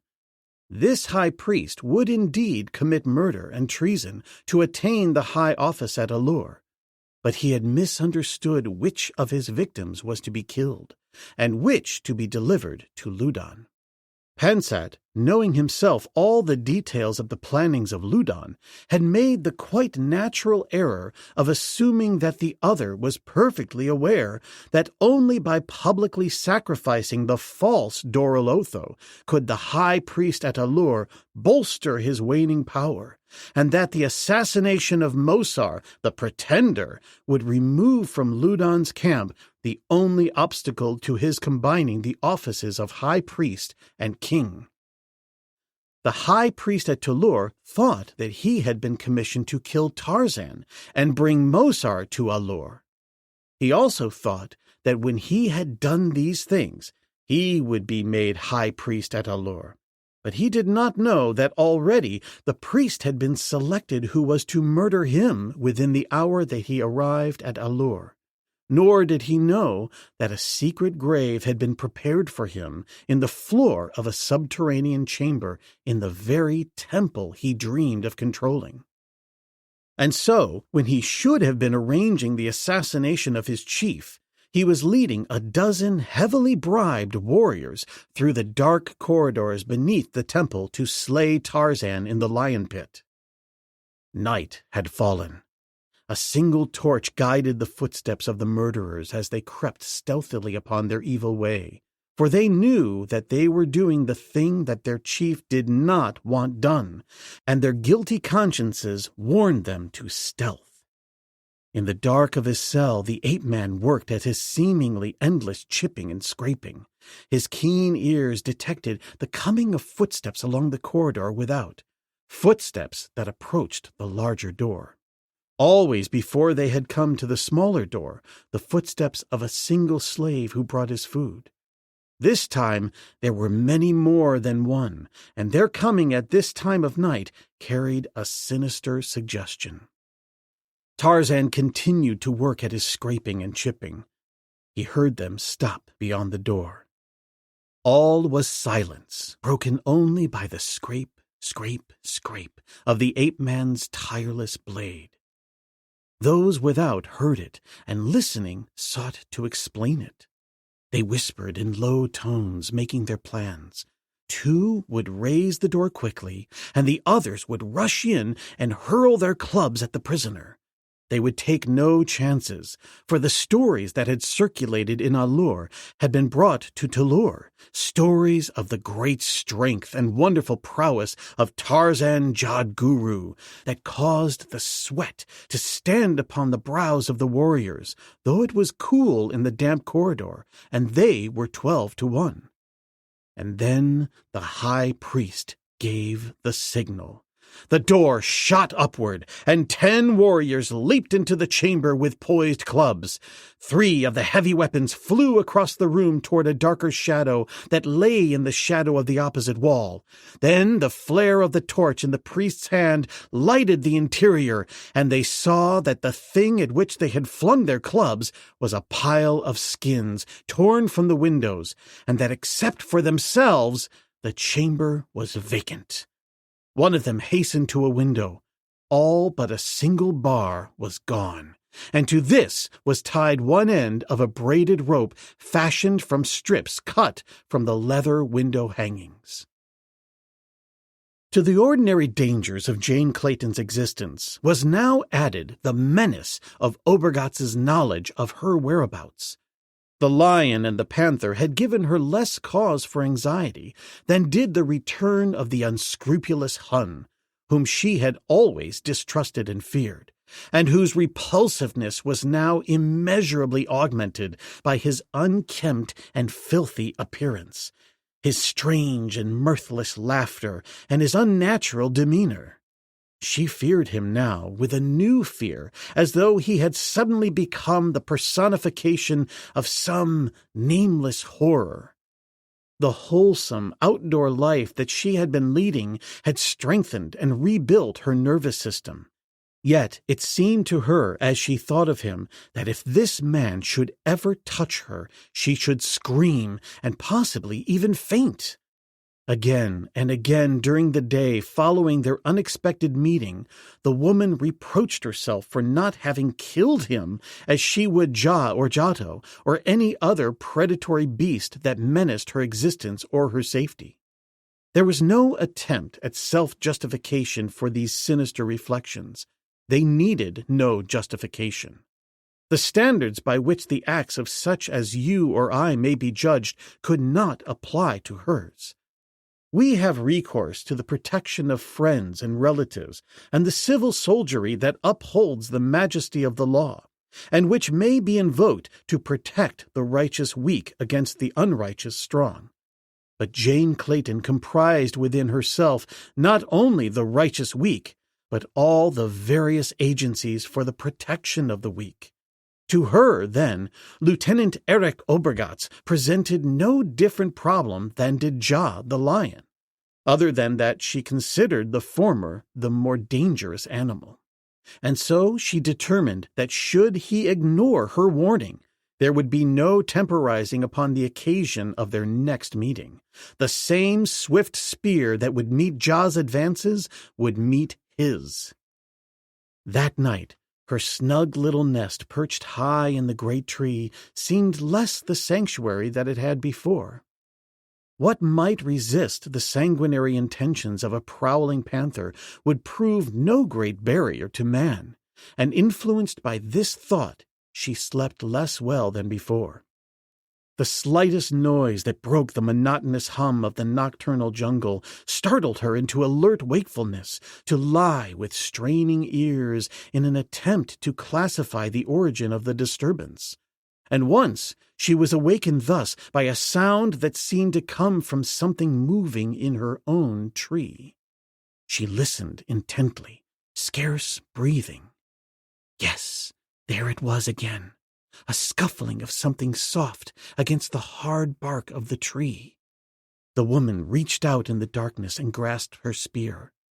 Now she felt a slight sagging of one of the limbs that supported her shelter, as though the thing, whatever it was slowly raising its weight to the branch. It came nearer. Now she thought that she could detect its breathing. It was at the door. She could hear it fumbling with the frail barrier. What could it be? It made no sound by which she might identify it. She raised herself upon her hands and knees and crept stealthily the little distance to the doorway, her spear clutched tightly in her hand. Whatever the thing was, it was evidently attempting to gain entrance without awakening her. It was just beyond the pitiful little contraption of slender boughs that she had bound together with grasses and called a door. Only a few inches lay between the thing and her. Rising to her knees, she reached out with her left hand and felt until she found a place where a crooked branch had left an opening a couple of inches wide near the center of the barrier. Into this she inserted the point of her spear. The thing must have heard her move within, for suddenly it abandoned its efforts for stealth and tore angrily at the obstacle. At the same moment, Jane thrust her spear forward with all her strength. She felt it enter flesh. There was a scream and a curse from without, followed by the crashing of a body through limbs and foliage. Her spear was almost dragged from her grasp, but she held to it until it broke free from the thing it had pierced. It was Obergatz. The curse had told her that. From below came no further sound. Had she then killed him? She prayed so. With all her heart she prayed it. To be freed from the menace of this loathsome creature was relief indeed. During all the balance of the night she lay there awake, listening. Below her, she imagined, she could see the dead man with his hideous face bathed in the cold light of the moon, lying there upon his back, staring up at her. She prayed that Ja might come and drag it away, but all during the remainder of the night She heard never another sound above the drowsy hum of the jungle. She was glad that he was dead, but she dreaded the gruesome ordeal that awaited her on the morrow, for she must bury the thing that had been Eric Obergatz, and live on there above the shallow grave of the man she had slain. She reproached herself for her weakness, repeating over and over that she had killed in self-defense, that her act was justified. But she was still a woman of today, and strong upon her were the iron mandates of the social order from which she had sprung, its interdictions and its superstitions. At last came the tardy dawn. Slowly the sun topped the distant mountains beyond Jodenlul, and yet she hesitated to loosen the fastenings of her door and look out upon the thing below. But it must be done. She steeled herself and untied the rawhide thong that secured the barrier. She looked down, and only the grass and the flowers looked up at her. She came from her shelter and examined the ground upon the opposite side of the tree.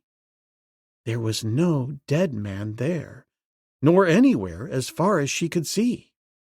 Slowly she descended, keeping a wary eye and an alert ear ready for the first intimation of danger.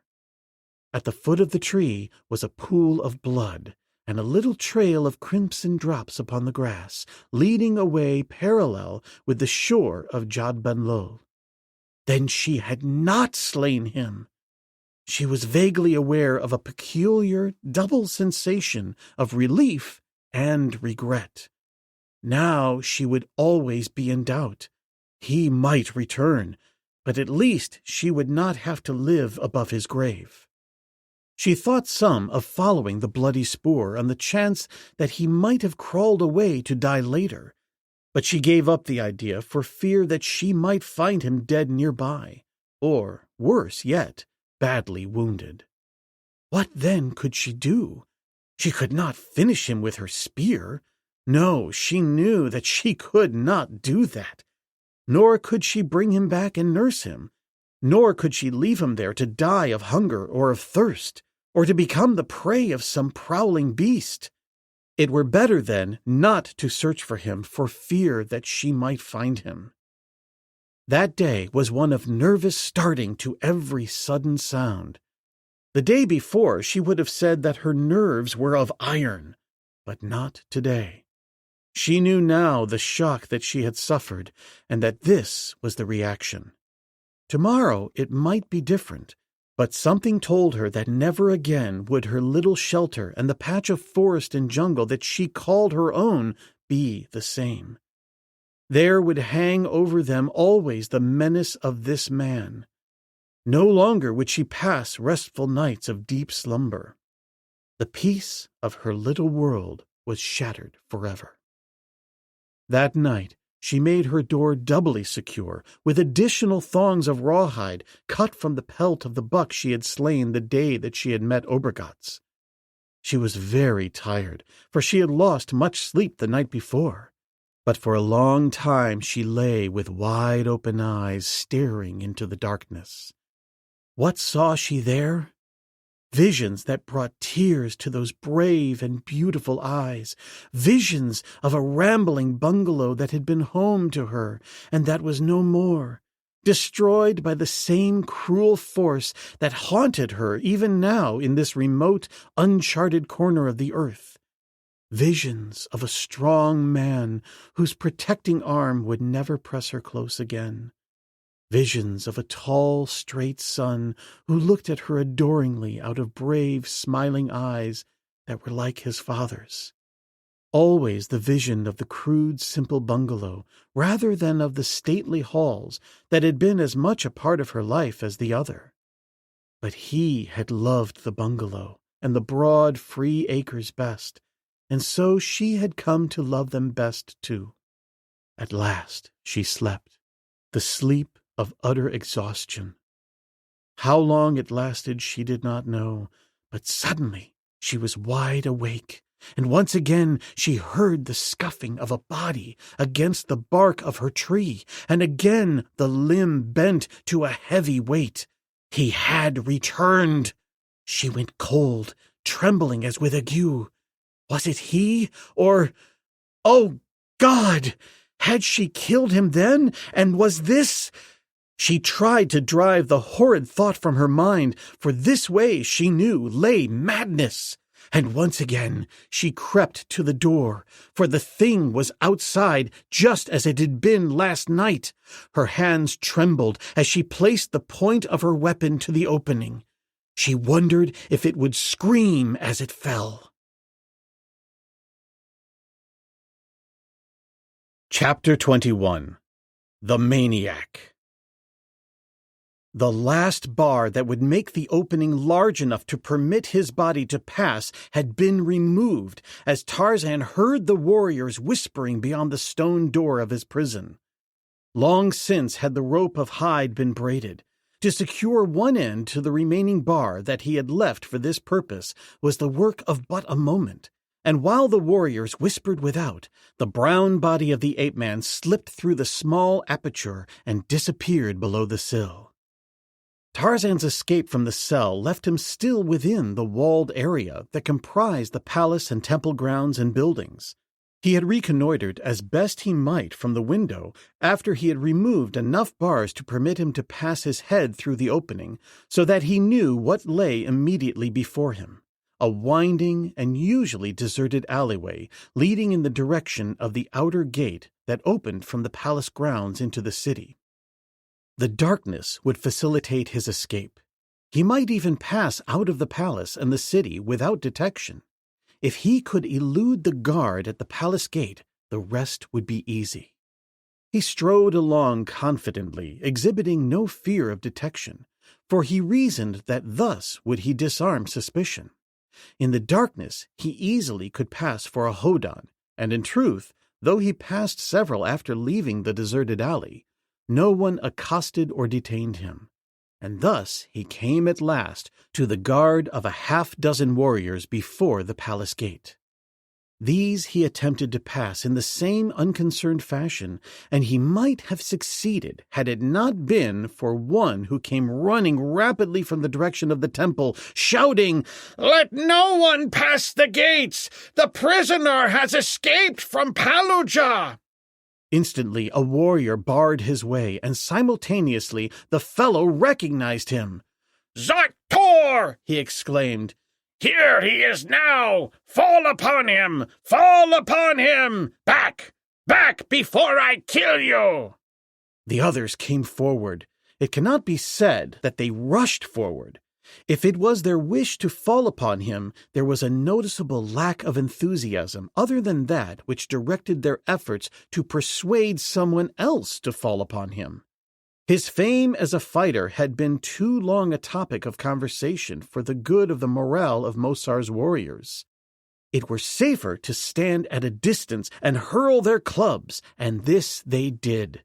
But the ape-man had learned something of the use of this weapon since he had arrived in Fallujah, and as he learned, great had grown his respect for this most primitive of arms.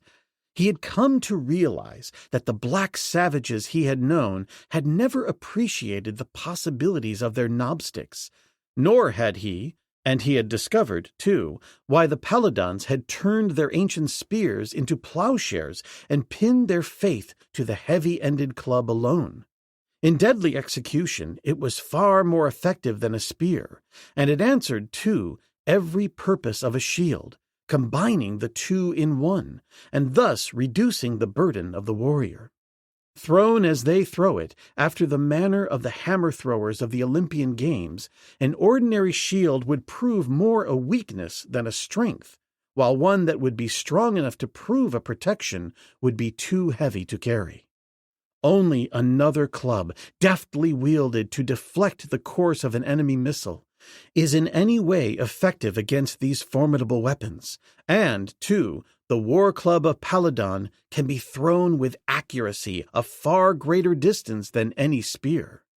And now was put to the test that which Tarzan had learned from Omat and Tadan. His eyes and his muscles, trained by a lifetime of necessity, moved with the rapidity of light, and his brain functioned with an uncanny celerity that suggested nothing less than persistence. And these things more than compensated for his lack of experience with the war club he handled so dexterously. Weapon after weapon he warded off, and always he moved with a single idea in mind, to place himself within reach of one of his antagonists. But they were wary, for they feared this strange creature, to whom the superstitious fears of many of them attributed the miraculous powers of deity. They managed to keep between Tarzan and the gateway, and all the time they bawled lustily for reinforcements. Should these come before he had made his escape, the ape-man realized that the odds against him would be unsurmountable, and so he redoubled his efforts to carry out his design. Following their usual tactics, 2 or 3 of the warriors were always circling behind him, collecting the thrown clubs, when Tarzan's attention was directed elsewhere. He himself retrieved several of them, which he hurled with such deadly effect as to dispose of 2 of his antagonists. But now he heard the approach of hurrying warriors, the patter of their bare feet upon the stone pavement, and then the savage cries which were to bolster the courage of their fellows and fill the enemy with fear. There was no time to lose. Tarzan held a club in either hand and, swinging one, he hurled it at a warrior before him, and as the man dodged, he rushed in and seized him, at the same time casting his second club at another of his opponents. The hodan with whom he grappled reached instantly for his knife, but the ape-man grabbed his wrist. There was a sudden twist and the snapping of a bone and an agonized scream. Then the warrior was lifted bodily from his feet and held as a shield between his fellows and the fugitive, as the latter backed through the gateway. Beside Tarzan stood the single torch that lighted the entrance to the palace grounds. The warriors were advancing to the succor of their fellow when the ape-man raised his captive high above his head and flung him full in the face of the foremost attacker. The fellow went down, and 2 directly behind him sprawled headlong over their companion as the ape-man seized the torch and cast it back into the palace grounds to be extinguished as it struck the bodies of those who led the charging reinforcements. In the ensuing darkness, Tarzan disappeared in the streets of A-lur beyond the palace gate. For a time he was aware of sounds of pursuit, but the fact that they trailed away and died in the direction of Jal-en-Lul informed him that they were searching in the wrong direction, for he had turned south out of A-lur purposely to throw them off his track. Beyond the outskirts of the city, he turned directly toward the northwest, in which direction lay A-lur. In his path he knew lay Jad-Balul, the shore of which he was compelled to skirt, and there would be a river to cross at the lower end of the great lake, upon the shores of which lay A-lur. What other obstacles lay in his way he did not know, but he believed that he could make better time on foot than by attempting to steal a canoe and force his way upstream with a single paddle. It was his intention to put as much distance as possible between himself and A-lur before he slept, for he was sure that Mosar would not lightly accept his loss, but that with the coming of day, or possibly even before, he would dispatch warriors in search of him. A mile or 2 from the city he entered a forest, and here at last he felt such a measure of safety as he never knew in open spaces or in cities. The forest and the jungle were his birthright. No creature that went upon the ground upon 4 feet, or climbed among the trees, or crawled upon its belly had any advantage over the ape-man in his native heath. As myrrh and frankincense were the dank odors of rotting vegetation in the nostrils of the great Tarmangani. He squared his broad shoulders, and lifting his head, filled his lungs with the air that he loved best. The heavy fragrance of tropical blooms, the commingled odors of the myriad-scented life of the jungle went to his head with a pleasurable intoxication, far more potent than aught contained in the oldest vintages of civilization. Far more potent than aught contained in the oldest vintages of civilization. He took to the trees now, not from necessity, but from pure love of the wild freedom that had been denied him so long. Though it was dark and the forest strange, yet he moved with a surety and ease that bespoke more a strange, uncanny sense than wondrous skill. He heard Jah moaning somewhere ahead, and an owl hooted mournfully to the right of him. Long, familiar sounds that imparted to him no sense of loneliness, as they might to you or to me, but on the contrary, one of companionship, for they betokened the presence of his fellows of the jungle, and whether friend or foe, it was all the same to the ape-man. He came at last to a little stream at a spot where the trees did not meet above it, so he was forced to descend to the ground and wade through the water, and upon the opposite shore he stopped as though suddenly his godlike figure had been transmuted from flesh to marble. Only his dilating nostrils bespoke his pulsing vitality. For a long moment he stood there thus, and then swiftly, but with a caution and silence that were inherent in him, he moved forward again. But now his whole attitude bespoke a new urge. There was a definite and masterful purpose in every movement of those steel muscles rolling softly beneath the smooth brown hide. He moved now toward a certain goal that quite evidently filled him with far greater enthusiasm than had the possible event of his return to A-lur. And so he came at last to the foot of a great tree, and there he stopped, and looked up above him among the foliage where the dim outlines of a roughly rectangular bulk loomed darkly.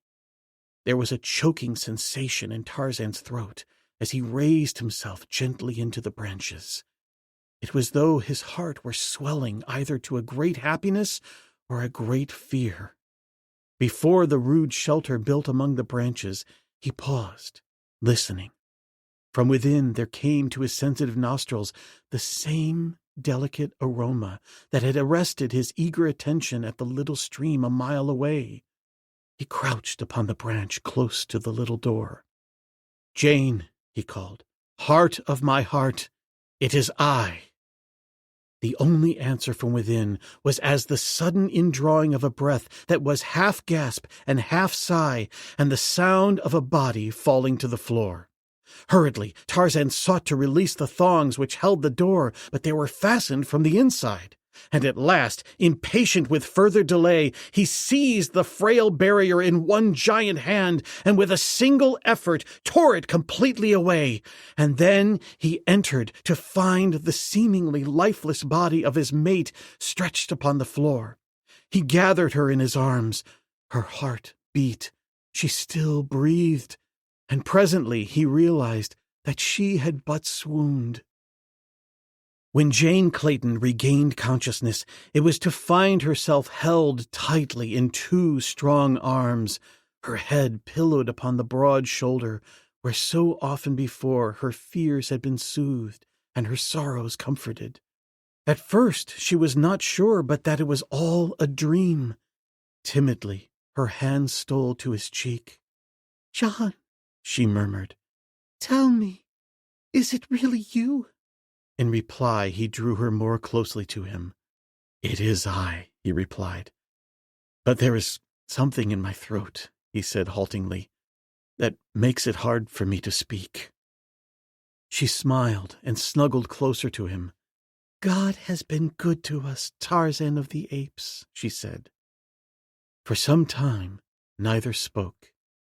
It was enough that they were reunited, and that each knew that the other was alive and safe. But at last they found their voices, and when the sun rose they were still talking. So much had each to tell the other, so many questions there were to be asked and answered. "And Jack," she asked, "where is he?" "I do not know," replied Tarzan. "The last I heard of him he was on the Argonne front." "Ah, then our happiness is not quite complete," she said, a little note of sadness creeping into her voice. "No," he replied, "but the same is true in countless other English homes today, and pride is learning to take the place of happiness in these." She shook her head. "I want my boy," she said. "And I too," replied Tarzan. "And we may have him yet. He was safe and unwounded the last word I had." "And now," he said, "we must plan upon our return. Would you like to rebuild the bungalow and gather together the remnants of our Waziri, or would you rather return to London?" "Only to find Jack," she said. "I dream always of the bungalow and never of the city. But, John, we can only dream, for Obergatz told me that he had circled this whole country and found no place where he might cross the morass." "I am not Obergatz," Tarzan reminded her, smiling. "We will rest today, and tomorrow we will set out toward the north. It is a savage country, but we have crossed it once, and we can cross it again."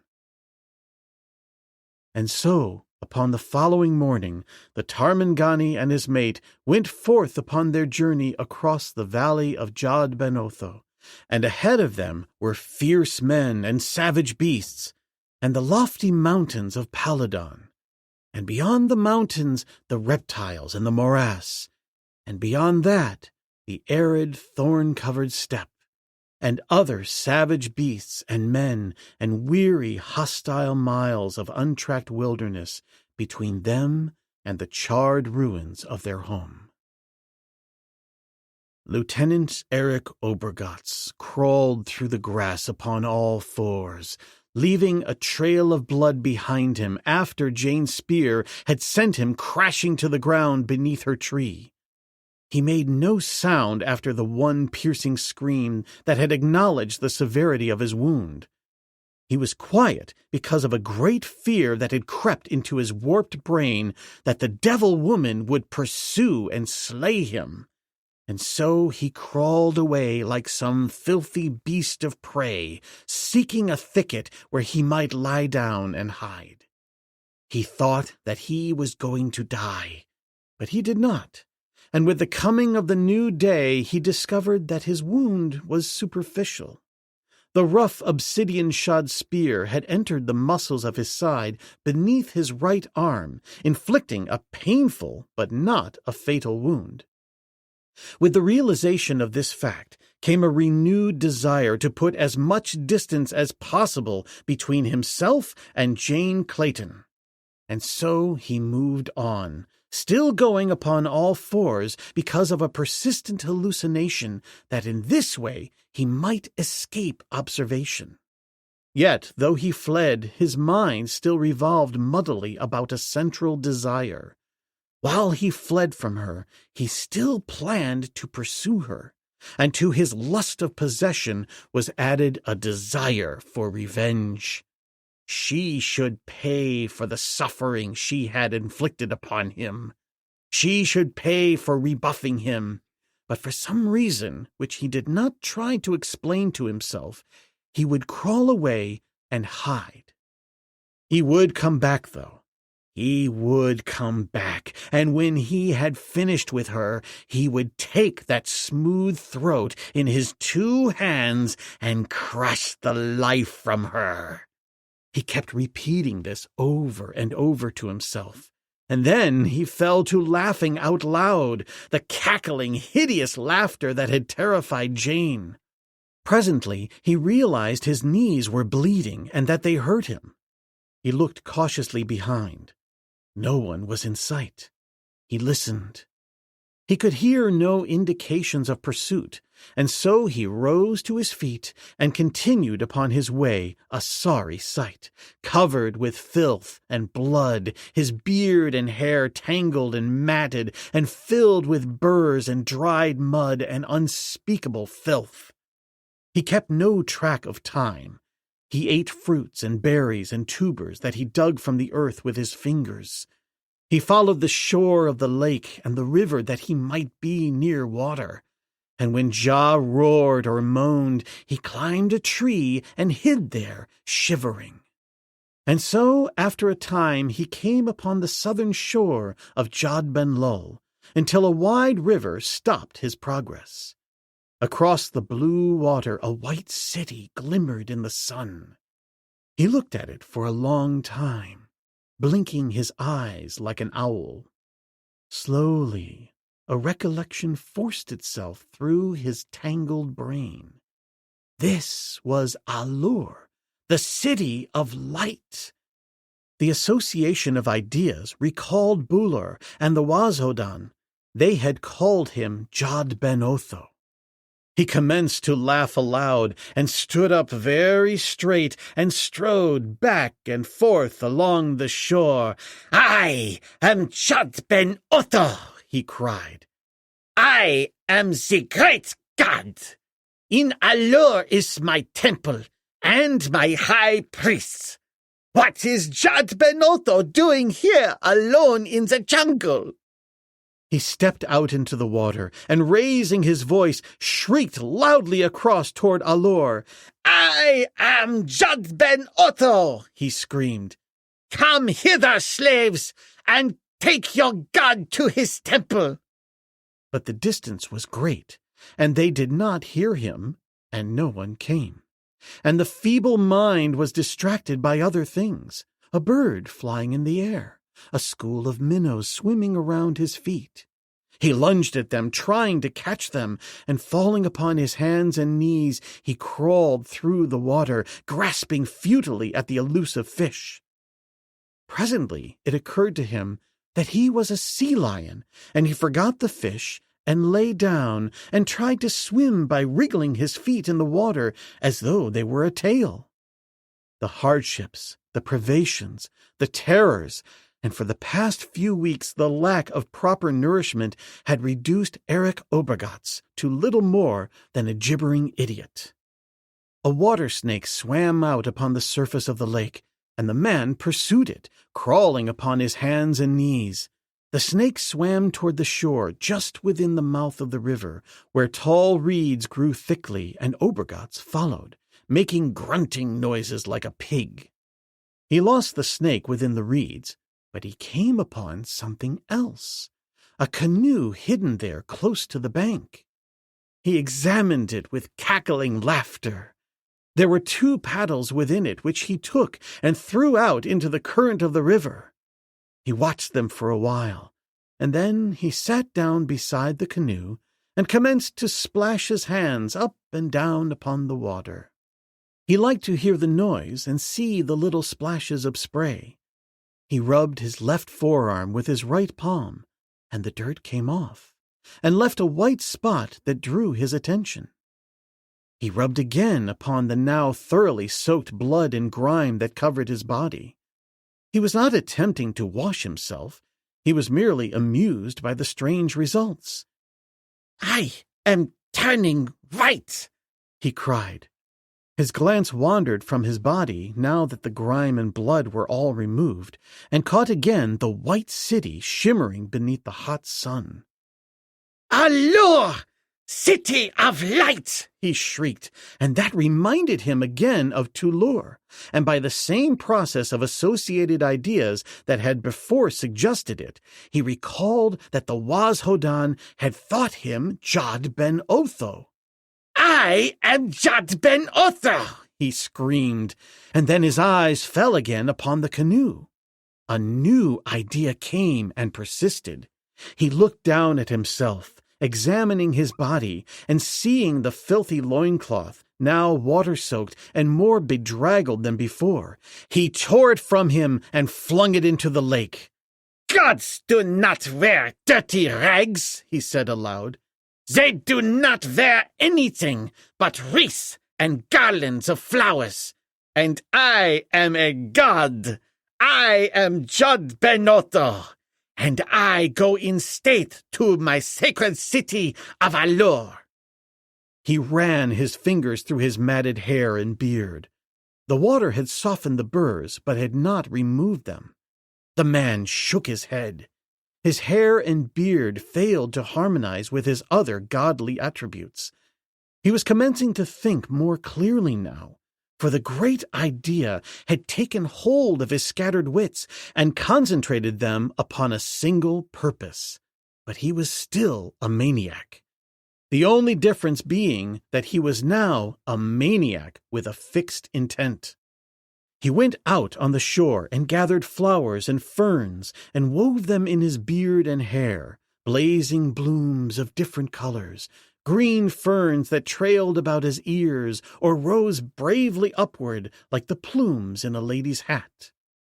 When he was satisfied that his appearance would impress the most casual observer with his evident deity, he returned to the canoe, pushed it from shore, and jumped in. The impetus carried it to the river's current, and the current bore it out upon the lake. The naked man stood erect in the center of the little craft, his arms folded upon his chest. He screamed aloud his message to the city, "I am Jad ben Otho. Let the high priest and the underpriests attend upon me." As the current of the river was dissipated by the waters of the lake, the wind caught him and his craft and carried them bravely forward. Sometimes he drifted with his back toward A-lur, and sometimes with his face toward it, and at intervals he shrieked his message and his commands. He was still in the middle of the lake when someone discovered him from the palace wall, and as he drew nearer, a crowd of warriors and women and children were congregated there watching him, and along the temple walls were many priests, and among them Ludon, the high priest. When the boat had drifted close enough for them to distinguish the bizarre figure standing in it, and for them to catch the meaning of his words, Ludon's cunning eyes narrowed. The high priest had learned of the escape of Tarzan, and he feared that should he join Jadon's forces, as seemed likely, he would attract many recruits who might still believe in him. And the Dor-ul-Otho, even if a false one, upon the side of an enemy might easily work havoc with Ludon's plans. The man was drifting close in. His canoe would soon be caught in the current that ran close to shore here and carried toward the river that emptied the waters of Jad-ben-lul into Jad-bal-lul. The underpriests were looking toward Ludon for instructions. "Fetch him hither," he commanded. "If he is Jad ben Otho, I shall know him." The priests hurried to the palace grounds and summoned warriors. "Go, bring the stranger to Ludon. If he is Jad ben Otho, we shall know him." And so Lieutenant Eric Obergatz was brought before the high priest at A-lur. Ludon looked closely at the naked man with the fantastic headdress. "Where did you come from?" he asked. "I am Jad ben Otho," cried the German. "I came from heaven. Where is my high priest?" "I am the high priest," replied Ludon. Obergatz clapped his hands. "Have my feet bathed and food brought to me," he commanded. Ludon's eyes narrowed to mere slits of crafty cunning. He bowed low until his forehead touched the feet of the stranger. Before the eyes of many priests and warriors from the palace, he did it. "Ho, slaves," he cried, rising, "fetch water and food for the great god." And thus the high priest acknowledged before his people the godhood of Lieutenant Eric Obergatz. Nor was it long before the story ran like wildfire through the palace and out into the city, and beyond that to the lesser villages all the way from A-lur to Tulur. The real god had come, Jad ben Otho himself, and he had espoused the cause of Ludon, the high priest. Mosar lost no time in placing himself at the disposal of Ludon, nor did he mention aught about his claims to the throne. It was Mosar's opinion that he might consider himself fortunate were he allowed to remain in peaceful occupation of his chieftainship at Tulur, nor was Mosar wrong in his deductions.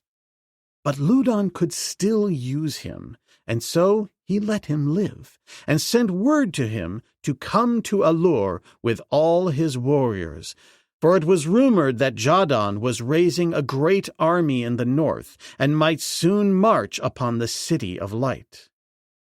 Obergotz thoroughly enjoyed being a god. Plenty of food and peace of mind and rest partially brought back to him the reason that had been so rapidly slipping from him.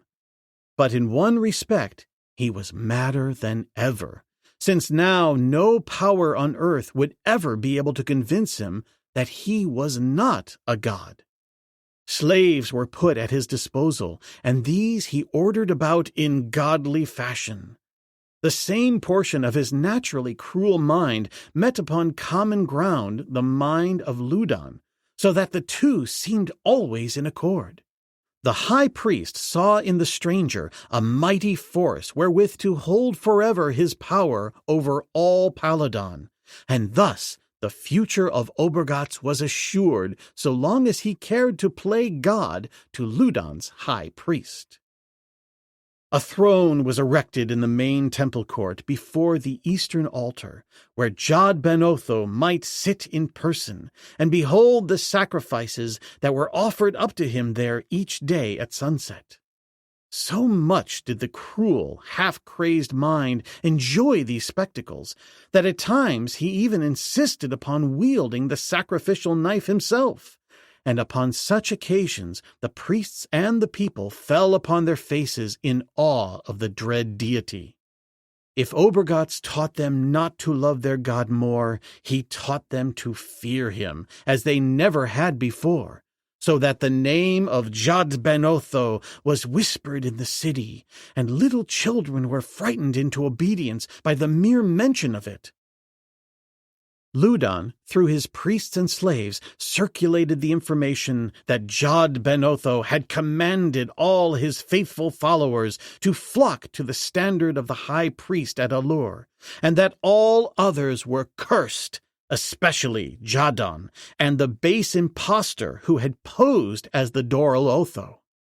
The curse was to take the form of early death following terrible suffering, and Loudon caused it to be published abroad that the name of any warrior who complained of a pain should be brought to him, for such might be deemed to be under suspicion, since the first effects of the curse would result in slight pains attacking the unholy. He counseled those who felt pains to look carefully to their loyalty. The result was remarkable and immediate. Half a nation without pain, and recruits pouring into A-lur to offer their services to Loudon, while secretly hoping that the little pains they had felt in arm or leg or belly would not recur in aggravated form. Chapter 22. A Journey on a Gryf. Tarzan and Jane skirted the shore of Jad Bel Lol and crossed the river at the head of the lake. They moved in leisurely fashion with an eye to comfort and safety, for the ape-man, now that he had found his mate, was determined to court no chance that might again separate them, or delay or prevent their escape from Paladon. How they were to recross the morass was a matter of little concern to him as yet. It would be time enough to consider that matter when it became of more immediate moment. Their hours were filled with the happiness and content of reunion after long separation. They had much to talk of, for each had passed through many trials and vicissitudes and strange adventures, and no important hour might go unaccounted for since they last met. It was Tarzan's intention to choose a way above A-lur and the scattered Hodan villages below it, passing about midway between them and the mountains, thus avoiding, insofar as possible, both the Hodan and Wazdan, for in this area lay the neutral territory that was uninhabited by either. Thus he would travel northwest until opposite the Coral Jaw, where he planned to stop to pay his respects to Omat and give the Gund word of Panatli, and a plan Tarzan had for ensuring her safe return to her people. It was upon the third day of their journey, and they had almost reached the river that passes through A-lur, when Jane suddenly clutched Tarzan's arm and pointed ahead toward the edge of a forest that they were approaching. Beneath the shadows of the trees loomed a great bulk that the ape-man instantly recognized. "What is it?" whispered Jane. "A gryf," replied the ape-man, "and we have met him in the worst place that we could possibly have found. There is not a large tree within a quarter of a mile, other than those among which he stands. Come, we shall have to go back, Jane. I cannot risk it with you along. The best we can do is to pray that he does not discover us." "And if he does?" "Then I shall have to risk it." "Risk what?" "The chance that I can subdue him as I subdued one of his fellows," replied Tarzan. "I told you, you recall?" "Yes, but I did not picture so huge a creature. Why, John, he is as big as a battleship." The ape-man laughed. "Not quite, though I'll admit he looks quite as formidable as one when he charges." They were moving away slowly so as not to attract the attention of the beast. "I believe we're going to make it," whispered the woman, her voice tense with suppressed excitement. A low rumble rolled like distant thunder from the wood. Tarzan shook his head. "The big show is about to commence in the main tent," he quoted, grinning. He caught the woman suddenly to his breast and kissed her. "One can never tell, Jane," he said. "We'll do our best. That is all we can do. Give me your spear, and don't run. The only hope we have lies in that little brain more than in us. If I can control it, well, let us see." The beast had emerged from the forest and was looking about through his weak eyes, evidently in search of them. Tarzan raised his voice in the weird notes of the Torodon's cry. "Wee-oo! Wee-oo! Wee-oo!" For a moment the great beast stood motionless, his attention riveted by the call. The ape-man advanced straight toward him, Jane Clayton at his elbow. "Wee-oo!" he cried again peremptorily.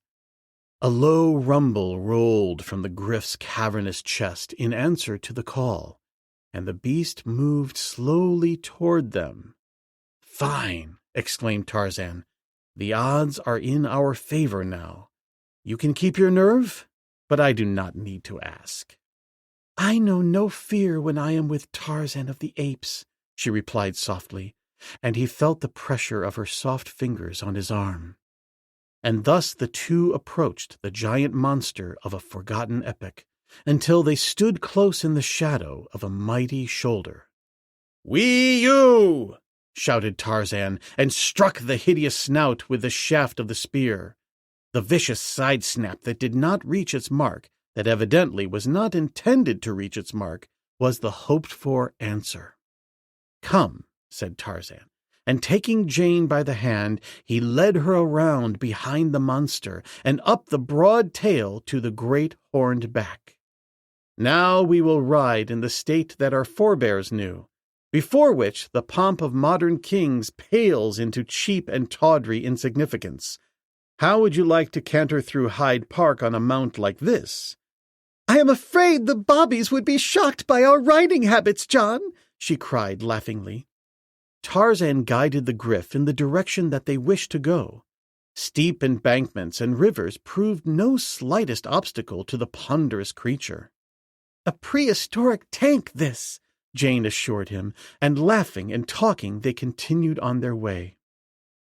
Once they came unexpectedly upon a dozen Hodan warriors as the gryf emerged suddenly into a small clearing.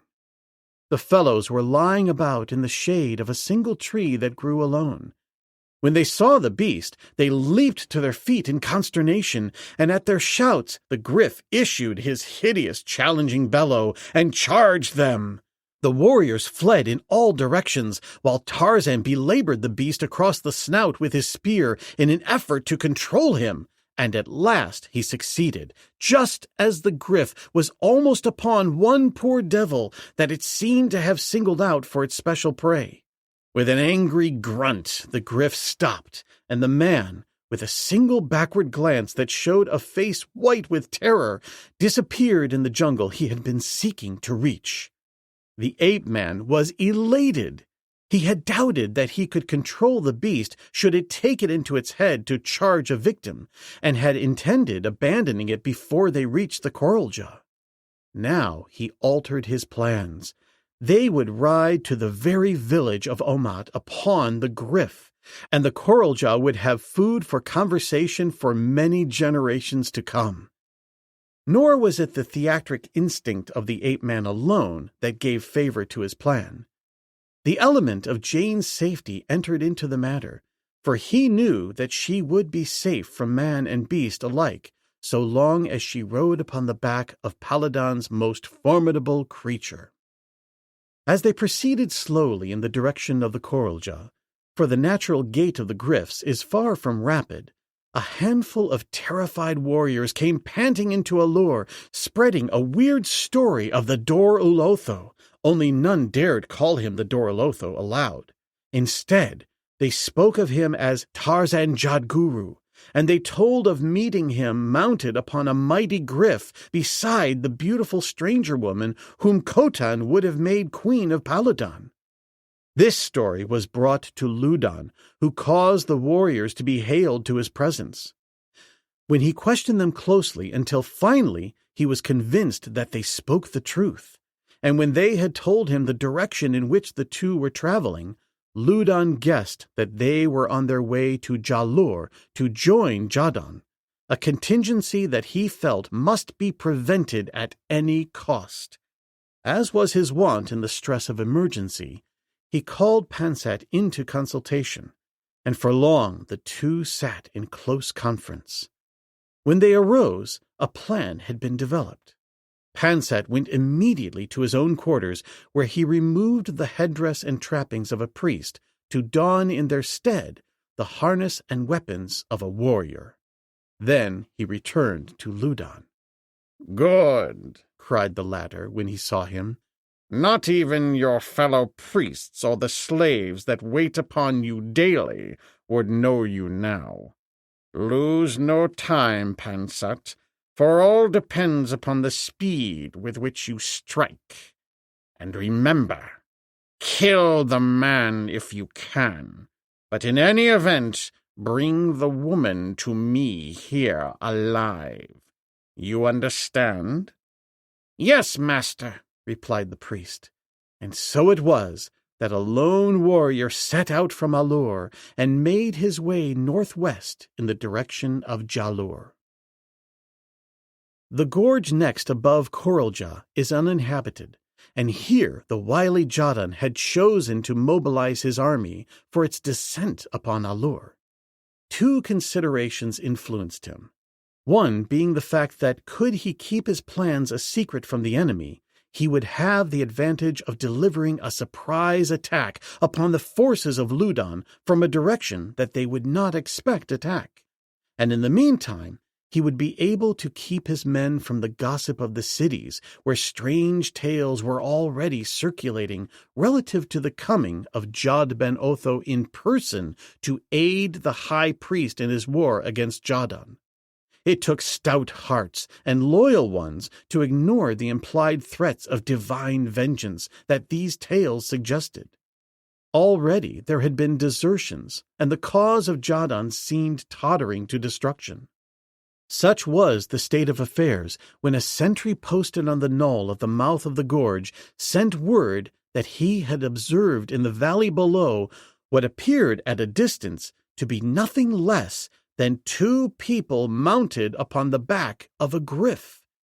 He said that he had caught glimpses of them as they passed open spaces, and they seemed to be traveling up the river in the direction of the Koralja. At first Jadon was inclined to doubt the veracity of his informant, but, like all good generals, he could not permit even palpably false information to go uninvestigated, and so he determined to visit the knoll himself and learn precisely what it was that the sentry had observed through the distorting spectacles of fear. He had scarce taken his place beside the man ere the fellow touched his arm and pointed. They are closer now, he whispered. You can see them plainly. And sure enough, not a quarter of a mile away, Jadon saw that which in his long experience in Paladon he had never before seen. 2 humans riding upon the broad back of a gryf. At first, he could scarce credit even this testimony of his own eyes, but soon he realized that the creatures below could be naught else than they appeared. And then he recognized the man and rose to his feet with a loud cry. "It is he!" he shouted to those above him. "It is the Dorolotho himself!"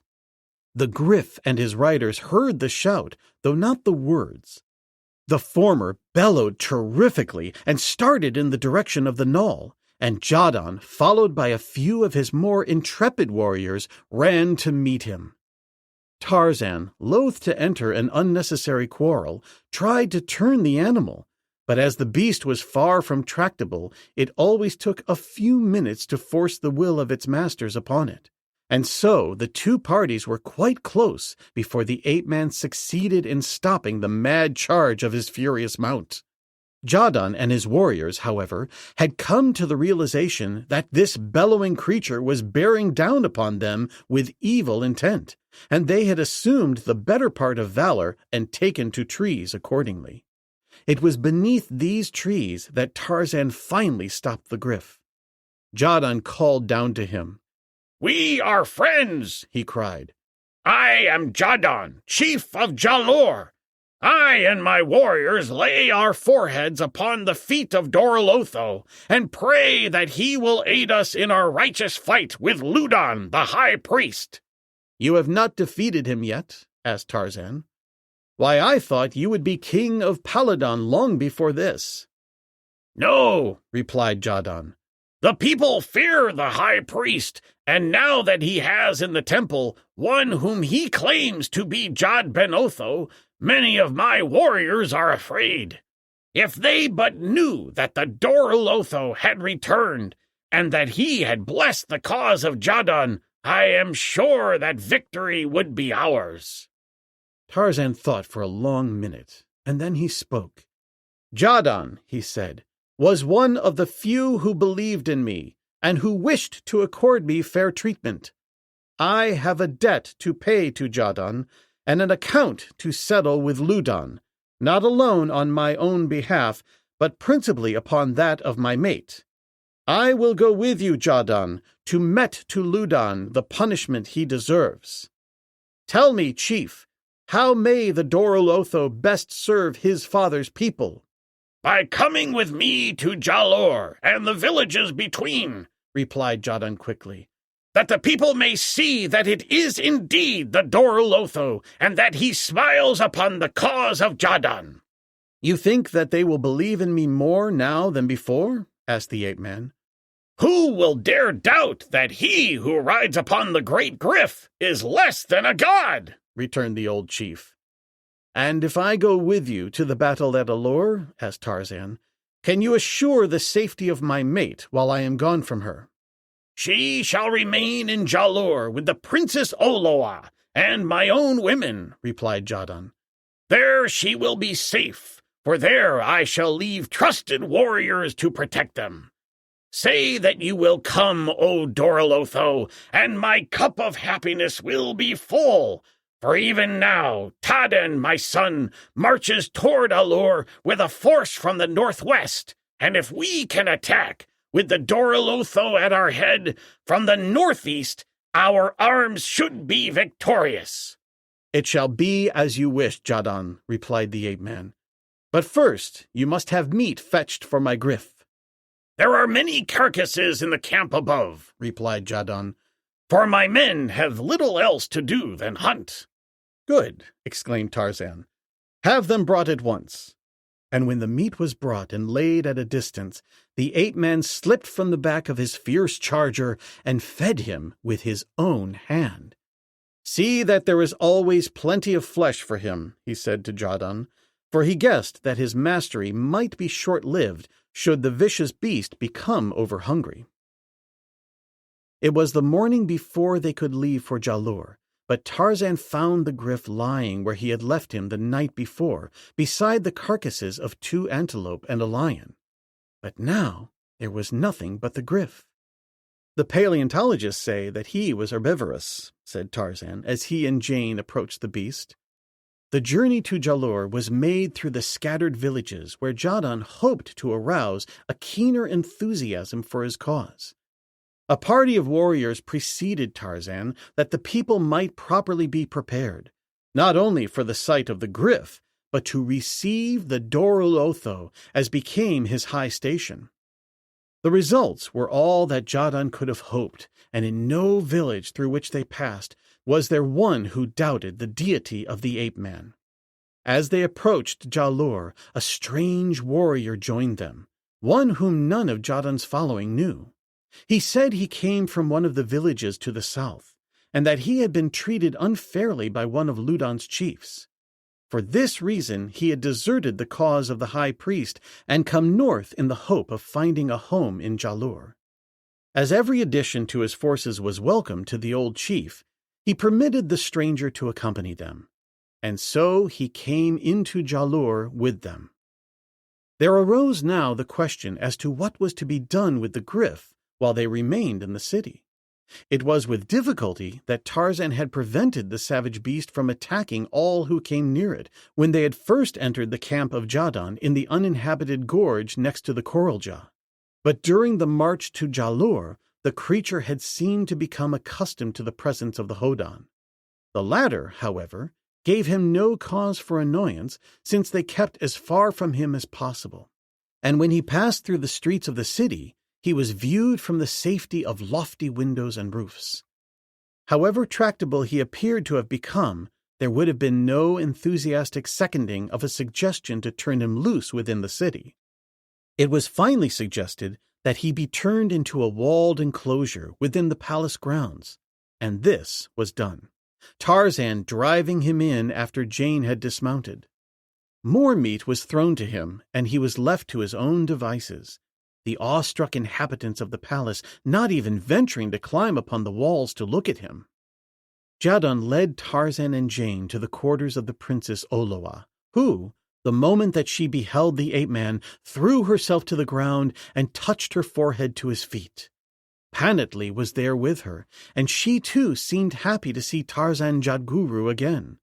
When they found that Jane was his mate, they looked with almost equal awe upon her, since even the most skeptical of the warriors of Jadon were now convinced that they were entertaining a god and a goddess within the city of Ja-Lur, and that with the assistance of the power of these two, the cause of Jadon would soon be victorious, and the old lion man set upon the throne of Palodon.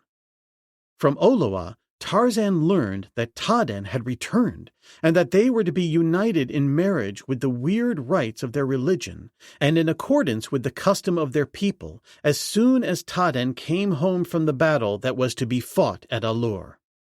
The recruits were now gathering at the city, and it was decided that the next day Jadon and Tarzan would return to the main body in the hidden camp, and immediately under cover of night, the attack should be made in force upon Ludon's forces at A-lur.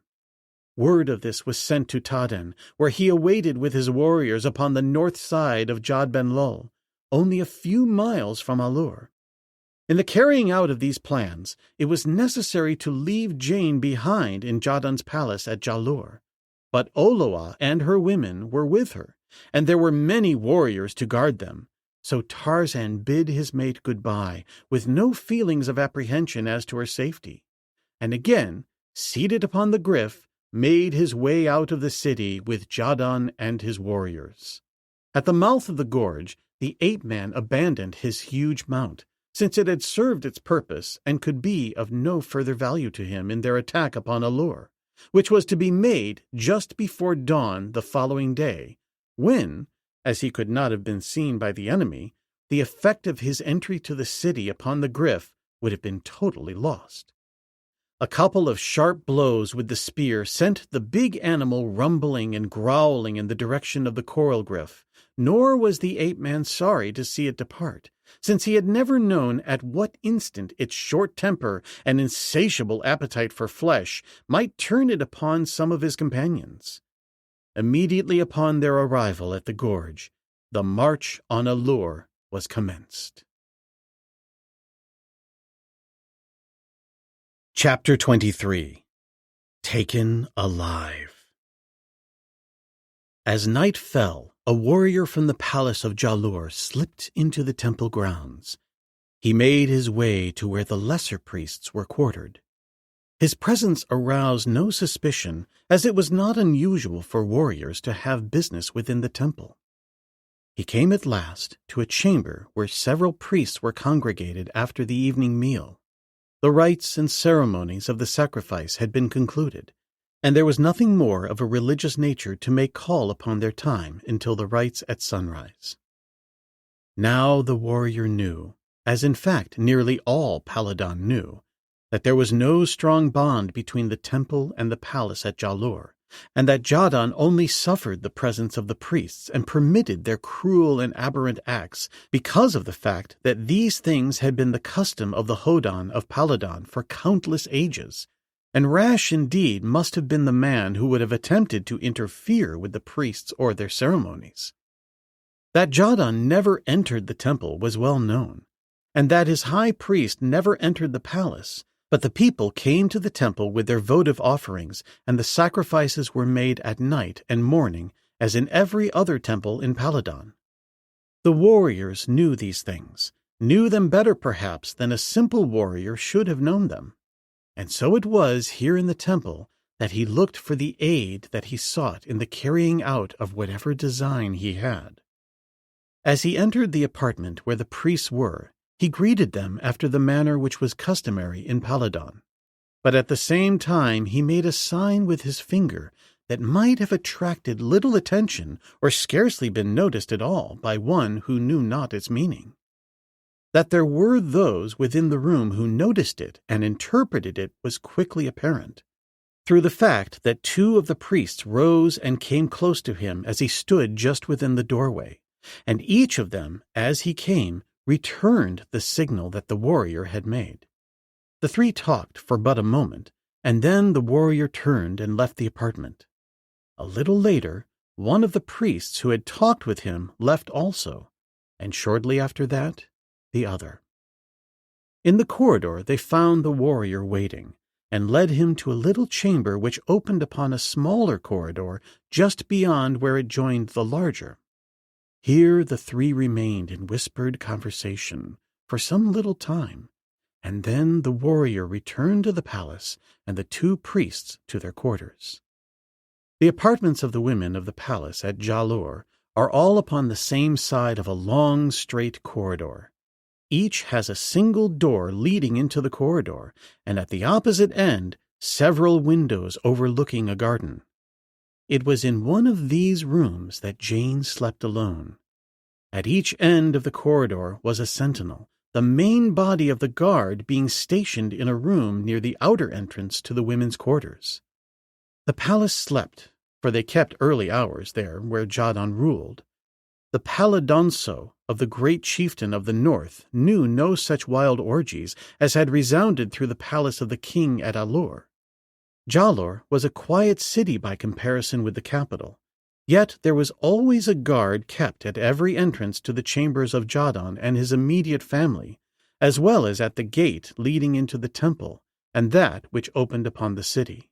These guards, however, were small, consisting usually of not more than 5 or 6 warriors, one of whom remained awake while the others slept. Such were the conditions then when 2 warriors presented themselves, one at either end of the corridor, to the sentries who watched over the safety of Jane Clayton and the Princess Oloa, and each of the newcomers repeated to the sentinels the stereotyped words which announced that they were relieved, and these others sent to watch in their stead. Never is a warrior loath to be relieved of sentry duty. Where, under different circumstances, he might ask numerous questions, he is now too well satisfied to escape the monotonies of that universally hated duty. And so these 2 men accepted their relief without question, and hastened away to their pallets. And then a third warrior entered the corridor, and all of the newcomers came together before the door of the ape-man's slumbering mate. And one was the strange warrior who had met Jadon and Tarzan outside the city of A-lur as they had approached it the previous day. And he was the same warrior who had entered the temple a short hour before, but the faces of his fellows were unfamiliar, even to one another, since it is seldom that a priest removes his hideous headdress in the presence even of his associates. Silently they lifted the hangings that hid the interior of the room from the view of those who passed through the corridor, and stealthily slunk within. Upon a pile of furs in a far corner lay the sleeping form of Lady Greystoke. The bare feet of the intruders gave forth no sound as they crossed the stone floor toward her.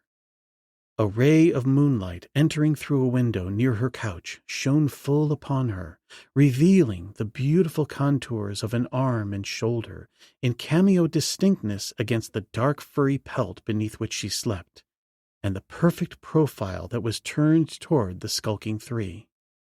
But neither the beauty nor the helplessness of the sleeper aroused such sentiments of passion or pity as might stir in the breasts of normal men. To the three priests she was but a lump of clay, nor could they conceive aught of that passion which had aroused men to intrigue and to murder for possession of this beautiful American girl, and which even now was influencing the destiny of undiscovered Paladon. Upon the floor of the chamber were numerous pelts, and as the leader of the trio came close to the sleeping woman, he stooped and gathered up one of the smaller of these. Standing close to her head, he held the rug outspread above her face. "Now," he whispered, and simultaneously he threw the rug over the woman's head, and his two fellows leaped upon her, seizing her arms and pinioning her body, while their leader stifled her cries with the furry pelt. Quickly and silently they bound her wrists and gagged her, and during the brief time that their work required, there was no sound that might have been heard by occupants of the adjoining apartments. Jerking her roughly to her feet, they forced her toward a window, but she refused to walk, throwing herself instead upon the floor. They were very angry and would have resorted to cruelties to compel her obedience, but dared not, since the wrath of Ludon might fall heavily upon whoever mutilated his fair prize. And so they were forced to lift and carry her bodily. Nor was the task any sinecure, since the captive kicked and struggled as best she might, making their labor as arduous as possible. But finally, they succeeded in getting her through the window and into the garden beyond, where one of the two priests from the A-lur temple directed their steps toward a small barred gateway in the south wall of the enclosure. Immediately beyond this, a flight of stone stairs led downward toward the river, and at the foot of the stairs were moored several canoes. Pansat had indeed been fortunate in enlisting aid from those who knew the temple and the palace so well, or otherwise he might never have escaped from A-lur with his captive. Placing the woman in the bottom of a light canoe, Pansat entered it and took up the paddle. His companions unfastened the moorings and shoved the little craft out into the current of the stream. Their traitorous work completed, they turned and retraced their steps toward the temple, while Pansat, paddling strongly with the current, moved rapidly down the river that would carry him to the Jad Ben Lul and A-lur.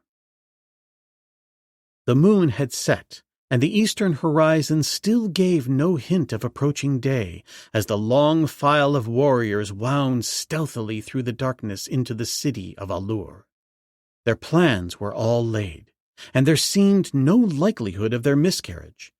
A messenger had been dispatched to Taden, whose forces lay northwest of the city. Tarzan, with a small contingent, was to enter the temple through the secret passageway, a location of which he alone knew, while Jadon, with the greater proportion of the warriors, was to attack the palace gates.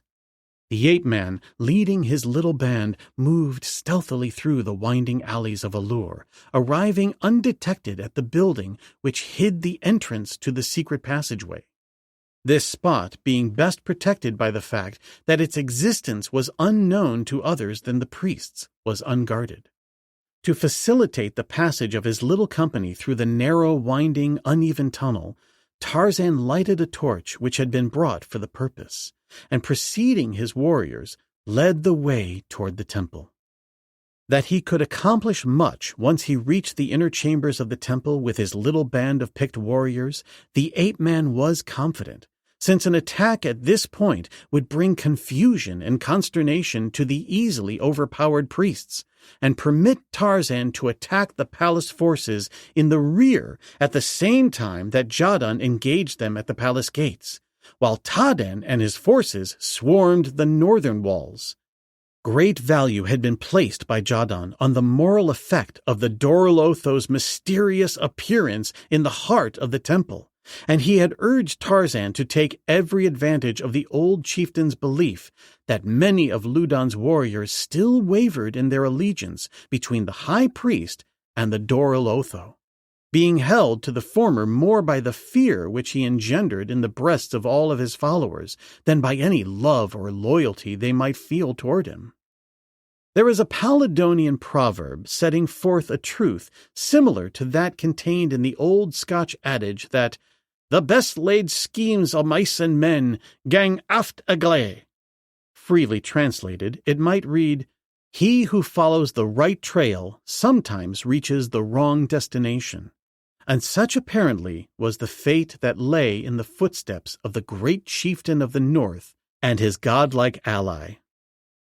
Tarzan, more familiar with the windings of the corridors than his fellows, and having the advantage of the full light of the torch, which at best was but a dim and flickering affair, was some distance ahead of the others, and in his keen anxiety to close with the enemy, he gave too little thought to those who were to support him. Nor is this strange, since from childhood the ape-man had been accustomed to fight the battles of life single-handed, so that it had become habitual for him to depend solely upon his own cunning and prowess. And so it was that he came into the upper corridor from which opened the chambers of Ludon and the lesser priests far in advance of his warriors. And as he turned into this corridor, with its dim cressets flickering somberly, he saw another enter it from a corridor before him, a warrior half carrying, half dragging the figure of a woman. Instantly, Tarzan recognized the gagged and fettered captive whom he had thought safe in the palace of Jadon at Jalur. The warrior with the woman had seen Tarzan at the same instant that the latter had discovered him. He heard the low, beast-like growl that broke from the ape-man's lips as he sprang forward to wrest his mate from her captor and wreak upon him the vengeance that was in the Tarmangani's savage heart. Across the corridor from Pansat was the entrance to a smaller chamber. Into this he leaped, carrying the woman with him. Close behind came Tarzan of the Apes. He had cast aside his torch and drawn the long knife that had been his father's. With the impetuosity of a charging bull, he rushed into the chamber in pursuit of Pansat to find himself, when the hangings dropped behind him, in utter darkness. Almost immediately there was a crash of stone on stone before him, followed a moment later by a similar crash behind. No other evidence was necessary to announce to the ape-man that he was again a prisoner in Ludon's temple. He stood perfectly still where he had halted at the first sound of the descending stone door. Not again would he easily be precipitated to the gryf pit or some similar danger, as had occurred when Ludon had trapped him in the temple of the gryf. As he stood there, his eyes slowly grew accustomed to the darkness, and he became aware that a dim light was entering the chamber through some opening, though it was several minutes before he discovered its source. In the roof of the chamber, he finally discerned a small aperture, possibly 3 feet in diameter, and it was through this that what was really only a lesser darkness rather than a light was penetrating the Stygian blackness of the chamber in which he was imprisoned. Since the doors had fallen, he had heard no sound, though his keen ears were constantly strained in an effort to discover a clue to the direction taken by the abductor of his mate. Presently, he could discern the outlines of his prison cell. It was a small room, not over 15 feet across. On hands and knees, with the utmost caution, he examined the entire area of the floor. In the exact center, directly beneath the opening in the roof, was a trap, but otherwise the floor was solid. With this knowledge, it was only necessary to avoid this spot insofar as the floor was concerned. The walls next received his attention. There were only 2 openings, one the doorway through which he had entered, and upon the opposite side that through which the warrior had borne Jane Clayton. These were both closed by the slabs of stone which the fleeing warrior had released as he departed. Loudon, the high priest, licked his thin lips and rubbed his bony white hands together in gratification as Pansat bore Jane Clayton into his presence and laid her on the floor of the chamber before him. "Good, Pansat," he exclaimed. "You shall be well rewarded for this service. Now, if we but had the false Dorlotho in our power, all Paladon would be at our feet." "Master, I have him!" cried Pansat. "What?" exclaimed Loudon. "You have Tarzan Jadguru? You have slain him, perhaps. Tell me, my wonderful Pansat, tell me quickly. My breast is bursting with a desire to know." "I have taken him alive, Loudon, my master," replied Pansat. "He is in the little chamber that the ancients built to trap those who were too powerful to take a live impersonal encounter." "You have done well, Pansat." A frightened priest burst into the apartment. "Quick, master, quick!" he cried. "The corridors are filled with the warriors of Jadon!" "You are mad," cried the high priest. "My warriors hold the palace and the temple." "I speak the truth, master," replied the priest. "There are warriors in the corridor approaching this very chamber, and they come from the direction of the secret passage which leads hither from the city." "It may even be as he says," exclaimed Pansat. "It was from that direction that Tarzan Jadguru was coming when I discovered and trapped him. He was leading his warriors to the very Holy of Holies." Loudon ran quickly to the doorway and looked out into the corridor. At a glance, he saw that the fears of the frightened priest were well-founded. A dozen warriors were moving along the corridor toward him, but they seemed confused and far from sure of themselves. The high priest guessed that, deprived of the leadership of Tarzan, they were little better than lost in the unknown mazes of the subterranean precincts of the temple. Stepping back into the apartment, he seized a leathern thong that depended from the ceiling. He pulled upon it sharply, and through the temple boomed the deep tones of a metal gong. 5 times the clanging notes rang through the corridors. Then he turned toward the 2 priests. "Bring the woman and follow me," he directed. Crossing the chamber, he passed through a small doorway, the others lifting Jane Clayton from the floor and following him. Through a narrow corridor and up a flight of steps they went, turning to right and left and doubling back through a maze of winding passageways which terminated in a spiral staircase that gave forth at the surface of the ground within the largest of the inner altar courts close beside the eastern altar. From all directions now, in the corridors below and the grounds above, came the sound of hurrying footsteps. The 5 strokes of the great gong had summoned the faithful to the defense of Loudon in his private chambers. The priests who knew the way led the less familiar warriors to the spot, and presently those who had accompanied Tarzan found themselves not only leaderless but facing a vastly superior force. They were brave men, but under the circumstances they were helpless, and so they fell back the way they had come.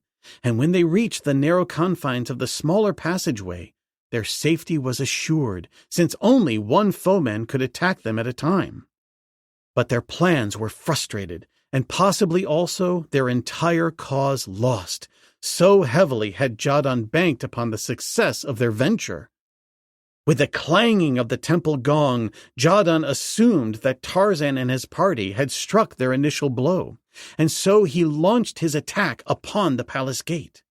To the ears of Ludon in the inner temple court came the savage war cries that announced the beginning of the battle. Leaving Pansat and the other priest to guard the woman, he hastened toward the palace personally to direct his force, and as he passed through the temple grounds, he dispatched a messenger to learn the outcome of the fight in the corridors below, and other messengers to spread the news among his followers that the false Dorolotho was a prisoner in the temple. As the din of battle rose above A-lur, Lieutenant Eric Obergatz turned upon his bed of soft hides and sat up.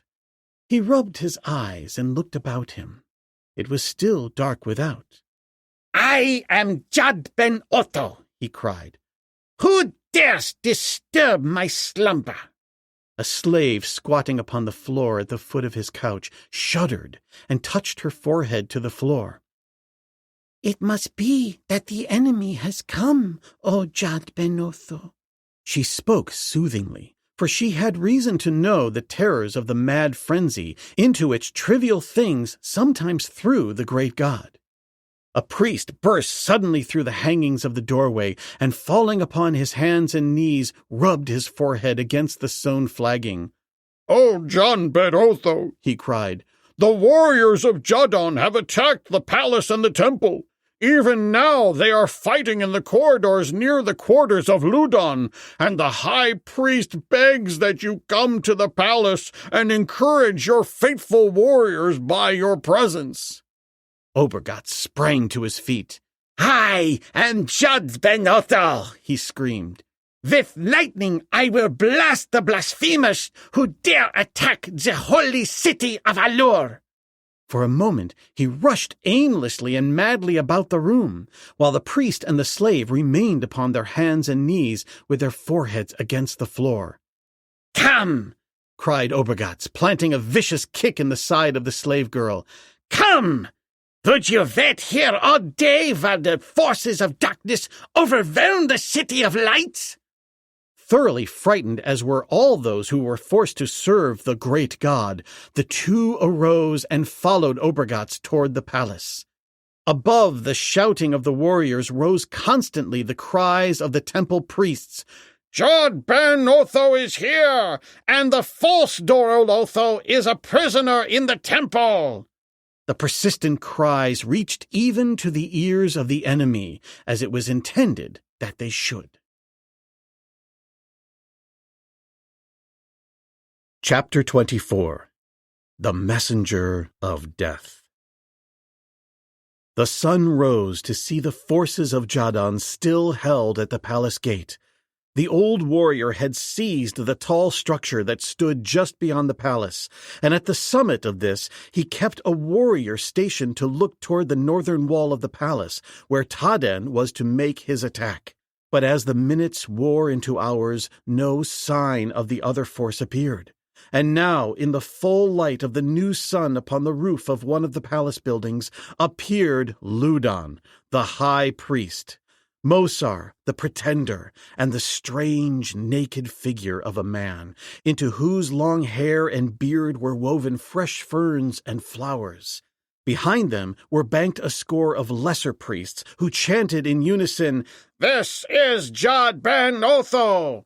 Lay down your arms and surrender!" This they repeated again and again, alternating it with the cry, "The false Dorolotho is a prisoner!"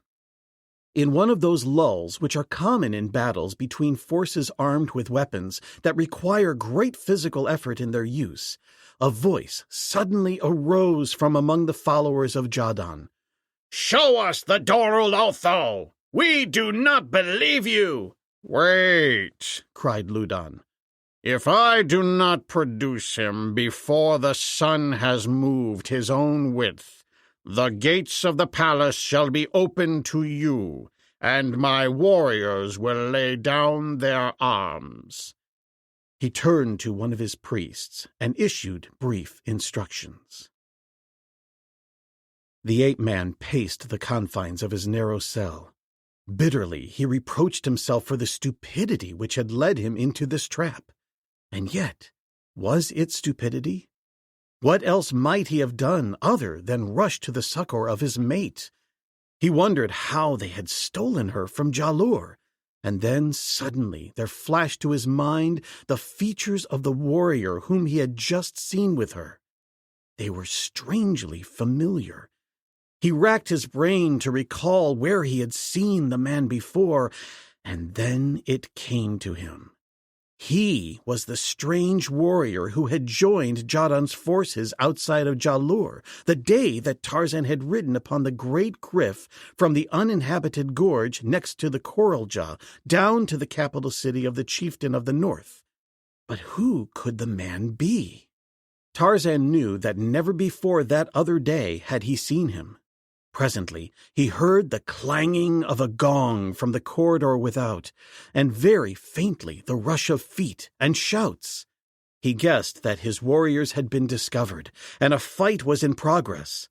He fretted and chafed at the chance that had denied him participation in it. Again and again he tried the doors of his prison and the trap in the center of the floor, but none would give to his utmost endeavors. He strained his eyes toward the aperture above, but he could see nothing. And then he continued his futile pacing to and fro like a caged lion behind its bars. The minutes dragged slowly into hours. Faintly, sounds came to him as of shouting men at a great distance. The battle was in progress. He wondered if Jadon would be victorious, and should he be, would his friends ever discover him in this hidden chamber in the bowels of the hill? He doubted it. And now, as he looked again toward the aperture in the roof, there appeared to be something depending through its center. He came closer and strained his eyes to see. Yes, there was something there. It appeared to be a rope. Tarzan wondered if it had been there all the time. It must have, he reasoned, since he had heard no sound from above, and it was so dark within the chamber that he might easily have overlooked it. He raised his hand toward it. The end of it was just within his reach. He bore his weight upon it to see if it would hold him. Then he released it and backed away, still watching it, as you have seen an animal do after investigating some unfamiliar object.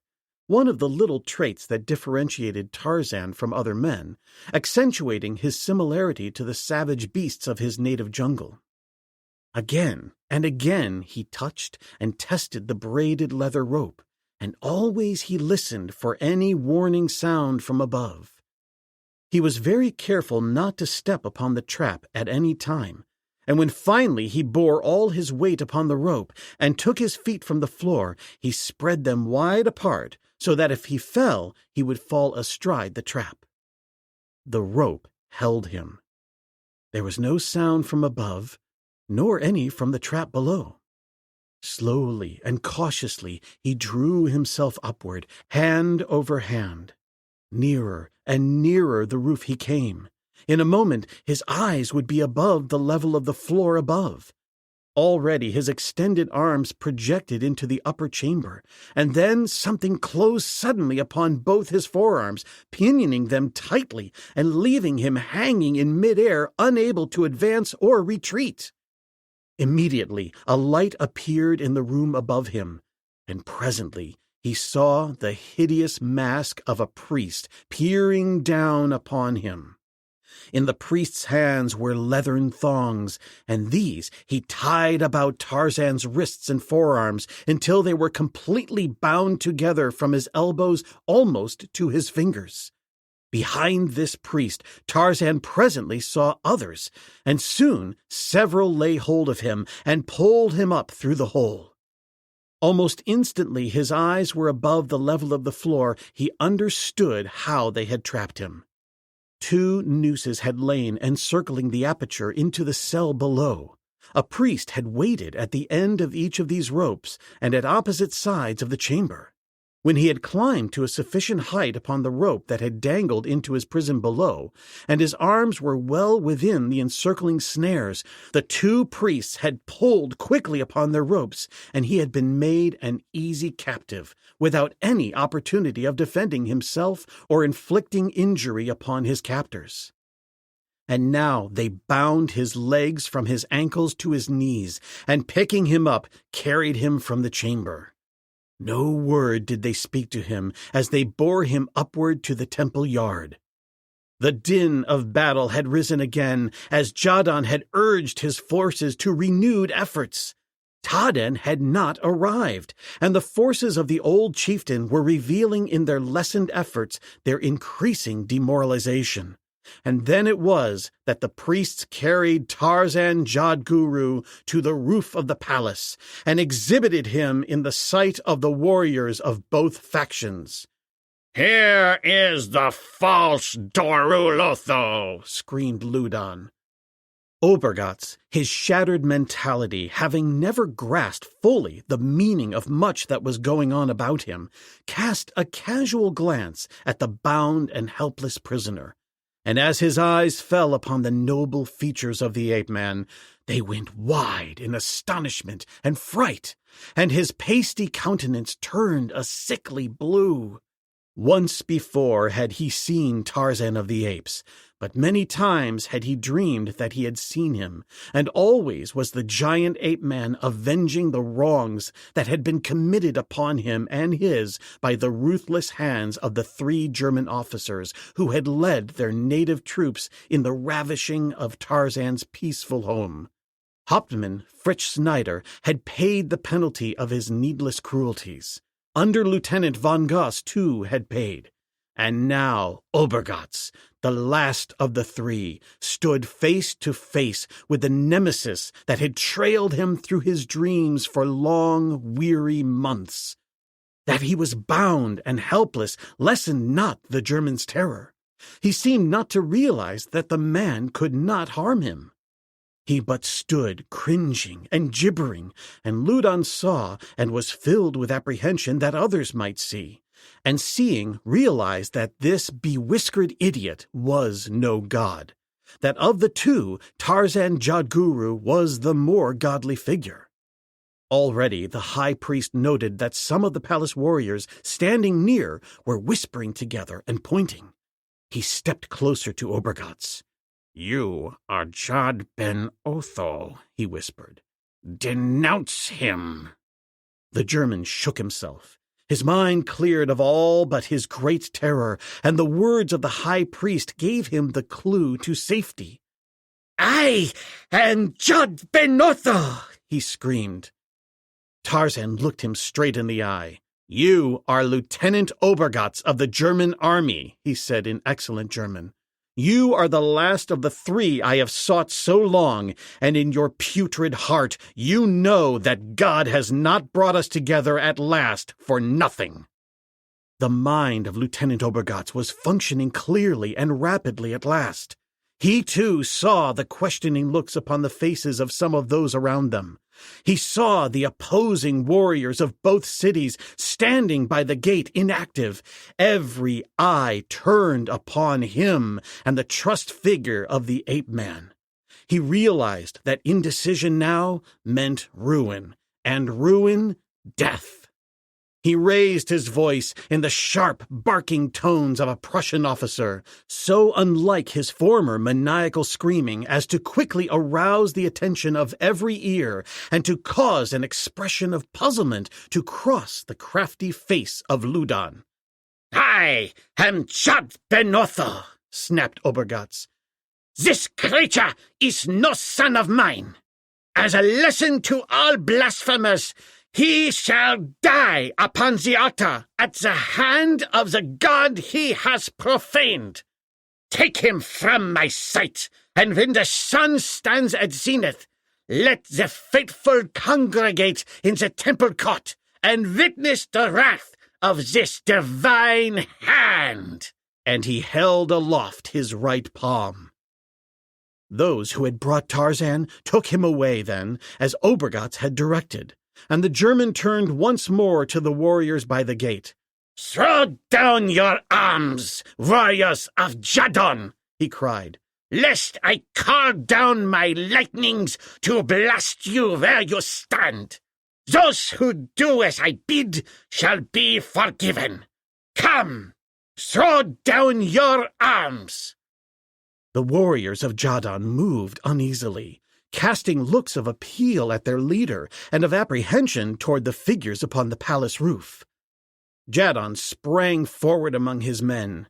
"Let the cowards and knaves throw down their arms and enter the palace," he cried. "But never will Jadon and the warriors of A-lur touch their foreheads to the feet of Ludan and his false god. Make your decision now," he cried to his followers. A few threw down their arms and with sheepish looks passed through the gateway into the palace, and with the example of these to bolster their courage, others joined in the desertion from the old chieftain of the north.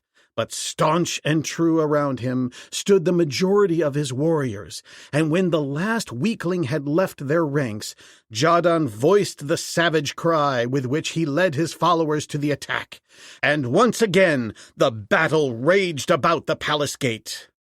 At times, Jadon's forces pushed the defenders far into the palace ground, and then the wave of combat would recede and pass out into the city again. And still, Taden and the reinforcements did not come.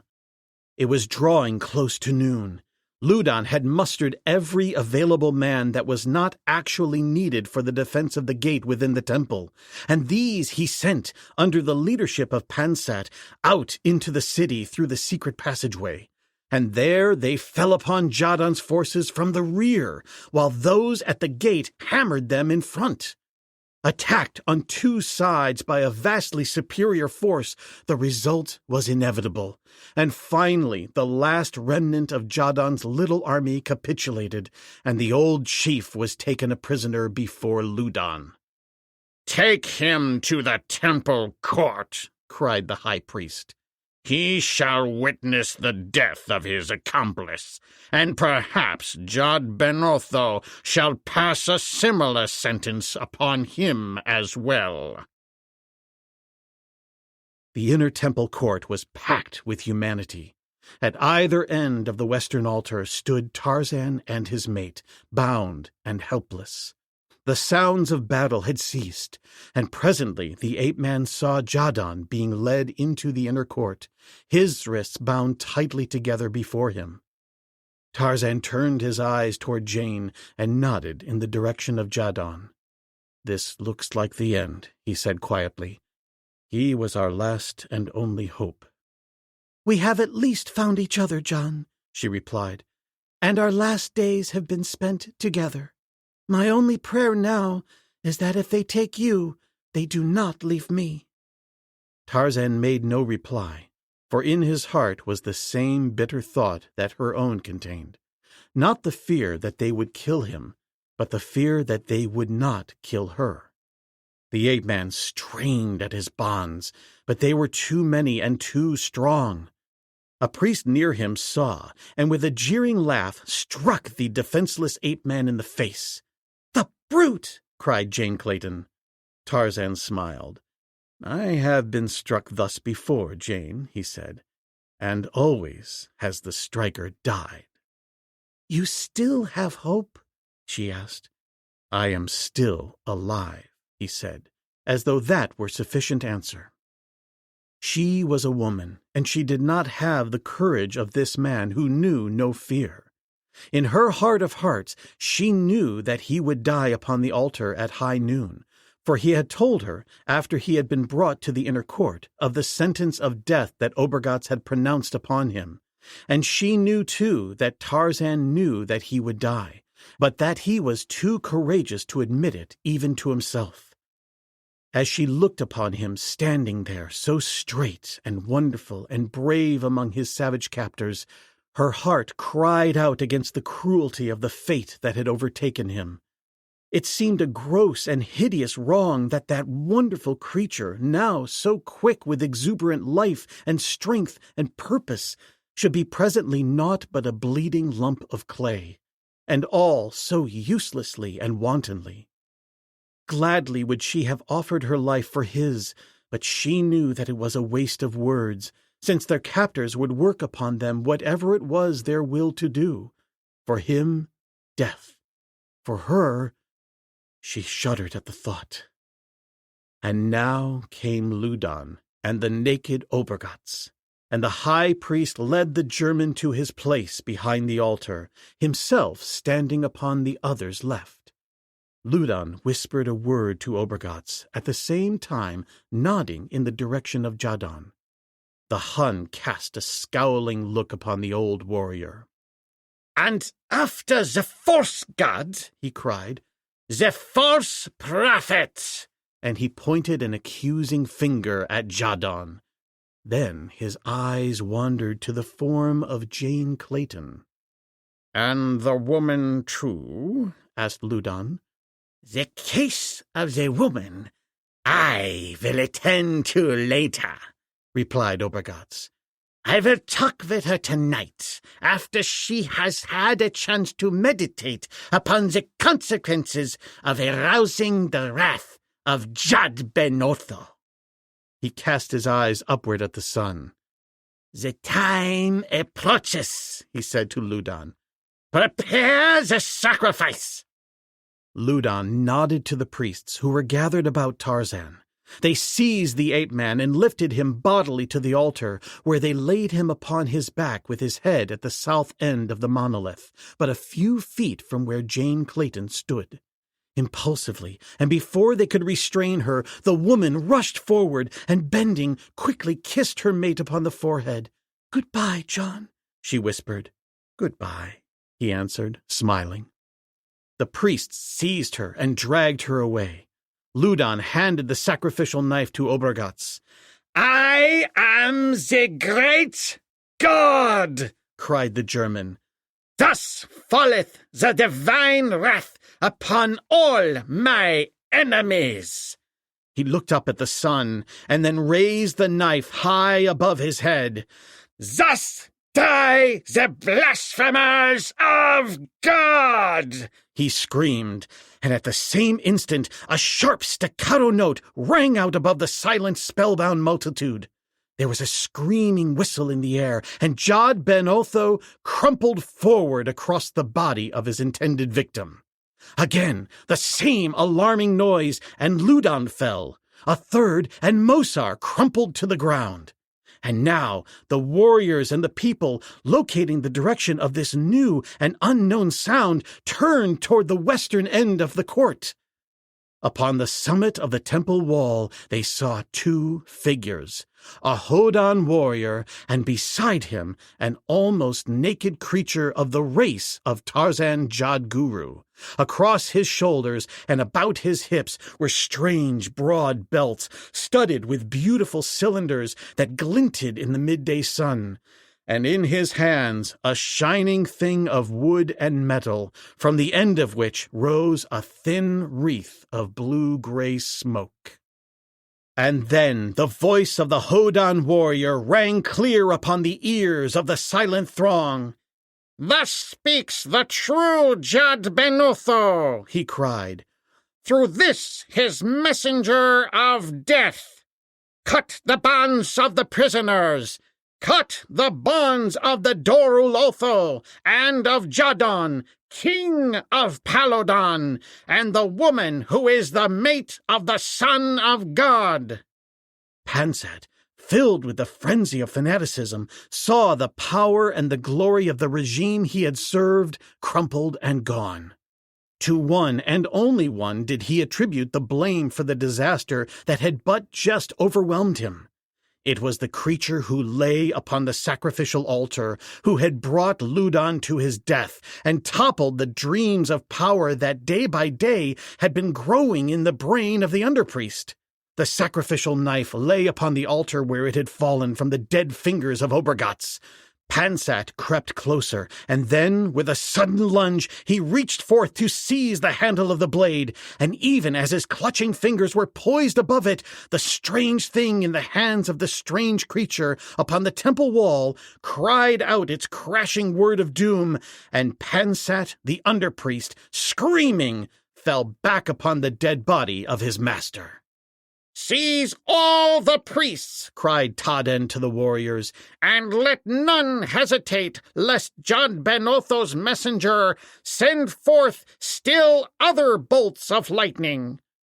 The warriors and the people had now witnessed such an exhibition of divine power as might have convinced an even less superstitious and more enlightened people.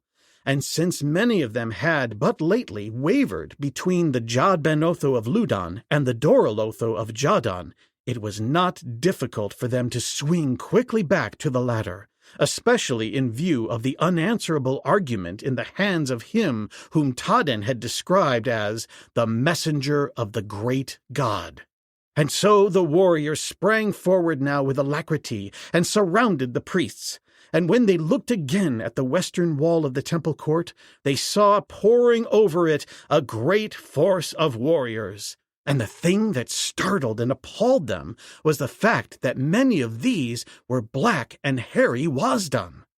At their head came the stranger with the shiny weapon, and on his right was Taden, the Hodan, and on his left, Omat, the black gund of Koroljah.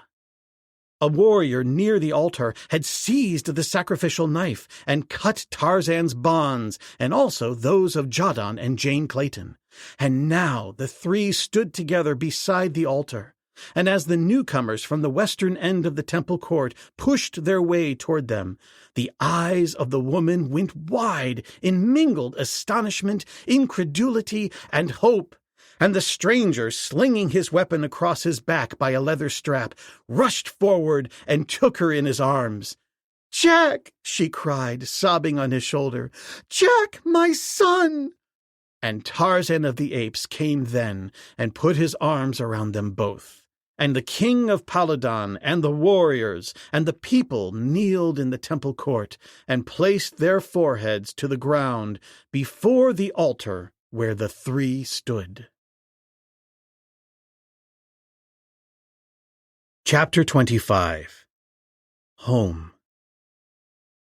Within an hour of the fall of Ludon and Mosar, the chiefs and principal warriors of Paladon gathered in the great throne room of the palace at A-lur, upon the steps of the lofty pyramid, and placing Jadon at the apex, proclaimed him king.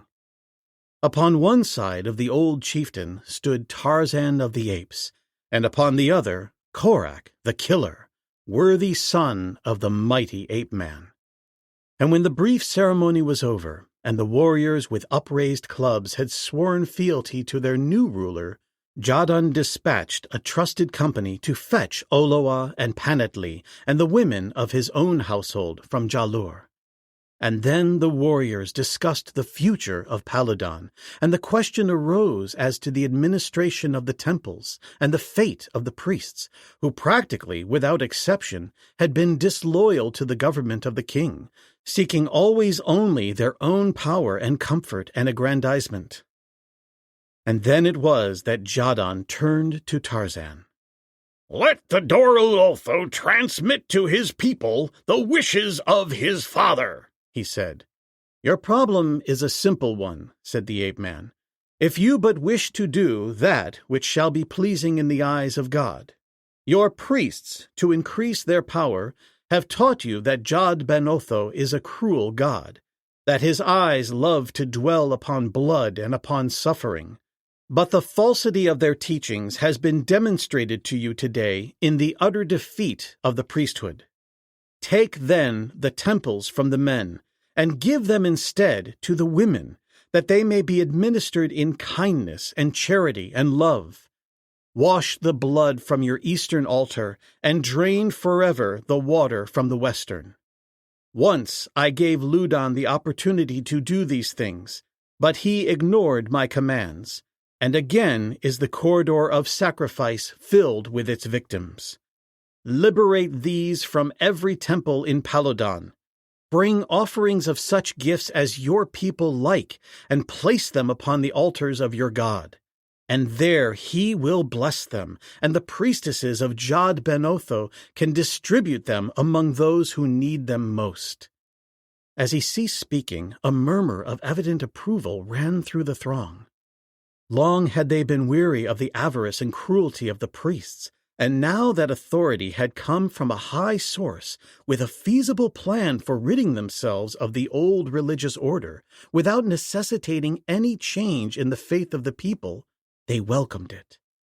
"And the priests," cried one, "we shall put them to death upon their own altars if it pleases the Dorolotho to give the word." "No," cried Tarzan. "Let no more blood be spilled. Give them their freedom and the right to take up such occupations as they choose." That night, a great feast was spread in the Paladonso, and for the first time in the history of ancient Paladon, black warriors sat in peace and friendship with white, and a pact was sealed between Jadon and Omat that would ever make his tribe and the Hodan allies and friends. It was here that Tarzan learned the cause of Taden's failure to attack at the stipulated time. A messenger had come from Jadon carrying instructions to delay the attack until noon. Nor had they discovered until almost too late that the messenger was a disguised priest of Ludon, and they had put him to death and scaled the walls and come to the inner temple court with not a moment to spare. The following day, Oloa and Panatli and the women of Jadon's family arrived at the palace at A-lur, and in the great throne room Taden and Oloa were wed, and Omat and Panatli. For a week, Tarzan and Jane and Korak remained the guests of Jadon, as did Omat and his black warriors, and then the ape-man announced that he would depart from Paladon. Hazy in the minds of their hosts was the location of heaven, and equally so the means by which the gods traveled between their celestial homes and the haunts of men, and so no questionings arose when it was found that the Dorolotho, with his mate and son, would travel overland across the mountains and out of Paladon toward the north. They went by way of the Coral Jaw, accompanied by the warriors of that tribe, and a great contingent of Hodan warriors under Taden.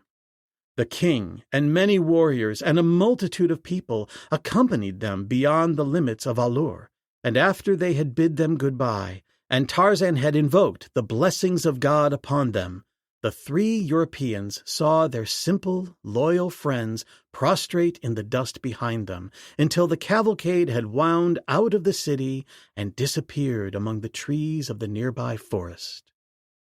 They rested for a day among the Coral Jaw, while Jane investigated the ancient caves of these strange people, and then they moved on, avoiding the rugged shoulder of Pastor Olved, and winding down the opposite slope toward the great morass. They moved in comfort and in safety, surrounded by their escort of Hodan and Wazdan. In the minds of many there was doubtless a question as to how the three would cross the great morass, but least of all was Tarzan worried by the problem. In the course of his life, he had been confronted by many obstacles, only to learn that he who will may always pass. In his mind lurked an easy solution of the passage, but it was one which depended wholly upon chance. It was the morning of the last day that, as they were breaking camp to take up the march, a deep bellow thundered from a nearby grove. The ape-man smiled. The chance had come. Fittingly, then, would the Dorolotho and his mate and their son depart from unmapped Paladon. He still carried the spear that Jane had made, which he had prized so highly because it was her handiwork, that he had caused a search to be made for it through the temple in A-lur after his release, and it had been found and brought to him. He had told her laughingly that it should have the place of honor above their hearth, as the ancient flintlock of her Puritan grandsire had held a similar place of honor above the fireplace of Professor Porter, her father. At the sound of the bellowing, the Hodan warriors, some of whom had accompanied Tarzan from Jadon's camp to Jalur, looked questioningly at the ape-man, while Omat's Wazdan looked for trees, since the gryf was the one creature of Paladon which might not be safely encountered even by a great multitude of warriors. Its tough, armored hide was impregnable to their knife thrusts, while their thrown clubs rattled from it as futilely as if hurled at the rocky shoulder of Pastor Olved. "Wait," said the ape-man, and with his spear in hand he advanced toward the gryf, voicing the weird cry of the Taurodon. The bellowing ceased and turned to low rumblings, and presently the huge beast appeared. What followed was but a repetition of the ape-man's previous experience with these huge and ferocious creatures. And so it was that Jane and Korak and Tarzan rode through the morass that hems Paladon upon the back of a prehistoric triceratops, while the lesser reptiles of the swamp fled hissing in terror. Upon the opposite shore they turned and called back their farewells to Taden and Omat and the brave warriors they had learned to admire and respect. And then Tarzan urged their titanic mount onward toward the north, abandoning him only when he was assured that the Wazdan and the Hodan had had time to reach a point of comparative safety among the craggy ravines of the foothills. Turning the beast's head again toward Paladon, the three dismounted, and a sharp blow upon the thick hide sent the creature lumbering majestically back in the direction of its native haunts.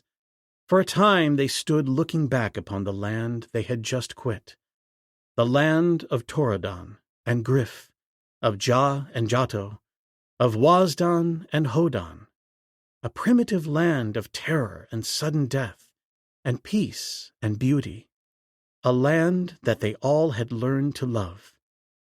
And then they turned once more toward the north, and with light hearts and brave hearts took up their long journey toward the land that is best of all, home. Afterword. After 7 ape-man novels, Edgar Rice Burroughs' inspiration for crafting new Tarzan tales was flagging. In a long December 4, 1918 letter to Muncie Magazine's editor Robert H. Bob Davis, who was cajoling the author for another of his popular submissions, Burroughs lamented, "I feel that I have said and resaid a dozen times everything that there is to say about Tarzan. This is why the work is so hard, I suppose." Enter Walter W. Winans, sportsman, big game hunter, and Olympic medalist marksman. Burroughs later recalled, "Walter Winans, Esquire, of London, commenced sending me clippings relative to purported encounters between white and native hunters, and some huge creature of prehistoric appearance in the swamps of Central Africa. Mr. Winans, I believe, was himself convinced of the existence of such a creature.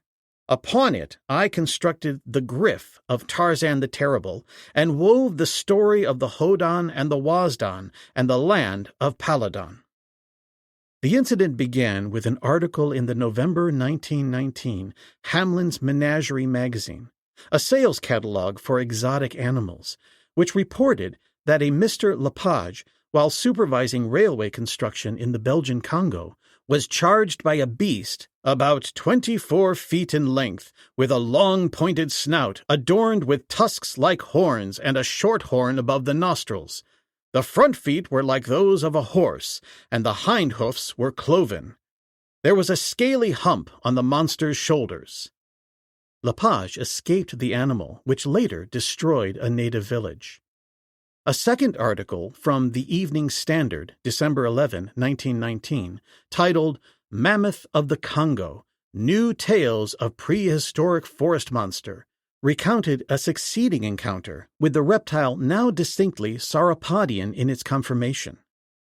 A further report received today of the supposed prehistoric monster which roams the forests in the Belgian Congo affords some corroboration of the story.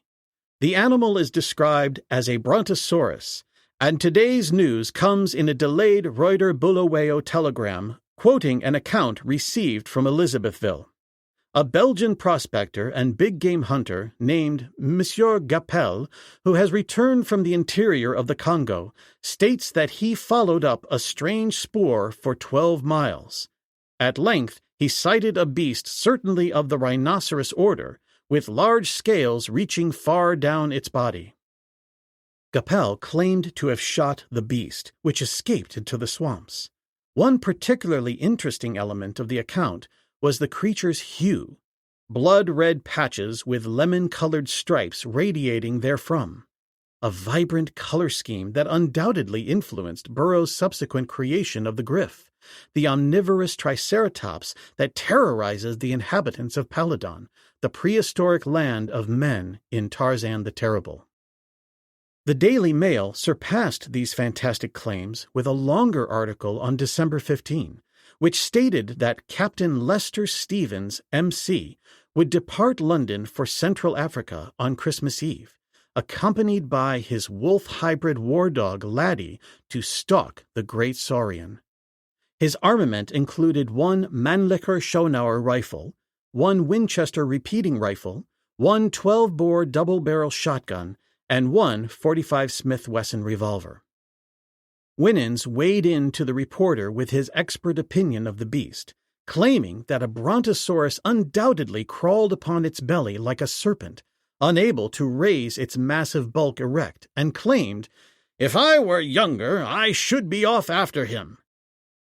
The legend continued to grow, creating a sensation in England, when reports that a train bearing a Smithsonian expedition in pursuit of the monster had crashed, with several scientists among the fatalities. Thus end the yellowed clippings pasted into Burroughs' scrapbook.